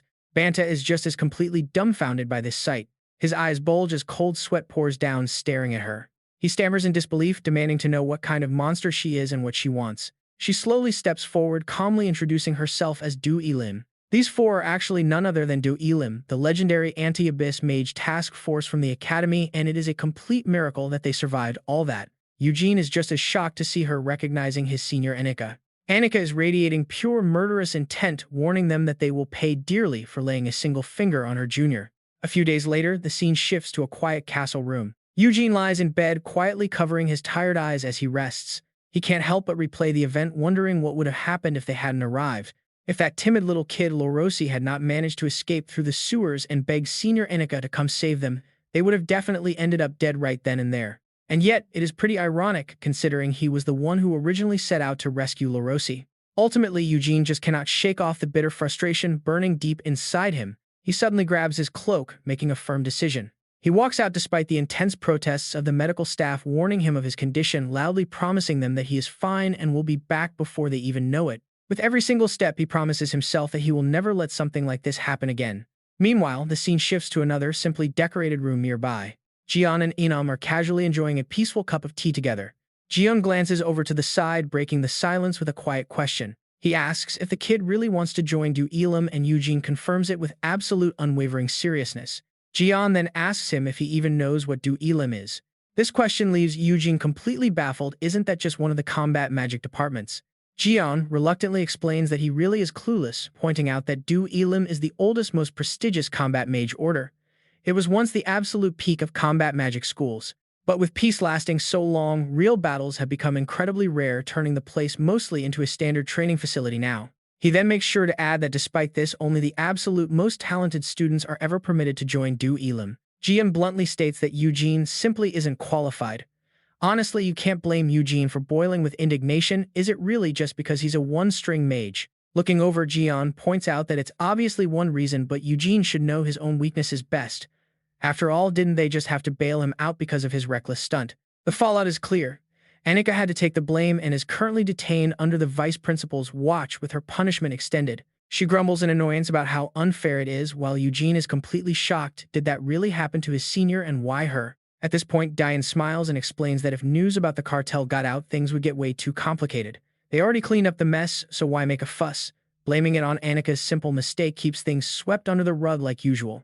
But that phrase leaves Eugene even more confused like usual. Jiyeon speaks up once more, reminding him that a foolish kid who only knows how to cause trouble could never get into Du Elim anyway. He coldly adds that if all he wants is to play soldier, he should just give up magic and go back to Felivia. Eugene's face tightens at the harsh words, but Eugene is not done yet with his meager one-string talent. That territory would actually suit him much better. Clenching his fists, Eugene barks back that he has worked incredibly hard to overcome his weaknesses and break past the limits of a one-string mage. He even begins to channel his magic right then, and they're desperate to prove he can shatter those exact one-string limitations. Instantly, both Eugene and Diane sense the shifting energy. Eugene immediately snaps at him to stop acting so rashly, calling him Eugene Felivia. Eugene glares with pure, undisguised irritation. How dare Eugene unleash magic right in front of him? This sudden wave of raw killing intent completely freezes Eugene. He knows exactly what will happen if he takes even a single step forward. He is dead. Diane smiles and chimes in, saying that while having a fighting spirit is great, he really needs to recognize who he is up against. Unlike Anika, they are not under any magic restrictions. She playfully adds that if their hands slip even a little, they might actually end up killing him. Hearing this only sends chills of terror down Eugene's spine. But then Diane points directly at Eugene, and get this, she actually introduces him as the prince, leaving Eugene totally baffled. As Eugene's body suddenly collapses to the ground, Eugene coldly remarks that he is not petty enough to be provoked by a patient who can barely stand. Dazed Eugene silently feels the lingering poison still taking its toll. Diane kindly helps him up, teasing that the prince is being too harsh, trying to kill a recovering kid. But Eugene snaps back, warning her that he was completely serious about killing him. Still, Diane keeps teasing Eugene, calling him hopeless for trying to fight a prince, even if he is a deposed one, and asking what he was thinking. Hearing that, Eugene immediately drops to his knees to apologize, stammering that he never meant to threaten royalty. Keeping a cold expression, Eugene tells him he does not care, warning him not to listen to that wicked woman. He explains that this is no power struggle, as he chose Du Elim himself to avoid misunderstandings with Felivia. This completely shocks Eugene. The prince gave up his royal inheritance just for Du Elim.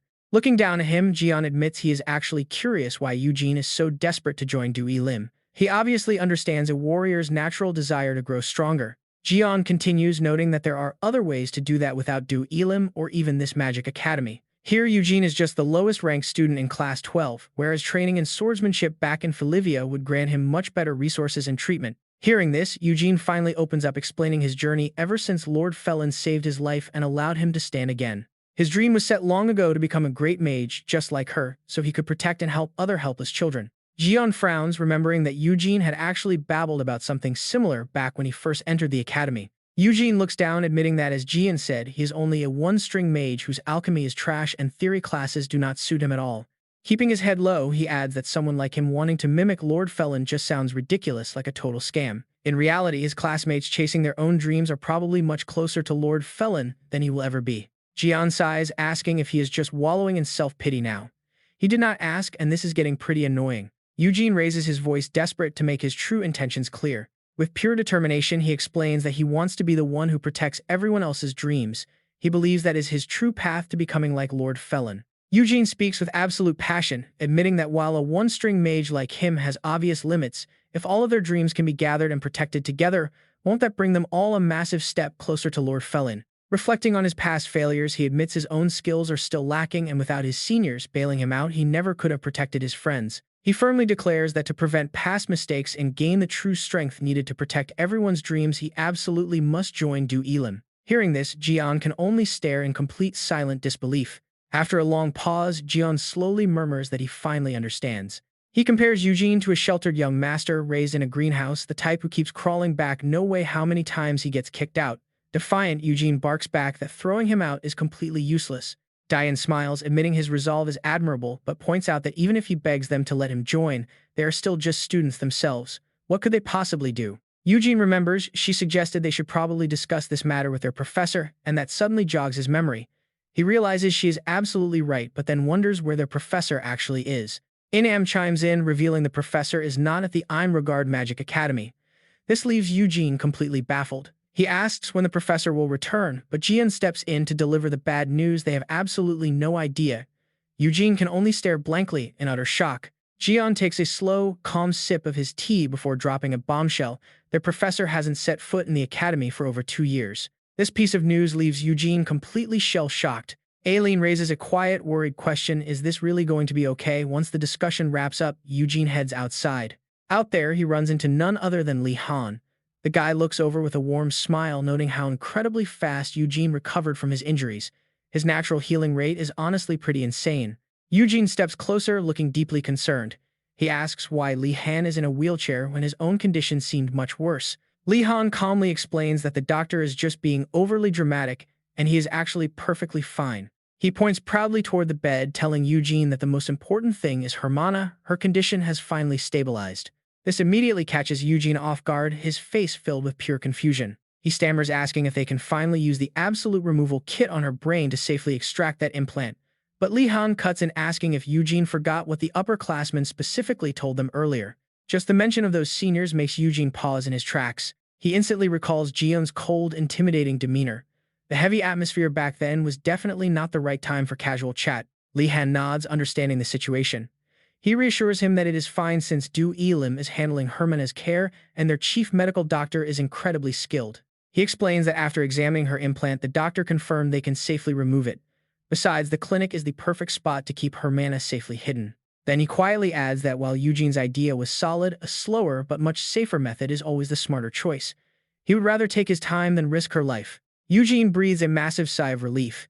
He admits that despite how incredibly confident he sounded earlier, the actual thought of doing brain surgery was pretty terrifying to him. Meanwhile, Li Han secretly sweats. He silently thanks his lucky stars he did not actually let Eugene go through with that potential disaster. Eugene takes a careful look around and points out how incredibly strange the whole setup is. He questions how a supposedly minor department like Du Elim could possibly have such top-tier facilities and a highly skilled doctor. He ponders deeply, muttering that even for an elite historic department, this level of luxury is definitely pushing it. Still, Eugene gets super excited, declaring that this is extremely suspicious. He is convinced there is some massive hidden secret here, and even if the professor is currently missing, he is absolutely determined to join Du Elim. The more he speaks, the more hype he gets. He speculates that while it looks like a normal department on the surface, its true nature might actually be some kind of elite secret society. Li Han can only offer a dry smile, playfully muttering that nobody really knows. Then Eugene extends an exciting invitation, asking Li Han why they do not just join together. He points out how much Du Elim is helping them, suggesting they must really like them. Li Han hesitates, slowly preparing to break the news. He delivers a sudden plot twist. "Sorry, buddy, but I have already officially joined Du Elim." Eugene's enthusiastic smile completely freezes.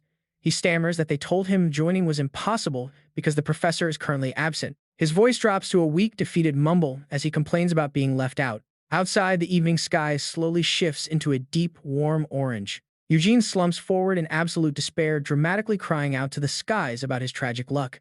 His lonely, slumped silhouette is clearly reflected against the glass window. Jian watches the dramatic display with a skeptical look, questioning if the truth was really too much for Eugene to handle. He asks Li Han if they should have just been honest, prompting Li Han to suddenly remember something. Thinking of their complicated situation, Li Han explains that if they reveal the secret contract with the professor or how Jian ended up at both Einrogard and Du Elim, Li Han's expression darkens as he warns that there is no telling what crazy stunt Eugene might pull. He is notorious for meddling and acting way too fast. Jian slowly nods in agreement. He looks ahead, serious. He admits he wants to keep Eugene out of this mess if possible, because the upcoming battles are going to be absolute hell. Meanwhile, Suabe stands with her hands on her hips, loudly bossing everyone around.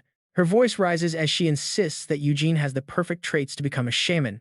Eugene lets out a heavy sigh, questioning why they are even talking about shamans. Hearing this, Orochimaru snaps, telling Suabe to just shut up and work. Recalling the raw power that hyped her up, Suabe points out that while nature always ignored her calls, it actively followed Eugene. She insists this is the ultimate proof of a born shaman. She gets increasingly frustrated, explaining that normal shamans need strong spiritual threads to connect with nature.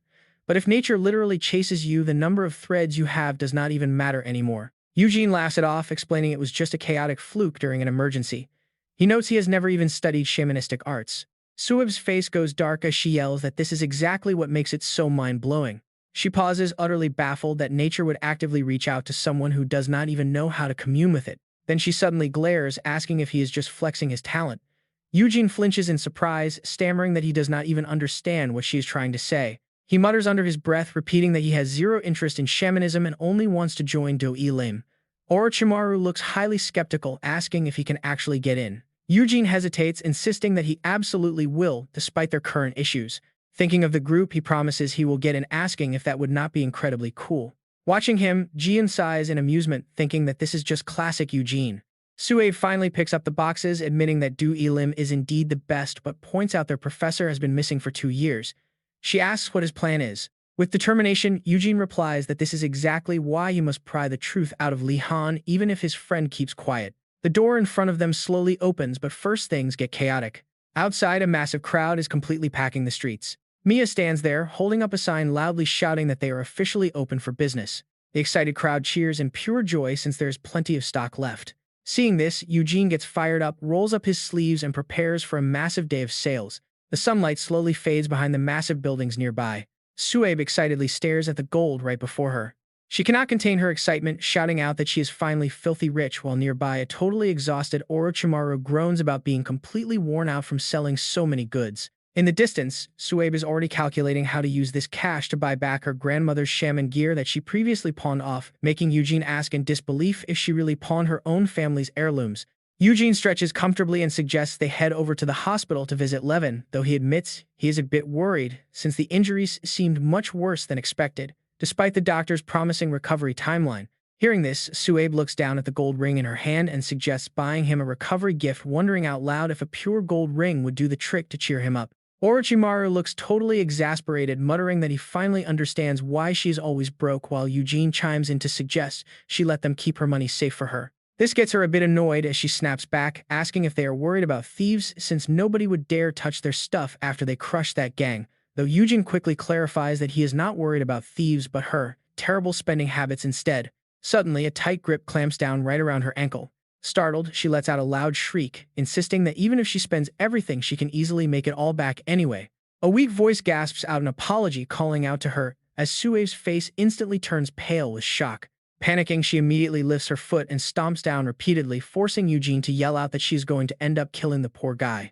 Sunlight streams down, casting a shimmering glow across the ground. The trembling old man sitting by the roadside begs for spare change, causing her to finally calm down and ask if he is actually a beggar. She immediately snaps at him, lecturing him to get a job instead of begging, while Eugene grumbles behind her back about her self-righteous attitude as the old man bows his head to explain he rushed here from far away and is far too exhausted to even take another step. Suabe finally softens up a bit, admitting it is sad and that she once walked in those exact same shoes. She looks down at her coin pouch, deciding that out of pity she will spare him a couple of coins so he can go grab a hot bowl of soup. And right then Suabe looks inside, her eyes widening in sheer horror. She panics, staring at a tear in her pouch and screaming about where her gold went. She suddenly freezes, realizing that the old beggar might have taken it. But the old man is already long gone, leaving her to frantically yell that the beggar must have stolen every single coin she had. She whips around to demand if Eugene saw where the guy went, scaring him half to death as he quickly stammers that he did not see a thing. She mutters in absolute confusion, asking how he could have missed him when the guy was literally right there, while Eugene's eyes suddenly flash as he realizes she has a point. The group stands there completely stunned, utterly baffled by how someone could vanish into thin air right before their very eyes. Shortly after, the three of them head over to Levin's hospital room. Suabe is still absolutely fuming over her hard-earned cash, but Eugene tries to reassure her, telling her not to worry because they already contacted the police to track down the thief. He knocks on the door, though even he knows the police are not exactly reliable. She clenches her fists, swearing what she will do if she ever catches him. Suabe's angry voice echoes as she vows to absolutely beat him to a pulp. The door swings open, revealing two figures waiting inside. A sudden familiar voice startles both of them, casually welcoming them inside. Suabe freezes in absolute shock, pointing at the old man, while a clueless Levin cheerfully offers to introduce their guest to everyone. Her expression instantly darkens as she growls that they have finally met again, you old beggar. The old man smirks mockingly, thanking the young lady for the free meal since he is quite full now. Levin cannot help but ask if they already know each other, wondering why she is calling him a beggar, even though he admits the old man does look pretty ragged. But Suabe is already in pure rage mode, fully prepared to murder him right then and there. Eugene frantically tries to hold her back, while Levin looks on with his jaw dropped, completely terrified by her sudden outburst as Orochimaru's face turns pale with fright. The old man's chopsticks freeze dead in midair. He waves his hand, unleashing an absolutely overwhelming pressure across the room. Levin is left completely stunned, his jaw hitting the floor. Once finished, Roy smiles and reminds them not to make a racket in the hospital room. Eugene's eyes gleam. He realized this man had blocked the magic exactly as he suspected. Levin finally snaps back to reality, protesting that he has no clue what they are misunderstanding, but this guy is absolutely not a beggar. The next moment, a shocking title is dropped. He is actually the professor of Du Elim, leaving all three of them utterly stunned. They quickly recognize this legendary Du Elim professor, who has been missing for 2 years, as he rubs his chin and asks if they are surprised. Tamia holds her head, trembling and groaning about how the master is now shoplifting like some street beggar. Panicking even more, she begs them to say it is just a sick joke while Roy stands there feeling an unexpected wave of guilt. Outside the silent castle, a thick stack of papers taps against the desk as the instructor announces that today's basic class is officially over. Easton smiles and gives some careful advice. This week is the major trial week for new students, meaning 2 of their daily regular classes will be replaced with visits to different departments so they can get some real hands-on experience. The students listen in dead silence as she explains that saying their entire life depends on this choice might be an exaggeration, but it will absolutely have a massive impact on their near future. Clenching her fist with fierce determination, she says she truly hopes this trial period will help them discover the path they honestly want to pursue. With a wave of her hand, Easton dismisses them, saying she will see everyone in the next class. They reply in unison, "Yes, ma'am." Giovanna frowns and looks around, wondering why they ended up at Du Elam, despite hearing the professor returned, while Havanathan beside her mutters that he had a bad feeling about this. Eugene explains that Du Elam is highly prestigious with many talented seniors, but Giovanna is still left puzzled, admitting that while that is true, there are still plenty of other combat magic departments they could choose instead. Giovanna lists off several prestigious names like Lucina, under the Royal Military Academy, or Megan, which is widely recognized in the security industry. But Eugene excitedly cuts her off, asking if Du Elam is still technically the strongest of them all. Suab frowns, rubbing his chin in deep thought. If not for that thief and the weird stuff surrounding the professor, he would not even consider other options. It seems Suab is genuinely contemplating joining, at least because of the formidable seniors present here. Thinking of the immense power they possess, he tells himself. He knows he must get in and study there, especially since his senior is the only one besides the professors who can use Desio to draw out maximum power. A slight smirk plays on Havanathan's lips, realizing these guys are clueless about the incident because they are from the countryside, so he just nods in agreement, saying that makes sense. Seeing this, Eugene's eyes widen in confusion. What incident? Only then does Giovanna slowly reveal that 2 years ago, a bunch of Du Elam members either resigned or went completely missing from the Magic Academy.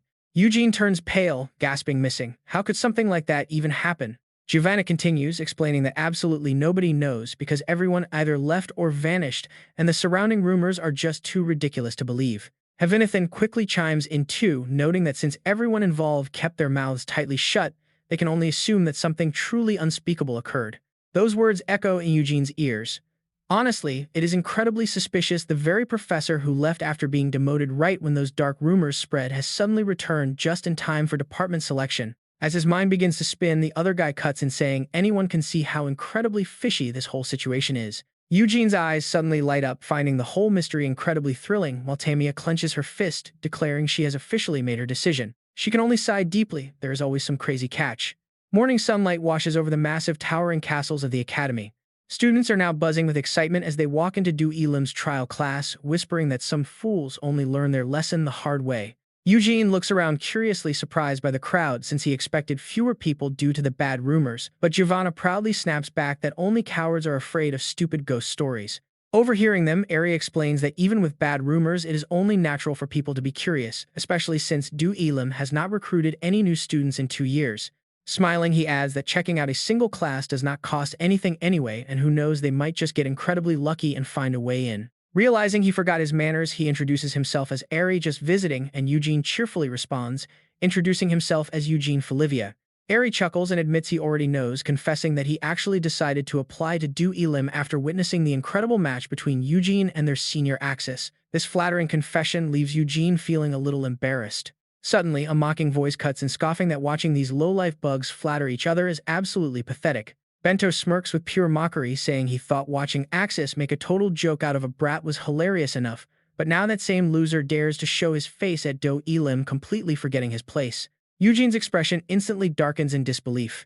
Talk about an instant reality check. Tamia turns around and demands to know who this loudmouth is, leaving Bento utterly speechless for a moment. Ari quickly covers his mouth and whispers that he is Bento Bison, the son of the prestigious Marquess Bison family from the Queen's maternal side, leaving both of them wide-eyed in shock. Bento continues to boast, sneering that a useless Felivia and a savage shaman girl are truly a match made in heaven. Pausing, he raises his voice to ask if Felivia is just a half-savage border clan, making Tamia glare back, snapping at what he just said. Screams suddenly erupt through the room. Does he want to die by a barbarian's hands? Because barbarians do not care about royalty at all.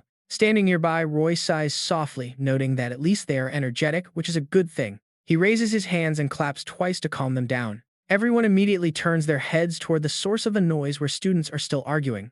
Roy smiles and leans on the table, telling them to pipe down now that the teacher has arrived. The classroom buzzes, questioning if that man is really the professor of Ro Elaine. Only Talia gets too dramatic and shouts that he is a thief. Roy, the professor of Ro Elaine, steps forward, saying calling him a thief is a bit too harsh. He explains he is actually the department dean and introduces himself as Roy. He suddenly acts surprised that so many students showed up. Meanwhile, a woman screams in the crowd for him to pay her back, but Roy calmly continues preaching about the harsh, miserable reality of the world for nobles and commoners alike. He stands on the podium. He talks endlessly, proposing to introduce Ro Elaine since they are meeting for the first time. But Roy scratches his head and sighs. He suggests skipping the intro and jumping straight into the actual lesson. Cracking his knuckles, he warns them that repeating obvious facts is just boring. He tells the crowd that if anyone came here out of pure curiosity, they should pack up and leave immediately. Roy smirks with a knowing look. He declares that only those with the potential to join Ro Elaine can stay. The eyes of Talia gleam with excitement, while Bento stands by in anticipation. The professor reminds them that this entrance exam could easily kill them, as Ro Elaine is strictly for combat mages. The sudden warning startles Eugene. Is that really all? Outside, the landscape remains completely quiet. A massive crowd of students quickly exits. Up on the podium, Roy strokes his chin in deep thought. After a long silence, he murmurs that fewer people left than expected, wondering if his warning was not clear enough. Resting his chin in his hand, Roy speaks softly to those left behind, questioning why they chose this harsh path instead of easier roads, reminding them that behind closed doors, they are only here to learn how to kill and be killed. In that tense moment, Eugene seems to realize something. He immediately raises his hand, declaring he wants to grow stronger so he can protect everyone. The professor listens in silence as the boy explains how his life on the western front of Felivia taught him that even the most ordinary lives require absolute strength to safeguard. Roy smiles and comments that their young lord of Felivia is honestly as pure and naive as a child. Bento speaks up from the crowd, proudly claiming that he is there to chase true honor, as nothing elevates a warrior more than scoring glorious achievements right on the dangerous front lines. Talia scoffs. She asks him if anyone actually needs a reason to become the absolute strongest. Eri timidly speaks up, hoping this place helps build their self-confidence. Suabe raises his hand and loudly declares that he wants to be the ultimate strongest, prompting other students to immediately shout out their agreement one after another. Roy silently stands there listening to all of them. Finally, a smirk plays on his lips as he notes that these mages are surprisingly unshakable despite his warnings. The deep voice of Roy echoes through the room as he questions those happy smiles, asking if they really think this is some exciting field trip. The entire classroom instantly falls dead silent as a heavy, suffocating tension takes over the space. He slowly steps right up to Eri, questioning their desire for confidence. Roy suddenly yells out to the crowd, mocking Eri for wanting to build confidence, pointing out that this kid must think Ro Elaine is just some normal, cozy training camp. Leaning in even closer, he whispers that he clearly told half-hearted fools to get lost, leaving Eri trembling in absolute terror as they try to stammer out a protest. The sharp gaze of Roy pierces them, demanding to know why they are still here. Hearing this cold interrogation causes Eugene to flinch in concern. Eugene steps forward and loudly demands to know what the professor actually means by those harsh words. Another student chimes in, yelling what right he has to lecture them when he is just a greedy fraud. The professor slowly smirks, asking why. He raises his hand and snaps his fingers. The body of Eri bursts into flames as Roy stares in disgust. Bright red flames instantly sweep right in front of Eugene. Roy calmly stands before them, staring down at these pretentious, war-obsessed brats in the room. The body of Eri is instantly burned to a crisp as the professor calmly admits that such stupidity makes him want to kill, acknowledging that his terrible temper has always been a major issue. Everyone in the classroom turns pale with terror. He mutters that since he has crossed the line again, he might as well teach this naive young lord and the lady a brutal lesson on the true reality of war. Any remaining confidence in the eyes of the students completely vanishes instantly. The face of Eugene darkens as Roy promises to fight to kill them for the next 5 minutes, while Bento smirks at how insanely unhinged their professor really is. Talia grows increasingly impatient, knowing that anyone who survives this room for 5 minutes will be officially admitted into Ro Elaine. Then Roy offers a soft, chilling warning: if you are scared, run now, because I am not playing around. 2 years ago, I dealt with pests like you the same way and just declared them missing. His shadow looms directly behind the boy, mocking that surely no one comes to learn how to kill without being prepared to die themselves. Roy sweeps his cold gaze across the terrified, spoiled kids. Eugene grits his teeth and slowly turns around. Panicked students rush out of the classroom, screaming about the crazy professor. Lowering his head, Eugene growls in frustration, demanding to know what kind of test this is. As he turns, a fist flies from a distance, prompting him to yell for this madness to stop. Roy smirks with utter disdain, asking if they actually think this is some kid's game. Eugene has absolutely no comeback to this. At that moment, every single attack zeroes in on him with the professor's fists multiplying in a blur. The sound of shattering fills the air as he declares this is exactly their problem. The sword in his hand shatters completely, leaving him wondering if that was magic. No one is smiling now. Bento is frozen completely in place out of sheer terror, and Suab anxiously shouts Eugene's name, wondering if it really wasn't magic. Yet Roy remains completely unmoved, stating that even 12-year-olds at the neighboring academy know they will become soldiers, so what on earth are these kids, compared to them, just mages? He scowls, asking if they even remotely grasp what it truly means to be a combat mage. Gritting his teeth, Roy struggles to hold back his fury, declaring he cannot stand people who want to be combat mages but lack even basic resolve. He roars toward the sky, shouting that he hates them enough to kill them right here, telling them to get lost or show some real determination. Talia is the first to cast her spell, stating she won't back down if that's what he wants, invoking her quad-temporal magic cubic setup. Bento joins in saying the professor has made things all too clear. She refuses to hold back any longer, warning him not to look down on them since living in nature is already a constant fight for survival. Chaos erupts around Eugene, who desperately warns everyone to wait before they get dragged into this. As all their magic strikes toward Roy, he smirks, noting that a few decent ones finally stepped up. He reaches out to lightly touch the empty air, but then, Eugene's eyes flash with a sharp light. It is that magic again. Roy's figure appears right behind her, noting that such a mindset is merely a basic requirement. Frowning in disappointment, he asks if they have ever actually faced a real opponent, making Talia whip around in absolute shock. A sudden fist slams straight into her stomach, questioning who would be slow enough to get hit by such slow magic. Her body is sent flying into the ceiling, and Eugene finally understands. Eugene recalls the previous physical strikes and the illusion spell that made their teacher vanish, realizing those two things are actually one and the same. Even when he made those quick hand movements, a thick stream of dark magic bent the light in the area, rendering even the eyes of the Felivia clan completely blind to it. Those dark threads are always lingering around, but they do not glow like normal mana, making them incredibly difficult to spot.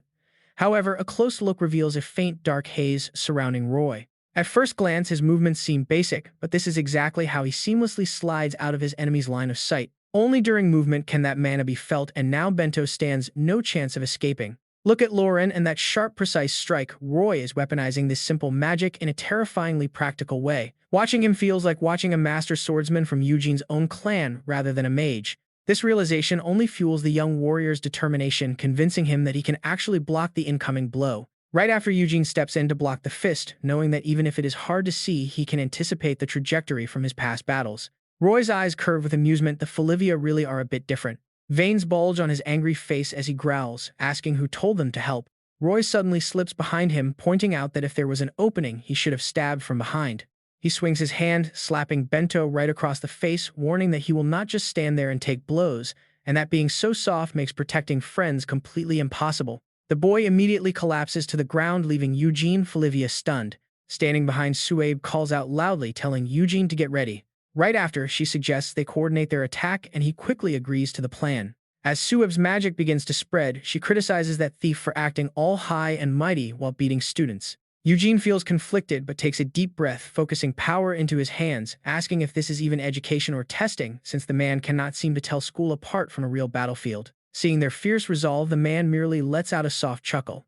Eugene wastes no words, swinging a giant ice magic sword straight down in a foolish team attack. Thick dust and smoke completely cover the entire area. Roy can't help but smile, finding the whole thing pretty interesting. The sword in Eugene's hand is pressed right against Roy's neck. Did he just copy Roy's magic? He never expected to be outsmarted by a mere student. The magic radiating in the air is astonishing. Even though Roy purposely limited his power to student-level magic, Eugene copied it instantly. On top of that, the boy managed to cover up his lack of skill by hiding in the smoke. This kid is an absolute genius. Only now does Eugene raise his voice, demanding that he stop this meaningless game if the teacher continues acting like this. Determination flashes in Eugene's eyes. Then I have no choice but to defeat you, teacher. Roy makes a mocking face, noting that Eugene's softness is actually his biggest flaw. Talia suddenly channels her strength, cheering them on to keep it up. Sharp spikes erupt from the ground as she screams to kill him with iron magic. Roy flashes a sarcastic smirk, mockingly asking if she is getting angry. Immediately, everything gets completely shattered. Yes, this is exactly how it should be. Talia's two eyes widen in absolute shock, gasping what? As Roy charges forward, he tells her she needs that fighting spirit, though secretly thinking she acts like a gorilla. Vera's hand glows with a faint stream of magical energy. She quickly gets the hint, coordinating with them to combine their magic once more. Alright, let's get started. A massive torrent of water crashes down behind Roy. Holy waterfall. Eugene grits his teeth, freezing the water to block him with a blizzard spell. Talia lets out a smirk, whispering that the time has come. A thick surge of magical energy completely wraps around Roy. Wind chain 4 seasons magic. Roy's eyes flash with a sharp glare. This absolute bastard. His body quickly spins around in one fluid motion. He swings forward, a fist packed with magical energy. Just like that, Talia takes a direct hit from a devastating shockwave. The crowd of students watch with wide eyes and scream. A massive earth-shaking blast echoes throughout the academy. Thick dust covers the area. Roy stands there awkwardly, scratching his head, wondering what to do.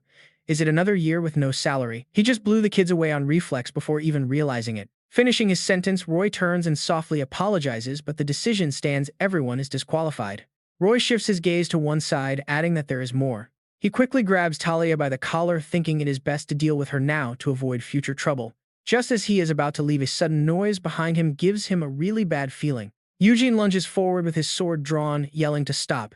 Gritting his teeth, Eugene growls not to kill anyone else, causing Roy's expression to completely darken. Roy glares, his grin stretching wide as he announces that Eugene passed. Inside, the entire room is left completely in ruins.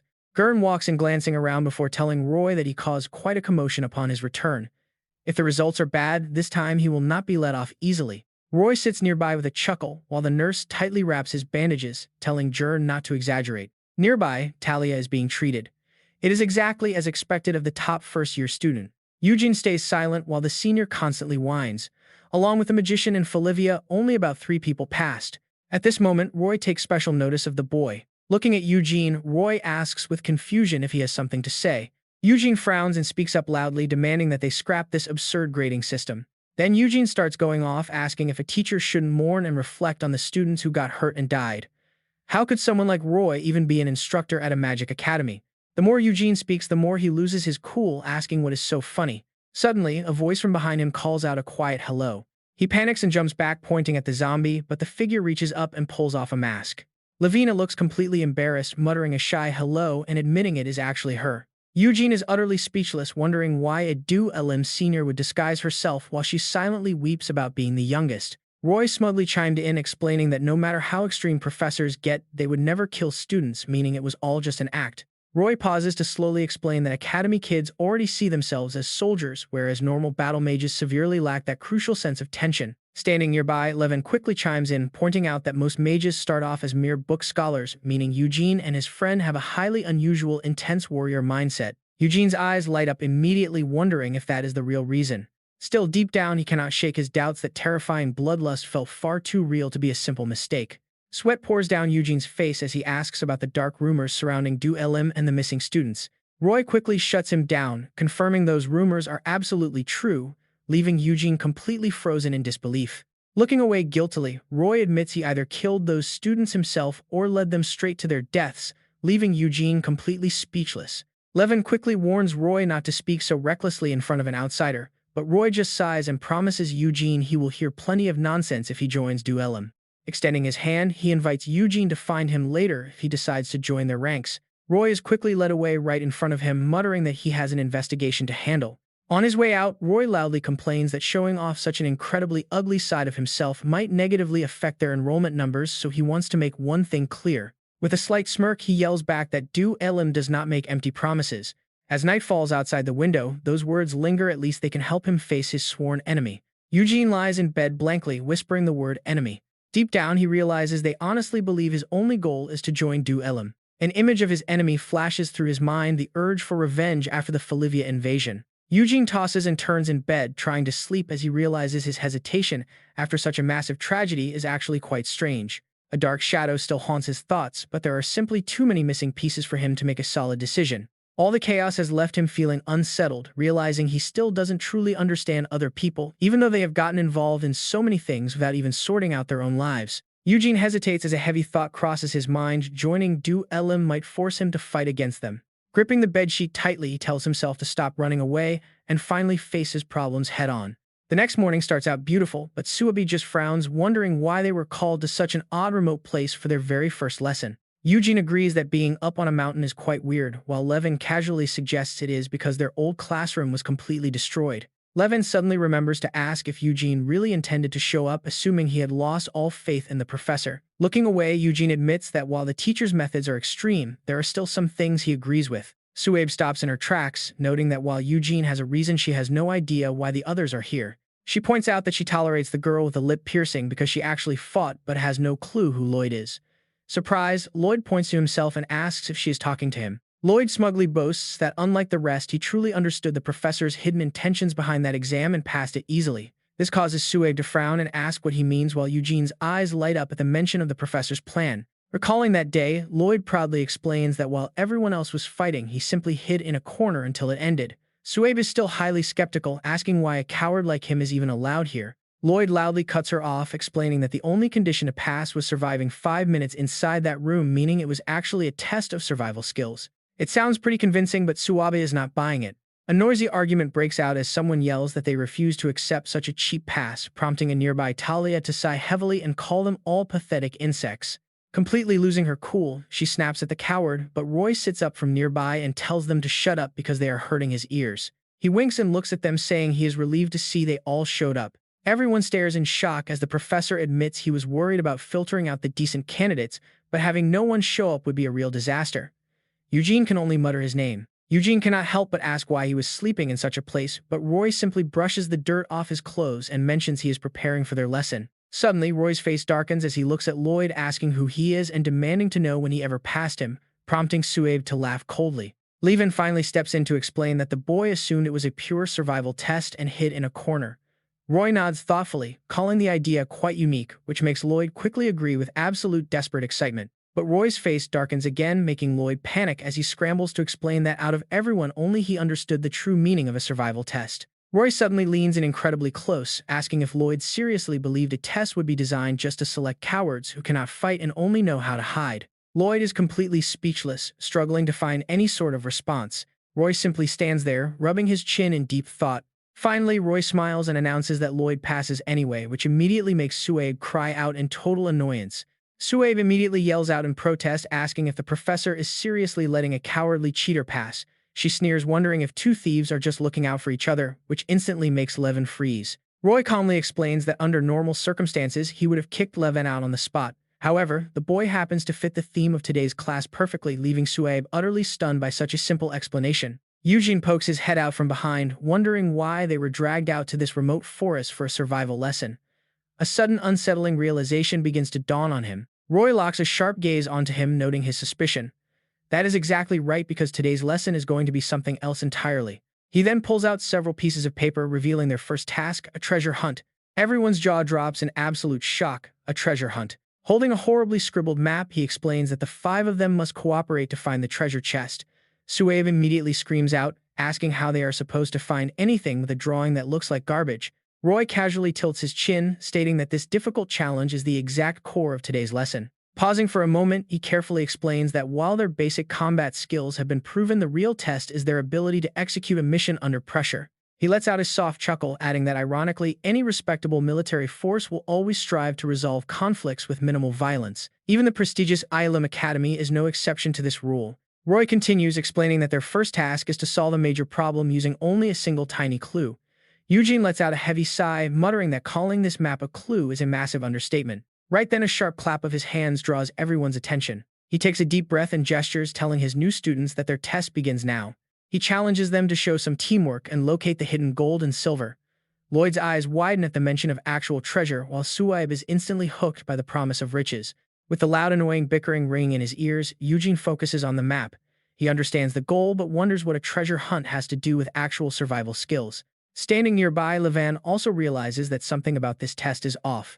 Both of them study the map in silence. The crude map only has a single arrow pointing directly at a mountain peak.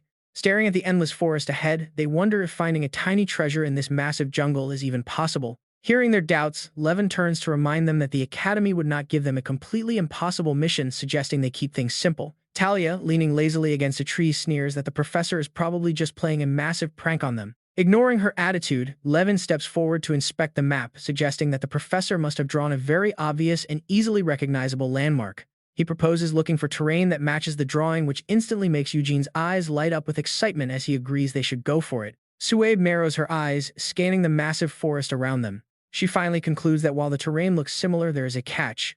Pausing, Suabe looks down and warns that it might take all night to get there. Eugene's jaw drops in pure shock, unable to believe how far it is.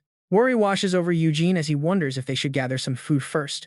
Lloyd immediately steps up with a skewered fish, proudly declaring that the survival expert is ready to help. Standing nearby, Talia immediately cuts in asking if they should not be a little more skeptical of the whole situation. The top freshman Talia Nava rolls her eyes and points out that Levin only got in because of his connection to the professor, unlike the rest of them. Her accusation makes Levan let out a quiet sigh. She wonders how they can even be sure he is not working with that crazy professor to trap them. Talia smirks provocatively, claiming she has a gut feeling that Levan is quite skilled at betrayal. Levan steps forward calmly, noting that her being this blunt actually makes things a lot easier. Suaid pumps her fist in excitement, thrilled that a fight is brewing. Eugene quickly steps between them to diffuse the tension, admitting he might be wrong before turning to Talia. He holds out the map, asking her what she thinks this drawing actually represents. Shrugging with a sigh, she tells them to do whatever they want, admitting she does not even understand why they are doing this stupid mission. Eugene responds with an optimistic smile. With that, the three of them gather their gear and suggest they all go search for food together. Talia's face darkens, muttering, "Are we out here on a picnic?" He smiles casually, tossing an apple in his hand as they prepare to move. With that, the group begins to march forward, looking surprisingly cheerful. Nearby, a tiny bird perches on a branch. Suaid giggles at how cute it is, completely unaware of the terrifying danger waiting for them. A small lizard raises its head, staring toward a sudden, brilliant light. Then a massive meteor suddenly plunges from the sky. The loud commotion draws their attention, forcing them to look up. Eugene's eyes widen in pure shock. The giant celestial rock crashes straight into the water right below them. They freeze in terror, completely unable to process the absolute chaos unfolding before them. Something drops straight down. Levan stares off in shock. A figure suddenly appears right in front of them. Who is this? Nikin smirks with excitement, telling the kids that their ultimate disaster has finally arrived. Jaw-dropping, he gasps out, wondering who this guy is. By then, Levin is quick to recognize him as the powerful senior Nikan from Doelim. Just thinking about that legendary trio makes him shudder. This man stands as one of the wings of Doelim. Hearing this, Nikan grinds his teeth in anger, glaring at him. He then stomps down hard, yelling at him for daring to steal his grand introduction. The sudden noise behind her makes Talia completely freeze up. Shaking all over, she whispers that she knew they would never let them search for the treasure in peace. Seeing the danger, Eugene shouts out to Levin just as a volley of fireballs rains down from above. Startled by the sudden attack, he quickly scrambles to dodge. Eugene looks back in utter shock, wondering if there are even more enemies blocking their path. Levan gets up and loudly reminds Eugene that this is all a test, leaving him stunned. He explains that it is definitely a test to complete the mission despite the seniors interfering, so he will buy some time while Eugene focuses on the goal. Eugene can only tremble at the word mission. Right after that, his determination rises to a new level. Everyone runs for their lives, leaving the rest of the battle in his hands. Mikan smirks at the idea of them buying time, calling it a huge mistake. With that, he throws off his cloak, revealing his target was Levin all along.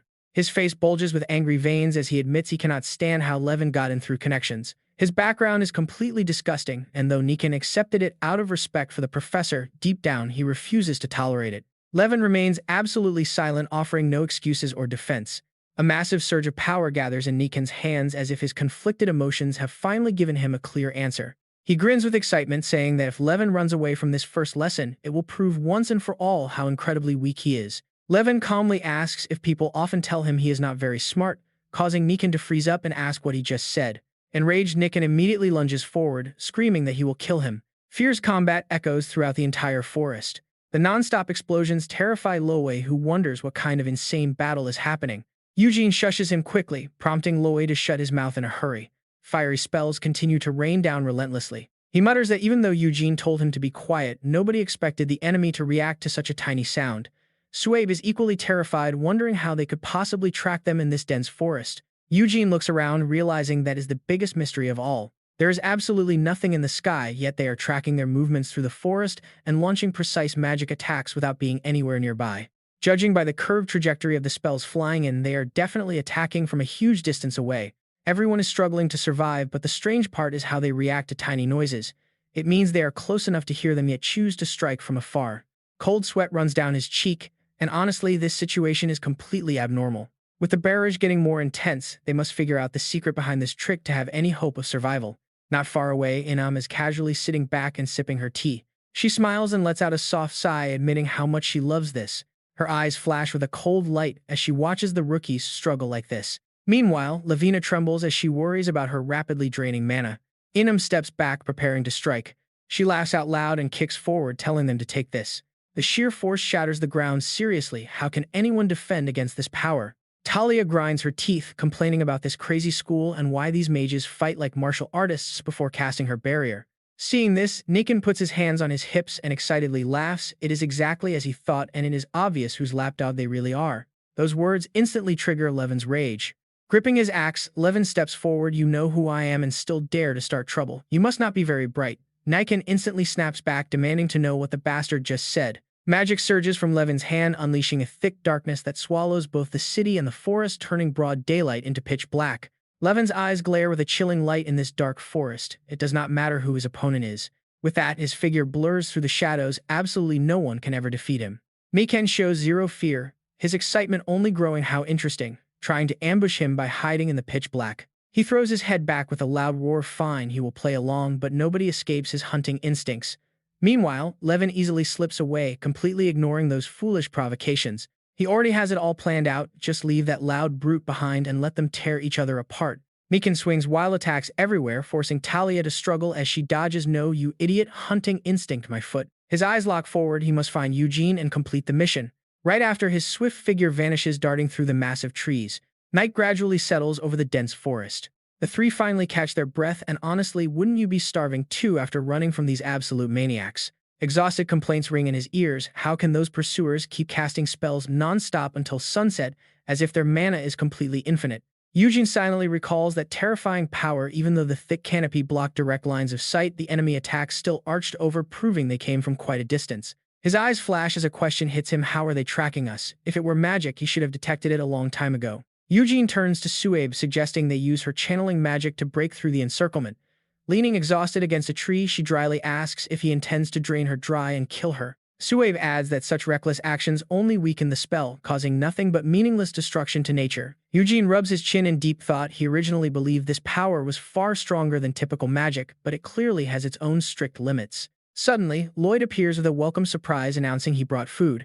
Eugene stares in absolute shock, wondering how on earth he managed to get it. He presents a handful of fruit, explaining he found some fresh berries nearby and decided to harvest them. Eugene cheers excitedly, praising him as a true survival expert. The two of them quickly devour the fruit, agreeing to set out the moment total darkness falls over the woods. When Lloyd looks confused, Eugene slowly explains that the seniors cannot possibly guard the forest 24 hours a day. They will simply slip past when their watch relaxes. The high moon casts a pale, cold glow over the dark night. Inside the forest, the three of them quietly slip through the shadows. Suddenly, Suabe lets out a sharp gasp. Eugene rushes over, asking why she looks so pale and if she's all right. Covering her mouth, she trembles and mutters about her stomach hurting. Before she can even finish her sentence, Suabe throws up. Horrified, Lloyd cannot help but yell, asking what she is doing. Sensing sudden danger, Eugene immediately whips his head back. Fiery sparks rain down from the sky, shooting straight toward them. He spins around and shouts a warning to take cover behind the trees. Lloyd immediately ducks behind a tree trunk, while the other two quickly scatter to find safety. He notices Suabe's pale face has not recovered at all. She whimpers that ever since eating those wild berries, her stomach has been in absolute knots. Nearby, Lloyd pokes his head out to defend himself, arguing it is not his fault since everyone ate them, so she probably just ate too many. Eugene whispers to stop, insisting they will deal with it later. With that, he looks up and shouts as loud as he can, calling for the teacher and seniors because there is an emergency and they need to treat Suabe first. Instead of stopping, the magical barrage only intensifies. Are they completely unable to hear them? Eugene's expression darkens visibly. Those seniors reacted to sound earlier, which means it is impossible for them not to hear his cries. He peers suspiciously into the dense forest, wondering if the seniors want them to overcome this alone, but they would never be that heartless. This must mean they can hear the noise but cannot understand the words. Nearby, the glowing eyes of an owl pierce the darkness, and Eugene catches sight of it just in time. Suddenly, pairs of glowing eyes begin appearing all over the forest. A cold chill runs down his spine. Why are these wild animals staying put despite all this chaos? The beasts remain completely calm, which seems impossible. Is it possible the seniors are controlling these animals to track them? Or perhaps the loud commotion just drew them in, though he cannot be sure. Suddenly, a theory flashes in Eugene's mind that has to be it. He recalls their previous struggle, remembering how Havanathan used summoning magic to bend animals to his will. She notes with a thoughtful look that she is not entirely sure, especially since these tiny creatures cannot speak anyway. Eugene quickly pieces the clues together. If this spell is similar to the mind control that manipulated Bo, it perfectly explains why they can hear human voices but cannot actually comprehend a single word. The entire forest remains dead silent. Since there is a way out, the three of them immediately disguise themselves as bushes. Standing behind him, Roy is completely dumbfounded. He wonders if this ridiculous plan will actually work, since nobody would believe a moving object is suddenly standing still. Eugene patiently explains that this camouflage is not meant to fool humans but to trick the wild beasts. Having noticed those glowing red eyes earlier, Eugene believes the entities watching them from the shadows are actually the forest beasts. Eugene lowers his voice, sharing that he has encountered similar magic before, and there is a strict limit to what information can be transmitted through beasts. The animals do not understand what is happening.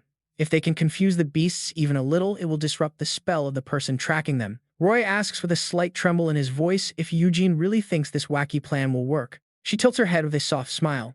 It is pretty impressive.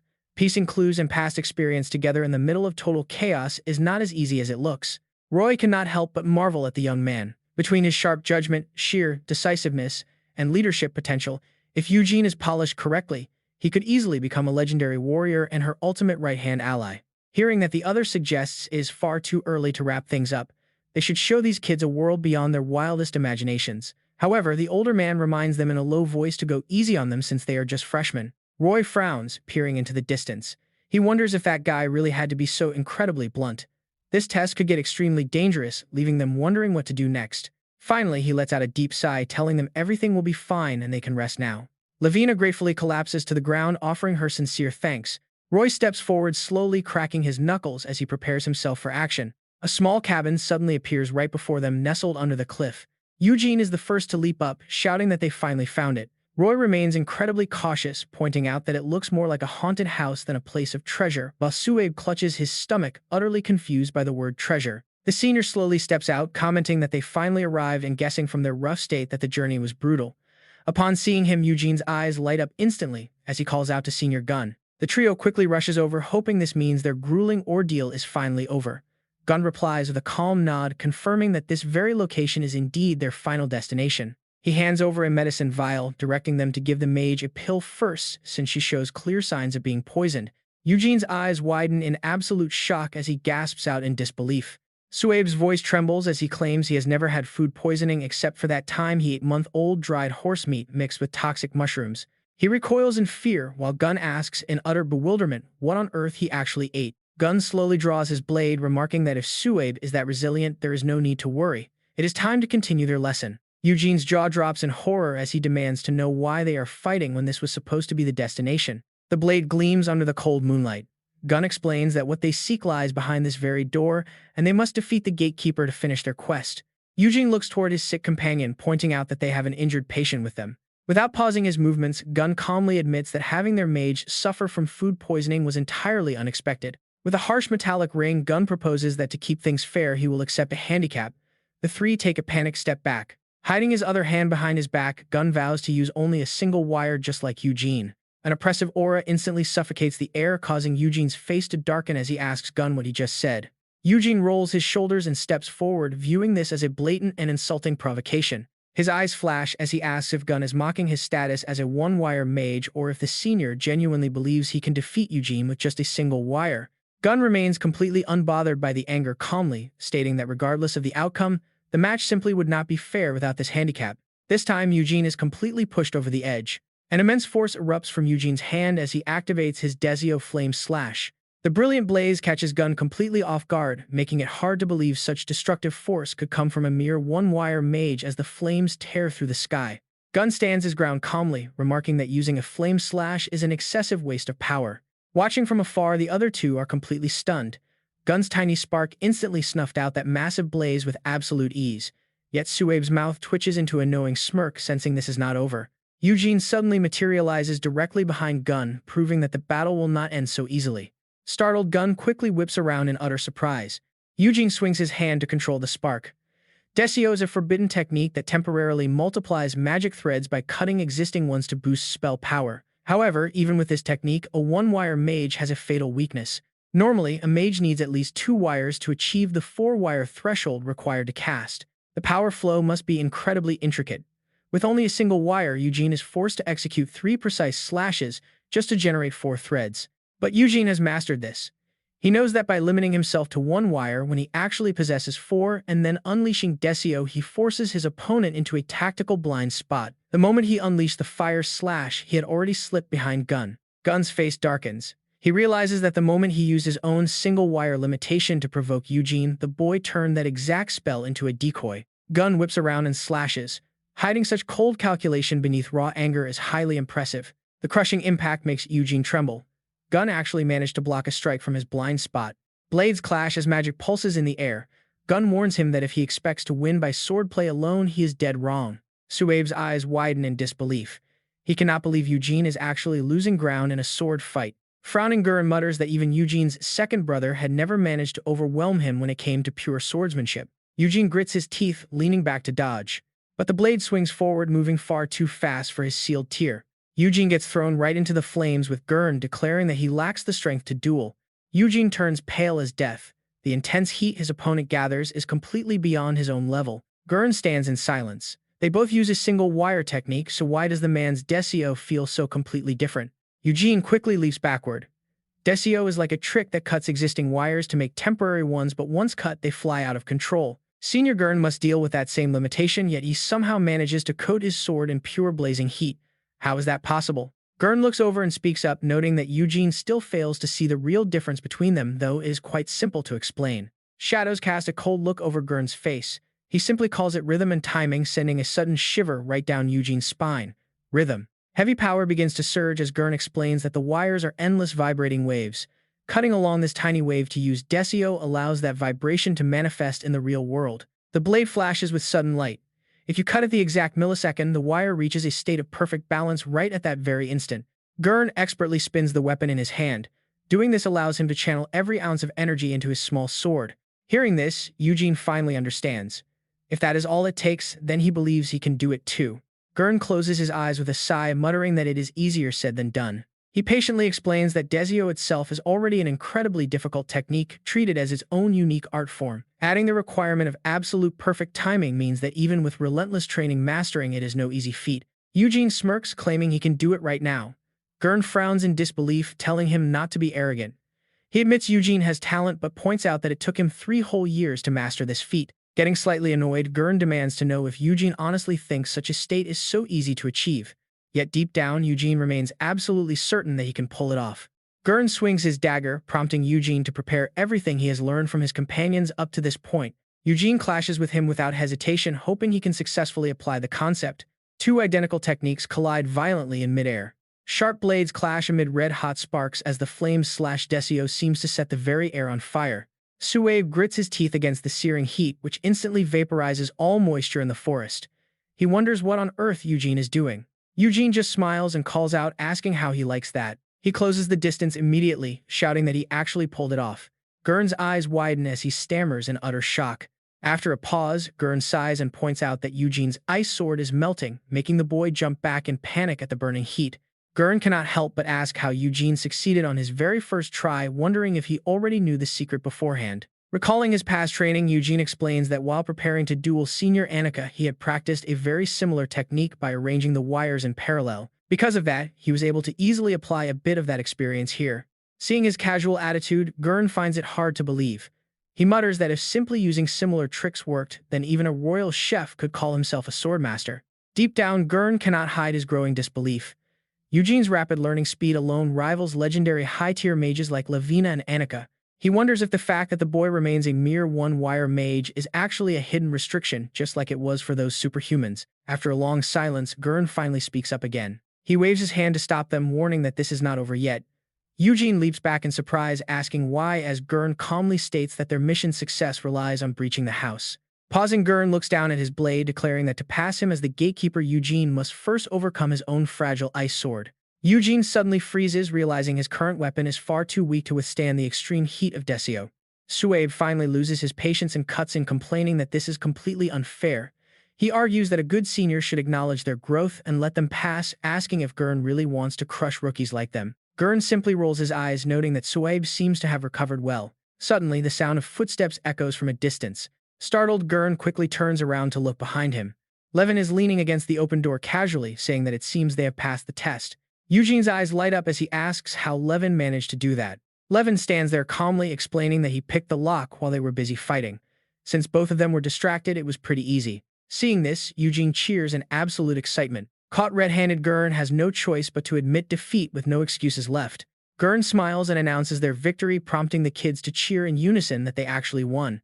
Suddenly, Roy steps out from inside the house, stretching his arms.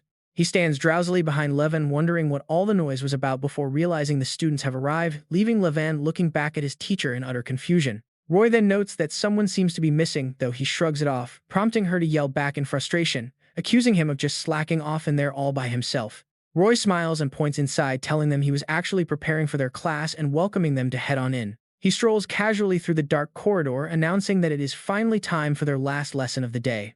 Soon, the house plunges into the eerie silence of the night. Thick overlapping layers of earth create strange and unsettling patterns around them. Suebe cannot help but shiver, muttering that the place is deeply unsettling. Eugene casts a suspicious gaze around, sensing something highly familiar. The memory of tightly bound victims reminds him of a creepy abyss lair he had witnessed before. Roy's steps suddenly halt as he asks if Eugene noticed. Talk about chilling, as the boy gasps, asking if this place is truly. Turning around, Roy casually confirms that this was indeed a lair of those who worshipped the abyss. He explains they wiped the monsters out and repurposed the zone for mental training, making Eugene stumble back in utter horror, loudly questioning if he really said mental training. Suddenly, remembering, Suebe speaks up, asking what happened to the treasure. Roy offers a knowing smirk and winks, mentioning the treasure. Roy suddenly pins the boy to the ground, asking if the treasure isn't standing right here. His face turns utterly pale, unable to make a single sound. Suebe angrily protests, asking if the teacher is crazy, declaring she would not even take this guy for free. Meanwhile, the boy looks around in utter confusion, wondering how they could possibly use him as a reward, begging the teacher to explain what is happening. Only then does the teacher finally reveal the truth, explaining that he is indeed the treasure, because what could be more valuable than catching a spy who sneaked in? The two of them widen their eyes, gasping out the word spy. Roy leans down and asks in a low, cold voice why he poisoned the food. The two of them are shocked once again, stammering that poison is impossible and realizing that stomach ache was actually because. He quickly pipes up, claiming that is not the case. Taking the opportunity, he quickly points out that if it was poison, why are he and Eugene completely fine when they both ate the exact same food, making Eugene nod in agreement. Levin lowers his head slowly, asking if saying it was poison means he actually did sneak something into their food. Roy's lips curl into a smirk as he mocked the culprit, asking if he added some strawberry syrup for a little surprise. But the guy just desperately shook his head, crying out that he really did no such thing. Roy's eyes flash with a cold, piercing glare. There is no need to play loyal so clumsily, he said, because you are clearly being used without even knowing it. Just tell us who ordered you to do this and we will let it slide. Roy's mind started to spin as the terrified student babbled on, swearing that he did not even realize it was poison. And get this, those words sent a shockwave through Eugene as well, since the mastermind was also a professor at the Magic Academy. Eugene's face turned visibly pale in shock. What? A professor at the Magic Academy? This time, Roy completely lost his temper, demanding to know the traitor's name. Shaking violently, the student squeaked out a reply. Grotesque fingers suddenly reached out from deep inside his throat, just as he tried to speak. A thick, dark liquid sprayed out right in front of Roy's eyes. A beast clawed out of the body, screaming at him to shut up. It opened its massive jaws and roared, demanding to know why the idiot spoke, asking if he was tired of living. It glanced back to find the host already dead, while Evan jumped back in horror from the gruesome sight. Eugene's voice trembled with sheer terror as he whispered, "What kind of monster is that?" The beast turned its glaring eyes toward Eugene Felivia, wondering why the boy was completely unharmed by the lethal poison. It knew it had to capture him, but in this weak state, it had no other choice. Suddenly, a powerful hand clamped down tight around its neck. Roy's face darkened with cold fury as he demanded, "Who are you and who sent you here?" The monster let out an ear-piercing shriek, mocking them by asking if they honestly believed gathering a bunch of kids to play hero would actually change anything. Its massive mouth stretched wider and wider as it hissed that it was useless, warning that the prophet and his apostles would soon drown the world in the abyss. With a final screech, the monster's body violently detonated, telling them to embrace the blessing of the plague god. Talk about a desperate move. Thick purple liquid splattered everywhere as they realized it was a suicide attack. Roy shuddered and leaped backward, recognizing the deadly plague. Unfortunately, some of the toxic purple slime splashed right onto Eugene's face. He knit his brows and wiped it off, wondering what on earth it was. He looks back, his eyes snapping wide. What on earth is this? Massive tree trunks loom all around him, covered in staring eyes. Eugene flinches, instantly recognizing the monstrous Grand Duke of the Abyss. He desperately tries to fight back, shouting that he won't be tricked again. A piercing voice suddenly echoes in his ear, commanding him to witness it. Tiny silhouettes rush toward Eugene, the child of Felin. A familiar icy dread grips his spine once more as that horrific scene repeats. Hollow eyes stare from sunken faces. In this life, and all his past ones, everyone is writhing in pure agony. A thick black slime envelops him as a voice whispers to remember his original sin. Eugene goes completely blank as the liquid covers him a dark force, declaring he can never escape his written fate. Suede collapses to the ground, gagging in pure disgust at this horrific sight. Meanwhile, Roy carefully inspects the scene and concludes the enemy chose self-destruction. He rubs his chin in deep thought, realizing that this weaponized plague is incredibly bad news. This quiet and peaceful neighborhood will quickly descend into utter chaos. If anyone sneaks this disease into a major city like Iraq, it will be an absolute catastrophe. Roy calls out to check if everyone is okay, but Suaib snaps back in anger, asking if this nightmare even counts as a lesson. He simply nods, glad she is still kicking. After checking everyone, Jern admits there are no immediate injuries. However, since the plague god is involved, they cannot be too sure. Roy immediately agrees, urging them to contact the academy and call a doctor right away. He then asks if their communication lines with the others are still active, and Levin cautiously replies that he will need to check first. Levin then steps closer to Eugene's side, trying to say something. But Eugene is trembling violently, muttering the word no over and over, which completely startles Levin. A sudden, desperate shout draws everyone's attention. "Wake up, Eugene."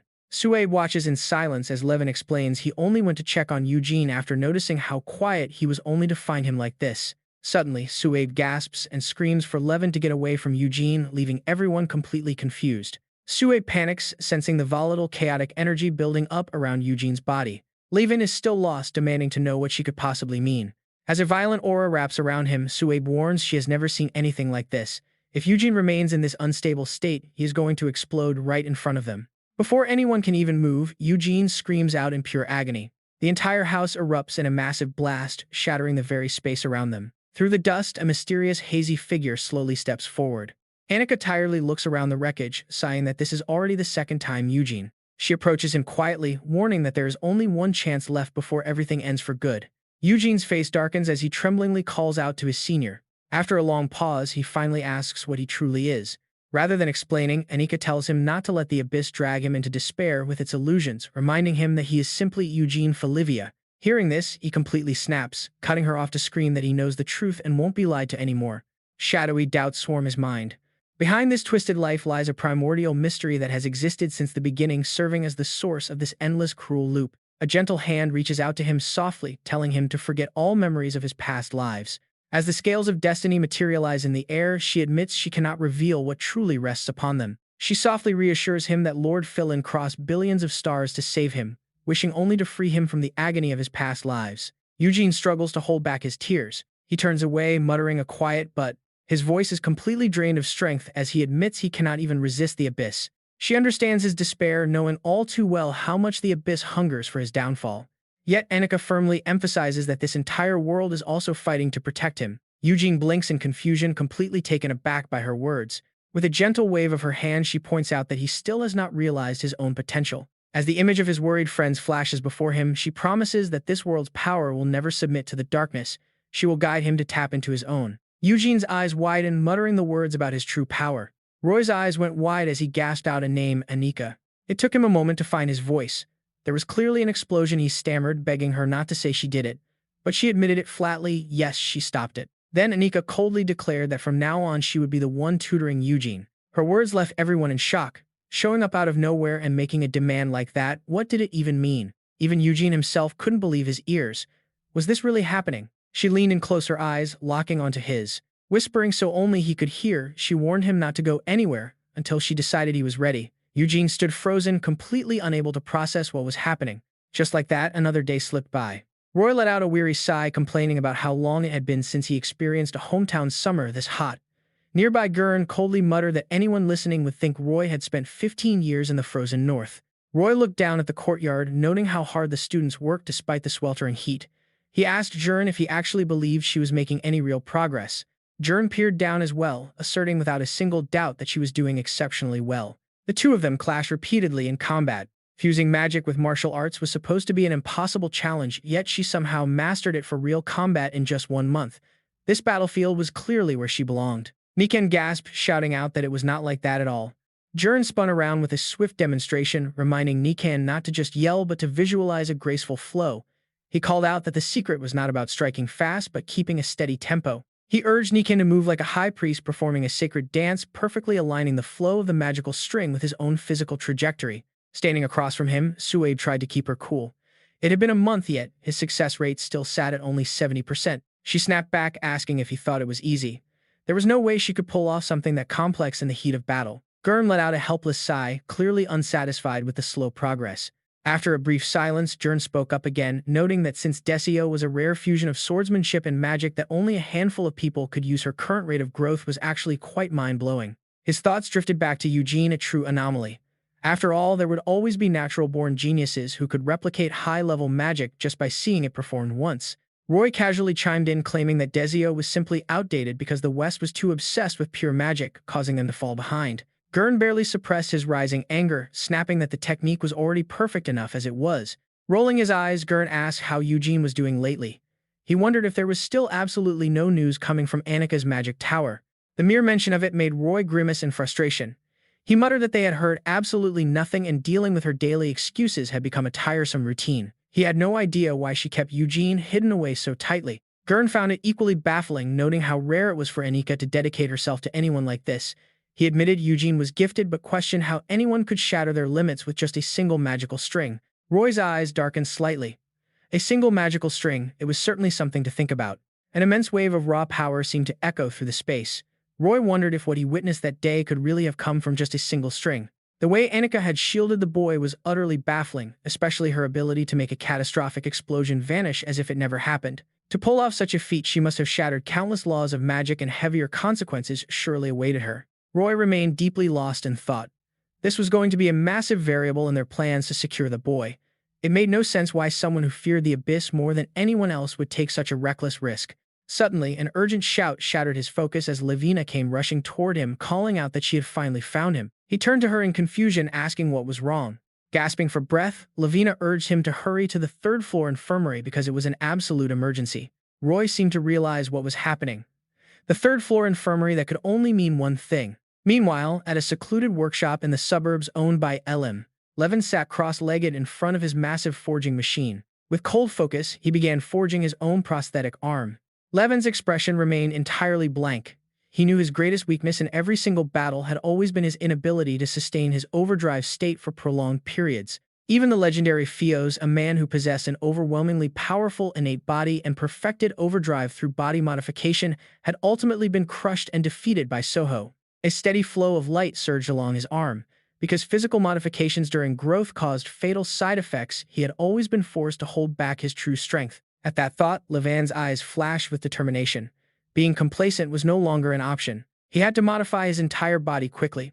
Otherwise, killing him would be completely impossible. Suddenly, the door behind him swung open, causing him to snap his head around in surprise. Suaib marched in, complaining that there was always some new gadget lying around. She grumbled that they must be wasting the entire budget on his workshop, demanding to know what he did all day. Without looking up, he calmly muttered that she wouldn't understand even if he explained it. Frustrated by his sheer arrogance, she gritted her teeth in anger. Suaib kept lecturing him, questioning how a combat mage could hide away tinkering with machines all day. She warned that his body would waste away, urging him to get up and train. Losing his patience, he jumped down and asked if she had only come there to nag. She quickly cleared her throat, suddenly remembering that she was there on extremely urgent business. Suaib looks around. The professor ordered him to take the boy to the infirmary immediately. Where is it again? Room 308, probably. Levin snaps around wide-eyed at room 308. On the other side, right behind her, Hermana is holding a sharp blade to his neck. She frowns at that, scanning the room to demand who they actually are. Hermana backs away defensively, wanting to know where this is, while Joy calmly urges her to relax.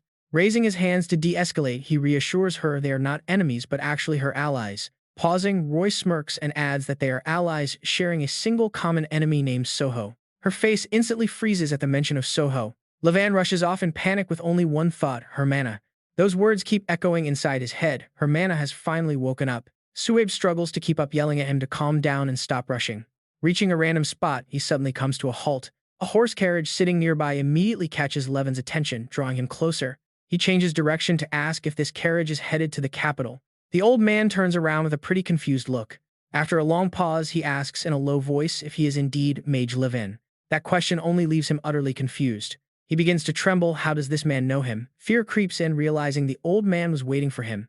Just then, Levin realizes something. Wait, what is this place? An attacker leaps from behind with a knife, screaming to die. The thug glares, hissing that killing him clears his massive debt, while Levin stares in total disbelief at those familiar scars. Before the thief can finish, she steps in and sends him flying. Suab smirks, mocking the idiot for not picking a far more sensible target. A whole gang appears behind them and she mockingly asks if they actually expect to survive like this. Honestly, she can't comprehend it either. Why would a bunch of bandits target this specific carriage? Following close behind, Suab wonders why they would gather at such a deserted, empty rest stop. Clenching her fists with excitement, she smiles, not that it matters since she can crush them all.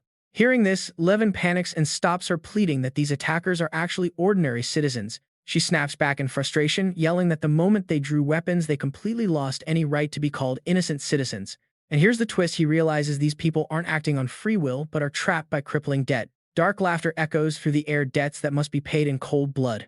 Vertega throws his head back, shouting that Elgato's legendary instincts are just as sharp as expected. He looks down with a sneer, telling him he needs that very wits to be worthy of being his rival. His smirking lips form a challenge, mocking that relying on brains over brawn is Elgato's only appeal. A sudden voice rings out in his ear: Levin. He glares directly across at his opponent, Vertega. Clouds drift lazily as Hermanna sits in bed, explaining that Soho crossed the line by joining the Eternal Society and making a pact with the Abyss. Roy responds in a low voice, confirming they are well aware that he runs the largest syndicate in Horizon, operating as both an arms dealer and a mercenary leader. In his mind, he weighs the threat: if a man like that allies with the Eternal Society, it will be a disaster. They must hunt him down before he sinks deeper, but they desperately need more specific details first. Trembling, she cuts him off, saying he completely fails to understand the horrific reality of the contract between Soho and the Abyss. Hermanna's expression turns frantic as she admits even she did not foresee it, though in hindsight, it makes perfect, terrifying sense. A heavy shadow looms. The Abyss feeds on human misery and despair growing from mankind's dark side. Since Soho is the absolute king of that dark world, a literal merchant of death, it is clear what he really is. Clutching her head, she screams that he is the perfect match to seal the ultimate pact. He sold children to the Abyss in a monstrous deal to slowly devour this world, starting from the north. Her panicked voice echoes through the room. The creature's very first target is right here in Hebronia. Right now, the terrified villagers are completely helpless. Sue grits her teeth, looking around. Are these guys really being forced? If so, why is their attack so vicious? Defending against them safely is getting harder by the second. Levin quickly pins one down.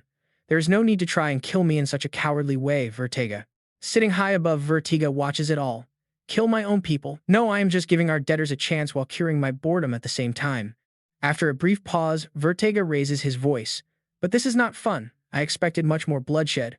Are they simply unable to entertain me? The man turns back in sheer shock. He desperately tries to explain himself. Wait, I have a chance to stab that guy, just give me a little more time. Vertega slowly pulls down his sleeve, saying he doubts that. His raised hand reveals strange crisscrossing scars. That is impossible. Suddenly, the man's body begins to look exactly the same. In the next blink, Vertega ruthlessly wipes them out. Blood splatters everywhere. Talk about a brutal reunion. Levin, it is good to see you, long time no see. These words completely set him off. Suave shivers, slightly staring at the newcomer. Who is that guy? The man stands drenched in a sea of blood. She has never felt such a terrifying curse before. Cold sweat drips down her face. It is almost too much. Suddenly, Vertega walks right up. Amazing to find a mage in a place like this so you can see it too. His eyes widen, lips curving into a twisted smile. Curses and sheer grudges are pouring into this creature. Suave's face pales as dizziness washes over her. She slowly raises her hand high, a creature like this. Deep down, she decides that such a thing should not exist in this world. Levin panics and tries to stop her. Do not attack, Vertega. That is exactly what he wants. A fist swings forward, but Vertega easily dodges it. A small cut on his face begins to bleed. Turning his head, Vertega whispers that it is already too late. Suave is totally caught off guard. Look at her face. Panicked, Levin rushes over to protect Suave. Seeing this, Vertega holds his stomach, bursting into hysterical laughter. Levin grits his teeth, glaring. What is your goal here? Did you come all this way just for these mindless games? Vertega shrugs, returning to his casual self. That is harsh. They attacked me first. Why are you acting so protective of your new friend? He chuckles teasingly, asking if she is Levin's girlfriend or something. Ignoring the tease, Levin demands an answer. Deep down, he knows it is a major problem if this absolute monster is personally getting involved. Levin silently worries that his betrayal has been discovered, but even if they suspect him, they have no real proof to back it up. Suddenly, Vertega turns away and sighs, muttering about how incredibly boring this is. Finally getting serious, Vertega asks why Levin thinks he came all this way. After all, it is not actually that far. After a brief pause, Vertega reveals that Soho recently acquired a brand new territory for a business venture, making Levin's eyes widen in sheer shock. The king sits motionless in his seat. A new territory. Everyone in the room remains silent. Vertega places a bloody hand on Levin's shoulder, calling him young master. Smirking, he whispers that Levin is now the Marquis of Vision. Shrugging, Vertega explains that they are going to need plenty of help out here, which is why Soho has a special mission for Levin and sent him to fetch him. Levin purses his lips in silence. He understands the reason, but lands near the capital are usually strictly reserved for highly prestigious nobles and royalty. Suspicions fill Levin's mind as he wonders what they are actually plotting with such an aggressive move.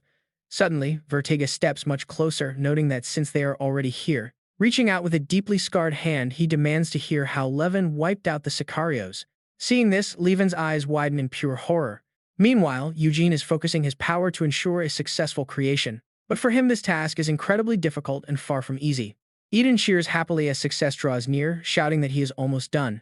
But the very next second, he faceplants onto the dirt, completely losing his mind over why this is happening. He groans that he cannot wrap his head around this training since it is totally different from what the Magic Academy taught them. Annika coldly fires back, telling him to forget everything he knows because she is right and his academy is dead wrong. Talk about absolute confidence. She breaks down how modern mages are completely obsessed with their spell chains. Even though that idea actually came from Ananta, one of the 10 legendary founding disciples of the Magic Academy, she points out it only exists to make magic easier to access. It is definitely not the actual core power. To her, it is just like memorizing multiplication tables while completely ignoring the actual principles behind the math. Since he only has one single spell chain, there is no point in him following modern theories that do not even benefit him. Still, Eden cannot help but wonder if Annika herself was not once a student at that academy too. Even with all that high-level talk, he still does not see the point in constantly repairing something that keeps shattering over and over again. What is worse, his mentor even sealed away the tiny bit of magical power he actually had left. Without even looking up from her book, she tells him this training must be felt rather than explained. As for the seal, she will only discuss it once he passes his test. This leaves Eden absolutely fuming since she clearly has no intention of giving him any real answers today. All he wants now is to see his friends again, wondering if they are out there causing another massive scene right about now. Rolling around on the floor, he desperately complains about wanting to leave this place. Because of his harsh training, he has been trapped inside the magic tower for a whole month without a single clue of what is actually going on. Annika tries to comfort him, urging him to hold on just a little longer since he is almost reaching her standards. Hearing this makes Eden light up with pure joy, asking if she is seriously telling him the truth. Still, he has absolutely no idea how he is supposedly making progress. From her chair, she quietly explains that he simply cannot feel his own improvement because of the seal she placed on him. But right in the middle of their conversation, an eerie red light suddenly floods the entire room. The sudden flash leaves him completely startled. Is that an emergency alarm? Annika already knows exactly where the threat is coming from, calmly stating it is from Elam. Meanwhile, the scene shifts to Inam, breaking some horrifying news. A massive massacre just occurred near Levan's workshop. She quickly asks Roy if he has any idea what is actually going on out there. The news catches him completely off guard, repeating in disbelief if it really happened right at Levan's workshop. Ari is just as shocked, demanding to know what Inam means by a total massacre. Hermana completely loses all composure, panicking over whether Levin is still inside. Even Roy is at a complete loss on how to handle this sudden crisis. He decides to go inspect the site himself while ordering the others to contact Annika, since she is much closer to the workshop. Deep down, Roy is battling a terrible gut feeling, knowing that if the gang is actually targeting Levin, then their entire plan will completely fall apart. Meanwhile, the scene shifts to Vertega, confronting Levin, asking if he intends to come along. Levin quickly realizes this must be a setup planned by Soho himself. The boss already suspected him of betrayal, meaning if he steps out now, there is likely no turning back. If that happens, their plan to assassinate Soho goes up in flames. Even with his recent upgrades, Levin is not sure if he can actually fight back. But Levin quickly reconsiders fighting back right now would be the absolute stupidest decision he could make. This opponent technically only ranks third among the 5, but the way he talks feels like a final ultimatum. If Levin dares to decline, a kill order will be issued immediately. Glancing at Suab, Levin realizes there is a much bigger issue here. His own life is not the only one on the line, her safety is at risk too. Levin finally agrees to go along with Vertega, prompting a satisfied grin and a promise that Soho will be very pleased with this choice. But Levin sets one condition: he must get Suab to safety first, making Vertega let out a highly annoyed sigh at the sheer trouble of it. He casually suggests that they should just kill her right now to save them the trouble, but an abrupt interruption suddenly catches both of them completely off guard. Out of absolutely nowhere, Eden delivers a brutal punch straight to Vertega's face for making that threat. The villain is left stumbling backward, completely dazed and trying to process what just hit him. Levin is just as stunned, having absolutely no clue that his friend was even in the area. Ready to teach him a lesson, Eden demands to know if Vertega is the one behind all this chaos. But confusion quickly sets in. Vertega was clearly the one who got hit, so why is Eden the one feeling the impact? Vertega wipes his face as his playful demeanor vanishes, asking his new challenger who the hell he is. Eden can feel a dark, oppressive aura radiating off the man, signaling extreme danger. Seeing the threat, Levin quickly yells for Eden to watch out. But the young mage is still completely in the dark about what is happening here. Yet, he actually managed to summon the dragon god's death binding. But fortunately, his quick intervention kept everyone there from getting hurt. Levin then asked the one question burning in his mind, "Are you Eugene?" This caught him completely off guard, leaving him with absolutely no idea how to reply. Vertega strikes an arrogant pose, wondering aloud why the two seemed to know each other when there was a clear order to eliminate Eugene. He still couldn't quite wrap his head around it. Is Levin actually in that gang too? Levin snaps back, asking if it isn't completely ridiculous to put out a hit on a Felivia. Hearing that, he bursts out laughing, telling Levin there's no need to make excuses because this is actually quite lucky.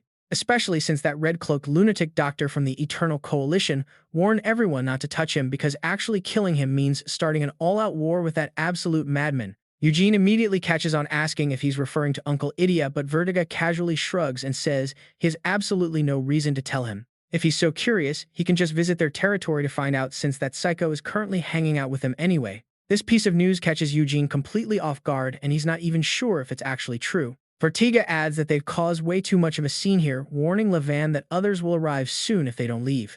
Eugene is left utterly baffled by this, left wondering what on earth he means by going back. All Levin can do is follow the order to take care of Sue, while Eugene struggles to process this incredibly confusing situation. Still trying to halt the departure, Eugene demands to know where Levin thinks he's actually going. Vertega flashes a wide grin, saying everyone is eagerly waiting to see Levin again after such a long time apart. Before taking his leave, he makes sure to throw one last smug parting jab at Eugene. Eugene's blood is boiling at this point, completely furious that they are forcing someone to go against their will.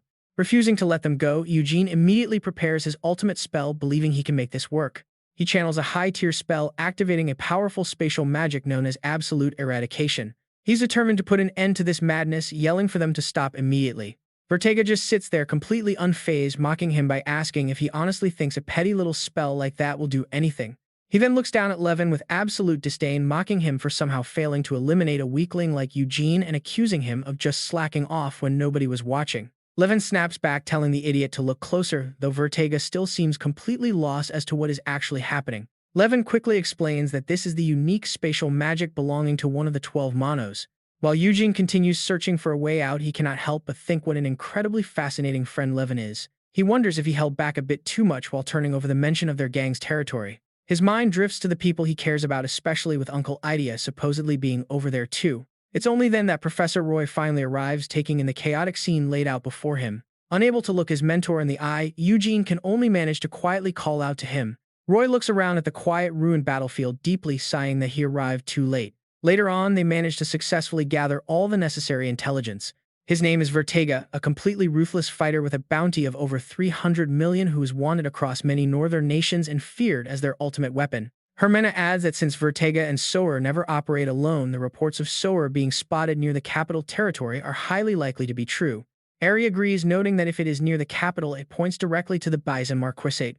Rumor has it the old lord recently abdicated due to sudden illness, leaving a very young heir in charge. There are just too many suspicious details surrounding this sudden power shift, meaning they need to investigate it thoroughly. Furthermore, while looking into the plague spread by the plague god's followers, they discovered a nearly identical illness rapidly spreading all around the Bison Marquisate. Lavina is extremely shocked, pointing out that the Bison family is actually the Crown Prince's maternal clan and warning of the disaster such a powerhouse colluded with the syndicate.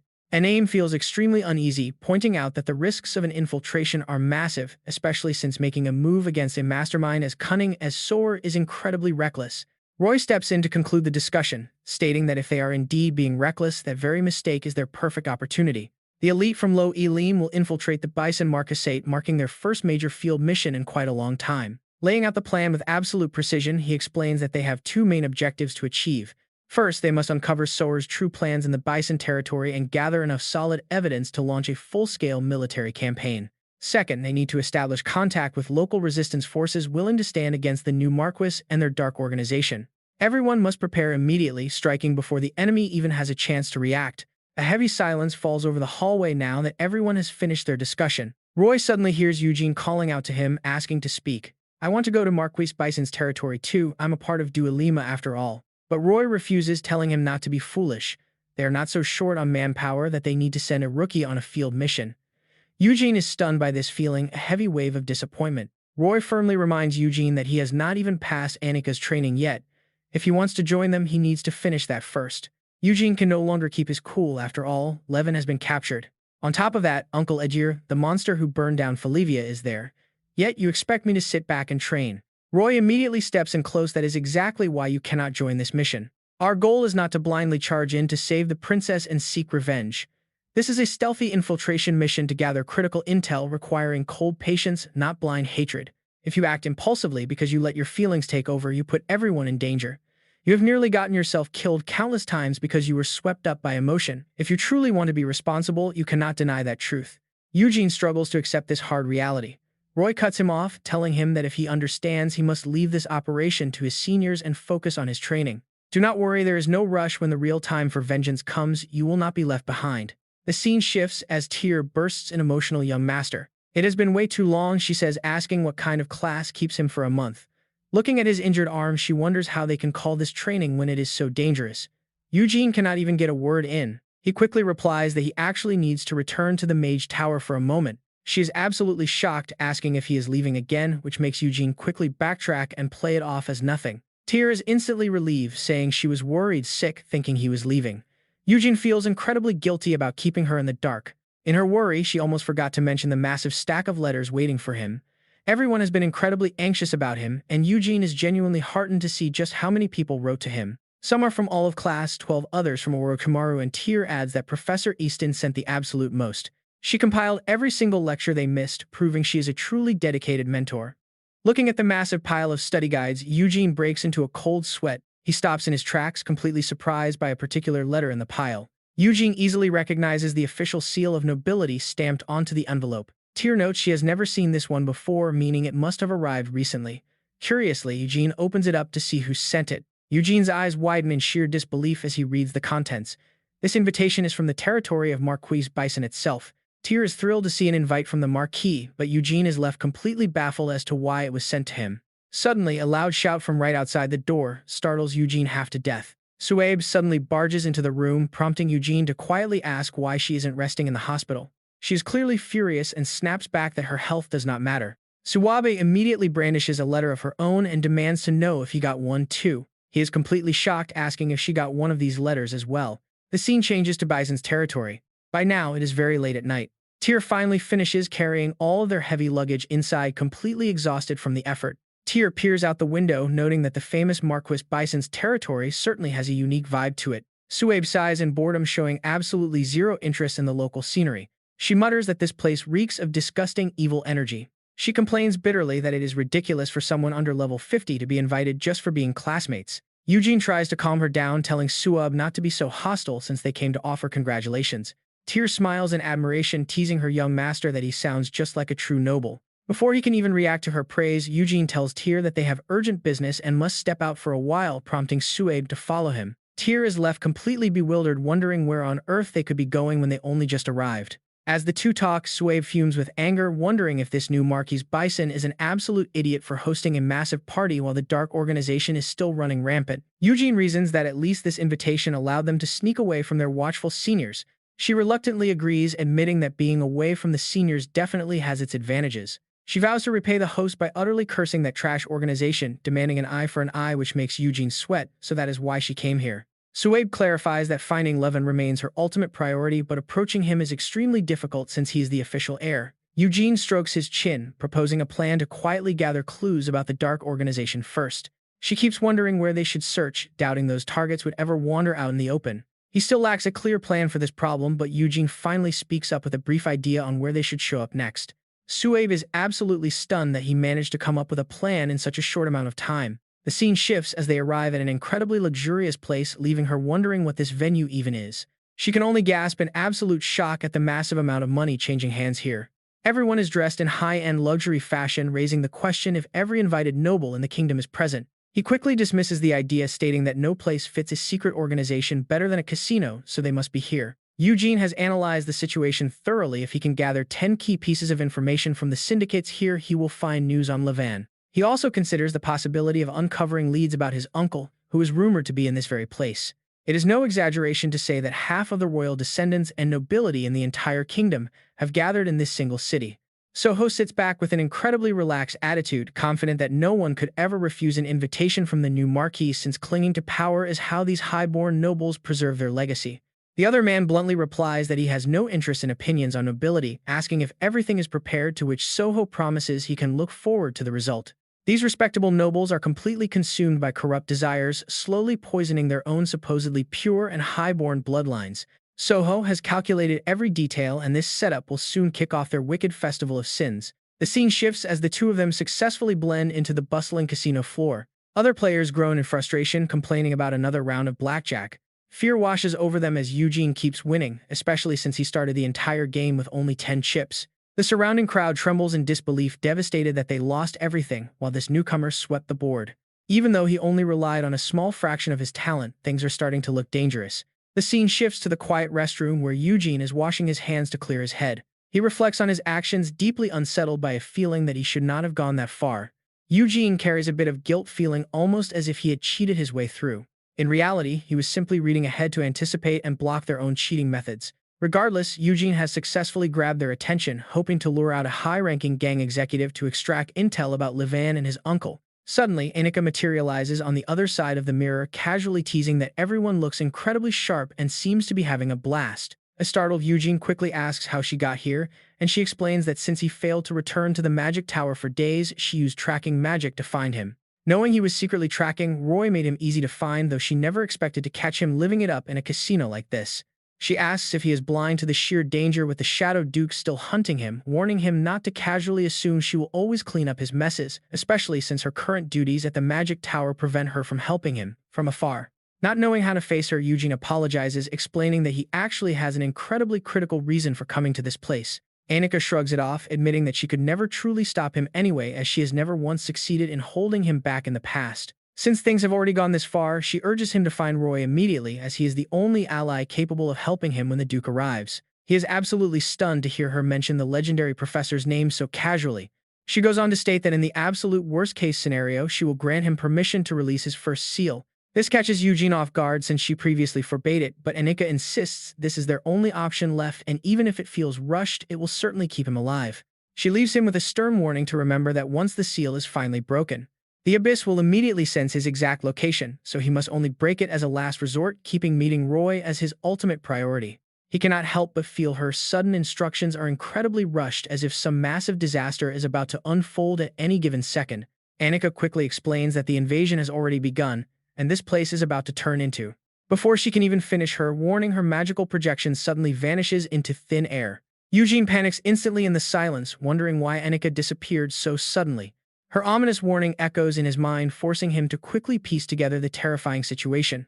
Peering outside, Eugene catches sight of a terrifying presence, completely shocked that they have arrived this fast. A massive catastrophe is heading their way, forcing them to confront the terrifying forces of the Abyss.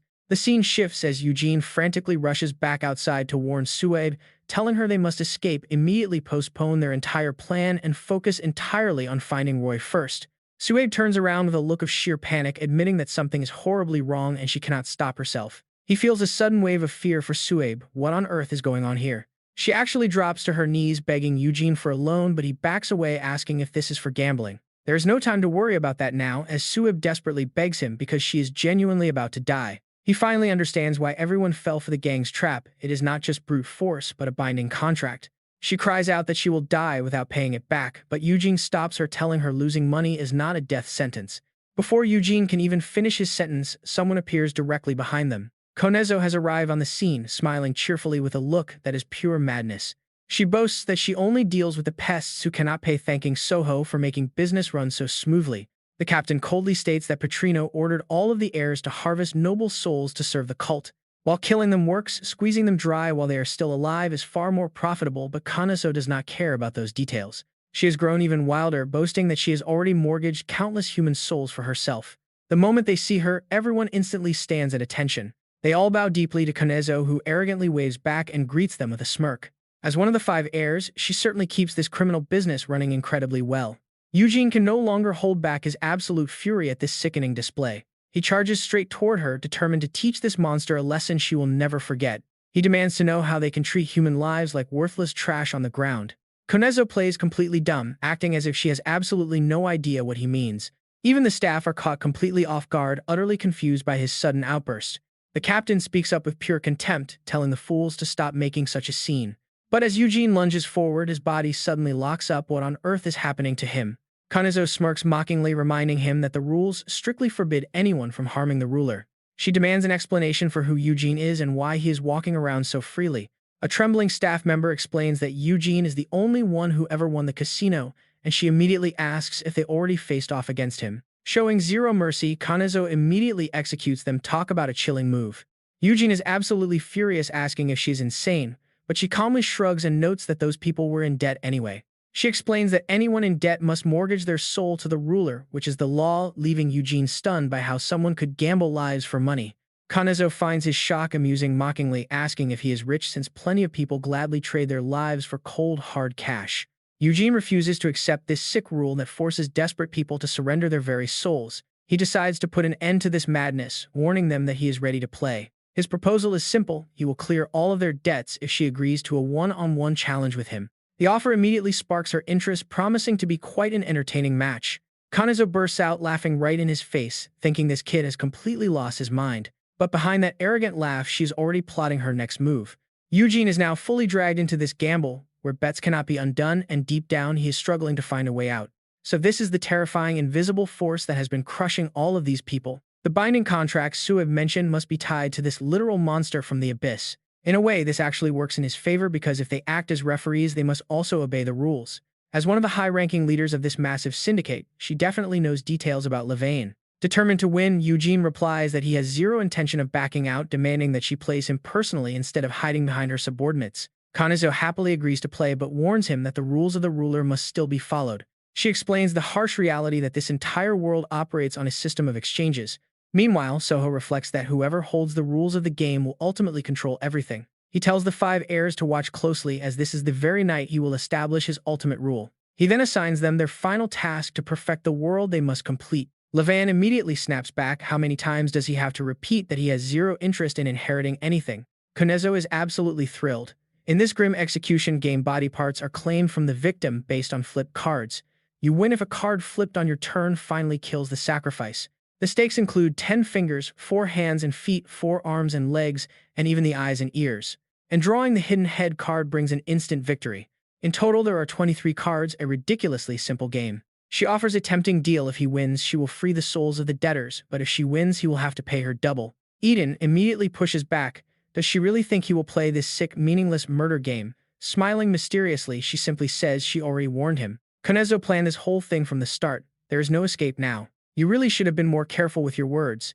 Eden can feel the heavy chains wrapping around him, and they feel strangely familiar. It is exactly like the absolute command of the Abyssal Grand Duke, a complete unbreakable bond that he simply cannot resist. This must be what Senior Annika warned him about. Is the Abyssal Veil already corrupting the entire city? Dealing with this is incredibly tough for Eden. A terrifying oppressive power is blanketing the entire city right now. Soho and the Eternal Order are planning to sacrifice the entire city directly to the Abyss. Taking 10 souls from this casino is definitely part of that dark plan. He has to stop it. Though Eden knows his chances of winning are slim, he has no choice but to agree. Fine, he will play. An abyssal contract is unbreakable once the rules are set. Still, Eden manages to demand one crucial condition: any cheating from her side means an instant automatic defeat. She does not seem to care at all, muttering that she does not have to agree, but she will play along anyway to give him a desperate hope. Konezo sits back comfortably in her chair, telling him to pick a sacrifice from her debtors. Who will be the lucky one? She suddenly lays a hand on Suave, flashing a dark knowing grin. Oh right. Before she even realizes what is happening, things take an incredibly dangerous turn. Konezo drags Suave right into this deadly game, pointing out that his helpless friend is the perfect target. Eden senses the danger immediately. He cannot let her drag his friend into this. Her entire body trembles in sheer terror as Konezo uses her as a pawn. She sighs with mock exhaustion. An arm card already. Well, guess there is no avoiding it. Konezo cannot wait a second longer. She gives the cold command to execute. Suave is absolutely paralyzed with fear, having no idea how to escape this nightmare. She panics, crying out that she cannot see or hear a single thing right now. Eden can feel every bit of the agonizing pain tearing through her. Konezo acts as if nothing happened. Since an arm is already gone, half of those finger cards are completely useless now. Honestly, that just ruins the fun. The real drama of this game comes from starting small and building up. What can she even say? The sacrifice for this round is just incredibly unlucky. She quickly shifts her cold gaze back to him. It is finally his turn. Eden feels incredibly foolish. He was way too arrogant, never imagining that Sue would end up as the sacrifice. Making a choice now is nearly impossible. How is he supposed to keep his cool like this? Konezo continues to taunt him. Where did that brave hero go, leaving only a pitiful, trembling deer standing here now? She easily figures out his identity. You are Eden, right? It seems you rushed in here relying entirely on those special eyes. Eden is deeply shocked to hear this. Things are definitely not going as planned. Konezo grows even more malicious, telling him that she is not cheating and the rules are completely fair. Even with those eyes of his, he will not find a single trick. Eden is absolutely determined to crush her. That is pure nonsense. There is no way scum like her is not cheating. Konezo smirks inwardly, knowing she already won. He is being completely swallowed by his own doubts. Swallowed by the demon of doubt. She tells him that since she set the rules, suspecting her of cheating is only natural. But there are absolutely no tricks here because they simply are not needed. Winning would be great, but losing is also fine, because her real goal lies elsewhere. Right now, Eden hesitatingly flips over his card. Eden's terrified gaze locks onto the card right in front of him. And yet he somehow draws the deadly head card, the one that completely destroys his soul. Eden completely loses his cool. Why does it have to be the head card? Konezo is utterly thrilled, asking him if he can actually bear the crushing guilt of destroying his teammate's body and soul with his own hands. She had uncovered some incredibly vital information. The Eternal Order originally wanted Eden dead, but they suddenly changed their plans. Instead, they want to corrupt him, betting heavily on the limitless power of the Prophet's second apostle. To Konezo, none of that really matters, but this is honestly way more fun. Suddenly, she flashes a wicked smile. She lost. What now? She wants to completely break his spirit and ruin him. Smiling, she tells Eugene that he actually won. Why look so downcast? Today, he is a true hero who went head-to-head with the villain and saved 10 whole souls. Come on, just look at everyone cheering. He is a hero to every single one of them. Konezo whispers in his ear, suggesting they witness the moment together. The glorious heroic moment where he personally destroys his own comrade to set the gambler's souls free. Eugene immediately snaps back, unable to take another second of this. But she just sneers, asking how he will react if he will struggle to save his comrade and what he actually wants to say. Or will he throw a tantrum and claim the game does not count? She goads him to hurry up, but Eugene stands firm. He flat out refuses to kill Sobe. This ridiculous game was completely absurd from the very start. Konezo finds his words absolutely hilarious, mocking his desperate resolve. Nothing is absurd because the one in power makes the rules. If he finds it annoying, he should have watched his mouth from the very beginning. Is he changing his mind just because his friend is dying after playing the big hero? Too bad, because he only has 2 choices left now. Accept the win and kill his friend to free the gamblers, or surrender to save his friend at the cost of his own soul. Did he not win already? Why is he hesitating now? They want him to follow the rules and end this by sacrificing the victim. Eugene suspects this is exactly what Konezo planned, so he must keep his guard up. She keeps twisting the knife. Does he finally understand now? Whichever path he chooses, only a completely hopeless, painful tragedy awaits him. It looks like he finally thought of a way out, his gaze hardening with determination. Eugene bravely speaks his mind, declaring that this entire setup makes absolutely no sense. Konezo is caught slightly off guard, not quite catching his drift yet. Eugene lays out his logical trap. His bet covers the entire debt of every single person in this room, which includes Suabe. Since he won, Suabe's debt is officially cleared, meaning there is no right to sacrifice him. Konezo thinks he is joking, asking if he is playing word games. Sorry, but the victory condition explicitly requires the sacrifice to die. It was all rigged from the start. Unless the sacrifice dies, the massive debt remains active. He fires back instantly, reminding her that she literally said drawing the head card meant an immediate victory. The winning condition was never about the sacrifice's death, but simply drawing that specific head card. In any regular gamble, this would just be a clever wordplay, but under a binding contract, it becomes absolute law. Since he drew the card, he demands that she immediately release every single debtor's soul right now. Konezo did not expect him to be this clever. So the kid wants to play this game. He clearly knows a thing or two about abyssal contracts. Once a law is bound, even the slightest loophole can render their powers completely useless from now on. She acts completely unfazed, casually admitting there is an issue. He is shocked she folded so easily, but he is seriously underestimating how devious Konezo can be. She has no intention of letting him walk away. How dare he ruin her game with cheap wordplay? While she admits using debtors as sacrifices has issues, she refuses to let him end things without a sacrifice. It was just a technicality, and they both know that is not how the game was meant to be played. Eugene is absolutely furious, asking what she means. Konezo calmly replies that she will actually respect his point of view. She declares the current game void and plans to start a brand new round. Following his logic, they will simply bet all over again, leaving him completely stunned and confused. Explaining the new terms, she promises to return his friend's soul. There might be some psychological trauma, but recovery is highly possible. Eugene is flooded with relief, asking if it is really true that she can recover. But the crowd suddenly rushes him, yelling if he is crazy to play another round. Is his friend's life the only one that matters? They all barely survive, and now he is ready to throw everything away. Honestly, Eugene has absolutely no idea how to handle this situation. He cannot comprehend what on earth these people are talking about. They keep screaming at him for throwing away a guaranteed victory over a minor technicality, claiming everyone could be saved if he just sacrificed one life. Eugene is getting a massive headache. He never wanted to be forced into this impossible choice in the first place, so why is everyone blaming him now? Konezo stirs the pot, agreeing that he won, but pointing out how foolish the crowd always is. She is slowly whispering temptation, urging him to look at how selfish the people he tried to save really are. Finally, he realizes just how disgusting these people are, making his warrior blood boil with pure rage. He always wondered how people could be so incredibly rude and selfish. He still cannot understand the dark reason behind it all.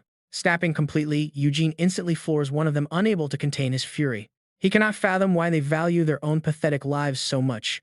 Why do they treat everyone else's lives like garbage? As long as they survive, they do not care who gets sacrificed to get them there. A darker personality takes over inside him, telling them they should all just die. But then he hesitates, not even knowing what is going on in his head anymore.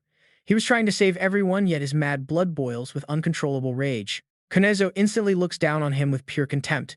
It turns out all that noble acting was just a farce. Even Eugene can't resist being swayed by a debtor's sheer selfishness. She eggs him on to do the unthinkable. Go ahead, kill them all and rot in hell, though it won't be as easy as he thinks. She offers to make a special exception, allowing him to slaughter these scumbags absolutely free of charge. At this rate, Eugene's mind is completely clouded, leaving him totally unable to think straight. The thug he beat up earlier suddenly barks out, calling him a hypocrite. He asks who Eugene thinks he is to lecture them when he's gambling everyone's lives away for a woman he barely even knows.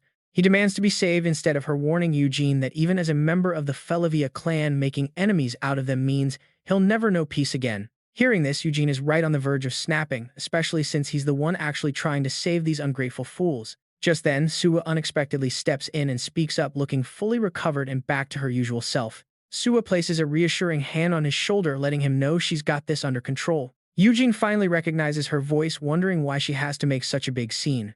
He is utterly startled to see her standing there, realizing he almost went completely berserk. Suwa playfully complains how is she supposed to fake being weak and lure them into a false sense of security now. Even Konezo is left utterly speechless.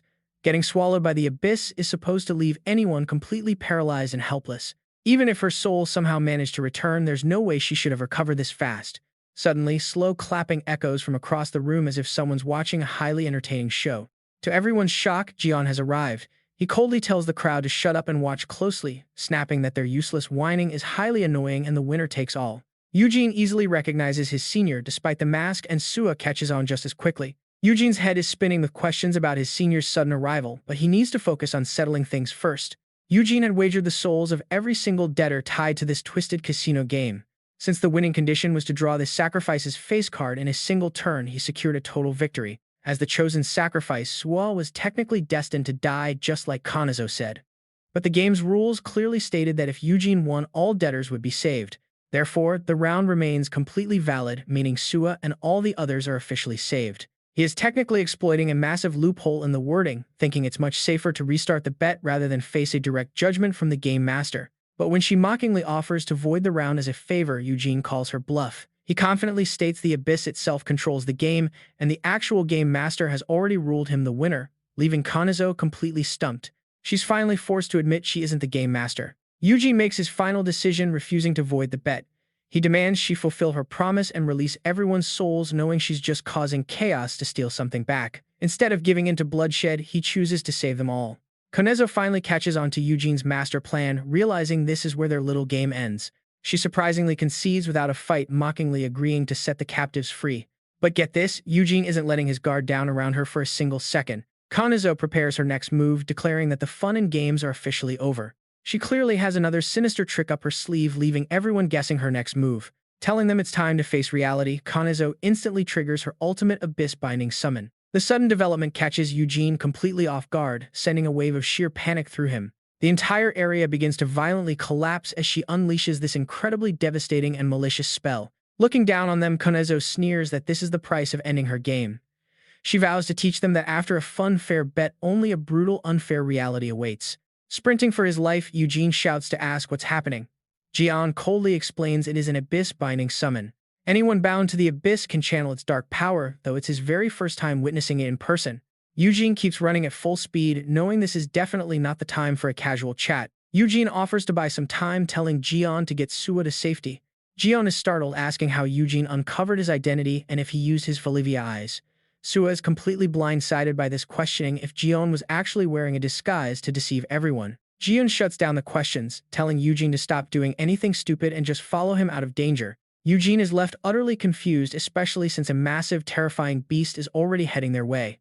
Elsewhere, Inem receives urgent intel about the monster's arrival, leaving a panicked Lavina demanding to know what's going on. She shakes her head in confusion, wondering how the new students got dragged into this mess, as Lavina spots Eugene and Sua. After scanning the area, Inem finally locks on their coordinates, advising Eugene to take escape Route 3 to completely bypass the creature's sight. Gun has practically received the information he was looking for about the path. She is still busy guiding the two of them while hiding in the alley ahead. Gun, I got the info. This way, Eugene. He immediately speaks through the transmitter. Got it, we have already arrived. Inem. She immediately gives the signal to Lavina. All right, blow it away, Lavina. Upon hearing that command, Lavina immediately follows through to end this as quickly as possible. Konezo never expected them to be so quick, silently cursing those little pests. She chases after them but still cannot find the three of them. They have already escaped. If the other heirs start to notice and gather here, it will be extremely troublesome. Konezo really does not want to get involved, damn it, even though she hates wasting souls on this. She cannot let her souls fall into anyone else's hands. Now she can see the entire city. She has used everything at her disposal just to get a clear view. Konezo proudly gloats, none of you can escape from my 14,000 souls. Where are my 28,000 eyes? But the reality unfolding right before her eyes forces her to instantly change her mind. An absolute urban disaster actually occurs right here, a massive large-scale explosion. Eugene is so terrified he has to duck down while Gun still stands tall. Eugene silently curses, oh my god, is this not overdoing it? Such large-scale magic will surely affect the citizens. He answers his question, there are no citizens here, only the guilds and invited nobles. And even if they are nobles, we do not have time to care. Eugene still cannot quite understand what the citizens of Bison they do not. Gun does not know for sure yet. I do not know the details. We are still investigating, but looking at this, you might be right. Perhaps they have been sacrificed to the abyss. This thought terrifies him. How could an entire city possibly suffer this? Gun suddenly recalls something that is right, the mystery of the plot to sacrifice an entire city.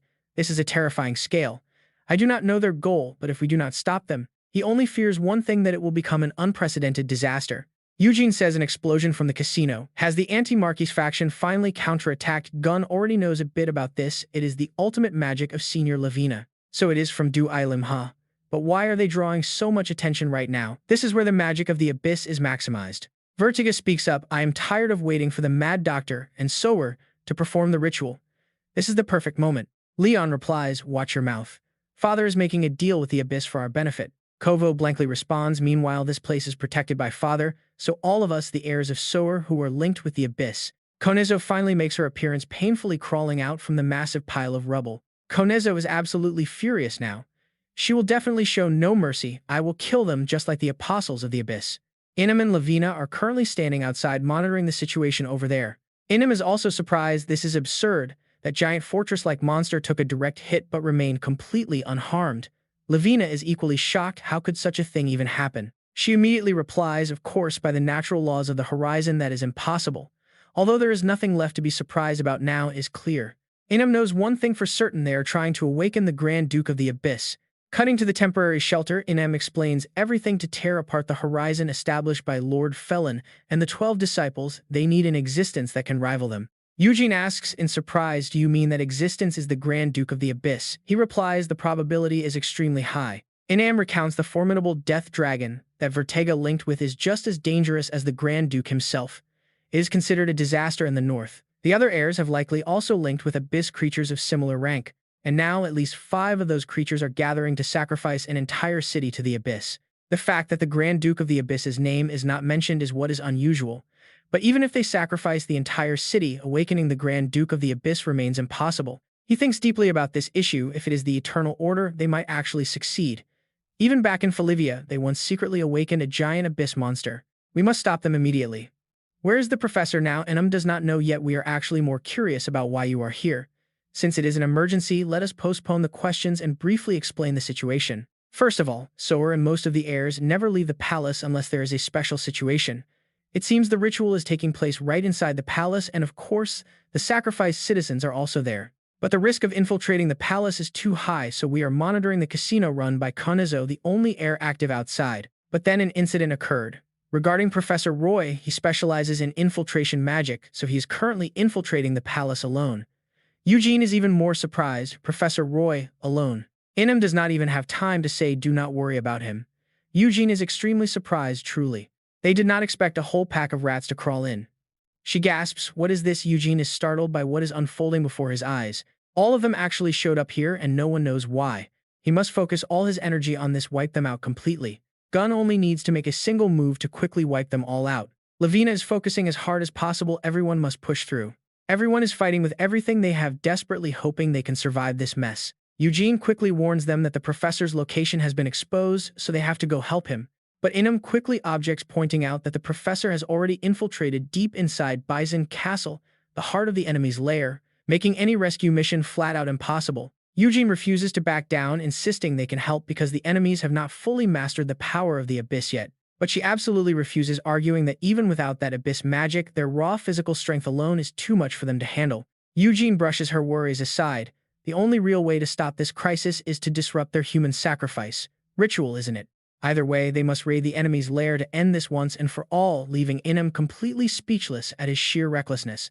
Gun immediately makes the call. All right, in that case, Eugene and I will storm the palace, leaving Enum absolutely stunned by Senior Gun's boldness. She gasps in disbelief. Even you. Do you realize how insane this plan is? It is way too dangerous. But Gun just smiles, admitting he knows, but Eugene's logic actually makes perfect sense.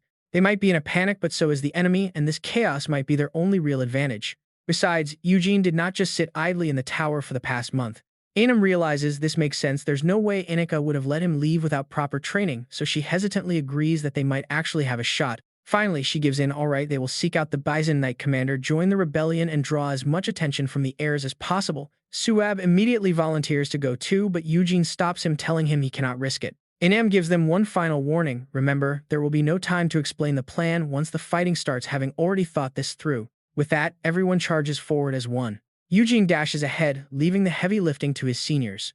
Meanwhile, Konezo is absolutely furious but completely powerless. Konezo screams in frustration, what a massive pain. Do those pests have any idea how much effort it took to gather all those souls?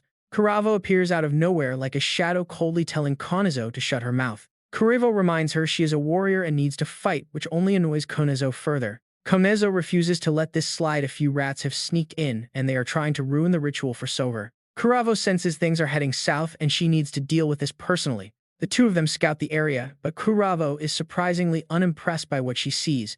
Konezo panics as she looks ahead. It is happening all over again. Kuravo prepares to make her move, acting with swift, ruthless precision. Without a single shred of fear, Kuravo plunges her blades straight into the target. She immediately unleashes her Black Crow dance to bring the situation under control. The spectators have to admit mages are incredibly powerful. They have never seen such magic before.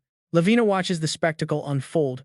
Was that attack actually sliced clean in half? Enum knows exactly what that sword pressure means. It is easily on par with a Holy Guard captain, an absolutely mind-blowing achievement for someone so young, even with abyss power. She warns the group of the looming trouble. Unless they can get a captain on their side, they are finished. Eavesdropping from nearby, Konezo is determined to figure out their game plan. Konezo immediately turns to warn Kuravo of the danger.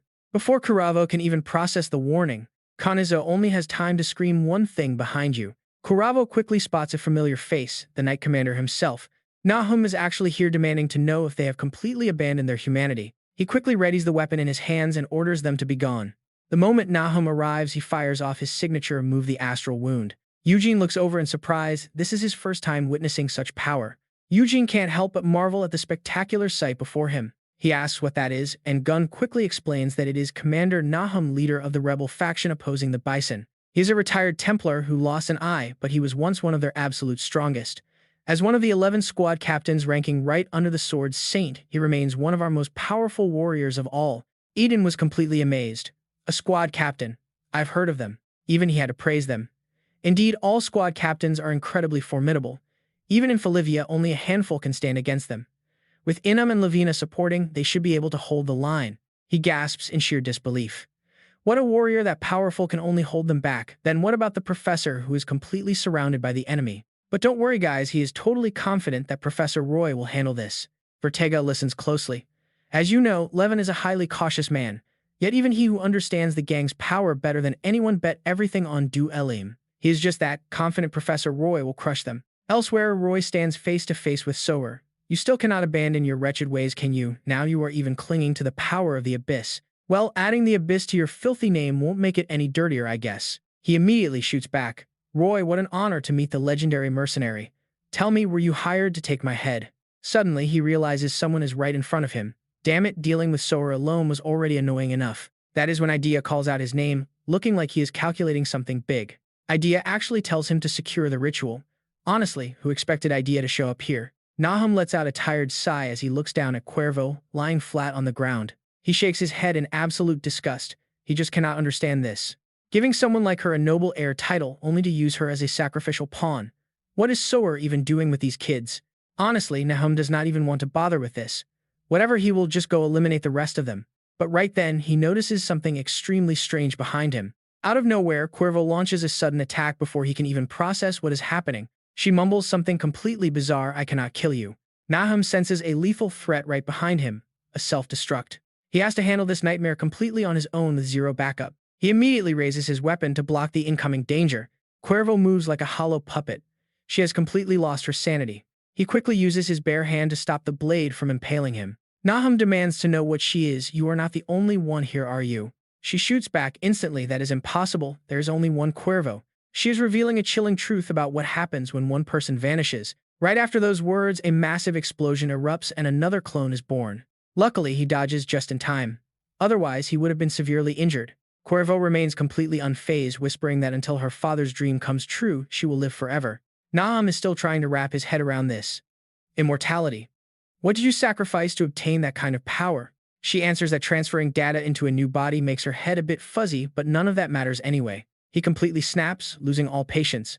Stop talking nonsense. I am asking you how many innocent souls were sacrificed for that disgusting power.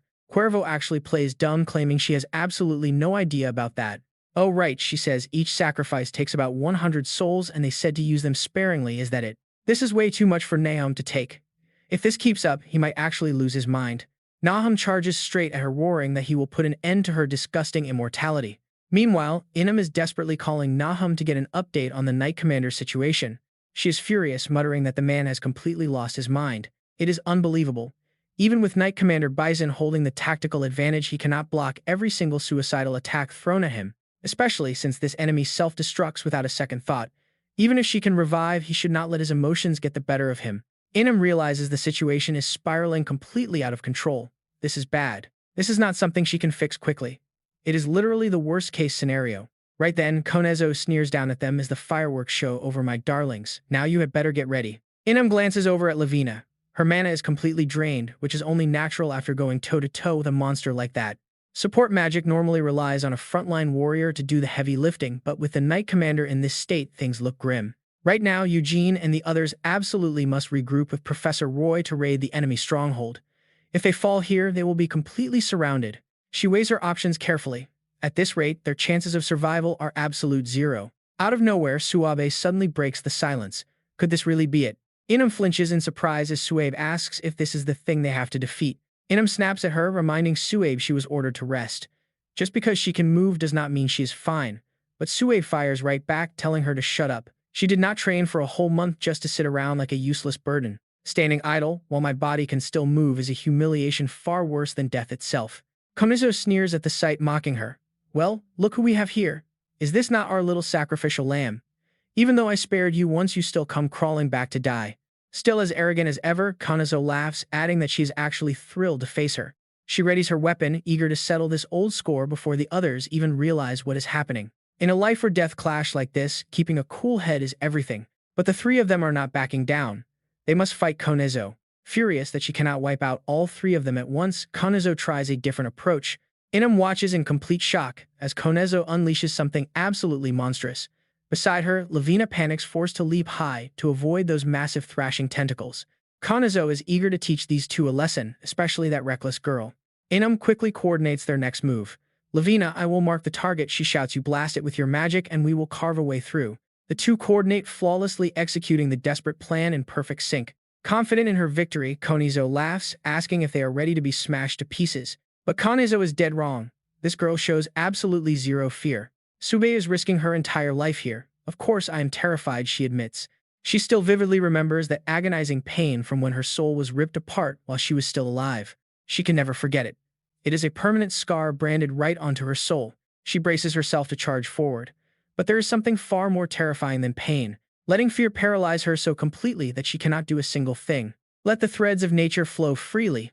Offer your body to the true form of the wild. She remembers the words of her master Nikan.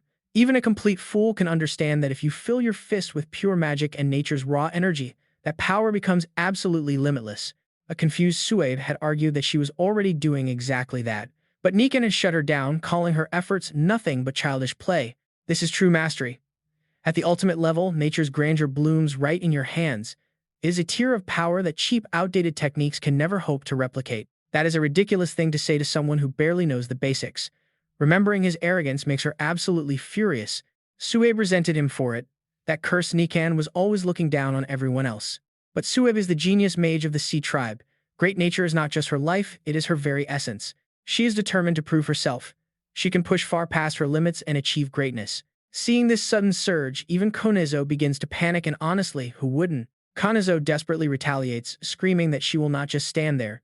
She commands her spirits to block Suabe's massive sea tribe attack. With a swift movement, she unleashes her ultimate move, the heavenly sea-flowing sentiment technique. Konezo never expected her to wield such overwhelming power.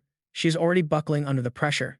The battlefield completely erupts, engulfed in a blinding flash of pure light. Just like that, Konezo crashes down, completely broken. Sue beams with absolute joy, letting out a bright smile as she declares her victory. She opens her mouth to say more, but the others quickly step in to stop her. Watching the entire display, Inem is deeply impressed. She realizes it is truly incredible for a girl to grow so much under these brutal circumstances, or rather, it was this very hardship that forged her. In just one short month, she reached the exact level of Master Niken. When you factor in her talent with 8 strings, she has likely even surpassed him in absolute destructive power. Nearby, Konezo begins to stir, groaning weakly, as if desperately clinging to survival. Struggling to sit up, she suddenly demands to know where that bastard Eugene has gone, but they refuse to give her a single thing. Suabe just sighs in exhaustion, wondering how she is still alive. Hearing that response, Konezo immediately deduces his absence. In a crisis like this, that meddlesome young master is bound to take action. He must have run off to stop the ritual himself. Inem finds this incredibly annoying, having already lost any desire to even give him an answer. She immediately contacts her teammate, warning Cuervo to stop throwing away her life and return to the castle right now. An intruder has breached the interior while 2 others are currently breaking through the gates, so she must return and report this immediately.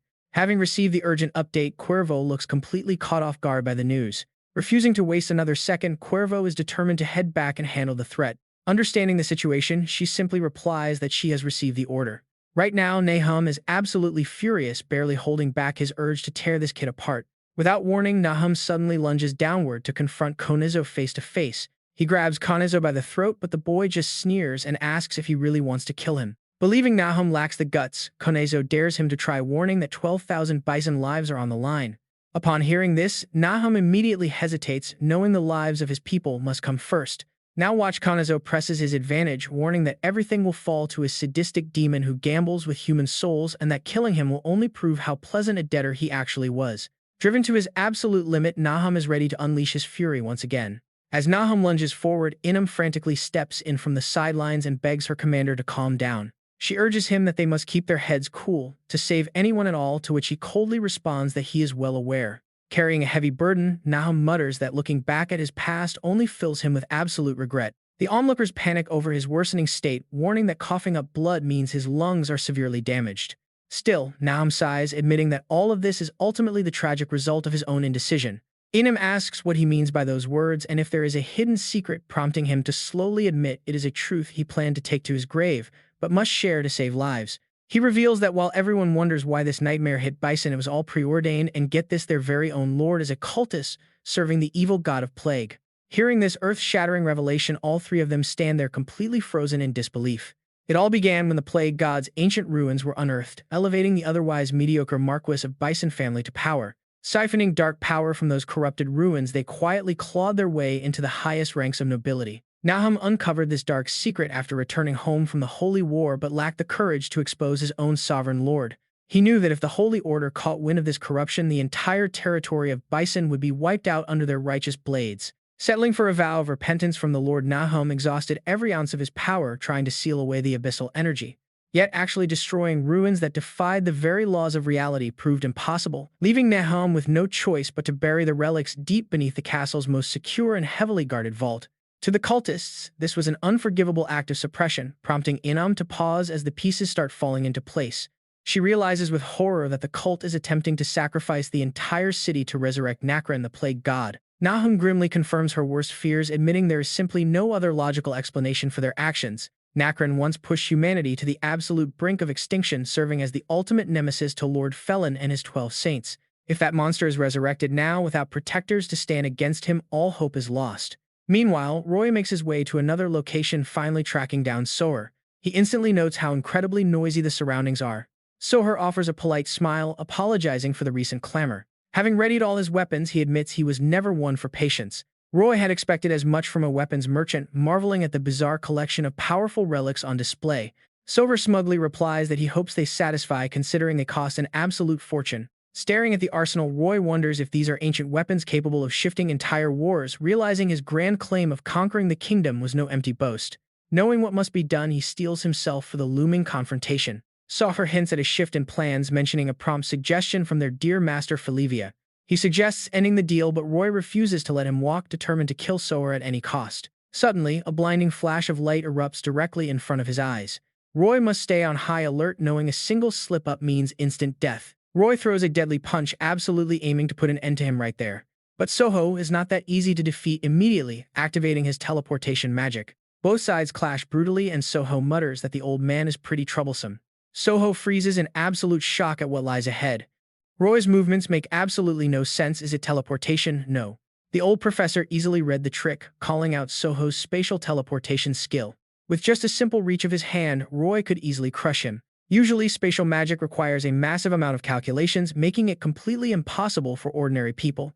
It is strictly meant for actual geniuses, those rare anomalies whose very existence defies common sense. But for an ordinary man like Roy, the answer is the natural restorative force of space. He lays out the answer to make him understand space always wants to return to its original form, pushing back directly in the opposite direction of any distortion. By cleverly exploiting this powerful rebound force, even a tiny distortion is enough to pierce right through space in a single flash.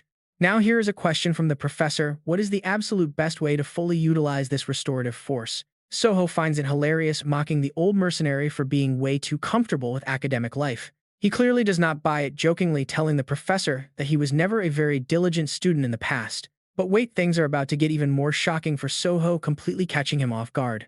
Without waiting for him to ask, Roy reveals the answer is creating a perfect sphere of void. By creating a perfect sphere, the restorative forces of space will naturally act from all directions, converging on a single point to trigger a massive collision. The energy unleashed at that precise moment becomes cubed, multiplying the initial force immensely. Roy tells him to prepare to rot in this tomb together, Soho. But Soho simply thinks the professor has completely lost his mind, rejecting the claim. Either way, Roy is absolutely going to show this mercenary what real power is. A massive, terrifying explosion immediately detonates right there, unleashing a devastating void strike. Over on Jion's side, a sudden and violent tremor shakes the ground, and looking over, he instantly recognizes the professor. Jion can clearly feel a massive shockwave, literally distorting space and time, wondering if this is really the professor's magic. Jion knows they have to stop this immediately, because if the professor wanted to, he could easily conceal himself with magic. Being forced into an open battle like this means something went terribly wrong. The duo immediately sprint toward the chaos, urging each other to move faster. Unbeknownst to them, Vertega had been watching their entire conversation unfold. Suddenly, Jion senses something deeply unsettling right in front of them, a dangerous presence that even he can easily feel. Vertega draws his weapon and lunges directly down at the duo. Luckily, they dodge just in time. The madman is out to destroy everything, following his calculated plan. Vertega cackles like a maniac, calling it impressive that they were somehow fast enough to react and dodge. He specifically singles out the commander as exceeding rumors, leaving Jion thoroughly confused and asking what he actually means by that. Vertega does not bother hiding his intentions, boasting that this incredible power makes up for being forced to stay confined inside without going out. When Gian offers to handle him, Ethan steps up coldly, stating that power from the abyss is not meant to serve his cheap amusement. Ethan asks if they are indeed the intruders mentioned earlier, wondering if they were the ones making all that noise. Gian instantly recognizes the pathetic noble, asking Bento if he really fell this low. Shaking with fear, Bento avoids looking Gian directly in the eyes. Suddenly, Bento snaps his fear, morphing into manic glee as he cackles Gian's name. He goes completely mad over the insult, screaming that he is Lord Bison before demanding to know where that cowardly magician Elam is. Gian is horrified, realizing this twisted person is the exact noble from their selection exam. Gian just looks at Bento coldly, genuinely pitying how incredibly foolish he is. Gian demands to know how he intends to pay for disgracing his family's noble name, driving Bento completely over the edge as he snaps. Bento desperately begs Ethan to slaughter Gian, calling him a mere concubine's bastard who dared to invade his palace and threaten him. Demand immediate execution now. Ethan immediately follows Bento's orders. He has absolutely no choice but to obey. Ethan quickly unleashes his magic, declaring that he acts on behalf of Lord Bento, the rightful heir of the Bison family. He sentences the trespassers to the judgment of the abyss, summoning the guillotine of Azazel. He never expected him to pull out this trump card, a terrifying power straight from the abyss. Ethan immediately reads aloud the text in the book, declaring a trial hosted by Azazel, judge of the abyss. Though their sins are painfully obvious as mortals, they still possess the right to self-defense granted by Felin. Just like that, Vertega and Gurn are bound together, forced to prove their innocence in a brutal one-on-one duel to the death. Feeling incredibly smug, he gloats that there is absolutely nowhere left for them to run. Gurn still cannot quite wrap his head around what is happening, staring at the heavy chains binding him. Ethan stands firm and explains the terms: the accused cannot flee this fight, and the distance between both fighters can never exceed 15 meters. This deathmatch only ends when one side confesses their sins and surrenders their soul, or when one of them takes their very last breath. Ethan asks if they understand the rules, prompting Gurn to offer some sarcastic praise. He notes how incredibly thorough the explanation is, as if it were some sacred duty. He points out that this power seems meant for ruling rather than combat, yet they are still using it to force a duel. Ethan snaps back that there is nothing for him to know, adding that if Felin is truly just, victory will go to the righteous. Meanwhile, Bento grins with smug satisfaction, declaring that it is all over for Gurn. Vertega stands there with total confidence. After all, this is a man who has never tasted defeat. Gurn recalls the man's name, silently pondering the hidden dangers ahead. Hermina once warned him that Vertega is the real threat, possessing a noble lineage far thicker and purer than her own. Despite his youthful looks, he has actually lived for over 100 years. For most of that long life, he endured constant hatred and curses from humanity, and his dark power grows stronger with every ounce of suffering he bears. Vertega recognizes him as a worthy opponent, knowing he represents the absolute strongest spearhead of their entire faction. Yet Gurn does not show a single shred of fear, finding this century-old corrupted ancient to be quite fascinating. Gurn is ready to fight with everything he has, matching the heavy expectation of such a formidable opponent. Eugene finds the entire situation completely absurd, questioning the force rules of this supposed one-on-one duel. Before he can even finish asking who his opponent is, a voice from within echoes out, declaring that it is me. Eugene is completely taken aback to see Levan suddenly stepping onto the battlefield. Levan coldly answers the question, confirming that he is indeed Eugene's opponent. Vertega is thrilled to see him finally arrive, gladly welcoming Levan to the fray. Ethan has absolutely no desire to wait around, announcing that both legendary warriors have now arrived. With that, he barks the command, letting the trial begin. Levan instantly shifts into combat mode, moving with almost unbelievable speed, leaving Eugene with zero time to react, calling out for Levan to wait. But Levan has already started gathering his energy, refusing to wait for even a second. In an instant, Levan transforms into a completely different beast through his abyss fusion. Even Eugene cannot help but marvel at the sheer scale of this terrifying new form. The real battle finally begins now, demanding absolute focus from both sides to survive. Levan immediately unleashes his ultimate technique, showing absolutely no fear of the consequences. Eugene is caught completely off guard, standing there helplessly as the massive attack hits. Levan looks down on him, asking if that was all he could handle. Eugene snaps in pure fury, wanting nothing more than to beat some sense into him. Eugene demands to know if he has truly sold his soul to the abyss, abandoning all pride of the Phelps family. Levan completely freezes up at those words, finding himself entirely unable to offer any reply. Eugene keeps pushing, reminding him how his own father and allies were slaughtered by Sower right before his eyes, asking if he feels no shame. Eugene has been harboring this fury the entire time, yet Levan stays quiet, prompting him to yell at the idiot to answer. Instead of replying, Levan grabs his wrist, his eyes completely locked onto the weapon in Eugene's hand. Levin quietly explains that this is the true legacy of Phelps, leaving a stunned Eugene unable to believe his ears. Eugene warns him not to hide behind half-baked excuses, telling him to face the truth properly. Levin decides they need to find a safer spot first, suggesting they change their current location. Eugene watches 3 massive explosions rock the distance, noting things are getting pretty tense over there.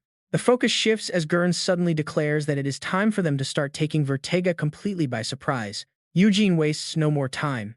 He unleashes his attack in a sudden first strike. Vertega sneers once more. "Didn't your friends warn you?" he mocks. "Do you even know what happens if you dare hit me with a blow that strong? That curse will rebound on you tenfold, and trust me, the burn is excruciating." Eugene shrugs off the threat. "It seems you haven't heard the full story about me yet," he replies. His expression remains flat as he mutters, "It would really hurt my pride if my juniors were watching." Those words catch Vertega completely off guard, sending a sudden spike of fear through him. Eugene has waited a long time for this moment to finally show him what true ultimate magic swordsmanship looks like. Only now does Vertega realize he has been sliced deep inside. But how Eugene never even touched him and the curse did not trigger. The laws of reality are twisting. In his panic, a forgotten memory suddenly clicks. Wait, true ultimate magic swordsmanship. That ancient technique dates back to the dawn of creation when the world was still incomplete. And to wield true ultimate magic swordsmanship, there is only one absolute condition. Rage boils over. Vertega realizes the truth too late. "How dare you?" He goes completely wild with rage. "How dare you reach for something so far beyond your limits? Prince, that ancient power is not something degenerate humans like you can survive. Your brain will explode before you can even grasp it." Eugene expected nothing less. "Do not worry," he calmly whispers. "It will all be over before that happens." It looks like he has finally struck a massive weak point. A blinding explosion rips through the area, engulfing everything in a brilliant white light. Nearby, Levin lets out a heavy, exhausted sigh, and honestly, you have to wonder what is weighing on his mind. He scans the chaotic scene and mutters to himself that this should be just about enough. Before Levin can even finish his thought, Eugene lands a solid punch, demanding that they talk. Eugene is furious. "Damn it, Levin, what the hell happened to you?" he roars while Levin desperately tries to calm him down. Eugene cannot bring himself to believe it was everything Levin ever told them, just one giant lie. Stricken by those words, Levin remains silent, unable to offer any defense. Driven by a need for answers, Eugene lunges. He has to know the truth. But another sudden blast erupts between them, completely blinding Eugene in a cloud of dust. Through the haze, Levin urgently tries to explain, telling Eugene to calm down and look at his armor. He reveals the truth: it belonged to his father, a sacred relic left behind by Feostian. Eugene stands there, thoroughly confused by the revelation and demanding to know what he means. Levin finally breaks his silence, recounting the dark deal Sower forced upon him. Sower suspected Levin's loyalty and offered him this very armor as a bargain to sway him. This armor was his father's final creation, the ultimate culmination of Feostian's lifelong dream. As you already know, Feostian magic carries a deadly toll and cannot be sustained. Overcoming that fatal side effect requires a highly complex, specialized process. But even that process carries immense fatal risks. My father spent his entire life researching how to minimize those dangers, ultimately perfecting his work in the form of this armor. Eugene struggles to process this.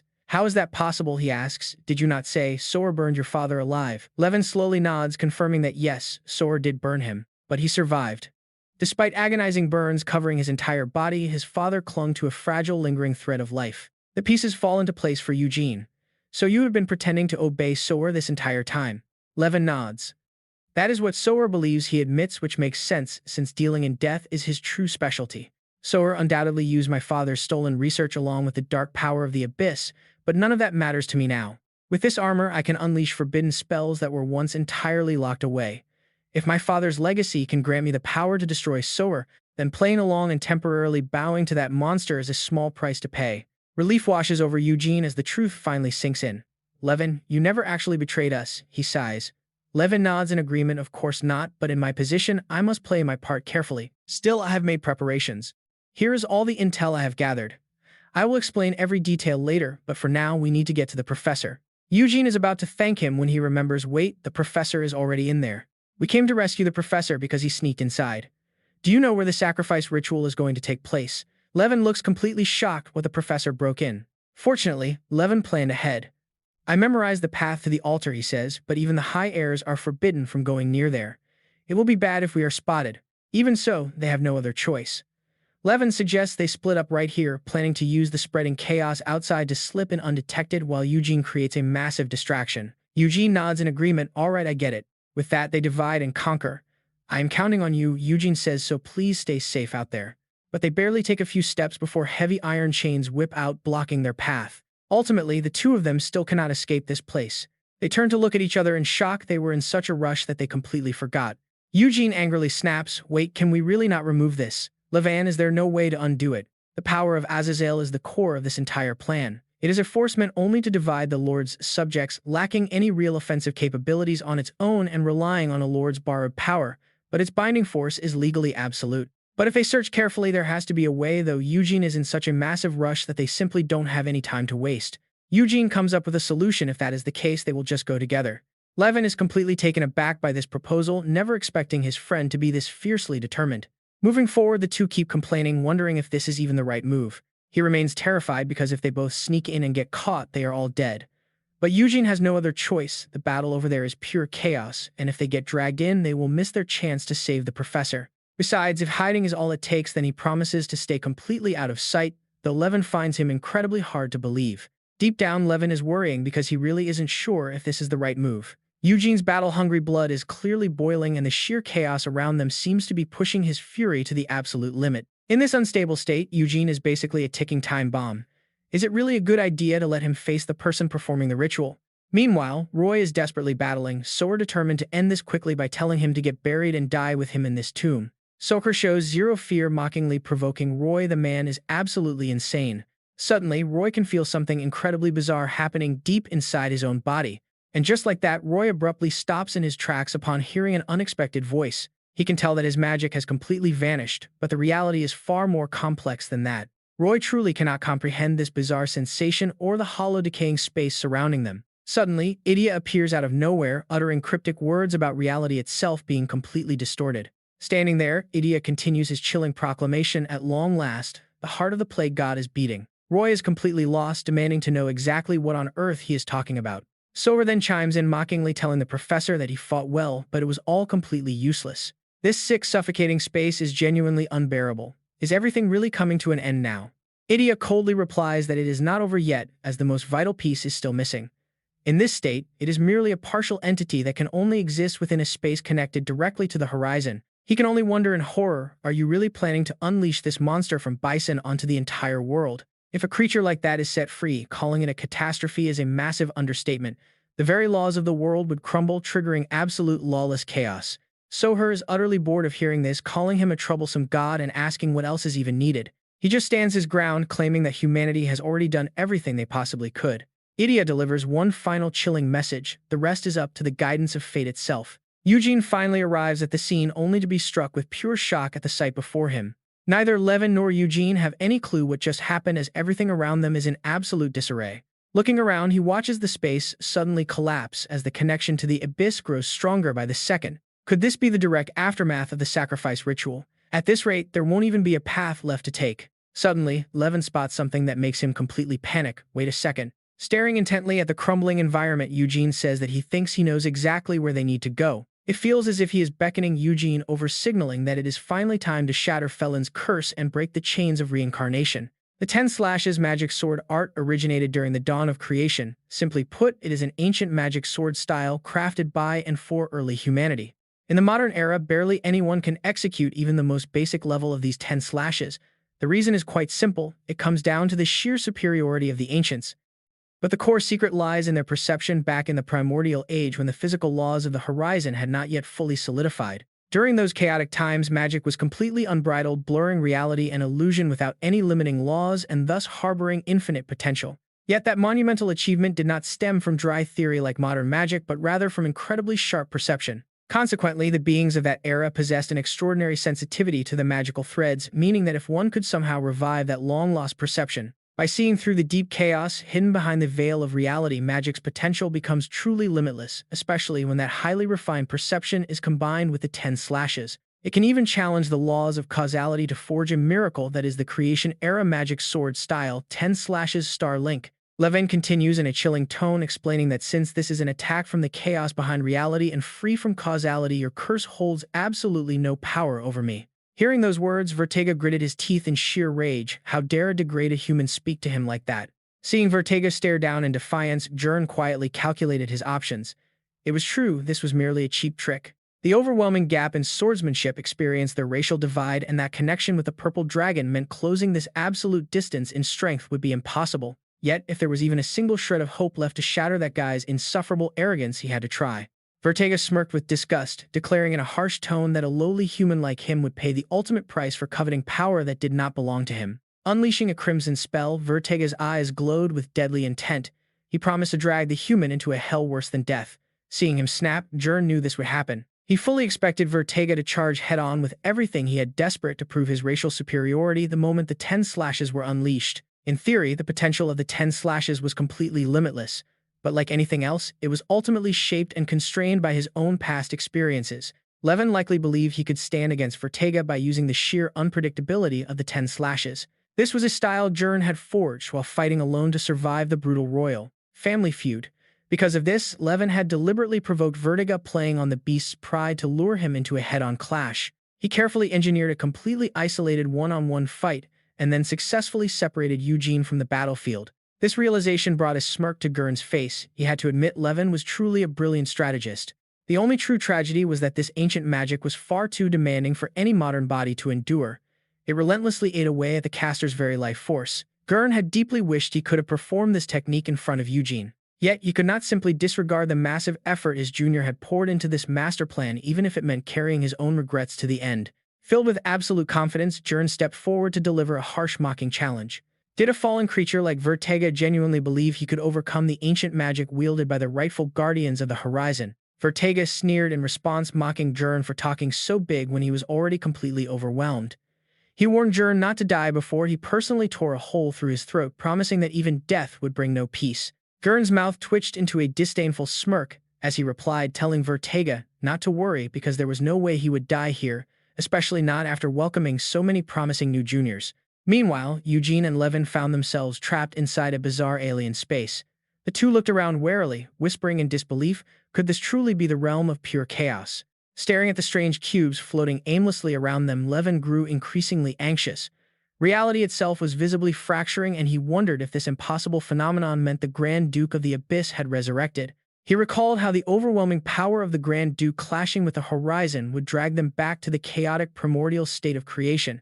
That was the only logical explanation left. Levin quickly turned to warn Eugene, insisting they had no choice but to turn back immediately. This place was far beyond their comprehension, and approaching the center of this swirling chaos would only end in disaster. And check this out, Eugene's eyes suddenly glowed as if he had just uncovered a crucial piece of the puzzle. Staring straight into the empty void, he flatly refused, Levin insisting that he could actually feel it. Eugene reflected on his training, specifically how to reconstruct a shattered object back to its original state. Initially, the concept made no sense to him, but now everything finally clicked. Fundamentally, a shattered ship and a broken world were exactly the same. By carefully analyzing the shape of the scattered fragments, he could easily deduce their original form. If his combat experience and sharp intuition were fully visualized and combined with the legendary eyes of the Felivia family, then even inside this realm of absolute chaos, he could still find true order. Levin stared in absolute shock, his voice trembling as he asked how Eugene could possibly do something like that. Instead of answering, Eugene clutched his head in sudden agony, wondering if this was what Senior Annika meant about magic not being bound by mere threads. In the midst of random chaos, form could shift based entirely on one's perception. That tiny instinctual bias, the drive to impose structure onto absolute disorder, was the true foundation upon which all magic was built, but he now understood why it evolved into modern magic. This strain made his head feel like it was exploding, and wielding it was pure torture. Blind to Eugene's intense pain, Levin kept pressing him eagerly, demanding to know when on earth he had learned to create order out of chaos. Just like the creators of old. Eugene suddenly forced himself up, clutching his throbbing head as he stumbled forward, telling Levin they needed to move and talk later. Staring warily at their volatile surroundings, he muttered that being thrown into such an unpredictable disaster was definitely not his style. Watching Eugene's back as he forged ahead, Levin could not help but reflect on their situation. Normally, stepping into a realm where any nightmare could manifest was absolute madness, yet looking at his friend, Levin felt certain that even in this chaotic void, Eugene would somehow find a path. After they had walked for a brief moment, a mysterious voice suddenly echoed through the void, saying Eugene had once again exceeded all expectations, even though destiny had predicted his arrival. Eugene whipped his head toward the source of the voice, his eyes widening in complete shock. Instantly recognizing that tone, Levin broke out in a cold sweat as his mind raced. That voice could only belong to one person. A figure slowly emerged from the shimmering void, speaking of how deeply he had feared having to allow Eugene to step into this highly volatile realm of absolute chaos. It was only his absolute belief that Eugene would rise above such trivial worries that had kept him going. That faith alone had helped him endure everything. As the bright light revealed his features, there was no mistaking the visitor. It was indeed Ideo Felivia himself. Levan's mind reeled in panic. What did those words imply? Was Eugene's dangerous journey here actually part of some elaborate plan? Wasn't Ideo Felivia supposed to be protecting him? Or was this some kind of abduction? But if so, why would anyone drag him into this highly unstable zone of pure chaos? Suddenly, Levan noticed the colors of the surrounding space beginning to warp and shift.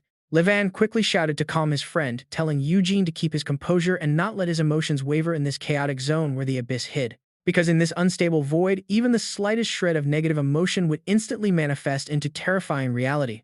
Levan tries to reach out and stop him from falling for the provocation, but a sudden teleportation spell sweeps him away to another place entirely. Levan's body shatters into tiny floating fragments, leaving him only enough time to gasp out a warning before Idia waves his hand in annoyance, muttering that he's too loud and throwing him aside. Idia tells Eugene not to worry, saying he only sent his friend somewhere else temporarily. Even though saying this now might only anger him more, Idia insists he never wanted to do anything to hurt him. Hearing this, Eugene's face darkens as he glares at the man standing before him. Clenching his fists, Eugene barks back to cut the nonsense, saying he has already caused enough pain and if there is not a shred of sincerity in his words, he should just die right here. With that, Eugene lunges forward with a blade, but Idia blocks it with his bare hand, letting the sharp metal pierce his palm as blood splatters everywhere. Eugene screams in pure fury, asking if his uncle is actually afraid to die, calling him a self-justifying hypocrite and mocking himself for wasting weeks trying to figure out what to do with him. While Idia calmly counters that he doesn't cling to life but has things he must finish.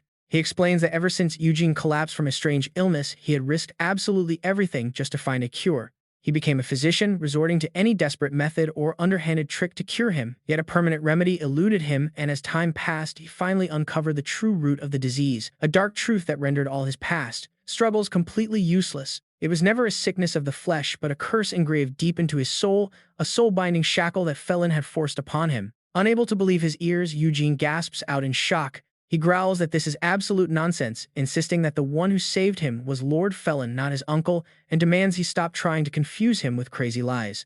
Idia leans in close, asking in a grave tone if Eugene truly believes he is free from the curse just because the physical pain has stopped. He urges him to think, saying the plague was secondary, and asks if he really believes the Grand Duke of the Abyss has let him go. The words leave Eugene spiraling in confusion, wondering if the Grand Duke of the Abyss is targeting him, and if this is the exact same thing Senior Annika warned him about. Idia reveals that unless Felin removes the connection, the Grand Duke of the Abyss will hunt him even if his soul is reborn, as this absolute bond transcends reincarnation itself, striking Eugene right in his deepest fear. Eugene stares blankly into space, whispering about the rebirth of his soul, realizing with dread that his past and present lives are linked and wondering if his endless suffering was preordained from the very start. Seeing his shocked expression, Idia realizes that Eugene had already begun to suspect the truth. He says he sacrificed everything to overturn this cruel fate, keeping him trapped between absolute godlike entities.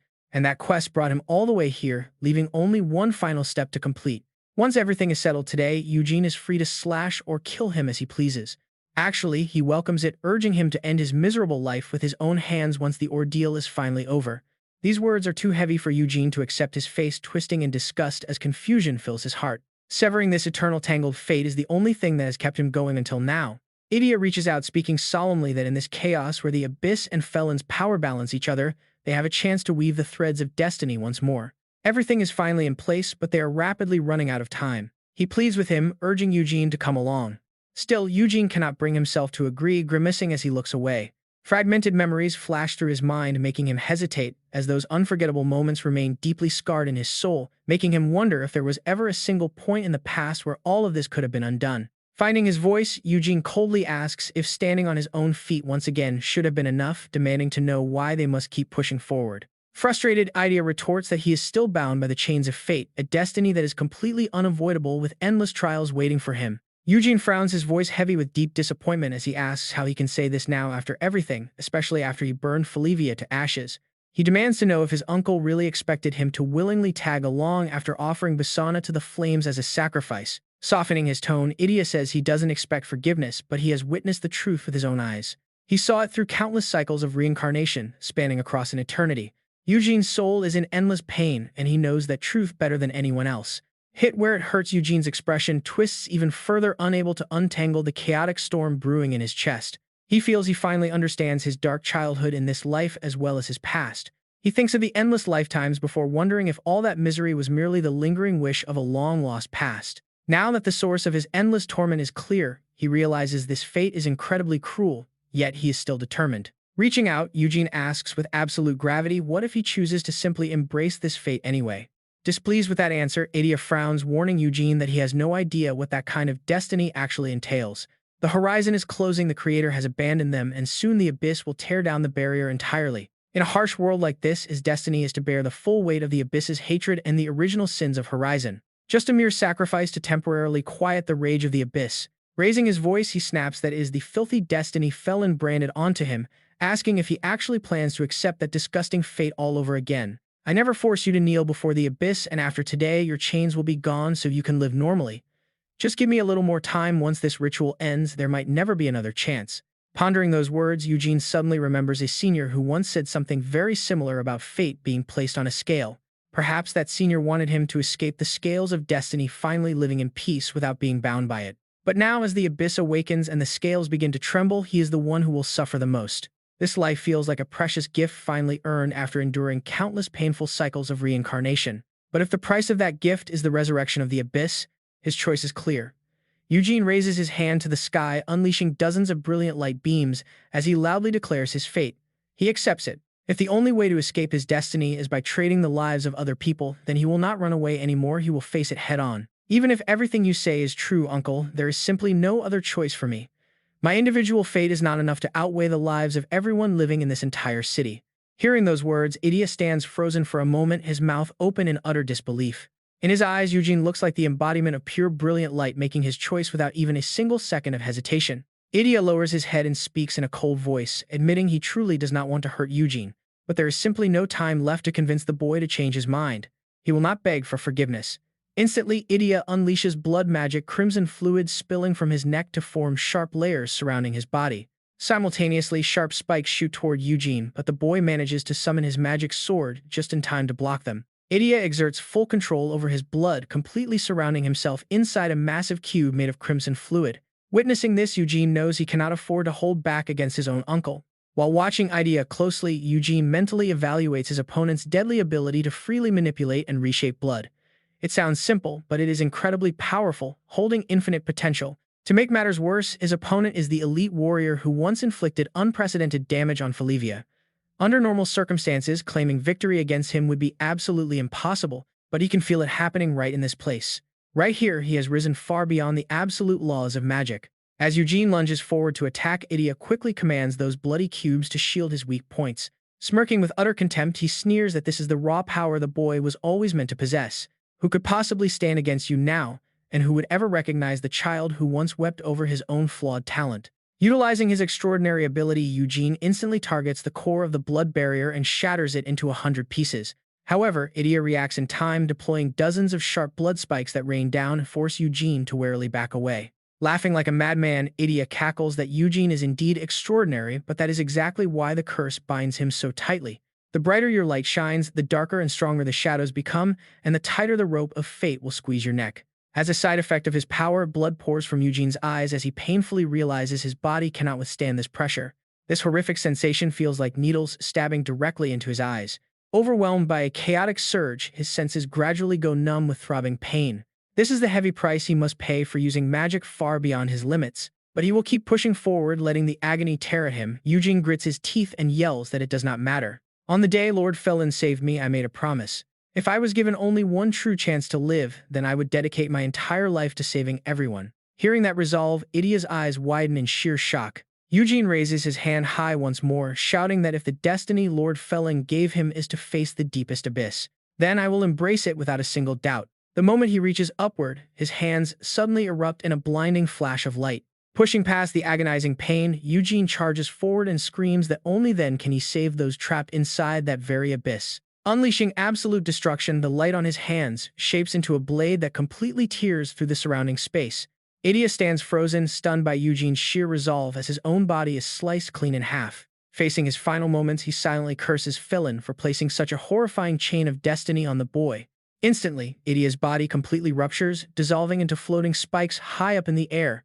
Gritting his teeth in deep resentment, he hangs his head, wishing his uncle had not caused all of this, so he could have forgiven him one day. Because at least he can finally understand his uncle. Suddenly, Idia's torn-in-half corpse smiles right back, a sight that strangely makes Eugene feel happy. Surprisingly, his entire body automatically regenerates back to perfection. Staring intently at Eugene, he declares that since Felin clearly brainwashed the boy, words will never change him, so he will not waste another single second. Witnessing this, Eugene turns completely pale, mumbling in utter disbelief at how his uncle survived when he clearly erased his entire existence. Idia openly answers that while a portion of his blood has vanished, it is only a fraction. He asks if Eugene truly believes he is the only one granted power in this chaos where light, shadow, chaos, and order beat as one. With that single strike, Nacron, the great Grand Duke of the Abyss of Pestilence, has finally awakened. Staring up at the massive monster, Eugene's expression instantly shifts, growing more twisted and pale by the second. Seeing this, Soho cannot help but flash a deeply ecstatic smile of pure joy. Spreading his arms wide, he looks at the chaotic lights in absolute excitement, shouting that it has finally awakened. Meanwhile, in a completely different area, Levin finds himself bound by a strange red rope. He tries to struggle but fails, growling in frustration that he cannot move at all and asking himself how he could be trapped in this absurd space. He wonders how on earth Eugene is moving so freely inside this chaotic zone. While it is true that absolutely anything can happen in this wild realm, Eugene must have used a very specific method to pull it off.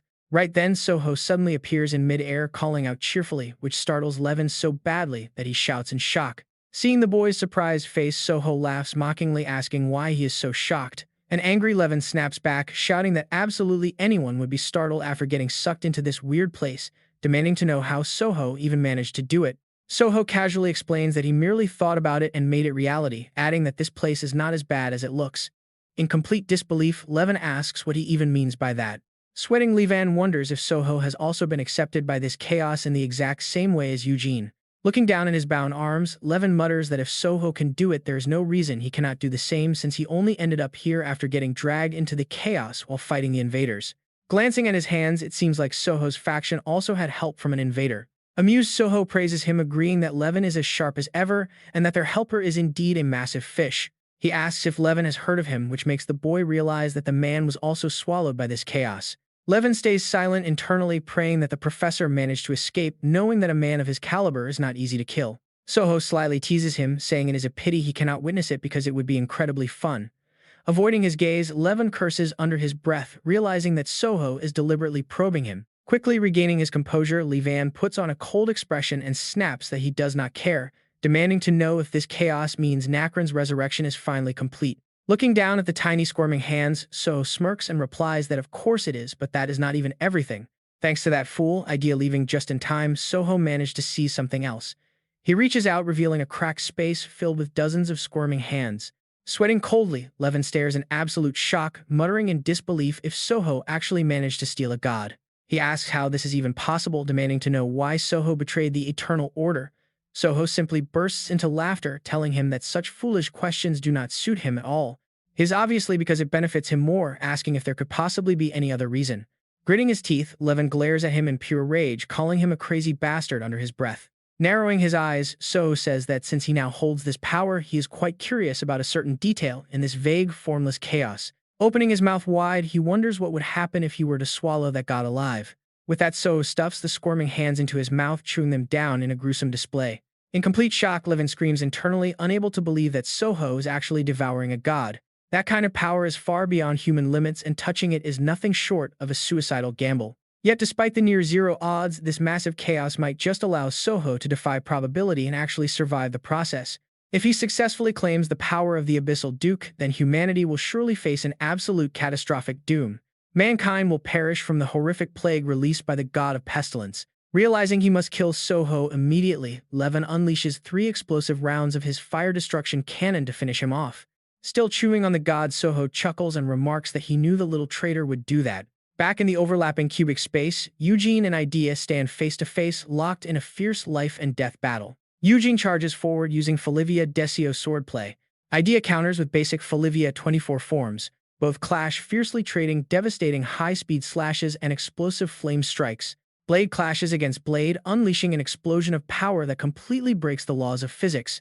Unable to match the sheer force, Eugene is pushed backward. Eugene gritted his teeth in agony, blood smearing the corner of his mouth. Staring at Uncle Idea, who seemed like a total stranger now, Eugene felt pure despair. His uncle's swordsmanship was on another level, having refined those basic moves into a flawless, gapless defense. Born to a legendary genius, father in Felivia, and an incredibly brilliant older brother, Idea had always been mocked. The family treated him like a talentless, useless fool. He was only ever taught the basic family forms. Just how relentlessly did he have to train to reach this absolute peak with nothing but those simple, basic techniques? It must have demanded an almost unimaginable amount of pure, raw dedication. Back when Eugene knew nothing, he deeply admired his uncle for standing tall against their family's utter contempt and the talentless label they forced on him. Idea coldly raised his hand to deliver the final strike. It is over, Eugene. Staring death in the eye, the boy simply smiled and asked if his uncle had truly overcome it all. That sudden question made Idea freeze up for a brief second. Grabbing his uncle's cloak, Eugene spoke from the heart, praising him for rising above their grandfather's hate. Deep down, Eugene also believed that with enough hard work he could break past his own limits as a first-tier failure. Eugene reached out to cast his spell, bitterly demanding why his uncle thought he could not conquer his own destiny. Stunned by the boy's incredible resilience, Idea asked in sheer disbelief who he really was. Clutching the light in his palm, Eugene realized his thinking had been far too narrow. Standing in this realm of infinite possibilities, he would shatter the common sense that had chained him for so long, expanding from a single point to a line and from a line into a flat plane. But that was not enough, so he pushed it from a plane to a polyhedron, and then rising far beyond that shape into a multidimensional hyperspace, forming a chaotic shifting cube of pure power. A force far beyond simple planes, capable of erasing entire dimensions in an instant. Suddenly, reality itself shattered, tearing the two apart as a chillingly real whisper echoed from the deep void. Eugene stumbled backward, gasping out in shock, "What is this?" Instantly recognizing the culprit, Idea muttered in rage, "Sofer, you crazy bastard, what are you doing?" With a cold snort, he summoned blood chains to bind Eugene's arms, muttering that whatever happened next was none of his business anyway. The scales of fate had already tipped. Staring at his bound arm, the boy screamed in absolute panic the power of Azazel. Suddenly, a massive invisible force violently yanked Eugene away, making him scream in terror as Idea desperately called out to him. The boy vanished right before his eyes, leaving Idea to curse in rage. Damn it, space is distorting too fast to follow. Right then, Iceland materialized behind him, sneering that unfortunately Idea Felivia, his reunion with his beloved nephew, would have to be put on hold. Idea whipped around in anger, demanding to know what this meant. Smirking, the intruder replied that surely he knew everything was unfolding exactly as the prophet desired. Gritting his teeth, Idea finally understood. The prophet foresaw that Sower would betray them, deliberately sending him here knowing he would prioritize Eugene over the Abyss Archduke. In the end, they were all just helpless puppets, dancing in the prophet's hands, stepping toward a predetermined doom, the end of all creation. Suddenly, Levin and Eugene were violently dragged out of the distorting space, bumping heads and crashing onto the hard floor. Pulling off his mask, Levin looked around in a panic. He wondered if Azazel's chains had triggered again now that space was normal.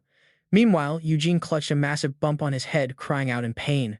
Asking Levin what was happening and if he stopped the chaos, Levin simply shook his head, saying it was impossible. He paused to think, then quietly uttered a name, Sower. Eugene gasped in utter shock, cold sweat dripping down his face. Levin muttered that even though he saw it with his own eyes, he still couldn't believe it. Sower had actually devoured Nekren, the god of disease. To ordinary humans, the terrifying power of an Abyss Archduke feels distant and vague. But if the Archduke of Pestilence were to truly be reborn, then a devastating plague deadlier than any war would begin to spread endlessly, and his fanatical cultists would instantly gain an overwhelming power that completely eclipses the past. Yet that plague and those dark cultists have always been a threat. It is just another cycle repeating itself. Even from a broader perspective, the rebirth of this entity marks a major turning point toward the absolute downfall of mankind. But humanity itself can't even perceive this shift. Honestly, that's the most chilling part of all. The only thing capable of plunging humans into true despair is their own kind. Having devoured the god, Sora basked in the overflowing energy and laughed like a maniac, shouting that this omnipotence was incredible and that the entire boring world was finally in his hands. He violently ripped open space, driven by the insane desire to completely rebuild this world from absolute scratch.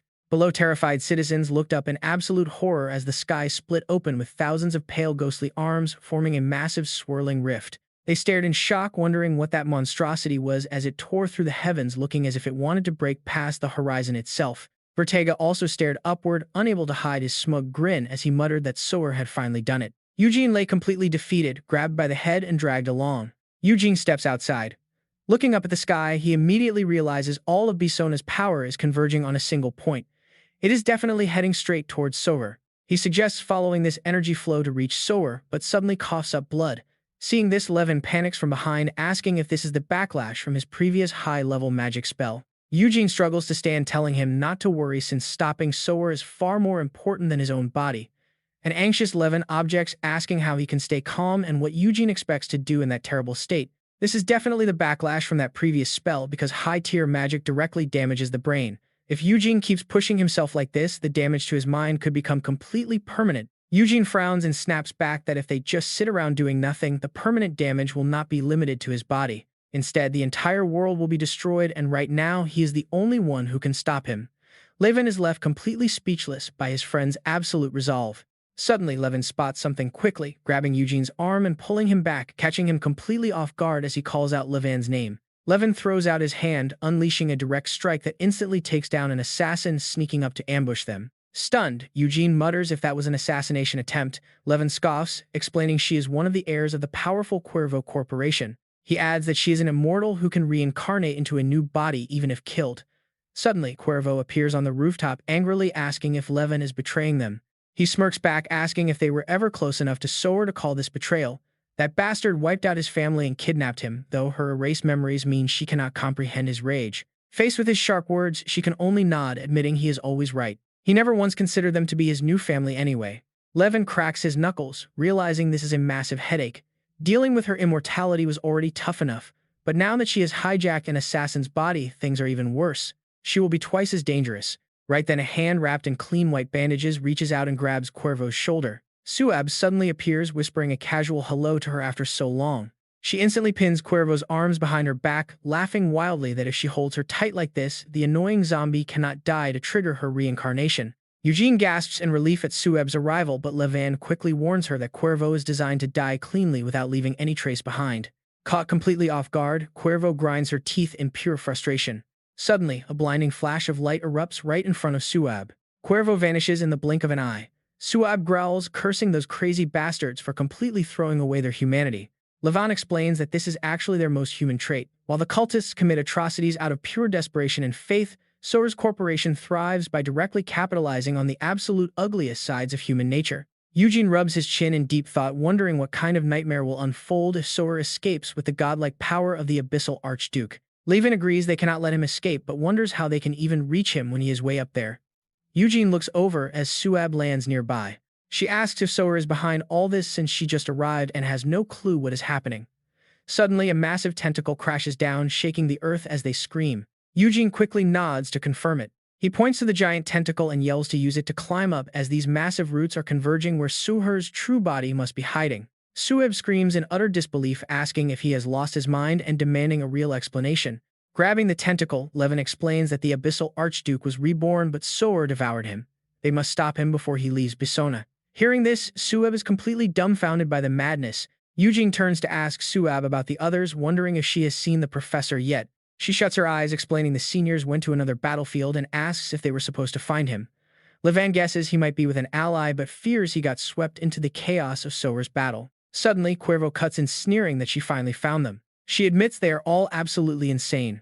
But that works out perfectly for her because it makes hunting them down far easier before unleashing a deadly strike straight at them. Eugene instinctively tries to summon his signature ice sword, but instantly realizes his body cannot handle it. Before the ice weapon can fully form, it completely shatters into pieces. The severe magic backlash hits Eugene hard, sending him crashing down with a bloodied mouth as Levin screams his name. He quickly channels his lightning magic to save his falling friend. Activating his high-speed lightning enhancement, Levin swoops in and scoops up Eugene to escape Cuervo's clutches. He lands a safe distance away while carrying Eugene, with Suab quickly catching up right behind them. Holding her stomach, she complains he could have landed gently, but Levin snaps that there is zero time. He points to that entering the main route slowed things down, but it also makes it easier for Cuervo to track them, while Suab begs him to stop and clarify a few things. She asks if Eugene can even fight after failing to block a simple dagger. Levin admits his friend is in no shape to fight, but they have zero choice. He explains Eugene's unique magic is their only weapon against the boss. Suab worries how he can possibly cast anything when his condition is so terrible that he cannot even summon basic ice. Eugene whispers softly, saying that since he is not dead, yet it means he can still fight. He makes a crazy proposal demanding Suabe perform that ritual on him, which makes her jump in shock. "Wait, don't tell me. Are you crazy?" she cries out. "If you use it now, you will absolutely die, not to mention the other risks." Suddenly, Levin whips his head back, his eyes widening with pure dread the moment he senses something. Levin urgently screams at the people behind him to run away immediately. An attack is coming, and before he can even finish, a massive tentacle slams directly onto their spot. The devastating strike kicks up a massive cloud of dust. Cuervo lands pretty gracefully on a nearby spot. She sighs, muttering that it is a tragic end for a traitor like Levin. It seems he was not very wise after all, thinking he could actually survive after betraying them. Mid-sentence, a barrage of random invisible slashes suddenly erupts from the air, ripping right through her. Cuervo vanishes in an instant before she can even comprehend it. Her emotions have been completely wiped out just to complete her mission. Even her most basic survival instincts have been completely wiped out to allow for a quick and highly convenient self-destruction. Yet, right at that exact moment, as she is fading away, she suddenly feels a tiny, unexpected flicker of emotion that she truly believed had vanished forever. She feels it in the presence of absolute terror brought on by this complete madman. Look closely here. The surrounding space is suddenly torn apart by invisible slashes, with Eugene standing tall amidst the perfectly severed pieces of giant tentacles. He looks completely insane, his eyes turning pitch black as his lips curl up into a manic laugh. Seeing this, Suabe cannot believe her own eyes, asking in complete shock how the space is breaking down when he is supposed to be unable to use magic in that rage state. Cold sweat dripping down, Levin mutters that this feels far more primal than magic. Maybe his chaos endurance skill is actually turning his wild rage into reality. Eugene charges forward like a beast, tearing apart the tentacles in his way as black monster blood sprays everywhere. Watching this sheer madness, Levin can only gasp in shock, whispering that he is truly the incarnation of destruction. Confused, Suabe asks what he means by chaos, but before Levin can answer, something grabs his arm and drags him away. He is yanked high up into the air, frantically calling back to confirm her question. Suabe seems to realize something, murmuring that everything has actually been chaotic for a long time. Nearby, Soer is busy tearing the sky apart with his new divine powers when he suddenly senses danger and looks back. He watches Eugene approach, wondering with sheer amusement who would dare challenge him like this. The moment Eugene gets close, his blade shreds a chunk of the god's flesh into 100 pieces. Suppressing the pain, Soer gasps in utter confusion, wondering how this brat Eugene Felivia could possibly possess the power of a god. Having lost all sanity, Eugene looks like a completely different person, grinning down at him as if he is just a tiny prey. Angrily looking back, Soer complains that now he finally understands why that Apostle Iceland was so incredibly obsessed with this kid. Even though this environment is overflowing with raw power, for a mere human brat to actually reach the domain of the gods is absurd. Iceland definitely should have explained things much better. Still, he tells himself that thanks to him, he now knows this kid's exact weakness. Soer quickly regains his composure, stretching his hand out toward Eugene while coldly sneering that he is nothing but a wild, brainless beast. Take a look at your own hideous reflection. Stare into the mirror like the monster you are and go completely mad inside your very own darkness. The moment Eugene looks at his reflection in the mirror, his eyes widen in pure shock as he mutters that this is his past life. He has actually faced his own past self countless times in the past. But wait, here is the real kicker. Right at this exact moment, Eugene realizes a cold, harsh truth so freezing that his will to fight instantly vanishes. Turning down his uncle's offer to finally put an end to this horrific cycle of reincarnation was probably a pretty selfish and cruel choice on his part. His other incarnations never had a choice like that. Even if he could somehow reach out to those past lives, they were all people from entirely different worlds existing in their own separate timelines. In a way, they were complete strangers, people who felt even further away from him than anyone at the edge of the horizon. After countless painful lifetimes, through miracle after miracle, everything had finally aligned to offer a real chance to completely lift this cruel curse. Yet in his stubborn self-righteousness to save even a single soul that had already fallen deep into the abyss, perhaps he has stubbornly allowed countless other innocent lives to suffer instead. Another eternal loop in this brutal, unending curse. This devastating realization begins to settle deep within his consciousness. Stroking his chin, Iceland recalls the time he declared that Eugene Felivia must die. The prophet told him back then that there was absolutely no need to worry about Eugene. Looking back now, those prophetic words probably meant that no matter what we did, that annoying brat would still overcome everything to stand right here. When I think about how thoroughly he prepared for this from the very beginning, his meticulous planning is truly quite astonishing. Frowning Idea questions him about his true goal, demanding to know why he was imprisoned and why Iceland even used several of his clones. With a chuckle, Iceland replies that it is not anything that could actually harm him. He explains he is simply keeping him busy since he knew he would fight back anyway, leaving Idea utterly confused and wondering what he could possibly mean. Iceland smirks, declaring with dark satisfaction that his ultimate goal is to make Eugene Felivia fall into corruption. Ida's eyes widen, completely stunned by those words. To Ida, Eugene possessed a heart so pure it shined like a star. But the abyss of darkness he's accumulated through countless reincarnation cycles is incredibly deep, turning any fall into an endless plunge from one deep hole to another. Just think about what could actually happen if that shining star were to completely collapse and sink into the deepest abyss. Iceland gets more excited by the second, hinting they might just witness the birth of a new ruler of the abyss. Ida sneers at his enemy's pathetic schemes, admitting he was actually worried about some grand master plan, but it turns out the villain is simply wasting his own precious time. The smug grin vanishes from Iceland's face, suddenly anxious to hear what else Ida has to say. Speaking with absolute confidence, Ida points out that trying to corrupt Eugene by forcing him to face the shadows of his past life is completely useless because he is one incredibly stubborn kid. Once he makes up his mind, the concept of backing down doesn't even exist. No matter how dire the situation, Eugene will always stand tall and firmly declare that this is the destiny he chose for himself. Without looking away, he prepares to face his past life head-on. He will swallow his countless cycles of rebirth whole. Eugene roars with absolute unbreakable resolve, shouting that he is going to take all this crushing despair and forge it into pure rage. That fury is the exact weapon the madmen of the frozen lands used to fight off despair and the fear of the abyss. A pathetic mental strike like a stray whip just hit him, but he shrugs it off with ease. Watching the entire scene unfold from below, Levan is completely stunned, muttering to himself that just a single moment ago Eugene seemed totally unconscious, but then suddenly broke free. Even with his body fully reinforced, all Levan can do is desperately try to keep up with what is happening. Back on the battlefield, Sora gets sliced into tiny ribbons. He can't help but panic in sheer disbelief, wondering how that overwhelming darkness failed to tear Eugene's mind completely apart. But defying all expectations, the boy stands stronger than ever, directly declaring war by telling Sora he will never escape. Stunned by this, the villain can only wonder what is going on. His monstrous rage has become incredibly focused. Did this kid seriously conquer that massive wave of darkness in a single instant? But there is something even stranger going on. Facing this kid, Sora realizes his own body is resisting his commands, almost as if the god of plague itself is absolutely terrified of him. Pure terror takes over.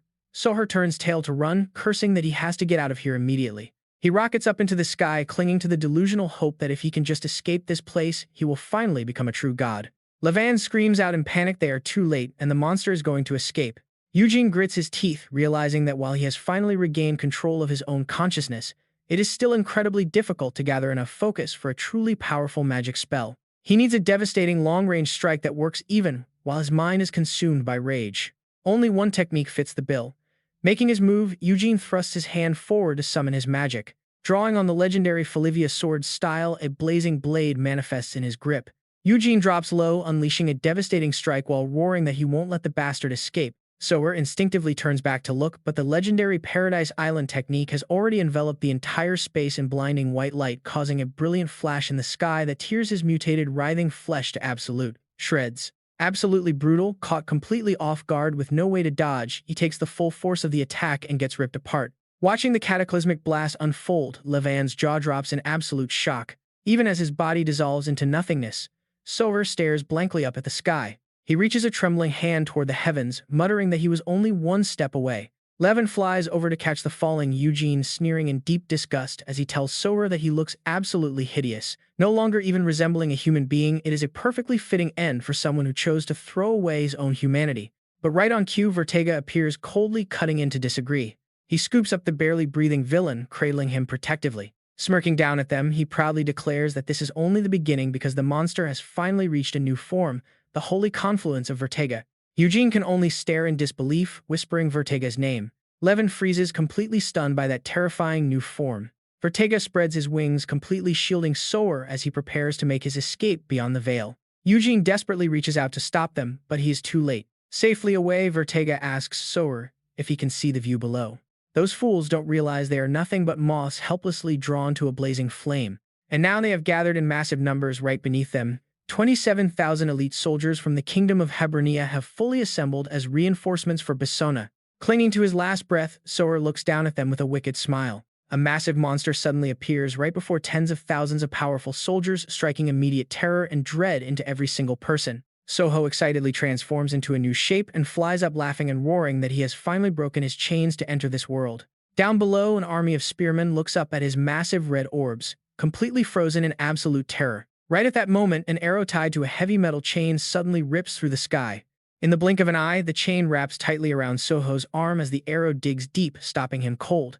The Armored Division commander of Hebronia raises his hand, ordering his troops to capture that horrifying beast of the abyss. He yells with fierce determination that if Bisona falls, the capital will burn. They must destroy this monster right here at all costs. Though his arms are bound tight by chains, Soho looks back with sheer contempt, mocking their pathetic attempt to resist him. With a sudden roar, he violently whips the heavy metal chain downward, sweeping away dozens of soldiers in the middle of the chaotic battlefield. Soho laughs triumphantly, shouting that the sacrifices are offering themselves up before he even reaches the capital.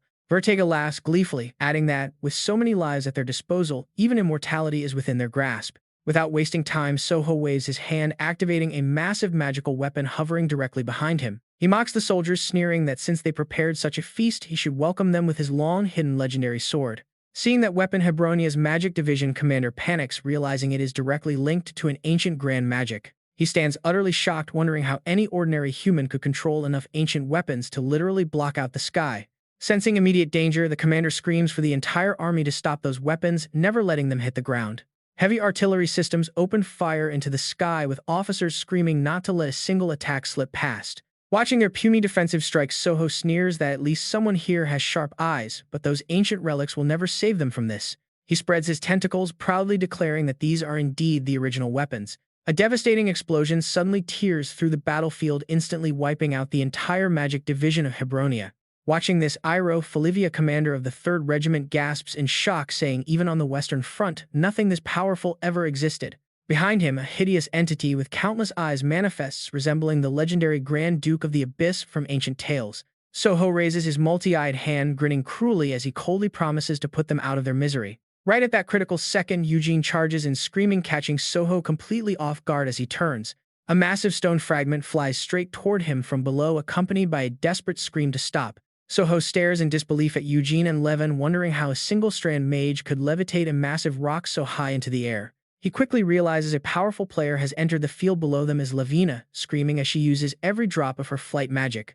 Lavina shields her allies while pushing her magic to support Levin and Eugene, screaming for everyone to stop the monsters at all costs. Holding 2 daggers, Vertiga plunges downward, sneering at the foolish insects who dare to stand against them. But he immediately freezes mid-air, sensing something highly unusual. Suddenly, a massive counterattack blocks the strike, turning the battlefield into a blinding flash of lights. That surprise defense actually came from hundreds of unified mages, with an elder commander screaming to give that monster absolutely no openings, as his next move could wipe out thousands of lives. Every single life now depends on them. They must squeeze out every last drop of mana to hold the line. Surrounded by magic, Soho grits his teeth, cursing them as annoying little flies. Levin is shocked to see the kingdom army assemble so quickly, wondering how they gathered such a massive force when they had only been inside the castle for less than half a day. He watches the endless rows of soldiers and mages rushing forward, united in their fight. Suddenly, it clicks. Time itself must flow differently here, likely due to the extreme energy density inside Bisona. But even if Soho betrayed them and stole the resurrection of the Grand Duke, could the Eternal Order really have failed to foresee this? If Soho took the Grand Duke's resurrection right from the Eternal Order's hands, why are they still just standing by and watching? What if inviting the nobles, provoking Hibernia, and letting Soho swallow the Grand Duke to wipe out the army was all just a massive coordinated play staged by the Eternal Order for some dark higher purpose? He wonders in utter shock what terrifying entity they are trying to summon by using Soho and the Grand Duke as mere sacrifices. He remembers India telling him how terrified she was to let him step into the chaos solely because she believed that he of all people would rise above her worries, which was exactly why she had gritted her teeth and endured until now. But Levin is still left with questions. Was Eugene's arrival also planned, and what does this have to do with Eugene's hidden power? Not too long ago, when Soho first encountered Eugene, he was completely stunned. He kept wondering how on earth a mere kid like Eugene Felivia could have touched the power of a god. Back in reality, Levin frantically yells for Eugene to stop using that power from earlier. Startled, Eugene turns and asks him what on earth he even means by that. Levin urgently explains that there is absolutely no time for a full breakdown. If Soho is not the ultimate end of all this, Eugene could be in grave danger. Can he still pull off a victory without using that power? Eugene calmly replies that he had already anticipated as much. Unleashing his energy with absolute resolve, he firmly declares he will do it with his very own strength. With that, Eugene immediately kicks off and launches forward. He charges straight towards Soho, who is already bracing for the impact. Blinding magical light erupts as Eugene unleashes a devastating strike, fueled by a single burning resolve to destroy this monster no matter what it costs him. The direct hit sends black blood splattering from Soho's body. Gritting his teeth in sheer rage, he snarls, "You impudent little brat. He waves his hand, summoning countless massive gun barrels right behind Eugene, coldly screaming for him to die and burn to ash. Watching from below, Levin is completely shocked to recognize the weaponry of Fios. How on earth did Soho obtain those, and how are they even still fully operational? But he quickly shakes off the confusion. Now is not the time for questions. No matter what happens, there is no room for surprise. The only path forward is to focus entirely on winning. It suddenly clicks for Levin: if those weapons were actually forged with the ancient technology of Fios, then shouldn't they naturally obey a direct descendant? Talk about a perfect counter. Seeing him suddenly charge forward, Soho gasps in absolute shock. What? He appears right behind Eugene, thrusting his hand forward to release dark binding ropes to hold him down. Levin triumphantly declares that since these weapons were forged from the primordial technology of Fios, the one who holds absolute control over them is naturally him, not Soho. Enraged, Soho screams out, "Levin, you traitor!" Seizing the moment, Eugene conjures a glowing cube in his hand, declaring it to be a 32 times hypercube variant. He shouts that this is officially Soho's end. He knows a single cube is not going to cut it, so he decides to stack another one right on top of it. It is a cheap trick, but he has to use it, especially since he is still not fully familiar with this ancient chaos magic. But that doesn't matter. To survive, Eugene has always resorted to any means necessary, fair or foul. Unleashing his full power, he screams that this is his true magic. As blinding light erupts, he roars that he will destroy Soho no matter the cost. With a final crushing blow, he strikes down his enemy. Soho screams in agony, wondering how this is possible when Eugene hasn't even used the power of a god. Right then, Vertega charges in, shouting Soho's name in pure panic. Eugene keeps up the pressure, coldly telling them to face judgment for all of their sins. At the same time, Levin prepares his own finishing blow, invoking the third vestige of Nihilid to seize absolute control of the forgotten arsenal. Having seized control, Levin raises his hand and commands them to fire, unleashing an absolute erasing barrage. The raw power tears Soho to shreds as he screams in agony. Before fading away completely, he reaches out, trying desperately to cling to life, regretfully whispering 01. A terrifying explosion rips through the sky, completely destroying everything in the blink of an eye. Amidst the thick smoke, Hero anxiously looks back to ask if the 3rd Regiment is all right. The soldiers quickly respond that they are fine, just knocked down by the shockwave. Staring at the blast zone in absolute shock, she realizes that even without a direct hit, the mere aftershocks were enough to scatter their entire formation. This level of destruction is just unbelievable. She whispers that this must be the ancient magic of the gods. As the dust slowly clears, a massive crater is revealed. Having taken the brunt of the attack, Soho rolls on the ground, groaning in agonizing pain. He desperately tries to pull himself together, weakly muttering that it cannot possibly end like this. Suddenly, dozens of magical blasts rain down out of nowhere, completely tearing into Soho's broken body and crushing his will to rise again. Looking down at the groaning villain, Levin says with pure disgust that Soho is pathetic for not even being able to die cleanly. Hearing his voice, Soho glares back in pure fury, demanding to know how Levin dared betray him after he was given everything, including the succession. Levin simply shrugs, pointing out that Soho stole everything and forced him to carry a burden he never wanted. Even those favors were handed out just to exploit the knowledge of Fios. Also, Soho could control the creator's arsenal sealed behind the veil of chaos. He says with utter contempt that Soho was merely using him the entire time. Exposed and desperate, Soho struggles to sit up, pleading for Levin and Eugene Felivia to wait. Soho insists they understand nothing of why he was forced to do this, but Levin just sighs, muttering that it is more pathetic excuses. Soho desperately explains that they have all been abandoned by the creators. He asks if they even know why those weapons were sealed behind the veil of chaos in the first place. Hearing this, Eugene is completely stunned, repeating the word abandoned. Recalling a memory of idea in his heart, he remembers they once said the exact same thing about being abandoned. Could all of this somehow be tied to the current actions of the Eternal Order? Eugene curiously asks what Soho means by saying the creators abandoned them, but Levin quickly warns him not to believe a single word. Soho is the type of person who twists a tiny grain of truth into a massive, dangerous lie. He suggests ending him right now, but just as he prepares to strike, Vertega drops down from above in a blind fury, screaming Levin's name. He uses his mutated hands to deliver a devastating downward smash, shattering the ground around them. Levin reacted instantly, blocking those razor-sharp claws just in time. Using his sharp magic, he unleashed a counterattack that blasted Vertega backward. But Levin still couldn't escape a brutal gash across his chest. Coughing up blood in absolute agony, he bitterly reminded himself that a curse of pure hatred could reflect this exact pain right back onto his attacker. Yet that reflecting power was now severely depleted. The source of Vertega's curse had likely weakened during the fusion process. Even so, attacking someone with reflect abilities was still incredibly dangerous. Either way, his opponent's goal was crystal clear: save Sower. Letting him escape on those wings would cause massive trouble later. If Levin wanted to end this, he had to finish off Sower first. After pushing his enemy to the very brink of death, letting him escape and fully recover would mean absolute ruin. Resolving to end it, Levin turned to deliver the final blow to Sower, only to find Vertega already right in front of him. Levan spat in sheer disgust, asking why he cancelled the fusion now and if he had finally given up on running away. Shielding him with your own body won't change a single thing, Levan warned. It won't even buy him a few extra seconds. The very army you tried to destroy is still standing and will surround you in moments. Honestly, given the horrific crimes you committed, a quick death right now is probably a mercy. Vertega burst into a laugh. Utterly ridiculous. My crimes, he spat, if we added up every single sin humanity committed against me, completely wiping out your species wouldn't even begin to pay it back. Yet you hypocrites dare lecture me on sins while trying to destroy the absolute last thing I have left in this world. Those desperate cries struck a chord deep inside Eugene. He couldn't help but wonder just how deep this hatred ran and what kind of horrific torment Vertega had suffered to fuel such a terrifying grudge. Barely breathing in his arms, Sower weakly chimed in, "It doesn't matter anymore, Vertega, because it's all over. At least I can find peace knowing you are here with me at the very end." He smiled faintly, softly, declaring Vertega as the sole rightful heir to his legacy. "Claim the inheritance that has belonged to you since the day you were born." The moment those words left his mouth, Vertega raised his hand. He instantly delivered a brutal, crushing blow to Sower's skull, ending his life right then and there. Talk about a massive plot twist. Both Levin and Eugene stood frozen in utter disbelief. Holding Soher's freshly ripped heart in his hand, Vertega stared down in bitter grief, acknowledging him as the true heir of all creation. He raised the heart high as a blinding light erupted alongside a raging storm, a booming voice declaring that the apocalypse was finally descending upon this world. Eugene struggled to shield his eyes through the swirling dust, squinting up at the darkening sky.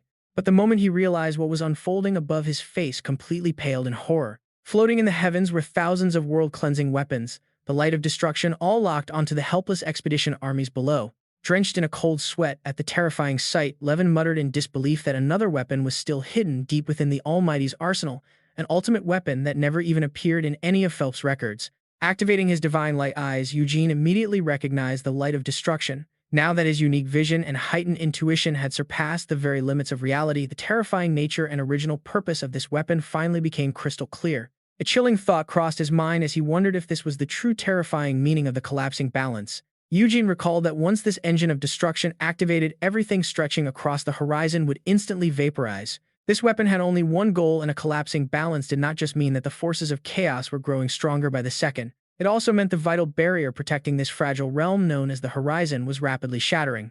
The shield keeping weak humans safe from terrifying transcendent entities was completely dissolving right before his eyes. Drenched in a cold sweat, Eugene finally understood the truth. Yet he still couldn't comprehend why their very own ancestors would do this. Why would they ever create a weapon capable of wiping out their entire world and all of humanity? Levin rushed forward and violently grabbed Vertega by his collar, screaming at him to stop this madness before they all died together. But Vertega merely sneered, mocking Levin for never truly understanding him. After enduring a lifetime of misery, did Levin honestly believe he had any desire to keep living? "My bond with him was the only reason I kept going," Vertega said. "Now all that remains inside of me is pure hatred, just like you, Levin." Levin recoiled in shock. What was that? Vertega smirked, staring up at the heavens as he casually asked if Levin knew what this weapon actually was. The ancients firmly believed that humanity would eventually fall into the deep abyss. So they forged an ultimate weapon to wipe out mankind before that worst-case scenario could unfold. They called it the Light of Destruction. But because it was far too extreme, the weapon was sealed. It could only be awakened if the last survivors of the ancient bloodlines agreed during their darkest hour. Gently stroking his magical beast, he calmly added that he was the only one left who carried that ancient blood. He laughed at the irony. A legendary weapon created to combat the abyss had now fallen directly into the hands of the one chosen by the abyss. Levin hung his head, his voice turning cold as the truth clicked. Soher had allied with the Eternal Order to resurrect the Grand Duke of the Abyss solely to fulfill the activation requirements for this weapon. And as for Vertega, he was saved only to be used as a key. In the end, he was no different from Levin, just another pawn being manipulated. Vertega sneered back, mocking him for talking like a child. In this cruel world, everyone either uses someone or gets used. The only thing that ever mattered was respect, yet for over 100 years he was treated as a tool without a shred of dignity.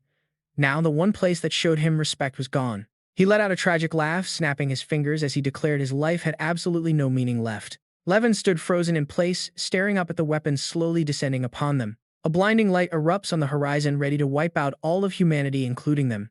At this point, Eugene can only accept his fate. If this is truly the will of their ancestors, then what on earth have they been fighting for all along? Just as despair takes hold, Hero and the 3rd Regiment rush over, yelling out in shock, asking why the young master of the main family is even here. Eugene snaps out of it, shocked to see Hero. Hero and her soldiers have no idea what is coming, staring at the sky in sheer disbelief, wondering what that massive thing could be. Eugene strikes his own face, cursing himself for being an idiot who always overthinks everything. He grits his teeth. No more drifting. He promised himself he would save everyone. Determined, Eugene summons the 32-layer hyperdimensional cube to just do it. Weak attacks fly toward the destructive light, anything to protect the people nearby. Eugene activates the 3rd proof of Nihirix, sending a wave of absolute void forward. It actually works. Vertega is stunned, shouting that the divine weapon has stopped. Below him, the soldiers stare at the sky, trembling in pure terror. Eugene grits his teeth through the blinding pain, pushing his power to hold back the destructive force. Nearby, the soldiers realize he is directly confronting super high-temperature plasma with Nihirix's law of absolute void, a clash that should be impossible. He falls to his knees. This is only buying him a little time.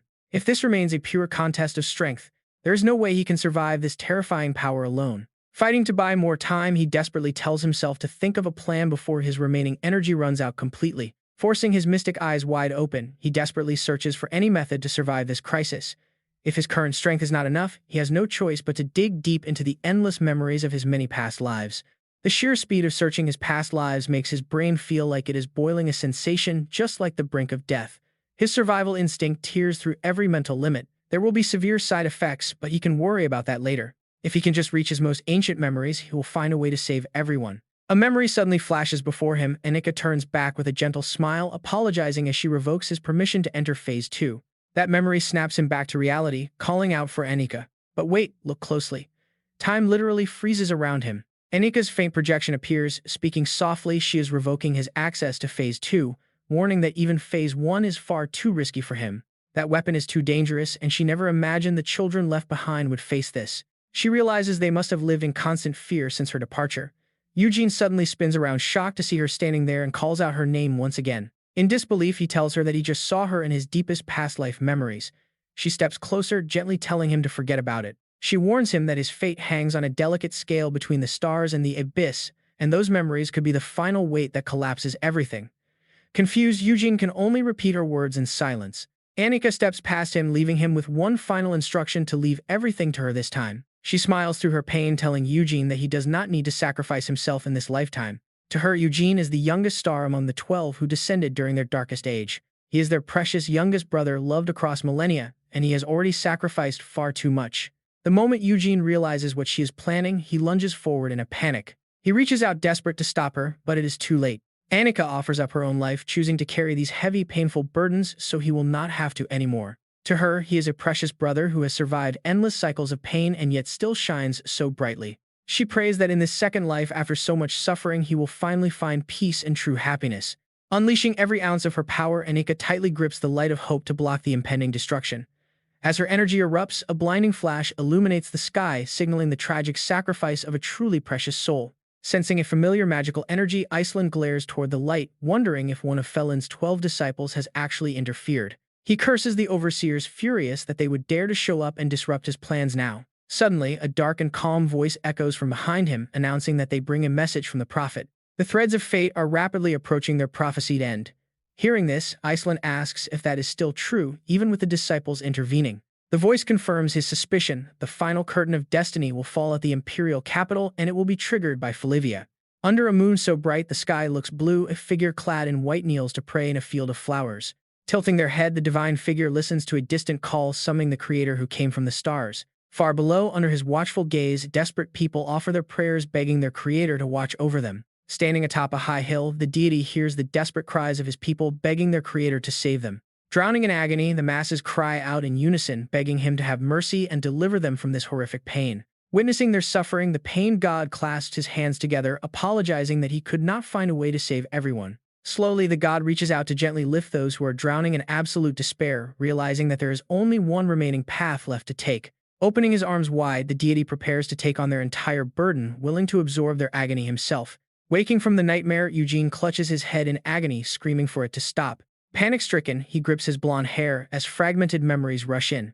He wonders what this vision even is, realizing with dread that this was his very first memory. Because of that fateful choice, all his past lives and his current self are doomed. Suddenly, Sue rushes over and covers Eugene's mouth, hissing at him to shut up, leaving Eugene to mumble in utter confusion. From the shadows, Levin warns them to keep quiet or they will be detected.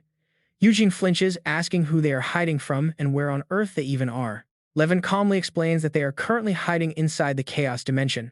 The king has dispatched a deadly assassin to hunt Eugene down, forcing them to take refuge in this desolate place. Eugene gasps, unable to believe the king himself sent an assassin to kill him. Before he can ask why, Suabe snaps at him again, fiercely telling him to shut his mouth. Levan explains that it boils down to dirty politics. After the disaster in Bisona, the royal family's reputation completely tanked, while Eugene's fame as a hero skyrocketed. In the eyes of the crown, his very existence is a massive threat that needs to be eliminated. Eugene is stunned that they would kill him just for that, but Suabe urges them to move. Levin sarcastically chimes in, noting that if Eugene has enough breath to complain, he can certainly run. Nodding blankly, Eugene wonders what could possibly chase them inside the Chaos Dimension. But watch, the danger is already beneath them as a creepy echoing voice suddenly repeats his exact words from the dark. Feeling a sudden wave of bloodlust, he looks up to see a massive entity towering directly above them. He recoils in horror. It is a giant puppet. The group immediately flees. Suabe panics, screaming that he told them to be quiet, while Eugene desperately asks if that thing is a monster from the abyss. Levan keeps his eyes forward, explaining that it is actually a puppet controlled by a designated mage, the assassin sent by the king. Eugene freezes for a split second, repeating the words in pure shock. Memories of these supreme magic users flash through his mind. He has heard of them before, elite mages, so incredibly powerful that they require constant monitoring, as their mere existence is considered a threat to the entire nation. As they run for their lives, Eugene screams, wondering why such a powerhouse would target him. Levan shouts back that while they do not know the details, both the king and the mage agree on one thing: Eugene has to die. Levin delivers the harsh truth: only Eugene's death can save this world. Talk about a brutal burden to carry. Eugene freezes in absolute horror. He suddenly drops to his knees, clutching his head in agony as the puppets close in around them. Levin and Suabe panic, desperately calling out to their fallen friend. With no time to waste, Levin clasps his hands together, generating powerful, crackling purple lightning. He spins around to face the threat, standing tall as he proudly summons the Forgotten Armory. He fires a massive charged energy blast straight at the oncoming puppet. Suabe jumps in to help, combining his own spiritual energy to amplify the attack to its absolute limit. A massive explosion erupts, their combined heavenly strike successfully, blasting the threat away and saving Eugene's life just in time. The giant puppet crashes heavily to the ground at blinding speed, completely destroyed in a final deafening blast. Eugene stares in absolute shock, asking how on earth they both managed to get this incredibly powerful. Levin calmly explains that Eugene is not the only one who awakened in Bisona. Still, nobody handles the Chaos Dimension quite like Eugene, even if he is clearly not fully recovered yet. Eugene tries to brush it off, claiming he is fine and just slightly dizzy. Levin quickly warns him that they need to hurry because now that the puppet has spotted them. A sudden transmission crackles in his ear, making Levin gasp and call out to Senior Inam. On the other end, she immediately scolds them, asking if they have completely lost their minds. Inam snaps, ordering them to quiet down before they draw the attention of the entire Chaos Dimension, sarcastically asking if they need to retake stealth lessons. Levin apologizes, explaining that Eugene is awake but has already been spotted, begging her to teleport them out. Inam gasps in utter shock, demanding to know if Eugene is truly back. She quickly composes herself and nods, agreeing that the timing is perfect, promising to link their location with Felivia back in the royal capital. The coordinates lock in as Eugene, Levin, and Suabe stand waiting inside a mystical, surreal space filled with beautiful flowers. Inam warns them to stay alert because they are being actively tracked, meaning opening a portal now will expose their location. Meanwhile, Eugene looks around the gorgeous scenery, utterly amazed by its beauty. Suddenly, Inam gasps in horror as she detects something highly unusual. As the dimension bleeds into a deep crimson, Levin calls out in panic right before Inam screams for them to run. The group stands completely frozen as the surrounding space begins to crack and shatter. Suddenly, glowing magical bands shoot forward, binding Eugene and dragging him away as Inam screams out in pure horror that the designated mage has arrived. Jen emerges from the shadows, tightening the restraint with a cruel laugh, mocking that it is already far too late. Eugene looks around in utter panic, wondering where he has been taken. Eugene asks in sheer panic if she is the designated mage sent to hunt him down and if this twisted dimension is her doing. Jen bursts into a mad laugh, thanking him for finally recognizing the sleeping prince. Eugene quickly connects the dots, utterly shocked that this woman is a powerful appointed mage who can breach the barrier of reality itself. Gritting his teeth in pure rage, he demands to know why a mage who can manipulate reality would serve the royal family. What could she possibly lack to take orders from a mere king? Jen flashes a wicked, sinister smile, casually replying that she does it to save the world. After all, he of all people should know that truth very well. Tightly bound, Eugene freezes in total disbelief, asking what she means. She steps closer and whispers a dark threat, warning that the ancient sealed plague god of the abyss is about to awaken. All because he destined to endlessly reincarnate in agonizing pain alongside that god has finally started to hesitate. She lifts Eugene's chin with a mocking sneer, telling the 12th disciple not to be selfish now. She demands he obediently return to the cycle of rebirth to protect the world, asking if this is not the very path he chose himself. Eugene stares blankly, silently questioning if he really chose this fate. Jen sneers, noting that, as a necromancer, she finds the abyss and resurrection quite fascinating. However, being an appointed mage comes with too much pressure, meaning she cannot ignore her orders. Apologizing, she tells him that he will just have to die right here. Suddenly, Eugene lowers his head, muttering incomprehensible words under his breath. She gasps in surprise, watching the brilliant, sparkling light that suddenly begins to radiate from his body. He screams as sharp shards of ice erupt around them, forcing her back while he yells that this was never his choice. Jen bursts into a manic laugh, amazed he is already this powerful, proving he really is the 12th disciple reborn. Suddenly, her voice turns cold, reminding him that he still has not fully recovered. With those words, Eugene's mental defenses shatter and an agonizing wave of pain rips through his entire body. Eugene clutches his head, screaming in agony as Jen coldly watches. She remarks that striking now was the right choice, admitting even she would dread facing Felin's disciple if he were at full power and completely unbound. She sneers that if she blows his head off, even being the 12th disciple reborn will not save him. But before she can finish, a devastating blast pierces straight through her skull. Stunned, she looks toward the source of the blast, gasping in complete shock. Shrouded in dust and smoke, Jen panics, wondering what could have possibly shattered her barrier. Right then, a powerful, chilling voice echoes through the haze, noting that this is where she was hiding.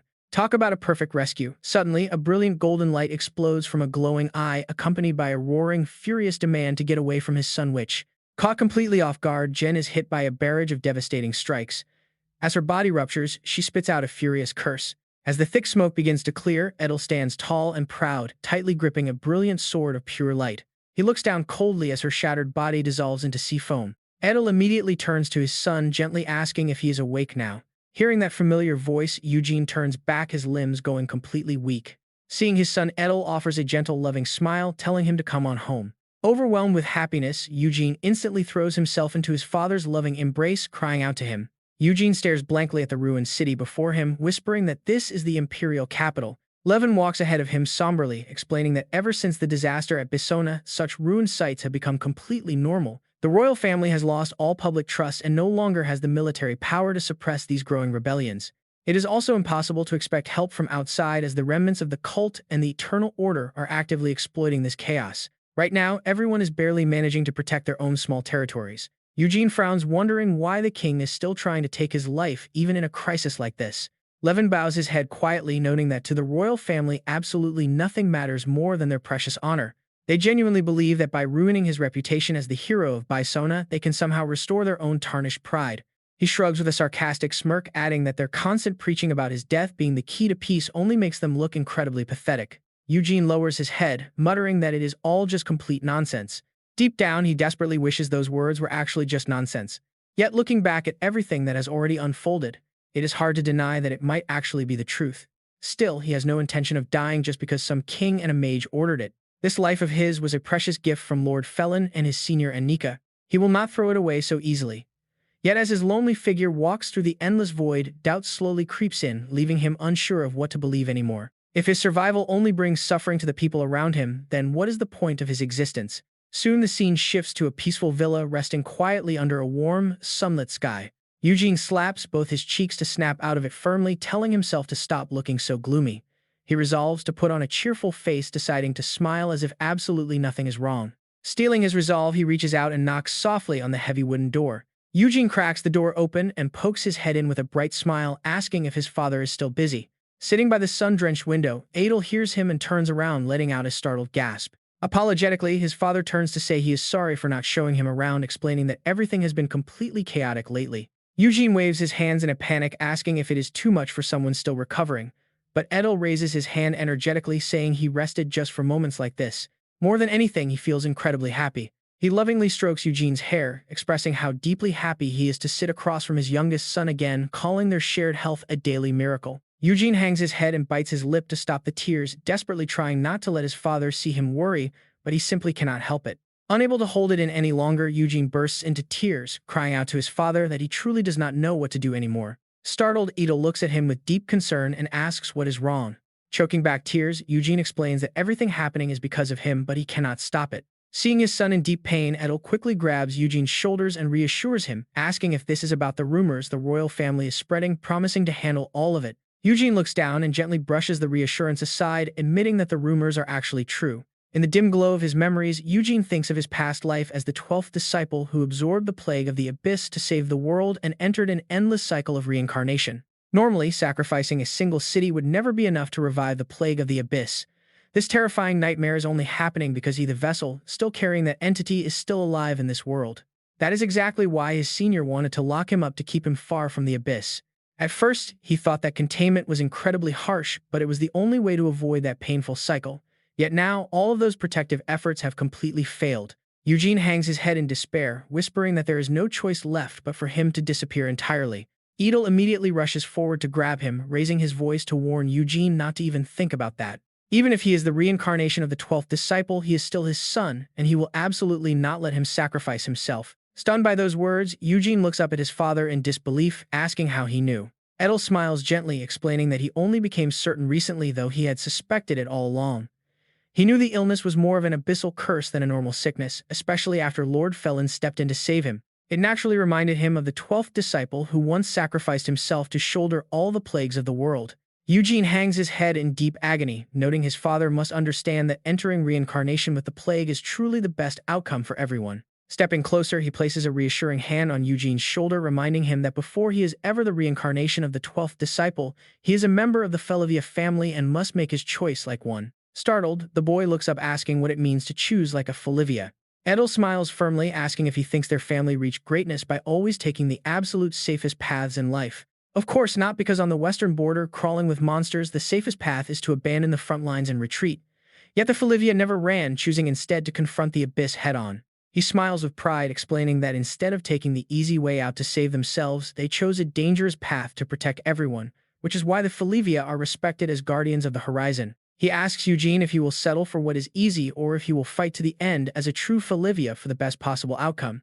As past memories flash before him like a movie reel, Eugene experiences a sudden realization. He has witnessed the sheer agony of all his previous lives and wonders if it is right to simply accept his fate and let his future reincarnations suffer forever. The answer is absolutely not, especially since he was not just given a tragic destiny but also the ultimate power to fight back. Grasping the warm light of hope, he resolves that this is the opportunity Lord Felin gave him, and he will protect both the world and his own fate. Clenching his fists, Eugene proudly declares that he will choose like a Felivia, resolving deep in his heart that he will fight with everything he has for the absolute best possible outcome. The scene shifts to Iraq capital at the Paid's Magic Academy. Scanning the endless rows of books, Eugene realizes that Senior Annika is just like him, chosen directly by Lord Felin. From the brief glimpses in his memories, she clearly holds a deep connection to the 12 disciples.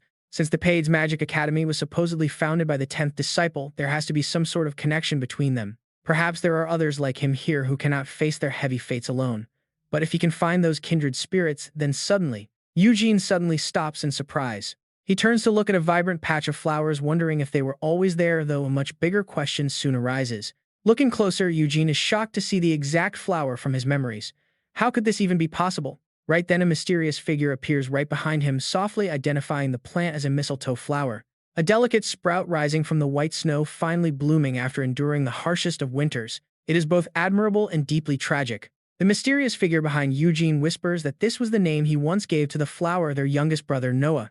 The mysterious figure suddenly glares, saying that Eugene is not really him, because if he were actually Noah, he would not be running away from his own destiny.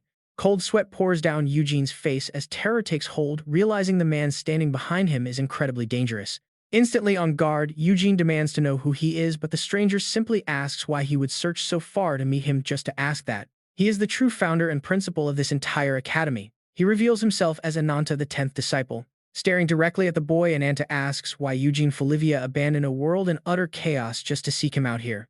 Eugene freezes in absolute shock, wondering how a legendary disciple of Felin could possibly be corrupted by the abyss. Elsewhere, Edel smiles warmly as he thinks of his beloved son and softly whispers to himself. He whispers that though he was never a proper father, Eugene has still grown into an incredibly strong young man. Suddenly, he coughs up a handful of dark blood and covers his mouth, deeply resolved to use whatever little time he has left to finally act like a real father, even if he must burn his last breath to crush everything in his son's way. At the royal castle, Lucas stands on the high wall, absolutely terrified.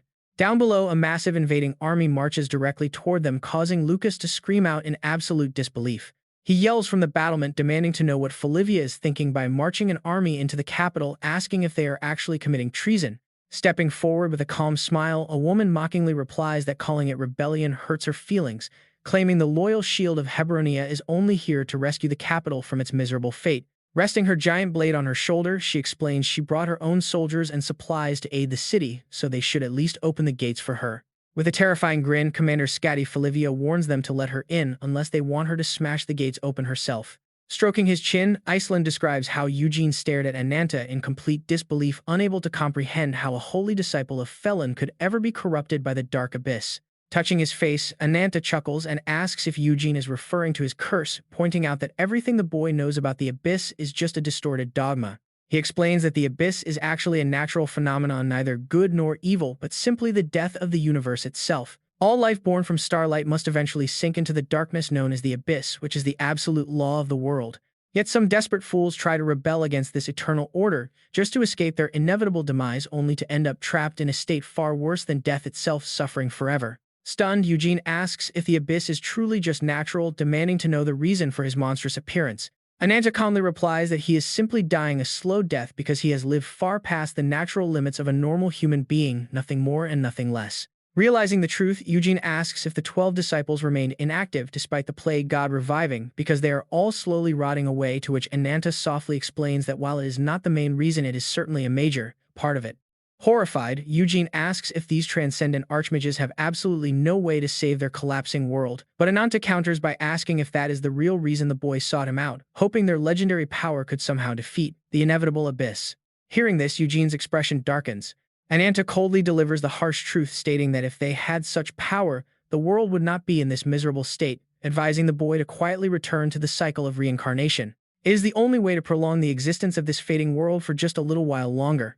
They must not let the ultimate sacrifice of Noah be in vain. Bowing his head, Eugene bitterly questions what sacrifice actually means. That is complete and utter nonsense. He furiously shouts that Noah merely dumped all his suffering onto his next reincarnation, and because of that selfish choice, they have been living in agonizing pain without ever knowing why.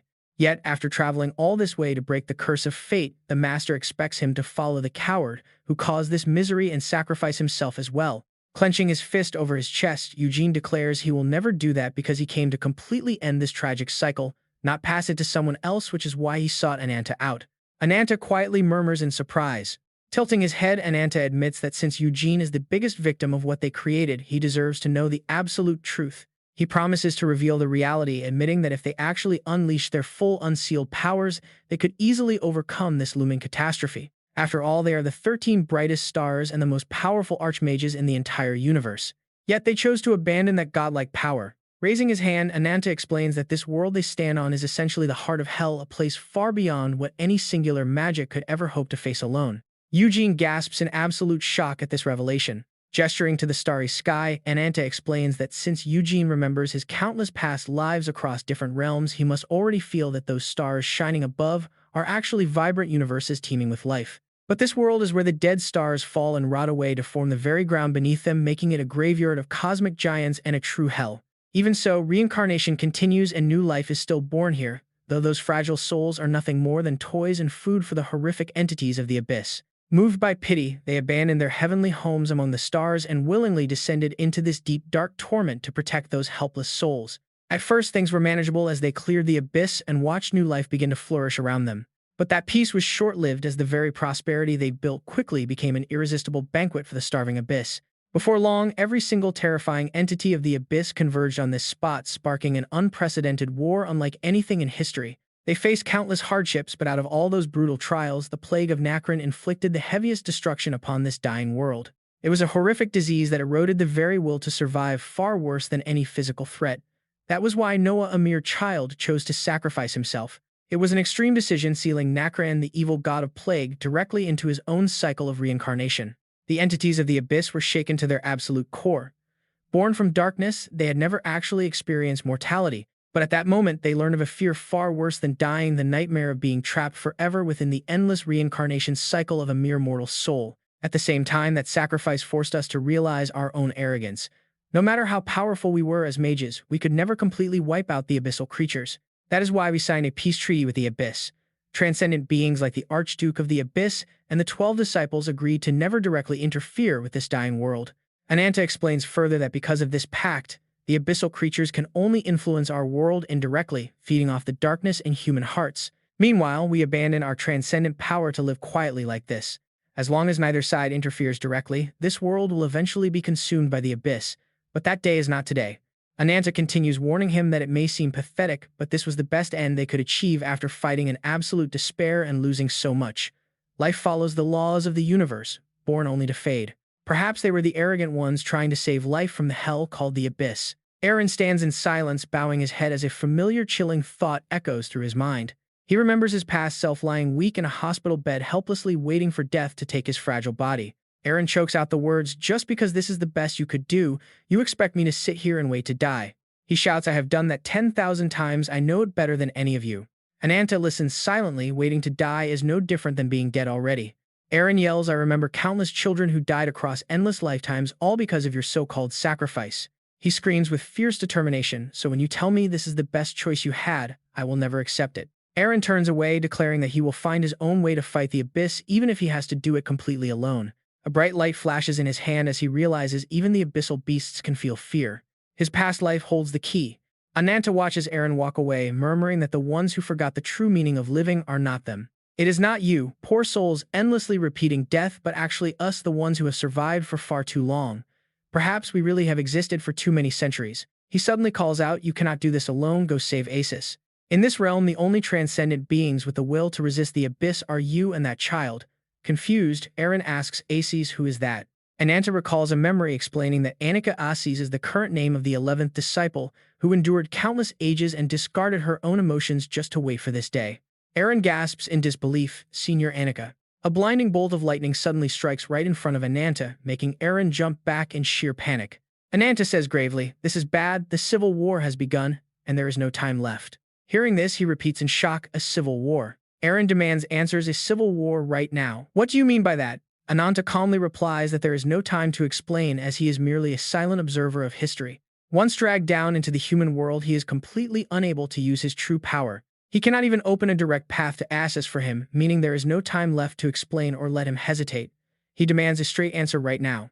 Ananta stares deeply at Eren, asking if his will won't waver even on this unfair path.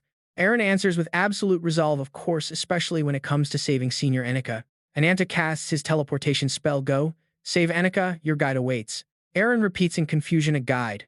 Eren plummets through a blinding void, shouting, "Where is this guide anyway?" Just then, Professor Roy appears behind Eren, muttering that the 12th disciple's rebirth is causing chaos. Roy smiles gently, telling Eren to calm down. Eren yells in shock, "Professor, how do you know about Senior Annika? And we are literally free-falling." Roy cuts in, telling him to stay calm. Smiling softly, he explains that although he doesn't know everything, he knows where they are heading. Right now, they are heading directly to the place where Annika is sealing the plague god. Eren asks blankly, "She is sealing a god?" Roy tilts his body mid-fall, replying that they are indeed heading toward the greatest battlefield since the dawn of creation itself. The two descend toward a brilliant portal, buckle up because they are entering the literal battlefield of the gods. Eugene stares in shock at the intensely glowing magic orb. He can feel two terrifying forces clashing against each other, an unimaginable collision of sheer power. Professor Roy calmly confirms his question. "Of course she is," he says. "Annika is right there, directly sealing away the evil god of plague at this very moment." Watching the trembling seal closely, Professor Roy delivers a grim warning. "Look at this," he says. "The seal is on the verge of shattering. It cannot hold much longer." Cradling the magic orb, he explains in a low voice that even the great disciples have limits since their mana is not infinite. They have suppressed themselves for ages. Even if she stakes her entire life on this, it will only buy us 15 years at most. Reflecting on it, Professor Roy speaks painfully of her sacrifice. Looked at another way, by giving up her life, Annika buys us a few centuries. She chose to die just to grant us those years. Eugene stands frozen as painful memories rush back. That ultimate sacrifice was made so he could live a normal life. If he saves her now, he knows it goes completely against her wishes, but his heart refuses to let her go. Clutching his chest, a fierce determination blazes in his eyes. "I do not even need to think about this," he declares. "No matter how much time I am given, my choice remains the same. I will save her to the very end." Hearing those words, Professor Roy laughs with pride as his hand reaches toward the burning seal. "Good, that is my student," he says. "Honestly, even if you refuse, I would have broken this seal myself. My pride simply will not allow me to lose my student twice." Eugene freezes at the cryptic words. "Wait twice?" Professor Roy only stares back in silence, eyes heavy with long-buried pain. "You understand, Eugene," he says softly. "I cannot bear to lose any more of my children." Channeling his entire strength, Professor Roy shatters the seal. A blinding light instantly swallows everything around them as he leaves Eugene with one final command to survive and save her no matter the cost. Eugene stands frozen as a sudden surge of dark energy sweeps in, completely obscuring his mentor. He screams out in pure agony, "Professor!" The evil god slowly emerges from the shattered remnants of the seal, a sinister smile creeping across his face in the darkness. "How foolish," he mutters. Vertiga spreads his massive wings, looking down with absolute contempt at the one who just freed him. "A fragile human like you dared to break a god's seal, and yet—" Vertiga turns to Eugene with a twisted, delighted grin. He smirks. "I actually quite like this little gift." "Wait for it." Eugene freezes as the freed entity's identity dawns on him. It is Vertiga. The moment that name is spoken, a colossal surge of magic erupts beneath Vertiga's feet. The violent shockwave tears the very space apart. A destructive beam of light bursts forth, shattering the remaining pieces of the seal before sweeping them away in a raging magical storm. Eugene roars his enemy's name and raises his sword to clash, but Vertiga casually blocks the blade with his bare hand, mocking him. "Are you seriously blaming me? I told you he was just stupid. Ordinary humans cannot survive the chaos we create." Vertiga grips the blade tightly, his wicked smile turning mockingly gentle. "But if you are going to make such a pathetic face, perhaps I can grant you a tiny bit of mercy." Eugene freezes, his eyes trembling as a terrifying realization flashes in his mind. "No, don't tell me." A pitch-black spear of resentment pierces straight through Eugene's body. His eyes widen in disbelief at the newly awakened power. This is impossible. Terror grips him. How can his curse of resentment still be active? Spreading his wings amidst the shattered pieces of the seal, Vertiga's mocking voice echoes. "Eugene, consider that a reward for your devotion in past lives. This world is showing you special favor." His giant shadow completely looms over Eugene, who lies helpless among the ruins. Flashing a wicked smirk, Vertiga casts a chilling gaze at Eugene. He sneers, "But you are not the only one receiving this special treatment." Eugene collapses as the dark resentment eats away at his body. A curse is a form of magic that obeys no rules, operating solely on the raw will of nature. Hovering in midair, Vertiga sighs with mock disappointment. "Well, in my current state, it seems the curse of resentment has weakened a little bit." Suddenly, Vertiga swoops down with terrifying speed. His sharp claws instantly clamp around Eugene before the boy can react, whispering, "But that is perfectly fine." He glares at Eugene with crazed eyes, a greedy smile plastered on his face. "If I devour you, the very host of the plague god across countless reincarnations, my own divine plague powers will finally be complete." Squeezing Eugene's face, his voice trembles with sheer excitement at the prospect of destruction. Once that happens, the seal of those 12 cursed disciples, and even this world's belated favoritism, all of it will become utterly meaningless. Vertiga roars like a madman, his eyes blazing with a devastating aura that threatens to incinerate the entire world. "I will tear everything to shreds," he screams. Eugene grits his teeth against the agonizing pain, his hand suddenly erupting with a fierce blue magic. "Did you honestly think?" he growls. Channeling every ounce of his remaining strength, Eugene strikes back, refusing to let Vertiga run wild. "Did you think I would just let you have your way?" The curse instantly pushes back, causing dark black blood to spew from his body. Vertiga calmly watches Eugene writhe in agony, a sneer forming on his lips. "Ha, truly foolish," he mocks. Suddenly, Eugene lunges forward, delivering a devastating blow directly to Vertiga. His eyes burn with pure rage as he channels everything into the strike. "You're the one who gave me this opening," he roars. Eugene collapses in agonizing pain, black blood pouring from his mouth as that final strike nearly completely pulverizes his own body. Vertiga stares at Eugene with a sick, delighted grin. "If you had not come here, I would have been forced to remain sealed just as she wanted." Once again, he spreads his wings amidst the blinding light, his words twisting like a knife into Eugene's guilt. "But you," he sneers, "you are the one who ruined her ultimate sacrifice." Eugene grits his teeth, eyes blazing as he forces his broken body to lift his sword once more. "I cannot accept this," he growls. Funneling all his mana into the Felivia sword style, he charges straight at Vertiga with unshakable resolve. "That kind of sacrifice," he shouts, "is exactly why I am here." A massive blast of sword energy erupts, and a blinding light instantly swallows both Eugene and Vertiga amidst the swirling, shattered remnants of the seal. Vertiga calmly watches Eugene stand back up after that colossal clash. His eyes flicker with genuine amusement at the boy's unexpected power. "You have actually gotten quite close to the strength of the 12 disciples," he realizes. Eugene steadies himself, covered in deep wounds, his voice low and raspy. Well, without this kind of power, nobody could have even made it in here. Clenched his fist, he feels his body slowly healing as power floods back. Perfect, he thinks I can win this. My right arm is fully functional again. Eugene stares in astonishment at his healed hand. The curse of resentment is incredibly powerful, but it cannot transfer all the damage back to him. Suddenly, he realizes his ultimate advantage. He still has one more card to play. Raising his hand, Vertiga summons a divine weapon, exposing the terrifying price that awaits him. But tell me, do you actually realize what happens when your power returns? He charges straight at Eugene through the raging light, his voice dripping with malice. He warns that the closer Eugene gets to that power, the faster the covenant with the abyss will shatter. Vertiga unleashes a fierce assault on Eugene, a manic grin spreading across his face. He claims that no matter who wins this battle, only one fate awaits Eugene at the very end. Eugene grits his teeth, enduring the raw power tearing through his body. Meanwhile, Vertiga's cold declaration rings in his ears, nothing but absolute destruction. Mid-fight, Vertiga mocks the peaceful life Eugene threw away. He tells him that if he had just lived a normal second life and stayed out of this mess, just as Felin and that girl wanted, things would have been better. Eugene clenches his fists, his eyes flashing as he sees right through Vertiga's desperate threats. He fires back, asking why he is talking so much and if he is actually terrified. Vertiga's smug grin instantly vanishes. His eyes tremble as Eugene's sharp question pierces straight through his deepest, most hidden fear. Suddenly, Eugene closes the distance with terrifying speed. Slam! His glowing fist punches right through Vertiga's guard.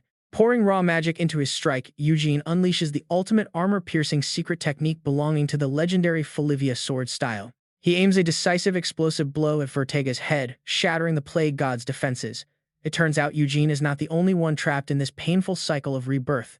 Mid-battle, Eugene has a sudden terrifying realization. The human cycle of rebirth feels just like this. He lands a heavy kick. He knows that this Goliath currently fusing with the plague god must also suffer those exact same human feelings. Vertiga punches back, but it only confirms Eugene's theory. The enemy cannot kill him. Why? Because he too is terrified of restarting that painful cycle. Instantly, the resentment curse activates. Every ounce of damage Vertiga takes is forcibly transferred right back into Eugene's own body. Eugene grits his teeth, fighting through the pain. He cannot believe nature's will still supports Vertiga despite how deeply the abyss has corrupted him. It feels like Eugene is hitting himself. Coughing up blood from the backlash, only one burning question remains in Eugene's mind. Just how beloved by this world is Vertiga? Vertiga wipes his bleeding wounds and looks down at Eugene with pure contempt, mocking how weak he looks. Vertiga tilts his head, watching Eugene struggle through the curse. A cruel, highly amused smirk spreads across his face as he comments on how surprisingly tough the boy is to put down. Eugene recalls the harsh truth about the world's order. Natural balance is only achieved through the sacrifice of the ancient being and his 12 disciples, so it never loved everyone equally. He remembers the mage Suabe, who was completely powerless against an ancient's might. Suabe's signature magic had failed entirely against such a primordial beast, but what of it now? A heavy, terrifying silence falls over the entire battlefield. Eugene warily demands to know why nature's will still protects Vertiga, even though he has clearly become its sworn enemy. Vertiga simply slips away, teasingly asking if Eugene is really that curious. He laughs at Eugene's serious expression. He mocks him, asking if all he wants to know is how a simple curse can interfere with the cycle of a creator god. Spreading his majestic wings amidst roaring flames, Vertiga proudly reveals his long-hidden true identity. He claims it is simple. After you 12 disciples irresponsibly ran away, I was the only guardian who stayed behind to protect the apocalypse with absolute devotion. Eugene stands frozen in sheer disbelief. He cannot accept the truth, stammering out, "You are telling me you are the guardian of the apocalypse?" Vertiga laughs out loud. His physical form begins to warp as he decides to show his true self. He chuckles that it sounds like a lie, but seeing Eugene's shock, he should face him properly. Touching the stone around his neck, Vertiga's expression darkens with painful memories. He admits he hates taking this form due to the terrible history behind it, but he will make an exception just for Eugene. Blinding light wraps around his body. Watch closely, the legendary guardian form of the past slowly materializes before Eugene's stunned eyes. Born with a noble status but shrouded in complete isolation, Vertiga recalls those painful, unvivid days. He was born an ancient deity, yet he never cared for the guardian role. He was born alone and lived entirely alone. Quietly sharing a past that nobody ever knew, he explains that his decision to become a Horizon Guardian, similar to Eugene's own Felivia clan, really was not a big deal. During his endless homeless wanderings, he recalls with a hint of genuine joy that he once randomly saved a few lives and that it actually was not a bad experience. Watching rescued children smile at him, Vertiga's lonely heart felt a flicker of warmth for the first time. He softly admits that he really grew to love the way humans smiled. From then on, he quietly kept them safe over and over again. He sheepishly recalls that after doing it a few times, the local people actually started calling him a hero and a warrior. Their trust made him want to stop wandering. He bitterly notes that their faith made a drifter like him decide to settle down, marking the very first time he ever felt a sense of responsibility. He watched those playful kids grow day by day. Nostalgic, he says time flew by in a flash. With a gentle but helpless sigh, he adds that those clever children who snuck into the woods for secret meetings grew up to raise troublemakers just like them. Even though being a guardian was incredibly exhausting, he willingly bore the heavy burden just to preserve that peaceful life. He admits it was grueling work, but seeing the world he nurtured prosper completely free from the dread of the abyss made it all worth it. Seeing a once barren land now overflowing with laughter, Vertega smiled gently. He felt incredibly proud, and that quiet pride was what kept him going through his darkest days. Yet the happiness he spent his entire life protecting was ripped away. His voice quickens with pain as he says that everything vanished in the blink of an eye, all over a tiny trivial mistake. That day, as his village burned and the people were slaughtered, Vertega choked back tears. He admits that due to one tiny oversight, he had let a single monster slip past him into the village. He stared in horror at the bloody carnage. Recalling the agony of that mistake, he explains that he rushed back as fast as he possibly could. Despite pushing himself to absolute exhaustion, he was met only with unsalvageable lives. He made it there, but he was simply too late. Every single survivor glared at Vertega with eyes filled with burning, unforgiving hatred. And just like that, everything ended, making all of his past devotion and sacrifices completely meaningless.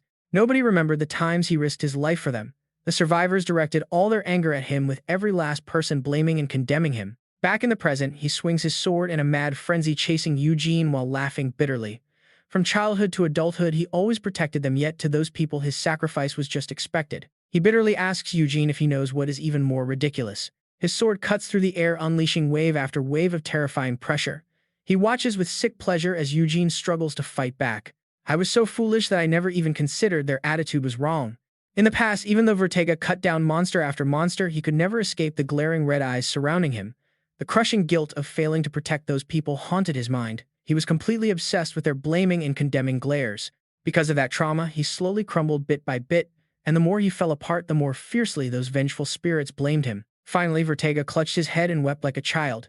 He genuinely believed that getting torn to shreds by the fangs of the abyss would have been far less painful. Trapped in a crimson darkness of endless grudges, Vertega slowly withered away. The crushing weight of his guilt eventually became too much, driving him to make the worst possible choice. In absolute despair, Vertega spread his arms wide and let the villagers vent all their rage onto his body. He begged them to throw stones at him, to strike him with rocks and whips until their deep resentment finally faded. An alter ego born of pure hatred coldly questioned Vertega, leaving him utterly speechless. Did he really think humans would hesitate just because of a simple apology? Vertega's face twisted with deep resentment as a cold, mocking smile spread across his lips. Did Eugene honestly believe humans would refuse? Not a chance. The sheer horror instantly dragged Vertega back to his burning village. Despite him kneeling and begging, the villagers relentlessly beat him with heavy clubs. They struck him without mercy, treating him like a useless guard dog that had failed to protect its home. Savage blows rained down continuously, tearing his flesh to pieces. Vertega fell silent before asking Eugene a dark question. Once those people realized an ancient god with immense vitality could not die from normal wounds, what did he think they did to him next? Witnessing the countless scars and raw hatred wrapping around Vertega's soul, Eugene stood frozen in absolute disbelief. Under Eugene's shocked gaze, Vertega revealed his horrific form, one completely twisted by curses and deep hatred. Black tears streamed down his agonizingly smiling face as he cried out that his curse was so full of resentment, even nature itself agreed. His vengeance was fully justified. Standing in the blinding light, Vertega turned his back on Eugene and clutched his head. He still could not stop thinking about the choice he had abandoned in his past. Vertega peered at Eugene through his fingers, flashing a sharp-fanged grin filled with the regret of 1,000 years. He muttered that if he had just slaughtered those ungrateful bastards back then, things would have never turned out like this. Vertega suddenly lunged forward, smashing his dark claws against Eugene's barrier and shattering the magic into pieces. He sneered, asking if Eugene Felivia agreed with him too. Eugene gritted his teeth under the immense pressure. As the glowing shards of his shattered barrier drifted past, he realized with dread that those words were beginning to shake his resolve. Sensing Eugene's hesitation, Vertega leaned in close with a savage grin. He dared the young warrior to open his noble mouth and give him even one good reason not to destroy this world. Suddenly, memories of his old gang flashed back, the only place that had ever felt like a real home. Yet humans had taken even that away. He roared that the only family he ever cared about had been utterly crushed by humanity. Deep agony and hatred erupted, causing the curse on Vertega's body to flare up violently. As blood-red cracks spread across his limbs, he cursed humanity, spitting that their entire species deserved to burn. The air shattered as Vertiga roared, pouring his endless malice into a massive blast. Red and black energy tore through the area as he screamed that humans had forced him to become this monster. Facing the absolute fury, Eugene gritted his teeth bitterly, understanding Vertiga's pain. Honestly, is there even a single reason left for him to spare this world? Absolutely not. Though his old criminal syndicate was notoriously feared for leaving a trail of war and bloodshed wherever they went to Vertiga, those outlaws were the only family who ever accepted him. They were the last remaining anchor keeping him from drowning completely in his own bottomless hatred. Realizing words could no longer heal such a broken soul, Eugene tightened his grip on his weapon. He knew what had to be done. This clash could only be settled through raw force.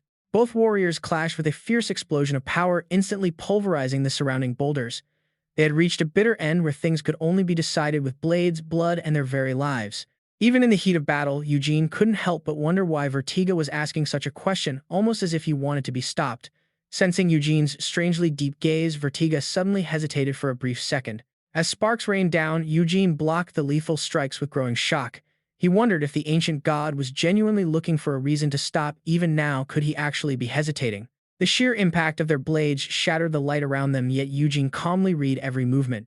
He realized something was off. He was clearly the superior swordsman, so this fight shouldn't be so close. Vertiga constantly shifted his rhythm, striking head-on before suddenly vanishing to attack from behind. Yet every single time his claws drew close, Eugene spun his blade to block with scary precision. Vertiga grew frustrated, realizing Eugene was reading his movements instantly. The longer they fought, the more terrified Vertiga became. Eugene's strikes were growing faster and sharper, leaving absolutely no openings. He was closing a gap of over 100 years of experience using just those eyes. Vertiga suddenly remembered the legendary bloodline trait passed down through the Felivia family. Their eyes granted a unique form of hypersensory perception to read raw intent, though peak swordsmen could usually do this without such eyes. Refusing to let Emir Jr. overwhelm him, Vertiga roared and unleashed a barrage of dark slashes. He spat that he had surpassed that level over 100 years ago, so those tricks wouldn't work. Their massive collision shook the air, yet the young warrior easily anticipated Vertiga's next move. No matter how often the ancient god shifted his patterns, Eugene was already waiting exactly where he planned to strike. It made absolutely no sense. Inside Eugene's glowing eyes, countless rings of light resembling interwoven timelines began to spin. He was transcending space and time itself, reading every motion by observing all of Vertiga's past lives. Witnessing this incomprehensible power glowing in the youth's eyes, Vertiga realized with sheer terror that Eugene had entered an entirely different level of existence. Vertiga suddenly forced his way close and gripped Eugene's blade, his expression twisted in sheer agony. He snarled that if Eugene could truly see the world through those eyes, he should know how vile humans were. Eugene simply stared back, finally seeing the truth inside his opponent. Eugene swung his blade, shoving him back before calmly admitting he wasn't entirely sure either. Vertiga froze in absolute shock, barely able to mutter a response. Eugene didn't flinch before the ancient god's fury. His eyes remained perfectly calm, as if peering directly through Vertiga's tragic past. He quietly noted that despite all the agony, it was still just a single lifetime. Enraged by that calm composure, Vertiga gritted his teeth and let out a furious roar. Summoning his blade with a trembling hand, Vertiga demanded to know what right Eugene had to judge him when he could never understand his pain. A massive wave of pressure exploded, leveling the ground around them. He roared at the young warrior, demanding if he actually thought he had any right to speak. Completely losing control, Vertiga's face warped with savage fury. He screamed that he was tearing up his deal with the prophet and would end Eugene's life right then and there. He kept screaming threats, promising to drag the boy down into a cycle of pure agony. Eugene frowned at the mention of a prophet, wondering about the eternal order. The sudden revelation shook Eugene's mind, but he quickly forced himself to focus. The prophet didn't matter right now. He had to deal with the threat in front of him. Eugene quickly sensed the horrifying nature of the incoming strike. The unstable, swirling aura was fueled entirely by Vertiga's raw hatred, a storm of negative emotions where pure willpower and pain could manifest as physical reality. As the lethal blast hurtled toward him, Eugene realized with tense focus why this was the ancient god's ultimate attack. Memories of his past defeat flashed back, reminding him of how incredibly dangerous this situation was. Because he deep down understood Vertiga's pain, his defensive spell had been completely shattered once before. Taking this strike head-on meant certain death. Yet, despite the looming danger, an immense power flared within him alongside an unwavering resolve to stand his ground. Vertiga lunged forward with towering murderous intent, screaming that he would kill the boy. Ready to meet the challenge head-on, Eugene's eyes blazed with absolute determination. The two massive forces collided with a blinding explosion, tearing through the entire battlefield with everything they had. Amidst the blazing light, Vertega struggled to push forward, spitting out words of pure contempt. He snarled that deep down the brat already knew exactly how filthy humans truly were. Vertega watches in choked disbelief, seeing how Eugene still chooses to protect this filthy world despite suffering countless wounds. How can Eugene still stand and fight for humanity while covered in so many scars? Vertiga tells him that after absorbing the plague god, he saw fragments of Eugene's past memories. Yet he still doesn't understand. How can Eugene possibly keep going, fighting for mankind after everything he went through? A surge of intense jealousy and rage drives him to scream at Eugene, desperate for an answer. What is it that makes the two of them so incredibly different? Faced with that question, Eugene calmly closes his eyes and reflects on their shared fate. In truth, they are not that different at all, yet something still drove them to stand on opposite sides. Warm memories of the precious people who once walked beside and protected Eugene flashed through his mind. For him, it is quite simple. A brilliant light fueled by that belief erupts, shattering the chains of darkness and repelling the enemy's attack. He once had people who truly loved him, and that is everything. Eugene realizes that this guy is just like him. The biggest difference between them is that he had people to lean on, and that is all. The magic stones floating around shatter into tiny pieces. Exhausted, Vertega can't help but curse under his breath. Finally, he collapses to the ground, whispering that Eugene won. The brutal battle has left Eugene completely drained as well. Staring at Vertega's broken state, Eugene feels his thoughts from earlier begin to shift. But then, Vertega lets out a faint smirk, muttering that he already warned him. He looks completely helpless. No matter which of them wins, the final outcome will still be a disaster. Even if you destroy me right here, you will get nothing but the destruction of this world. Since I merged with the plague god, my fate is permanently tied to yours, meaning I will witness your agony right from the inside. Eugene deeply feels those words. He truly understands his enemy's pain. But too many lives have already been lost. No matter what, the atrocities committed by him and his organization can never be justified by any excuse. But doesn't this world need at least one person? Then he steps forward and embraces Vertega, finally understanding this tragic fallen hero. He wants to soothe his companion's betrayed heart and unrequited devotion, trying to bring him even a tiny bit of comfort. Vertega suddenly screams out, demanding to know what Eugene is doing, and if this is just pity. He thrashes wildly, screaming for Eugene to just kill him. Vertega musters all his strength to shove Eugene away. A violent surge of energy erupts from his body. This leaves Eugene completely bewildered, wondering what is happening. Life, death, the stars, and the chaotic abyss between them now seem to rest right in his hands. Everything he once found impossible to understand now unfolds clearly right before his eyes, and the deepest, most hidden secrets of the universe are whispering directly into his mind. This must be the realm that only transcendent beings can perceive. Two souls, sharing a single destiny yet living completely different lives, have now merged into one, and the storm of absolute knowledge it brings is excruciatingly painful. This far exceeds the time he clumsily reincarnated as a human. Countless fragments of divine knowledge which a fragile human mind could never hope to comprehend in a lifetime are flooding into his consciousness. If he doesn't stop thinking, it will surely kill him, yet he cannot stop. A gentle voice suddenly echoes, calling Eugene a poor soul. Annika speaks up, telling him that he doesn't need to suffer like this anymore after sacrificing so much for everyone. Out of all the immense pain he endured for those sacrifices, she only carried the tiniest fraction of it, and only for a brief moment. So she wants him to return and live out the rest of his days as normally as possible. Eugene is left utterly devastated by his senior's sacrifice. He cries out in agony, wondering how he could ever live a normal life now. Eugene forces a soft smile, telling her that if she truly wants to help, she must stop sacrificing herself. He begs his senior to please return with him. A dense, heavy fog slowly envelopes the entire castle. In Hebronia, within the capital of Arad, the newly crowned king of Hebronia, Theo Elisar, is trembling all over. The young boy quietly whispers Eugene's name. Meanwhile, as he delivers his report, he admits he never knew the Felivia family was so incredibly ambitious. Are you really so hungry for power that you would willingly spill blood for it? The High Guardian of Hebrion's Skady, Felivia, warns him to watch his words. After all, wasn't the old king the first one who tried to kill her son? Her family creed is simple: take one blow, return it 100-fold. Power is just a bonus, she adds, looking at the young ruler. We can't let a newly crowned child carry the weight of the empire alone, right? When the young King Theo indignantly asks if she killed his father just for that, Skady casually replies, yes. She laughs in amusement, turning her gaze back to the young warrior. Teasingly, Skady says that even with only one arm left, he still fights pretty well, making him perfect son-in-law material. Gan still harbors deep doubts.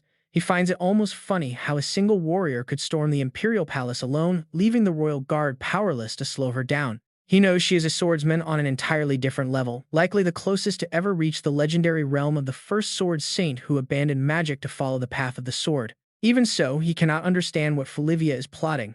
They have plenty of excuses, but there is definitely more to it. It makes no sense for them to suddenly crave power after all these years, especially the two leaders of the Felivia house. Felivia is not the type to play these political games, and he has nothing to gain anyway. After all, he is terminally ill. The same goes for Scatty, a wanderer who never cared for politics. Though knowing her erratic personality, she might have actually done all of this on a sudden whim. Just then, Scatty steps closer, remarking that she can hear the gears turning in his head from all the way over there. She casually tells him that since he interests her so much, she will explain. Their rebellion happened because only a truly powerful leader can protect the people. In reality, the reason is just that simple. Gan suddenly freezes, wondering what exactly they need protection from. He tenses up. Why did he only think to ask that now? Scatty continues, revealing that the Felivia family's true enemy has always been the Abyss. She has wandered to the ends of the earth and witnessed the ominous signs of the apocalypse brewing behind the scenes. Scatty warns him that compared to what is coming, the Northern War from 25 years ago was absolutely nothing. Yet that useless king could do nothing but breed internal chaos. Gan angrily speaks up. That is something he simply cannot accept. Scatty speaks with absolute gravity, declaring that what this country needs right now is a genuinely powerful ruler. She knows this was no impulsive act. This coup has been meticulously prepared for a very long time. Gan suddenly remembers something, wondering just how long ago they started planning this. Elsewhere, Idle speaks aloud, questioning if the imperial capital has truly fallen already. He smiles faintly. He has finally fulfilled one of his ugly duties as the head of the family, leaving the entire upcoming war with the Abyss to his children and Scotty. Idle admits he regrets leaving such a massive burden behind, but doing any more would just be the greed of an old man facing death. He quietly admits he has always felt sorry for him. He speaks for a moment before calling out to Idia. Hearing this, Idia bluntly replies that he has always utterly detested his hypocritical words. A wave of murderous intent radiates from him, intense enough to wipe his target out completely. 3 months after the Hebrian coup executed by the Felivia family, Mara has just finished off the last target. Is it finally over? Maintaining her power with just this one person was already exhausting. Icarus speaks up, telling her there is no other choice but to endure it for now. Ever since Idia took over the Felivia family, surveillance has become extremely strict. If they recklessly target a major city, they risk facing an enraged Scatty. Mara believes they must absolutely stay away from the Felivia matriarch. Now that her husband is dead, it is hard to imagine how out of control she has become. But if that is the case, wasn't eliminating the head of Felivia a massive mistake by the prophet? The family's power keeps growing while their own operations are severely restricted. Icarus points out they are still within the prophet's calculations. The reincarnation of the 12th disciple and the plague demon have finally crossed paths. No matter how their battle ends, once the non-aggression pact of the true god is broken, it will finally be their turn. Mara seriously considers the situation, wondering if the treaty will be shattered first, or if they will be completely wiped out before they can even make a move. Her mind drifts to that weapon, the super shockwave cannon, created by that person. Right then, a sudden flash of light erupts from the high tower. It explodes, sending a blinding beam of light directly toward Mara. She instantly realizes so they were the ones tailing them all along. Mara spits curses, absolutely loathing those bastards. She arrogantly challenges them, asking if they really think they can defeat her. Another person shows up, making Mara mockingly sneer that yet another useless brat has arrived to try and help. Completely unafraid, Suabe casually greets her with a simple hello. Then she unleashes her strike, Heaven and Ocean Starfall, calling her a miserable bastard. The powerful blast tears a chunk right out of Mara's outfit. In response, she delivers a devastatingly powerful kick. That single attack puts her opponent on the defensive. Suabe immediately triggers her ability, commanding the Forgotten Arsenal to lock onto coordinates. Mara calmly glances at the sacred staff. She asks if they actually thought things through or just charged in blindly. In the blink of an eye, Mara completely vanishes. She grabs her opponent's sacred staff with one hand. Mara coldly whispers that it is completely useless. She then shatters it into tiny pieces, leaving Suabe completely shocked. Suabe curses in frustration while Levin struggles to understand how she can be so ridiculously strong. Mara casually leaps down, mockingly asking if that was really all they had. Then she releases her dark power, declaring that it is now her turn to crush these brats. Seeing how bad the situation is, Levin warns Suabe that a head-on battle is pointless and they must escape, to which she replies she knows. She screams, asking how they could possibly run away from her. Mara just laughs with sadistic joy, mentioning how long it has been since she had this much fun. She powers up further, launching an attack on Levin. Even Suabe gets hit, but Mara is still far from satisfied.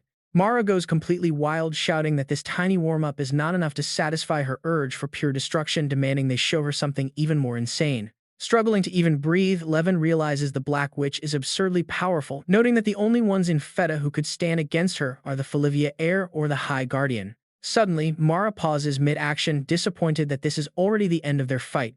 Flying into a rage, she tightens her grip, asking if this pathetic attempt was truly all they prepared to stop her. Just as Island is about to strike, Mara stops him, telling him to leave Levin alive because he is still highly valuable to them. Island points out that they should not underestimate them either, as they are likely a massive thorn in their side by now. Mara notes that since he inherited the strategic forgotten arsenal, he should never have been wandering alone, but if they send him just to get rid of them, it makes sense. Eager to make a move, Island mocks that even the legendary High Guardian seems to be struggling right now. He does not care what they are muttering, asking if he can just kill this guy. Trapped and unable to resist, Levin realizes he has no choice but to push his power to the absolute limit. He then unleashes his maximum power, attempting to completely restrain Mara. Levin grits his teeth, pouring his remaining energy into the spell, causing Island to lose control of his body. Mara freezes up too, asking why her hands will not move. Island screams in agonizing pain, clutching at his neck. They shriek in pure agonizing pain. Terrified, Island demands to know who they are and who could possibly dare to do this. The raw energy continues to surge and overflow without stopping. Vertega suddenly appears, laughing and mocking them for struggling so much against a lowlife like her. He deliberately highlights Levan's name, leaving Levan stunned to ask what he is doing there. Panic sets in as he desperately asks where Eugene is. Vertega calmly tells him not to worry about Eugene Felivia. He is currently sealed safely away inside me. Levan is left completely speechless by what is unfolding. Even Suabe, standing right beside him, is just as stunned. Iceland demands to know if the battle is already over, but Vertega just sneers, telling him he looks more disgusting every time they meet. Deep anxiety grips Iceland at the thought of the fight being finished. He is terrified of what this means for their non-aggression pact. Vertega shrugs it off. Why ask such an obvious question? Levin stares blankly at the massive wave of energy. What is this? Vertega breaks the devastating news. The barrier dividing the horizon and the abyss has ceased to exist. Grotesque, savage sounds echo through the air without stopping. It forces Suabe to clutch her head and scream, wondering why nature itself is crying out in agony. Levin realizes in horror that even ordinary people who have no connection to magic can feel this terrifying shift. An unimaginable wave of pure malice and sickening cruelty, which had been locked away for countless eras, is now searing itself like a terrifying, vivid nightmare directly into the minds of all humanity across the horizon. Now that the protective barrier has fallen, humanity will become nothing more than eternal playthings to satisfy their monstrous, sadistic desires. Iceland cries out in fanatical joy, declaring that the prophesied hour has finally arrived. He orders them to kneel because the false ruler is gone and the true master of the horizon has come. Before he can even finish gloating, a heavy boot slams right into his mouth, cutting his arrogant speech short. Vertega sneers at the disgusting zealot, pointing out that he slaughtered Iceland's comrades right in front of him. Yet all the fool does is praise him and that prophet. Iceland insists that all apostles are merely pawns to fulfill the prophet's grand vision, and since the Dark Lords of the Abyss are the world's true undisputed masters, how could they ever question the brutal actions of the plague? God. Vertega's voice drops to a low whisper. Is that so? He kicks Iceland right in the face, ordering him to introduce this famous prophet because he wants to meet that arrogant mastermind face to face. He demands assurance that Iceland won't back out now, especially since he has already kept his end of the promise. Iceland eagerly agrees, saying he will gladly lead the way to the prophet's sanctuary, though actually securing a meeting depends entirely on his sacred master's will. Vertega casually waves the warning off, muttering that the details do not matter to him as long as they get moving right now. Levan struggles to his feet in shock, demanding to know what this promise to the prophet is all about. What kind of dark deal did you make with him? Vertega coldly snaps back, asking why Levin is speaking to him as if they are close, calling him a traitor. He admits he would love to obliterate Levin on the spot, but has decided to let him live instead, because struggling to survive in the living hell that is coming will be a fate far worse than death. Levin can see the terrifying truth: this monster has completely absorbed the power of the transcendent. Just like in the Chaos Lands, his sheer will is manifesting as absolute reality, meaning the natural laws of the horizon no longer hold any power over him. In fact, there is only one person left in existence who could possibly put a stop to this. But panic sets in because while Levin is stuck here, Iceland is already preparing to guide Vertega away. Levin feels utterly helpless knowing Eugene has fallen into their hands, and as Vertega turns to leave, he throws back a mocking grin. Levan grits his teeth in absolute rage, and Vertega waves goodbye with a smirk. Meanwhile, Suabe is left completely lost, unable to comprehend what is happening around her. She is suddenly crushed by despair, crying out that after all their brutal battles and painful sacrifices, everything they did was completely in vain. Levin replies in a quiet, defeated tone, yes, perhaps it was. He is totally broken, knowing that even the ancient warriors who possessed far greater power than modern humans failed. They had simply resigned themselves to facing destruction together because they could not find any better path forward. Perhaps for the rest of humanity, this catastrophic event is simply an inescapable, cruel destiny. Suddenly, an unfamiliar voice breaks the silence, saying they understand why he feels such deep despair. But the voice asks if he still has any fighting spirit left. Is he willing to make one final desperate stand?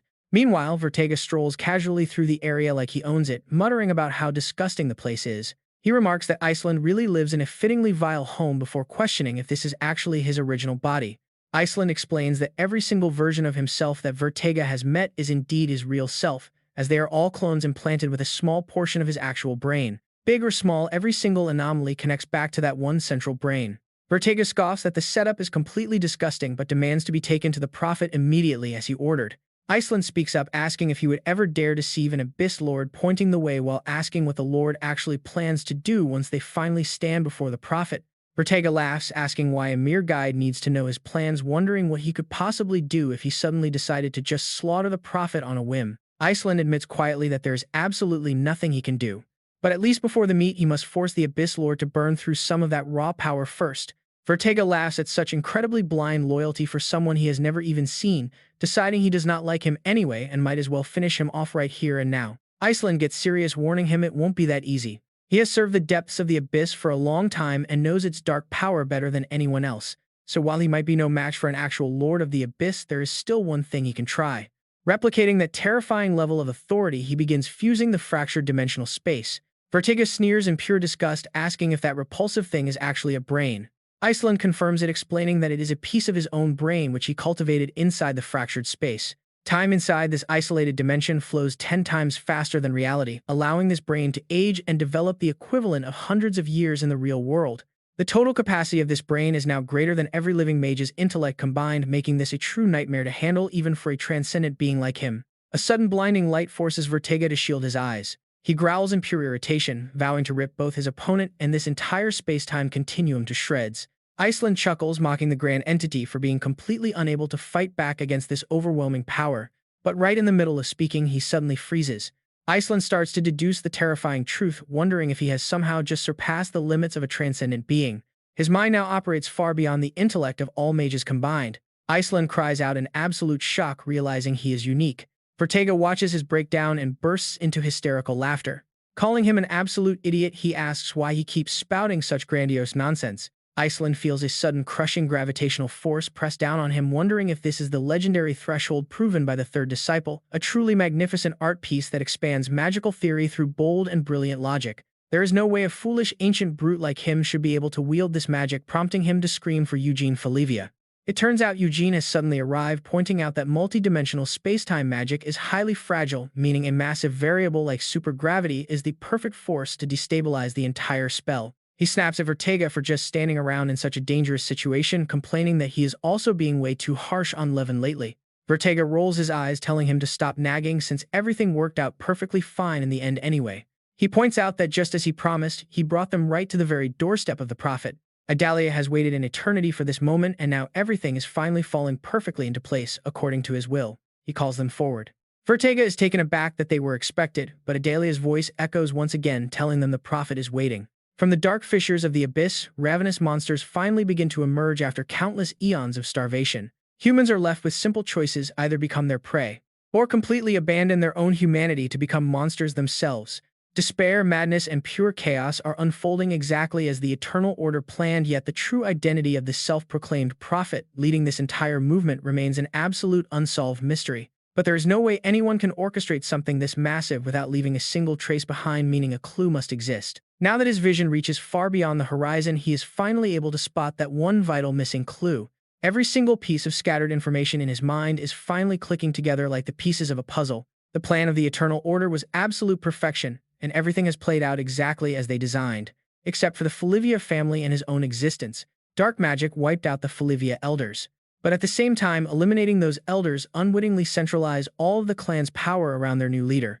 As a remote border faction, they never had good relations with the highly powerful noble families in the capital, but his sudden enrollment in the Royal Magic Academy changes the entire game.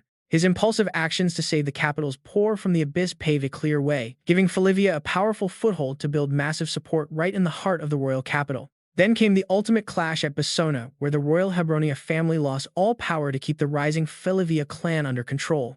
Left with no choice, they had to hand over complete control to Felivia in the most anticlimactic way possible. Now united under the banner of their absolute strongest warrior, Felivia was growing far more powerful than anyone could have ever anticipated. Reaching the absolute peak of their military strength, they stood ready as a sharp spearhead to pierce directly through the abyss. The mysterious prophet had successfully unveiled the secrets of the future to serve his own dark plans, but in doing so, he made a fatal mistake by creating his own absolute worst enemy. Or maybe, just maybe, it was not a mistake at all. Both Felivia and the Eternal Order were growing stronger together, and the truth lay at their intersection as Idea parted the glowing veil, letting a brilliant light flood the entire area. He lowered his voice, saying this was the place. The prophet was waiting right behind them, and Eugene quickly shielded his eyes from the blinding radiance of the light. Vertiga stood frozen in utter shock at the sight inside, wondering what this place was. Mountains of books towered all around the room, with some even floating freely through the air. Looking around in sheer disgust, he remarked that the prophet must be incredibly bored to live here in a chaotic realm, reflecting the human mind. But where was the prophet? He looked around just as the sound of a book snapping shut echoed. Suddenly, a deep, warm voice echoed through the vast space, greeting Eugene after all this time as the tense air froze, drawing everyone's eyes to the source. Edel looked at his son, smiling warmly as he admitted it was their very first time meeting, while the boy was completely safe. Eugene calmly stared at him while Iceland, who was currently in his firm grasp, gasped in absolute disbelief. He screamed that Edel Felivia was supposed to have been killed by Idia, demanding to know where the prophet was and why Edel was standing right here. Vertiga glanced at Eugene and hesitantly asked if Edel Felivia was actually his father. Seeing his son remain completely still and expressionless, Edel quickly walked closer, expressing his deep disappointment at the boy's lack of surprise. He smiled bitterly, asking why his son was not even surprised. Eugene frowned and stared back, admitting he had been deeply suspicious ever since Uncle Idea assassinated his grandfather and through all the strange coincidences that happened afterward. He had constantly asked himself who would benefit the most from these chaos. The grand prophet who predicted everything and played everyone like chess pieces. That mastermind was very likely his own father, leaving Edel to only smile sadly. Iceland's eyes turned completely bloodshot as he screamed at Edel, asking if he was actually claiming to be the prophet himself. But then he paused, suddenly confused since the man was supposed to be dead. Panicking, he demanded to know if Idia was also a part of this plot, quickly turning his head to look. Idia calmly replied that even he had no idea, but everything ended up this way, proving they had all been led by the nose like fools from the start. Veins popped on Iceland's forehead as he exploded in rage, screaming at the damn Felivia, but before he could finish, Eugene clamped his hand over his mouth. Eugene calmly explained that every single event was designed to centralize the kingdom's power directly into the hands of the Felivia family, which was why he suspected it, but there was still one thing he could never be fully sure of. He looked at his father with a trembling gaze, asking why he had to go so far, unable to understand his motives. Edel looked back with deeply weary eyes, speaking softly to reassure his son that while he understood the confusion, he swore on his honor as a Felivia that he did everything solely to protect them from the abyss. Eugene only narrowed his eyes, his gaze completely filled with heavy skepticism. Vertigo looked at Edel with sheer contempt, questioning if he was insane for calling it protection when he had brought more destruction to humanity than anyone else in history. Edel looked at him, raising his voice slightly to declare that a being of the great desert could never comprehend the true potential of humanity. Vertiga could only blink, completely dumbfounded. Seeing his confusion, Edel smiled and explained that while modern humans might be weaker than ancient beings individually, they had grown and thrived far beyond anything the ancients could have ever achieved. He continued that if humans today seemed weak, it was only because they lived in peace under the shelter of the veil, completely forgetting the horrors, watching them from the dark only to turn their blades on each other. But those who knew the real enemy remained incredibly strong, did they not? Eugene ground his teeth, asking if that was the real reason his father chose to tear down the veil. Did he want to make the threat of the abyss a reality to force everyone to unite just like Felivia, leaving Vertiga completely stunned, asking what he meant? Edel's eyes shone with wild excitement as he praised Eugene, calling him the only one who could truly see things from the exact same perspective as his father. Eugene stood completely frozen, staring silently. Vertiga let out a dry laugh, whispering to Idia if the Felivia clan was just a gathering of absolute lunatics. Eugene silently observed him as a strange light suddenly flickered at his fingertips, finally making him certain of the reason his father could speak so calmly. To speak of such an insane plan, his fingers slowly swept across his father's face.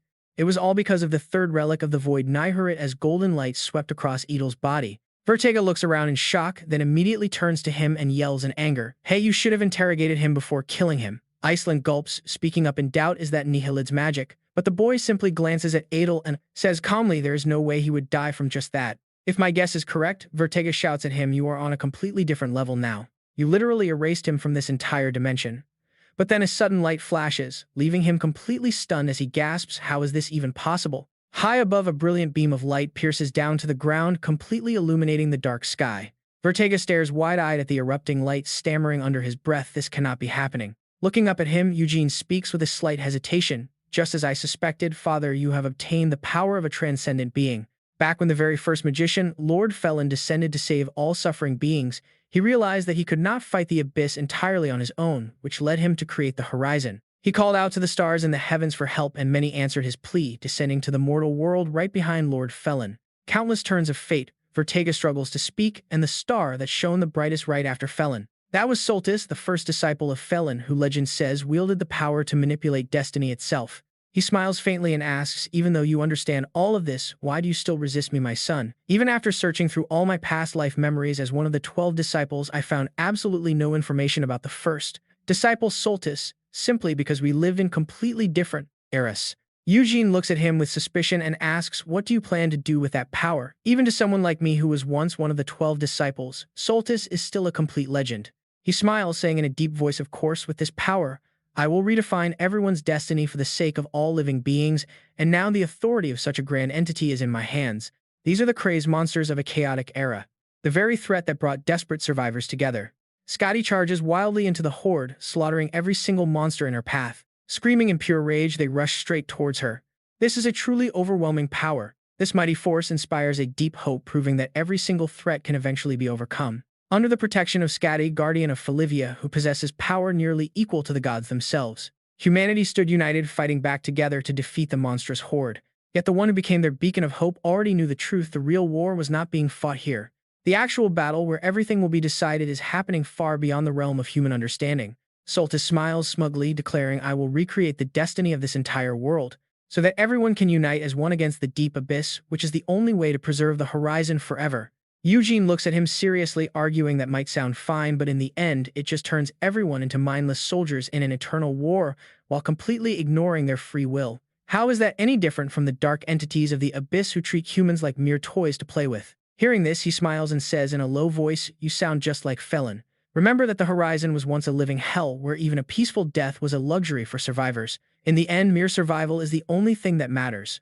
Eugene frowns, replying mockingly, "No. As someone who lived in Felivia as a complete cripple, I know exactly what kind of fate awaits the weak in the world that you want to create, Father. Even my own uncle, who loved books far more than swordsmanship, fell to the abyss after being looked down on by our very family." Eugene challenges him indignantly, putting survival above everything else is really no different from pushing people into the abyss. That is definitely not the paradise Lord Felin and the 12 disciples tried so hard to build here. Letting out a creepy smile, he speaks softly, "Yes, some people will inevitably be left behind, but that is just an unavoidable risk. Between infinite possibilities and an endless destiny, there can never be any such thing as perfection. All I can do now is choose the most realistic and feasible option." Eugene clenches his fist tightly, speaking in a freezing tone, "At this point, I am absolutely sure you are not my father." Suddenly, a brilliant light condenses right in the palm of his hand, transforming into a glowing sword. He glares and snarls at him, "If you were truly my father, you would never compromise by using words like the most feasible option. You are nothing but a ghost of the first disciple," he says, his eyes burning with intense resentment as he stares at him. Soltis sweeps his gaze over the boy with complete indifference. He asks casually, "With those eyes of yours, have you already reached a level where you can see right through me?" Spreading his arms with an enigmatic smile, he remarks, "Like father, like son." Eugene can no longer hold back and shouts at him, "No matter what, you are the first disciple, Soltis, and this is how you interfere with the horizon, bypassing even the peace tree itself." Soltis smirks slightly and responds, "That is true, but there's one thing you have wrong. The entity you are looking at is not merely Soltis," he says, as his entire body transforms into a massive glowing hand. "I am destiny itself, an entity born after seeing through the absolute limit of infinite possibilities. Swept away by the endless waves of every single imaginable fate, an entity turned to absolute nothingness." Eugene glances at the illusionary projection screens around him. "Are these the infinite possibilities given to me? The infinite destinies that have been granted to me have paradoxically completely overshadowed my very own existence." Soltis speaks softly, explaining that becoming nearly omnipotent is ironically the same as turning into nothingness. The true entity known as Soltis faded away a long time ago. The strongest remnant of Soltis's will is to protect the horizon, the very place we all created together. Everything else has faded, leaving only that single purpose alive within me. As you said, the word ghost fits me pretty well." He glares at him in absolute fury, finally understanding everything. His father, who had spent his life alone researching the horizon's fate, reached that supreme existence only for that very entity to peer deep inside his own soul. His father had become a mere puppet, dancing to a destiny manipulated by that entity. That is why, with his bizarre prophetic powers, he could control the horizon like a prophet of the eternal order. And now, with the power of the transcendent beings returning, his mind and body have been fully hijacked. Santis closes the distance calmly, telling him that he will now reshape his destiny, as there is still much for him to do in this new world. As the man's hand brushes his cheek, Eugene grinds his teeth in rage, growling out a warning.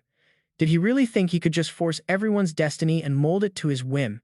He picked the wrong opponent. He is the one who has witnessed destiny across countless eras. He tightly clenches his fist. He swings his arm, unleashing his one line of annihilation magic with pure fury.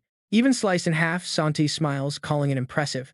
That solitary thread of his interwoven with countless past lives directly connects to his present self. Perhaps his mind is even stronger than Santis's own shattered psyche. Eugene grips his hilt tighter, watching the man with extreme caution. Santis looks at him calmly, noting that it only goes so far. With that level of power, he has barely earned the right to face him. Santis's severed body begins to pull itself back together, leaving Eugene staring in absolute shock. Glancing at him, Santis flatly reminds him that he is still the most powerful mage under Lord Felin. Eugene glares back at the man, completely certain of the situation now. This is the Fall of a Star event that the 10th disciple warned him about, the tragic end of a supreme being. Living countless lifetimes can twist even the most noble entities to this extreme, and the ultimate end of that corruption is becoming a creature of the abyss. If that holds true, Santis, the first disciple and the great mage second only to Lord Felin, will undoubtedly reincarnate as a Grand Duke of the Abyss, a monster far more powerful than any before him. Looking him dead in the eye, Santis asks one final question. Does he really intend to oppose him with a completely different path? Eugene flinches slightly upon hearing this. Standing before the glowing doorway, Santis asks if there is truly a better path among infinite possibilities than the destiny he chose. Eugene calmly replies that there absolutely is. Eugene smiles and tells him that from the very beginning his goal was to defeat the prophet and save the horizon once the barrier shattered. Frowning in disbelief, Santis demands to know how such a way could possibly exist. Eugene summons a glowing blue flower, smiling as he asks him a simple question. Everyone and everything within the horizon is connected by invisible threads. The first 3 disciples worked alongside Lord Felin to construct the horizon itself. The next 6 disciples fought endlessly against the creeping abyss, and the final 3 disciples chose to stand firmly with humanity. Hermina looks at him, her voice soft as she notes that while the first 3 disciples were practically gods, the final 3 like them are closest to actual humans. Eugene looks up at her in shock. Hermina glances at him flatly, pointing out that this actually makes them the weakest of the 12 disciples. Even with their powers restored, they stand absolutely no chance against the abyss, a threat their senior disciples could never defeat. Terrified, Eugene yells out desperately, asking what they are supposed to do then. Summoning a tiny speck of light, she explains that being close to humanity is not a curse. The closer one gets to absolute omnipotence, the more they become a mere phenomenon rather than a living being. They only retain their free will now because of their lingering connection to human nature. Struggling to find an argument, Eugene stammers that merely existing is not enough. They still need the raw power to overcome the abyss. Her eyes drift back to him as she tells him there is actually one more thing to be grateful for. Eugene blinks, thoroughly confused. Hermina continues, explaining that because of their proximity to humans, they possess a unique power they can actually control, especially Eugene. Hearing her point directly to him, he flinches in surprise. With a gentle smile, she notes that he is connected to the greatest entities of the horizon. He is the one trapped in a brutal, endless cycle of reincarnation. He has carried every disaster on behalf of everyone in the horizon. No one is more deeply connected to this world than him, as the suffering spirits weep in agony around them. Eugene smirks, a confident smile playing on his lips as his hand conjures a vibrant blue flower. Santis stares blankly at the brilliant blue light, wondering what it is. His expression darkens completely as he realizes that every single thread connecting humanity now rests in the young man's hands. This was something completely new, shattering the very boundaries of destiny itself. The light in his hands blazes, illuminating the entire area as Eugene smiles, defiantly telling Santis that he claims to act for humanity, yet has absolutely no idea what people actually desire. What everyone is truly praying for isn't an endless, brutal war. It's peace, Eugene yells out, declaring that the future everyone wishes to see is not a destiny. Santis gets to decide as the images in his hand shatter into tiny glowing fragments. Fueled by raw anger, Eugene roars that in the name of humanity, he will stop Santis to the very end. Santis merely glances at him, dismissing the outburst as nothing more than a child's pathetic whining. Asking if Eugene truly believes a simple wish for peace will stop the abyss, Santis watches as their massive energies violently clash, insisting humans lack any real power to defend themselves. Eugene screams back in fury, reminding Santis that if everyone unites, even the abyss itself wouldn't be able to stand in their way. A simple wave of his hand is all Santos offers, agreeing that it's true. But the real question is who will lead them, he says as his arm suddenly stretches out and lunges directly at Eugene. Eugene's eyes widen in absolute shock as his very connection begins to break. With a cold, grim glare, Santos explains he has completely isolated Eugene from the outside world, mocking him for thinking such an unstable power could ever overturn his grand calculated plans. Startled but refusing to yield, Eugene immediately unleashes his own power, desperately screaming that he will just tear this entire ridiculous isolated dimension apart. Suddenly, thick tendrils shoot forward and bind his hands tight, leaving Eugene completely horrified as he gasps out. It is happening again, Eugene thinks, collapsing under a crushing wave of infinite possibilities as he desperately clutches his head in absolute agony. Why is this happening when he had already managed to overcome this exact attack before? Two long horns sprout as Santos's appearance shifts, and he calmly tells a kneeling, agonizing Eugene that he has never actually attacked him even now, as the boy shudders in pain on the ground. Looking down calmly, Santos explains that Eugene is simply collapsing under the immense weight of the massive destiny he carries. Clutching his head in agony as blood slowly drips down, Eugene realizes with absolute horror that this overwhelming pressure is not even a real attack. The sheer despair of this doomed future is spreading before him, and honestly, just facing this nightmare is enough to drive anyone completely insane. How did the first disciple manage to survive this terrible agony for countless lifetimes, Eugene wonders as Santos towers over him, watching him suffer. Without a trace of emotion, Santos admits he is actually surprised that Eugene is enduring this heavy destiny. Slowly hoisting Eugene into the air, Santos notes that Eugene's power could have been quite useful in his future vision, though Eugene desperately struggles to resist. But because Eugene is too dangerous of an unpredictable variable, a free soul outside reincarnation, Santos decides it is far safer to eliminate him right now. Seizing a split second, Eugene breaks free from Santos's grasp and immediately strikes back. Staring in complete disbelief, Santos wonders how Nacron's puppet vessel managed to slip past his barrier.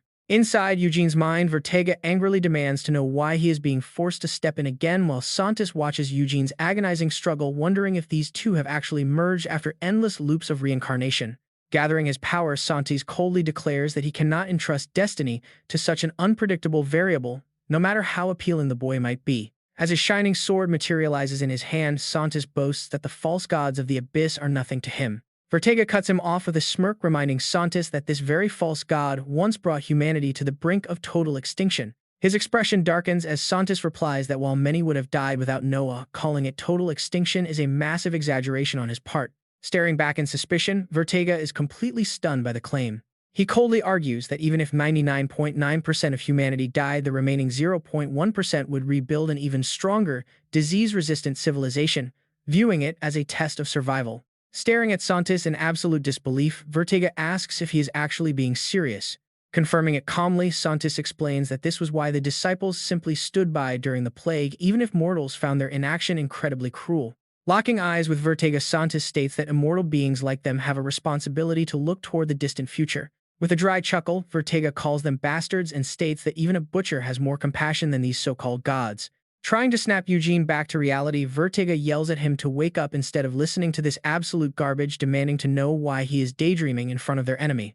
Smugly countering that Vertega is the real fool, Santos watches as massive spikes suddenly erupt from Vertega's body, revealing that Noah's descendant is resisting destiny. Blood sprays everywhere as Vertega trembles, realizing that a conceptual sword from a doomed future cannot be blocked physically, but only with pure, unyielding mental willpower. Multiple twisted faces appear around them, declaring in unison that simple endurance is completely useless here.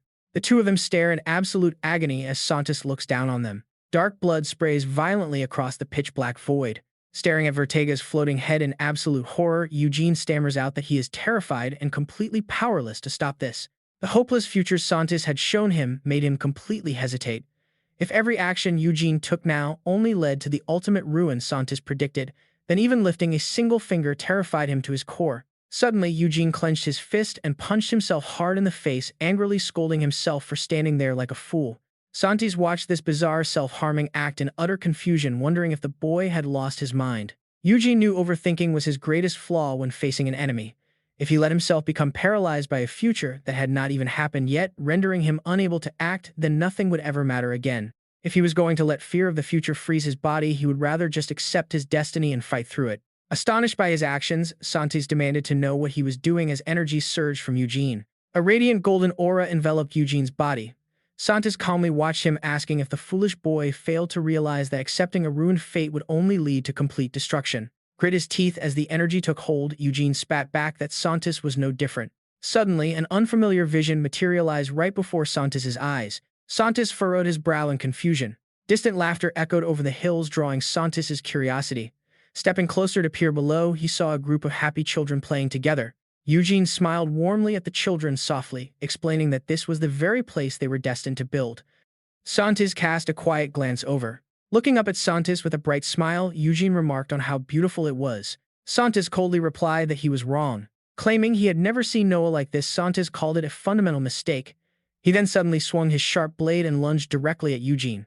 Mocking the exhausted boy, Santos watched as Eugene's body began to burn, leaving him writhing in agony. With a freezing glare, Santos mocked Eugene's clumsy and flawed visions, asking if the boy seriously thought a few simple memories from the past could ever sway his absolute resolve and move his heart. It was entirely pointless, as Santos had abandoned all emotion long ago. But Santos turned the question back on him, causing Eugene to freeze in shock. Santos followed closely, mockingly, asking if Eugene was ready to accept his destiny and face those endless possibilities. Suddenly, Santos brutally shattered Tia's body into countless tiny fragments. He coldly asked if Eugene could face this without collapsing. Eugene stared at the shattered remains of his friend in sheer horror. He screamed out in agony, crying for Tia. Consumed by rage, Eugene roared and launched a relentless assault on Santos. Effortlessly dodging every strike, Santos smiled, stating that beings like them who existed across countless destinies could never be killed by simple physical attacks. The only thing that mattered was the soul, and Eugene froze as his own distorted reflection on Santos's blade left him utterly shocked. Tia stared with trembling eyes, asking why Eugene's soul was wounded, leaving the young master to grit his teeth in shock. Eugene tried to warn Tia that it was a trap, but Santos sneered that it was too late, focusing his energy directly at the boy. The devastating energy blast tore through Eugene, leaving him screaming in agonizing pain. Thrusting his sharp blade forward, Santos calmly declared that as long as Eugene held onto those weak emotions, he would never be able to defeat him within this domain of destiny. Santos admitted that the boy's mental strength was indeed extraordinary, yet his merciless blade still drove deep, forcing Eugene to endure agonizing pain. The blade swept through the crowd, slicing through their bodies in an instant as blood painted the air crimson. Santos coldly added that in this dark realm, such mental strength was nothing but a curse.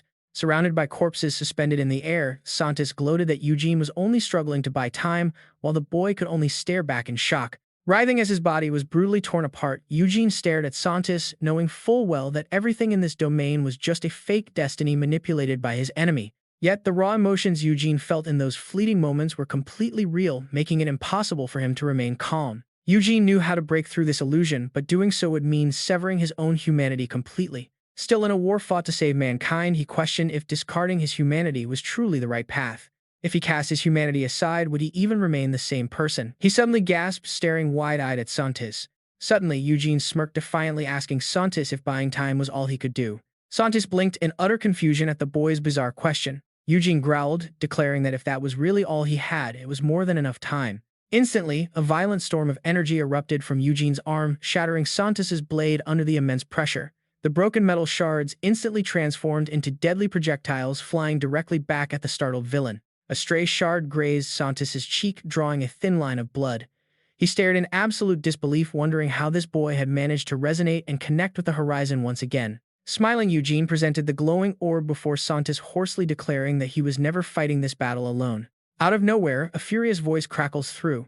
Inem screams at him, demanding to know where he is, since this was definitely not the plan. Caught off guard, a nervous Eugene weakly replies, "Senior Inem." She urgently presses on, demanding to know how he ended up in deep space. Every single mage at the academy had to combine their power just to locate him. Meanwhile, the world around her is falling into absolute chaos. Eugene softly mutters, "Oh, right." Suddenly, the magic orb in his hand hums to life, asking if he is okay after detecting a massive surge of energy. Eugene just calmly replies that he is fine, at least for now. Annika joins in with a grave warning. She explains that this connection is incredibly weak and only a select few people who share an unbreakable bond with him can actually reach his current location. Glowing threads of light slowly weave into the magic orb. Eugene grins with renewed energy, thanking them all. He says this is more than enough for him to keep pushing forward and fighting. Santos looks over with a cold, indifferent stare. He mocks him, asking if he actually still has enough power left to interfere with his magic. He assumed there would be nothing left of him but broken remnants after waiting in hopeless despair for so long. Annika glares at Santos, her voice dripping with ice. She admits it has been a long time, and she refused to believe the dark shifts and the threads of fate while they were tracking Eugene. But now she is seeing him with her own eyes. The legendary figure she thought had ascended to become a permanent law of the cosmos. Yet here, he is completely corrupted by the abyss. He stares back, and the air turns freezing. His voice drips with pure mockery as he sneers. Corrupted, he asks, and now she wants to fight him too, even though they have zero chance of winning. Her eyes narrow and her cold voice cuts through the silence. She tells him that times have officially changed. During her endless search for Eugene across the river of reincarnation, she silently built up her mana. She hid from the eyes of the abyss even while her own body withered. She stares him down calmly, revealing that she spent lifetimes carving complex magic formulas onto these gems. Suddenly, countless golden spheres surge directly towards Santis. His eyes widen in absolute shock as he stammers out, "What?" She glares at him, raising her voice to ask if he finally understands. Her ultimate magic is the grand magic of reincarnation that defies fate itself. He freezes, suddenly intrigued. Santis tries to laugh it off, but realization hits. His absolute control over fate is failing against this bizarre magic. The river of reincarnation is where all mortal fates intertwine. This unique magic was forged specifically to find Eugene within that endless void. It is unfinished and far from perfect. But for a split second, even his godlike manipulation can be stopped. Eugene immediately charges forward to strike Santis down. He stares in sheer terror, unable to believe his eyes. Fate itself is literally being twisted out of shape. Eugene glares at him, roaring that this is finally the end. Santis desperately uses both hands to block the incoming blade, screaming in fury. He calls them fools, demanding to know how they can fight without a backup plan or any thought for the future. Eugene throws his entire weight into the strike, growling that they do not need one. Santis refuses to accept this, screaming out, asking how he dares to act without a plan. Eugene ruthlessly drives his blade deeper, shouting back that there is no such thing as a perfect plan anyway. Santis freezes. Eugene shouts that they are humans living for the present. Those words echo deeply, cutting into Santis' mind to wake his remaining sanity. Eugene tells him to look at the devastation he caused, all in the name of some distant future. Dragging living people into hell just out of fear of what might come makes absolutely no sense. Hearing this, Santis' eyes widen with sudden realization. Living for the present. Eugene tenses his muscles, forcing the blade even deeper into Santis' chest. Eugene vows to make a far better choice than Santis ever could, finally driving the sharp blade clean through his torso. Santis stares in absolute disbelief. With a hint of sadness, Eugene tells him this is not for some perfect future, but for everyone alive right here, right now. Santis' body is cleanly sliced in half under the devastating strike. Eugene lets out a soft, gentle smile, whispering that with this, it is finally over. The moment the words leave his lips, his remaining strength completely vanishes, and his exhausted body collapses onto the cold ground. His vision fades from sheer exhaustion. Looking over at the fallen villain, he gasps out the broken words, "We won." Strange black veins now completely cover half of Santis' face. He glances vacantly at the boy, asking if he truly considers this to be a victory. His engineered fate has collapsed, leaving only a future where they are swallowed by the abyss.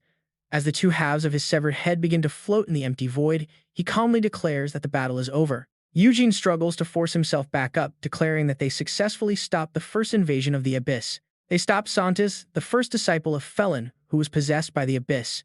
Eugene struggles to look up at him. Santis' head floats quietly in the air, casually replying that perhaps Eugene is right. Eugene gently pressed his palm against the transparent sphere, where a storm of trapped monsters thrashed wildly inside. He locked eyes with the man, his expression dead serious, as he told him to hold on until the very end. Seeing the boy's absolute resolve, the arrogant smirk on Santis' face instantly vanished. He panicked, screaming no, as the glowing cage cracked and the monsters thrashed to escape. A blinding flash slammed into Skadi's face. She winced from the sharp sting. Surrounded by the corpses of dead beasts, she turned toward the source of the blast. Was it finally over? Ananta silently glanced over at the source of the brilliant light. Was this truly the final choice Santis had made? Using the absolute last of his magic, the boy had stopped the barrier from shattering, but humanity was still running out of time. He looked over the quiet ruins. A soft whisper escaped his lips, "Let them handle the rest." Inside the dead quiet hospital room, Eugene lay exhausted on the bed while blood slowly dripped into his veins, his eyelids twitching slightly. His eyes struggled open. He stared blankly around the unfamiliar room. The soft rustling of pages broke the silence, and he instinctively turned his head toward the sound. Eugene weakly called out to Uncle Edir as he struggled to sit up. Hearing the faint, fragile voice, the uncle spun around instantly. Edir smiled down at him with gentle but deeply troubled eyes. He softly asked if Eugene was finally awake, admitting he did not know whether to call this a blessing, as he hated seeing the boy like this. Eugene gasped. His eyes darted down to Edir's hand. Eugene stared down at his arms in absolute panic. What on earth were these dangerous tubes hooked up to him? He turned to Edier desperately, begging him to stop before it was too late. But get this, Annika immediately cut him off, explaining that the blood transfusion had already gone too far. Since most of Eugene's and his father's physical bodies had been utterly destroyed, the only way to reconstruct their physical forms was to use the vital life force of a close blood relative. She crossed her arms and stared seriously at him, adding that Edier Felivia, a convicted sinner, had chosen execution by offering his own life to save Eugene. Eugene's voice trembled. An execution? Tears streamed down Eugene's face as he cried out that they absolutely could not do this. He demanded to know if his uncle really thought he could pay for his massive sins by simply dying, asking if everything could really be settled that easily. He grit his teeth. Desperate, he reached to rip out the tubes. Edier quickly grabbed his arm to stop him, his voice firm as he told Eugene to calm down because this was his own choice. Weeping bitterly, Eugene screamed, asking if his uncle called this a choice. He yelled that Santos had manipulated their fates all along, possessing his father and using his uncle because he was the closest and easiest target to exploit. It worked exactly as planned. The older man remained silent. After a long silence, Edier finally spoke. He asked Eugene if he had not still lived his own life, even within that destiny. Even if his life was filled with absolute darkness and his fate was controlled like a helpless puppet, every single feeling and decision he made still belonged solely to him, and Edier offered a warm, gentle smile. He refused to let those choices become completely meaningless. This was the end he truly desired, even if it meant losing absolutely everything. He wanted to save Eugene. Suddenly, his grip weakened and his hand slipped away. Eugene's eyes widened. He trembled, whispering his uncle's name. He hugged Edier tightly and sobbed heavily. The war Santos started was finally over, but the deep scars remained. Yet thanks to the remaining magic left behind by Santos, humanity managed to buy some precious time, and despite their heavy wounds, they quickly recovered and became stronger. After surviving such an unprecedented disaster, the people began to unite under the banner of a single hero, finally bringing the long-held dreams and plans of Eugene's parents to life. With his mother's workload suddenly exploding, Scotty became so overwhelmed she wanted to give up entirely. Burying her face in endless paperwork, she groaned in frustration, while Eugene simply smirked, telling her she brought it on herself. At the Bade's Magic Academy, the principal, who had been in hiding for years, the 10th disciple Ananta, finally stepped forward. Though his peak power was long gone, his vast knowledge pushed magical progress to incredible heights, successfully uniting wizards from all over the world in a very short time. Back at the Felivia estate, the eldest brother officially took over as head of the family, and since he had already been managing things, the transition went very smoothly. As for their father, his body was eventually reconstructed. Once he was fully recovered, he handed family leadership to the eldest son, and just like their mother did before he left for the edge of the world to hunt down the remnants of the abyss, he seemed to view this as a way to atone for the horrors he committed while possessed by Santis, and judging by the letters he occasionally sent, a wandering life actually suited him quite well. And finally, as for Eugene, he simply relaxed, gazing out his window. Eugene groaned, completely buried in his research. Nearby, Vertega slumped onto the bed with a massive yawn, complaining that he was bored to death. Leaning back against his pillow, Vertega loudly complained about being trapped inside with a bookworm of a mage and not being allowed to go outdoors, which naturally left Eugene grinding his teeth in pure irritation. Eugene snapped back, telling him to stop whining because once this was done, they would travel so far away that Vertega would get sick of him. Hearing this, Vertega instantly sat up excitedly, asking where they were going. Eugene smirked. "We are going to the absolute edge of the world. To the vast seas, floating above the clouds directly into the sky." Sueb laughs out loud, excitedly pointing out his hometown and calling it an absolutely beautiful place. She can't help but laugh out loud at the two of them shivering. Summer is right around the corner, yet they're shaking like leaves. Eugene tightly clutches his warm coat, questioning if it's really summer, while Vertega stands right beside him, muttering about how freezing cold it is. Devin gets a dark look on his face and asks if Eugene finally understands the hardships of a magic engineer. Just to build what was ordered, he had to spend months out in the freezing cold working through the bitter chill. Eugene glances around while shivering, admitting he is incredibly grateful. But at the same time, he points out that he has his own fair share of struggles to deal with too. Easton suddenly pops up right behind him and excitedly agrees. She says a brilliant thesis like his could only be born from true struggle, leaving Eugene to turn around in surprise at the sight of Lady Easton. She excitedly scans the area, constantly raving about how brilliant it is to use the wave resonance of magic circles for long-distance communication. If they can connect anywhere across the horizon, it will spark an unprecedented revolution not seen since the dawn of creation. Actually, witnessing this historical moment unfold right before her very eyes is a dream come true, while Eugene can only smile sheepishly at Easton, noting that she has not changed one bit. Devin lets out a calm smile, admitting he is still skeptical about whether this device will actually work as the complex magic has completely surpassed his own understanding. Eugene just offers an awkward laugh, stating that in theory, everything should be perfectly fine. Furrowing his brows in deep thought, Eugene remembers getting this idea from the technology of his past life. Since he was only a child back then and far from an expert, even he can't be completely certain of the results. But then Annika chimes in to reassure him that it is absolutely possible. Walking over with a warm smile, she reminds him that no one else but Eugene could have put in this much exhausting effort day and night. Hearing this, he looks up at Senior Annika in surprise.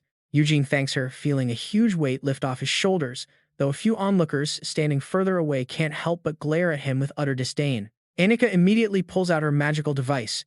The device in her hand suddenly glows as a voice announces the Magic Academy is on while Eugene watches from afar. Eugene looks down at the screen with a smile, calling out to Senior Inam that it works. From inside the display, she politely smiles and praises the excellent connection. With a gentle smile, Inam explains that all other locations are now connected. She admits she never expected simple magic engineering to achieve such high-level communication. It seems Eugene was right after all, and the era where ordinary humans can easily use magic is finally coming. Now that the choir is in position, she tells him he can officially begin the very first test run, causing the supportive crowd to gather around him with excited smiles. Annika smiles, asking Eugene if he is ready to deploy. He looks back at her and smiles. Shrugging off his heavy winter coat, Eugene smiles warmly and declares that he is absolutely ready. He raises his wand, sending brilliant streams of vibrant blue light dancing into the air. The magical energy ripples outward across the vast square, while nearby children clasp their hands together, offering up their prayers and starting to sing. Their voices blend beautifully in harmony, painting an incredibly peaceful picture for everyone present. The sweet melody echoes far and wide, filling every single corner of the massive square. Looking up at the sky, Easton eagerly remarks that this is a true magical symphony, weaving everyone's hearts and souls into one. As the sky lights up with thousands of glittering stars, Easton dances happily in the distance, celebrating what is clearly a resounding success. Playing those soothing melodies, Eugene can't help but smile, silently thanking Lord Felin, as well as his past self for making this day possible.